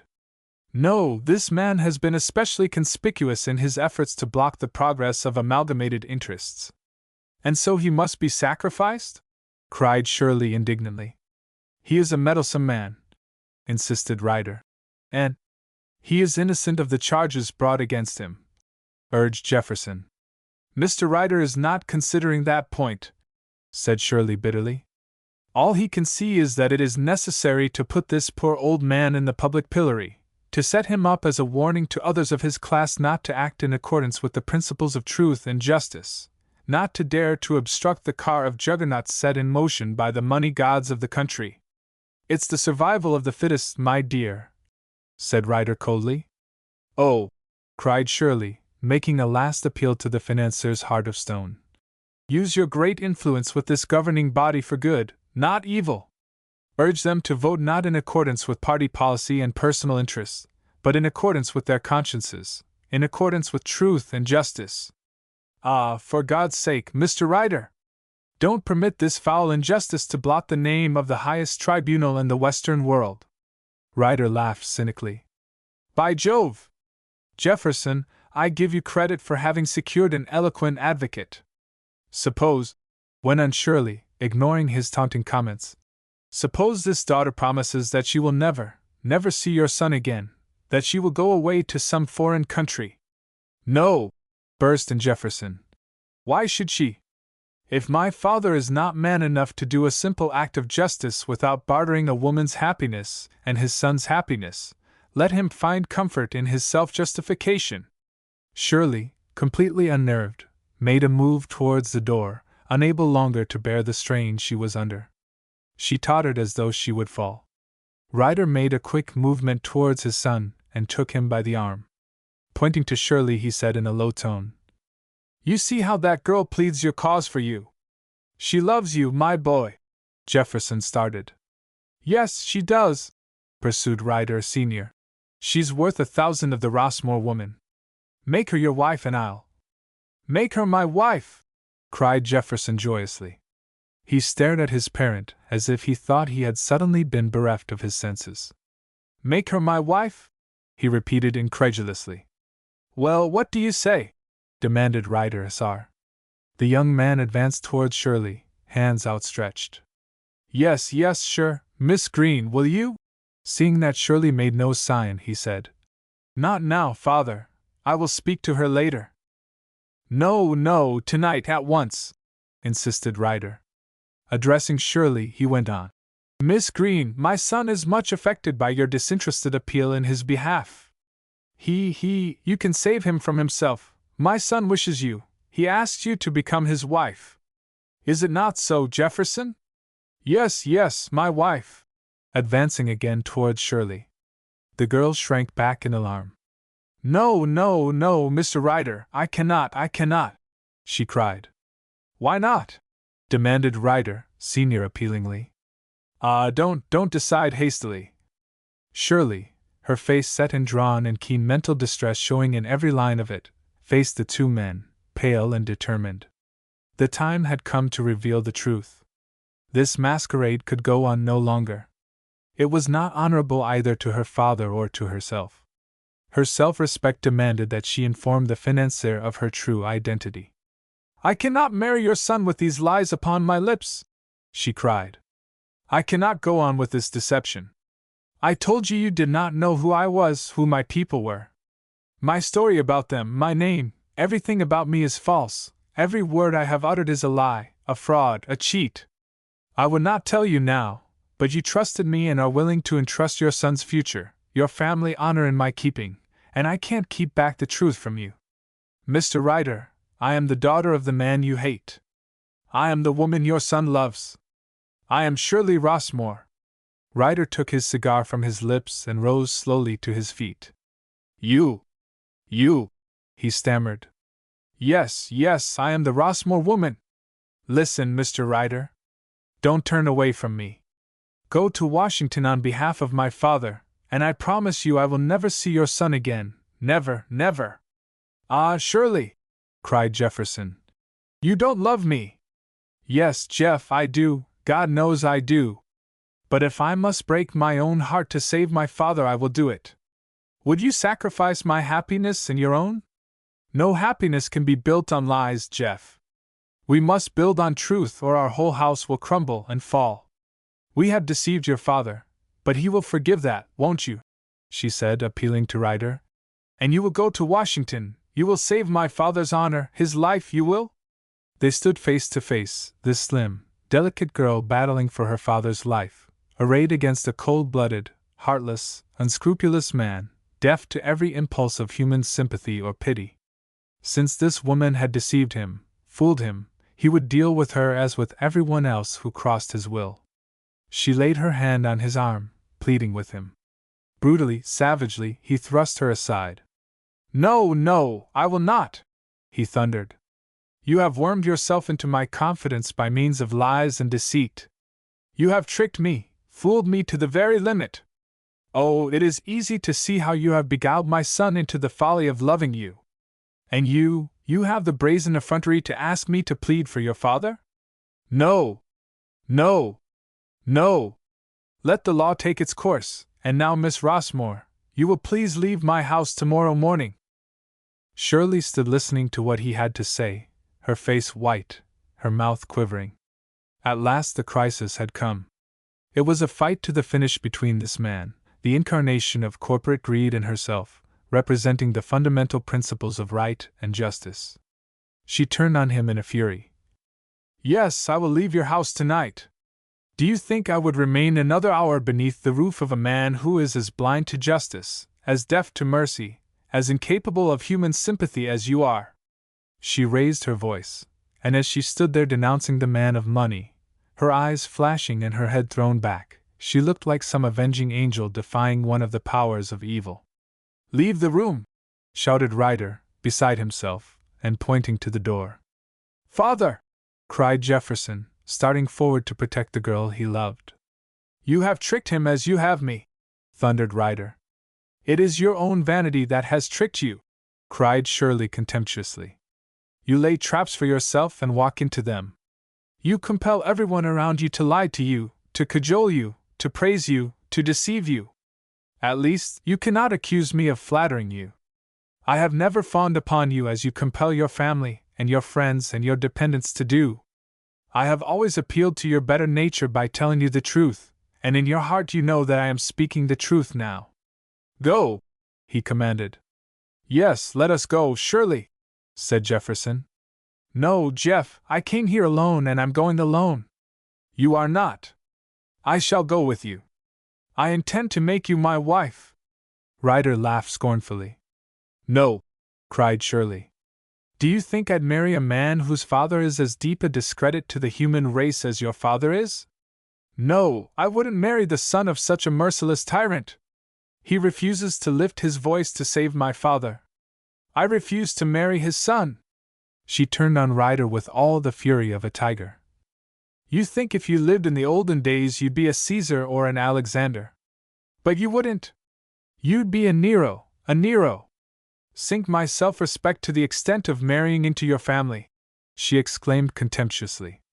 "Never! I am going to Washington without your aid. I am going to save my father if I have to go on my knees to every United States senator. I'll go to the White House. I'll tell the president what you are. Marry your son? No, thank you. No, thank you." Exhausted by the vehemence of her passionate outburst, Shirley hurried from the room, leaving Ryder speechless, staring at his son. Chapter 16. When Shirley reached her room, she broke down completely. She threw herself upon a sofa and burst into a fit of violent sobbing.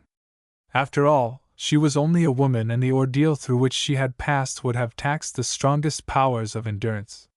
She had borne up courageously while there remained the faintest chance that she might succeed in moving the financier to pity. But now that all hopes in that direction were shattered and she herself had been ordered harshly from the house like any ordinary malefactor, the reaction set in, and she gave way freely to her long pent-up anguish and distress.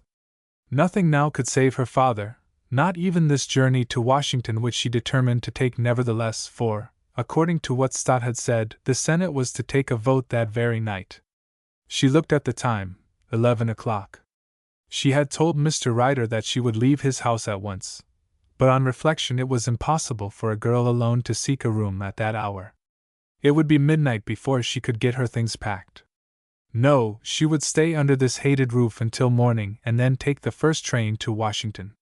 There was still a chance that the vote might be delayed, in which case she might yet succeed in winning over some of the senators. She began to gather her things together, and was thus engaged when she heard a knock at her door. "Who's there?" she called out. "It's I," replied a familiar voice. Shirley went to the door and opening it found Jefferson on the threshold. He made no attempt to enter, nor did she invite him in. He looked tired and careworn. "Of course, you're not going tonight?" he asked anxiously. "My father did not mean tonight." "No, Jeff," she said wearily. "Not tonight. It's a little too late. I did not realize it. Tomorrow morning early?" He seemed reassured and held out his hand. "Good night, dearest, you're a brave girl. You made a splendid fight." "It didn't do much good," she replied in a disheartened, listless way. "But it set him thinking," rejoined Jefferson. "No one ever spoke to my father like that before. It did him good. He's still marching up and down the library, chewing the cud.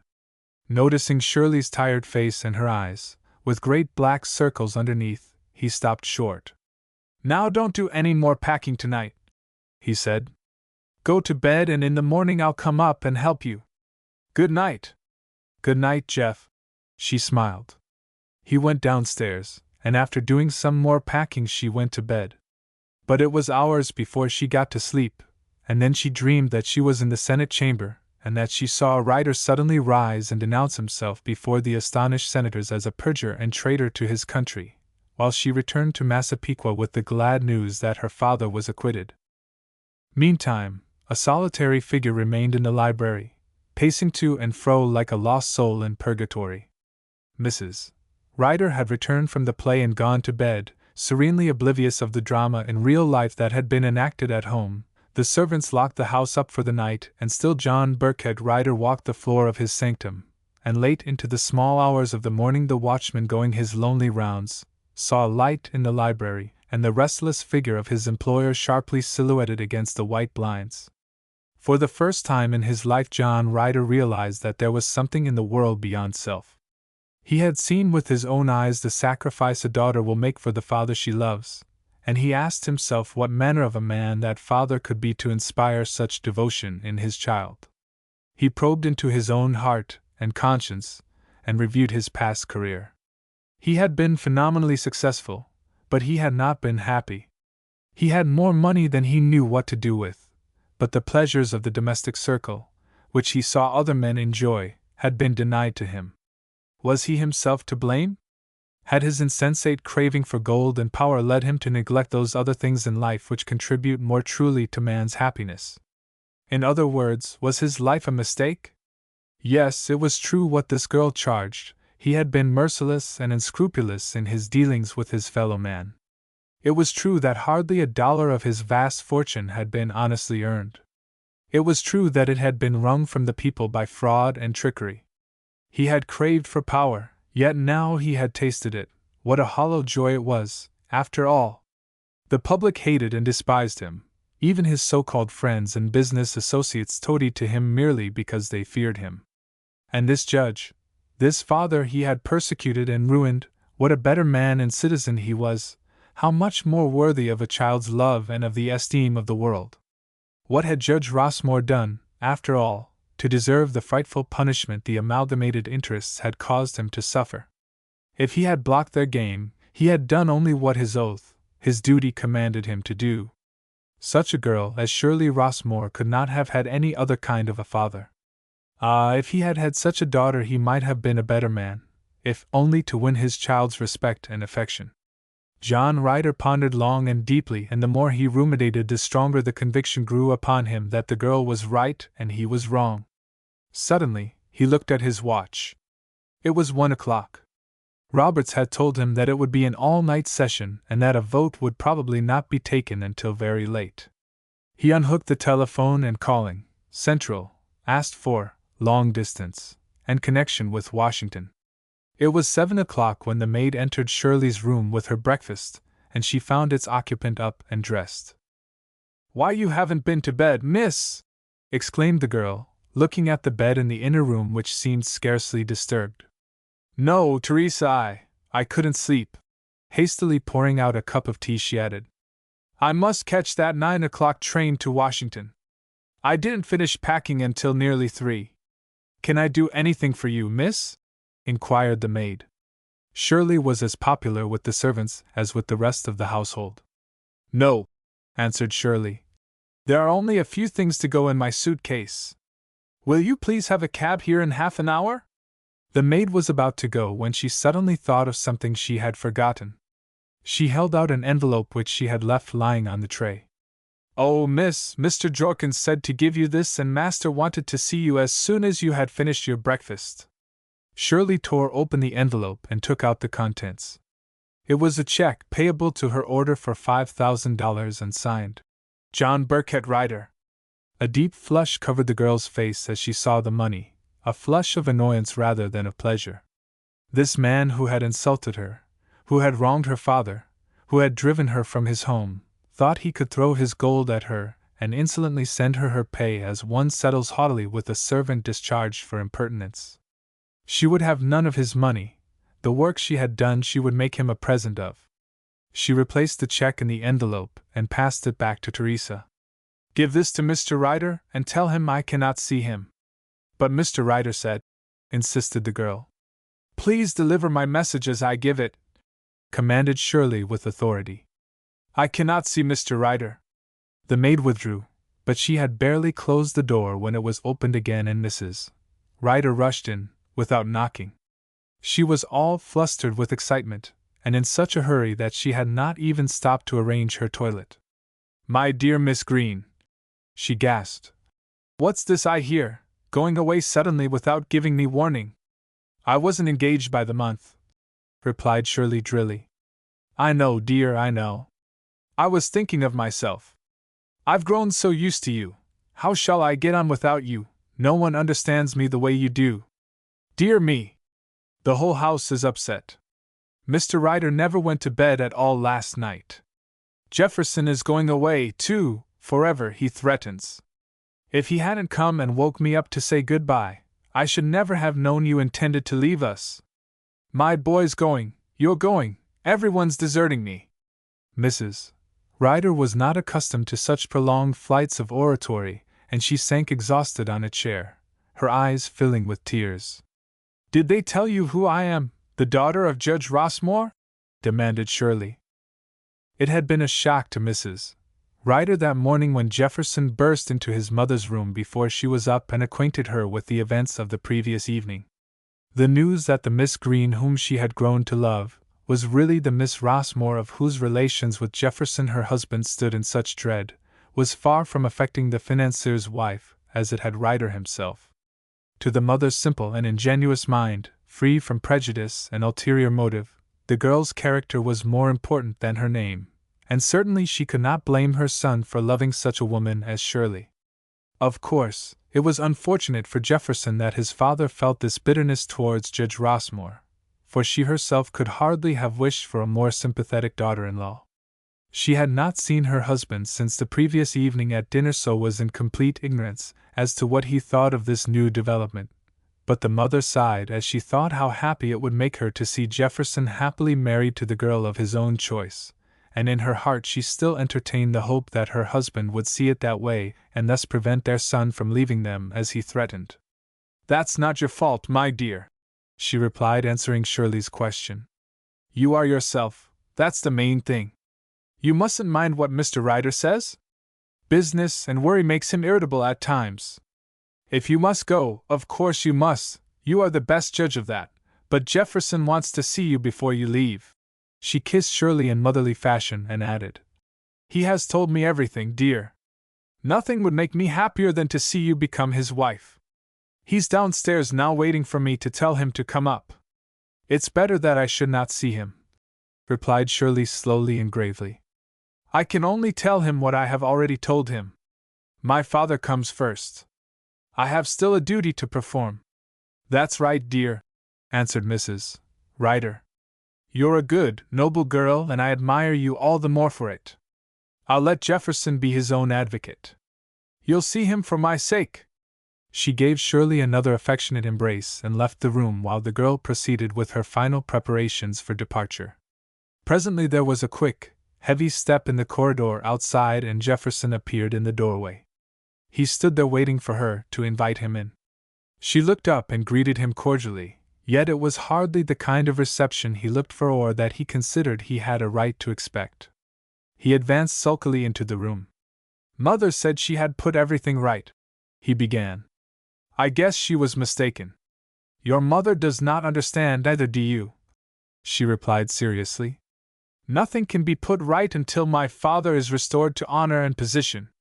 But why should you punish me because my father fails to regard the matter as we do?" demanded Jefferson rebelliously. "Why should I punish myself? Why should we punish those nearest and dearest?" answered Shirley gently. "The victims of human injustice always suffer where their loved ones are tortured. Why are things as they are? I don't know. I know they are, that's all." The young man strode nervously up and down the room while she gazed listlessly out of the window, looking for the cab that was to carry her away from this house of disappointment. He pleaded with her. I have tried honorably and failed. You have tried honorably and failed. Isn't the sting of impotent failure enough to meet without striving against a hopeless love? He approached her and said softly, I love you surely, don't drive me to desperation. Must I be punished because you have failed? It's unfair. The sins of the fathers should not be visited upon the children. But they are, it's the law, said Shirley with resignation. The law? He echoed. Yes, the law, insisted the girl. Man's law, not God's, the same unjust law that punishes my father, man's law which is put into the hands of the powerful of the earth to strike at the weak. She sank into a chair and, covering up her face, wept bitterly. Between her sobs she cried brokenly. I believed in the power of love to soften your father's heart. I believed that with God's help I could bring him to see the truth. I believed that truth and love would make him see the light, but it hasn't. I stayed on and on, hoping against hope until the time has gone by and it's too late to save him, too late. What can I do now? My going to Washington is a forlorn hope, alas, miserable, forlorn hope, and in this hour, the darkest of all, you asked me to think of myself, my love, your happiness, your future, my future. Ah, wouldn't it be sublime selfishness? Jefferson kneeled down beside the chair and, taking her hand in his, tried to reason with her and comfort her. Listen, Shirley, he said. Do not do something you will surely regret. You are punishing me not only because I have failed but because you have failed too. It seems to me that if you believed it possible to accomplish so much, if you had so much faith, that you have lost your faith rather quickly. I believed in nothing, I had no faith, and yet I have not lost hope. She shook her head and gently withdrew her hand. It is useless to insist, Jefferson, until my father is cleared of this stain our lives, yours and mine, must lie apart. Someone coughed, and, startled, they both looked up. Mr. Ryder had entered the room unobserved and stood watching them. Shirley immediately rose to her feet indignant, resenting this intrusion on her privacy after she had declined to receive the financier. Yet, she reflected quickly, how could she prevent it? He was at home, free to come and go as he pleased, but she was not compelled to remain in the same room with him. She picked up the few things that lay about and, with a contemptuous toss of her head, retreated into the inner apartment, leaving father and son alone together. Hum! Grunted Ryder Sr. I rather thought I should find you here, but I didn't quite expect to find you on your knees, dragging our pride in the mud. That's where our pride ought to be, retorted Jefferson savagely. He felt in the humor to say anything, no matter what the consequences. So she has refused you again, eh? Said Ryder Sr. with a grin. Yes, rejoined Jefferson with growing irritation. She objects to my family. I don't blame her. The financier smiled grimly as he answered. Your family in general, me in particular, eh? I gleaned that much when I came in. He looked towards the door of the room in which Shirley had taken refuge, and, as if talking to himself, he added, A curious girl with an inverted point of view, sees everything different to others. I want to see her before she goes. He walked over to the door and raised his hand as if he were about to knock. Then he stopped as if he had changed his mind, and turning towards his son he demanded, Do you mean to say that she has done with you? Yes, answered Jefferson bitterly. Finally? Yes, finally, forever. Does she mean it? Asked Ryder Sr. skeptically. Yes, she will not listen to me while her father is still in peril. There was an expression of half amusement, half admiration on the financier's face as he again turned towards the door. It's like her, damn it, just like her, he muttered. He knocked boldly at the door. Who's there? Cried Shirley from within. It is I, Mr. Ryder. I wish to speak to you. I must beg you to excuse me, came the answer. I cannot see you. Jefferson interfered. Why do you want to add to the girl's misery? Don't you think she has suffered enough? Do you know what she has done? Said Ryder with pretended indignation. She has insulted me grossly. I never was so humiliated in my life. She has returned the check I sent her last night in payment for her work on my biography. I mean to make her take that money. It's hers, she needs it, her father's a beggar. She must take it back. It's only flaunting her contempt for me in my face, and I won't permit it. I don't think her object in refusing that money was to flaunt contempt in your face, or in any way humiliate you," answered Jefferson. "She feels she has been sailing under false colors and desires to make some reparation.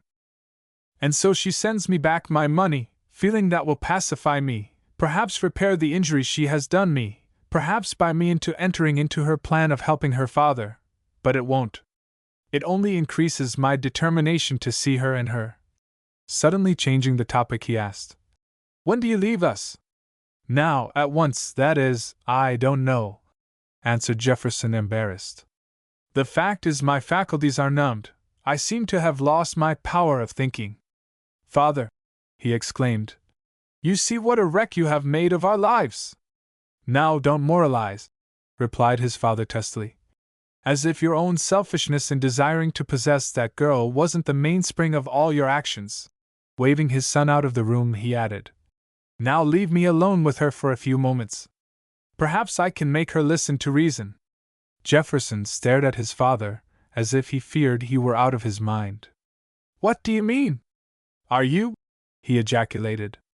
Go, leave her to me," commanded the financier.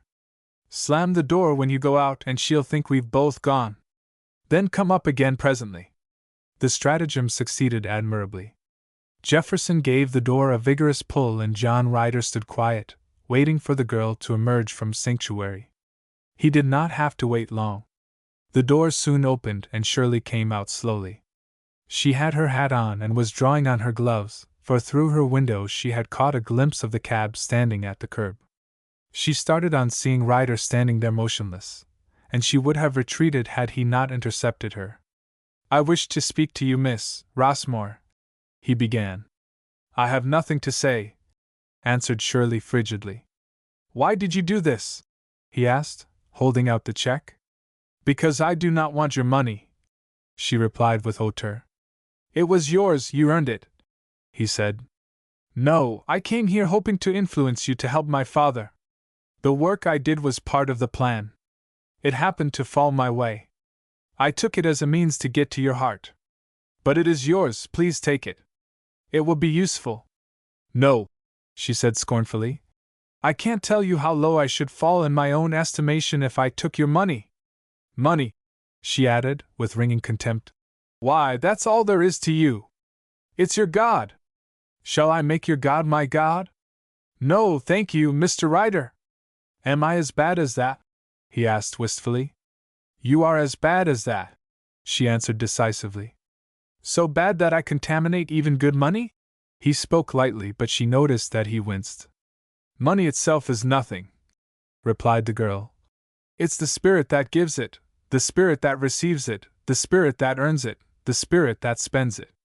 Money helps to create happiness. It also creates misery. It's an engine of destruction when not properly used. It destroys individuals as it does nations. It has destroyed you, for it has warped your soul." "Go on," he laughed bitterly. "I like to hear you." "No, you don't, Mr. Ryder, no, you don't, for deep down in your heart you know that I am speaking the truth. Money and the power it gives you has dried up the well springs of your heart." He affected to be highly amused at her words, but behind the mask of callous indifference the man suffered. Her words seared him as with a red-hot iron. She went on. "In the barbaric ages they fought for possession, but they fought openly. The feudal barons fought for what they stole, but it was a fair fight. They didn't strike in the dark. At least, they gave a man a chance for his life. But when you modern barons of industry don't like legislation, you destroy it. When you don't like your judges, you remove them. When a competitor outbids you, you squeeze him out of commercial existence. You have no hearts, you are machines, and you are cowards, for you fight unfairly." "It is not true, it is not true," he protested. "It is true," she insisted hotly. "A few hours ago in cold blood you doomed my father to what is certain death because you decided it was a political necessity. In other words, he interfered with your personal interests, your financial interests. You, with so many millions you can't count them. Scornfully she added, "Come out into the light, fight in the open. At least, let him know who his enemy is." "Stop, stop, not another word," he cried impatiently. "You have diagnosed the disease. What of the remedy? Are you prepared to reconstruct human nature?" Confronting each other, their eyes met, and he regarded her without resentment, almost with tenderness. He felt strangely drawn towards this woman who had defied and accused him, and made him see the world in a new light. "I don't deny," he admitted reluctantly, "that things seem to be as you describe them, but it is part of the process of evolution." "No," she protested. "It is the work of God. It is evolution," he insisted. "Ah, that's it," she retorted. "You evolve new ideas, new schemes, new tricks. You all worship different gods, gods of your own making." He was about to reply when there was a commotion at the door and Teresa entered, followed by a manservant to carry down the trunk. "The cab is downstairs, miss," said the maid. Ryder waved them away imperiously. He had something further to say which he did not care for servants to hear. Teresa and the man precipitately withdrew, not understanding, but obeying with alacrity a master who never brooked delay in the execution of his orders. Shirley, indignant, looked to him for an explanation. "You don't need them," he exclaimed with a quiet smile in which was a shade of embarrassment. I came here to tell you that I." He stopped as if unable to find words, while Shirley gazed at him in utter astonishment. "Ah," he went on finally, "you have made it very hard for me to speak." Again he paused, and then with an effort he said slowly, "An hour ago I had Senator Roberts on the long-distance telephone, and I'm going to Washington. It's all right about your father. The matter will be dropped. You've beaten me. I acknowledge it. You're the first living soul who ever has beaten John Burkett Ryder." Shirley started forward with a cry of mingled joy and surprise. Could she believe her ears? Was it possible that the dreaded Colossus had capitulated and that she had saved her father? Had the forces of right and justice prevailed, after all? Her face transfigured, radiant, she exclaimed breathlessly, "What, Mr. Ryder, you mean that you are going to help my father?" "Not for his sake, for yours," he answered frankly. Shirley hung her head. In her moment of triumph, she was sorry for all the hard things she had said to this man. She held out her hand to him. "Forgive me," she said gently. "It was for my father. I had no faith. I thought your heart was of stone." Impulsively Ryder drew her to him. He clasped her two hands in his, and looking down at her kindly he said, awkwardly, So it was. You accomplished the miracle. It's the first time I've acted on pure sentiment. Let me tell you something. Good sentiment is bad business and good business is bad sentiment. That's why a rich man is generally supposed to have such a hard time getting into the kingdom of heaven." He laughed and went on. "I've given 10 millions apiece to 3 universities. Do you think I'm fool enough to suppose I can buy my way? But that's another matter. I'm going to Washington on behalf of your father because I want you to marry my son. Yes, I want you in the family, close to us. I want your respect, my girl. I want your love. I want to earn it. I know I can't buy it. There's a weak spot in every man's armor, and this is mine. I always want what I can't get, and I can't get your love unless I earn it." Shirley remained pensive. Her thoughts were out on Long Island, at Massapequa. She was thinking of their joy when they heard the news, her father, her mother, and Stott. She was thinking of the future, bright and glorious with promise again, now that the dark clouds were passing away. She thought of Jefferson, and a soft light came into her eyes as she foresaw a happy wifehood shared with him. "Why so sober?" demanded Ryder. "You've gained your point. Your father is to be restored to you. You'll marry the man you love?" "I'm so happy," murmured Shirley. "I don't deserve it. I had no faith." Ryder released her and took out his watch. "I leave in 15 minutes for Washington," he said. "Will you trust me to go alone?" "I trust you gladly," she answered, smiling at him. "I shall always be grateful to you for letting me convert you. You won me over last night," he rejoined, "when you put up that fight for your father. I made up my mind that a girl so loyal to her father would be loyal to her husband. You think, he went on, that I do not love my son. You are mistaken. I do love him and I want him to be happy. I am capable of more affection than people think. It is Wall Street," he added bitterly, "that has crushed all sentiment out of me." Shirley laughed nervously, almost hysterically. "I want to laugh and I feel like crying," she cried. "What will Jefferson say? How happy he will be!" "How are you going to tell him?" inquired Ryder uneasily. "I shall tell him that his dear, good father has relented and—" "No, my dear," he interrupted. "You will say nothing of the sort. I draw the line at the dear, good father act. I don't want him to think that it comes from me at all." "But," said Shirley, puzzled, "I shall have to tell him that you—" "What?" exclaimed Ryder. "Acknowledge to my son that I was in the wrong, that I've seen the error of my ways and wish to repent. Excuse me," he added grimly. "It's got to come from him. He must see the error of his ways." "But the error of his way," laughed the girl, "was falling in love with me. I can never prove to him that that was wrong." The financier refused to be convinced. He shook his head and said stubbornly, "Well, he must be put in the wrong somehow or other. Why, my dear child," he went on, "that boy has been waiting all his life for an opportunity to say to me, 'Father, I knew I was in the right, and I knew you were wrong, can't you see?'" he asked. "What a false position it places me in. Just picture his triumph." "He'll be too happy to triumph," objected Shirley. Feeling a little ashamed of his attitude, he said, "I suppose you think I'm very obstinate." Then, as she made no reply, he added, "I wish I didn't care what you thought." Shirley looked at him gravely for a moment, and then she replied seriously, "Mr. Ryder, you're a great man, you're a genius, your life is full of action, energy, achievement. But it appears to be only the good, the noble and the true that you are ashamed of.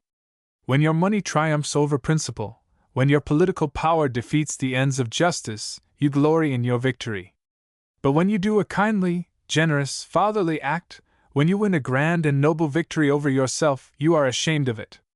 It was a kind, generous impulse that has prompted you to save my father and take your son and myself to your heart. Why are you ashamed to let him see it?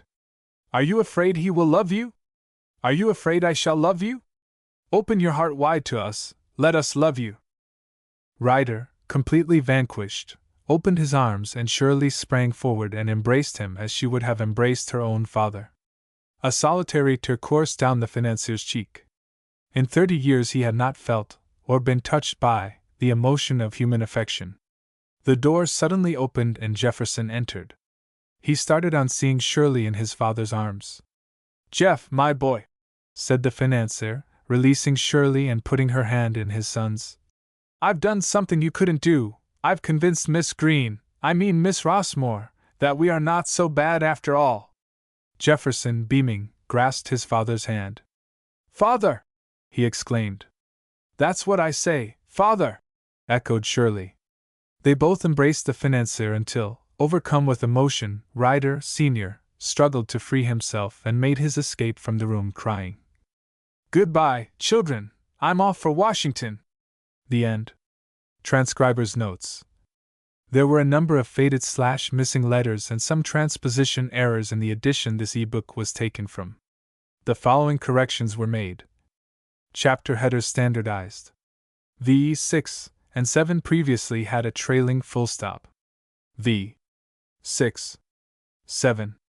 Opening quotes inserted. Yes, and it was worth it to him. Tell me, what do the papers say?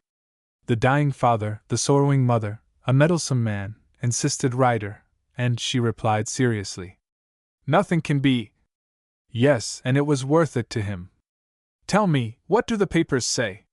The dying father, the sorrowing mother, a meddlesome man, insisted Ryder, and she replied seriously, "Nothing can be."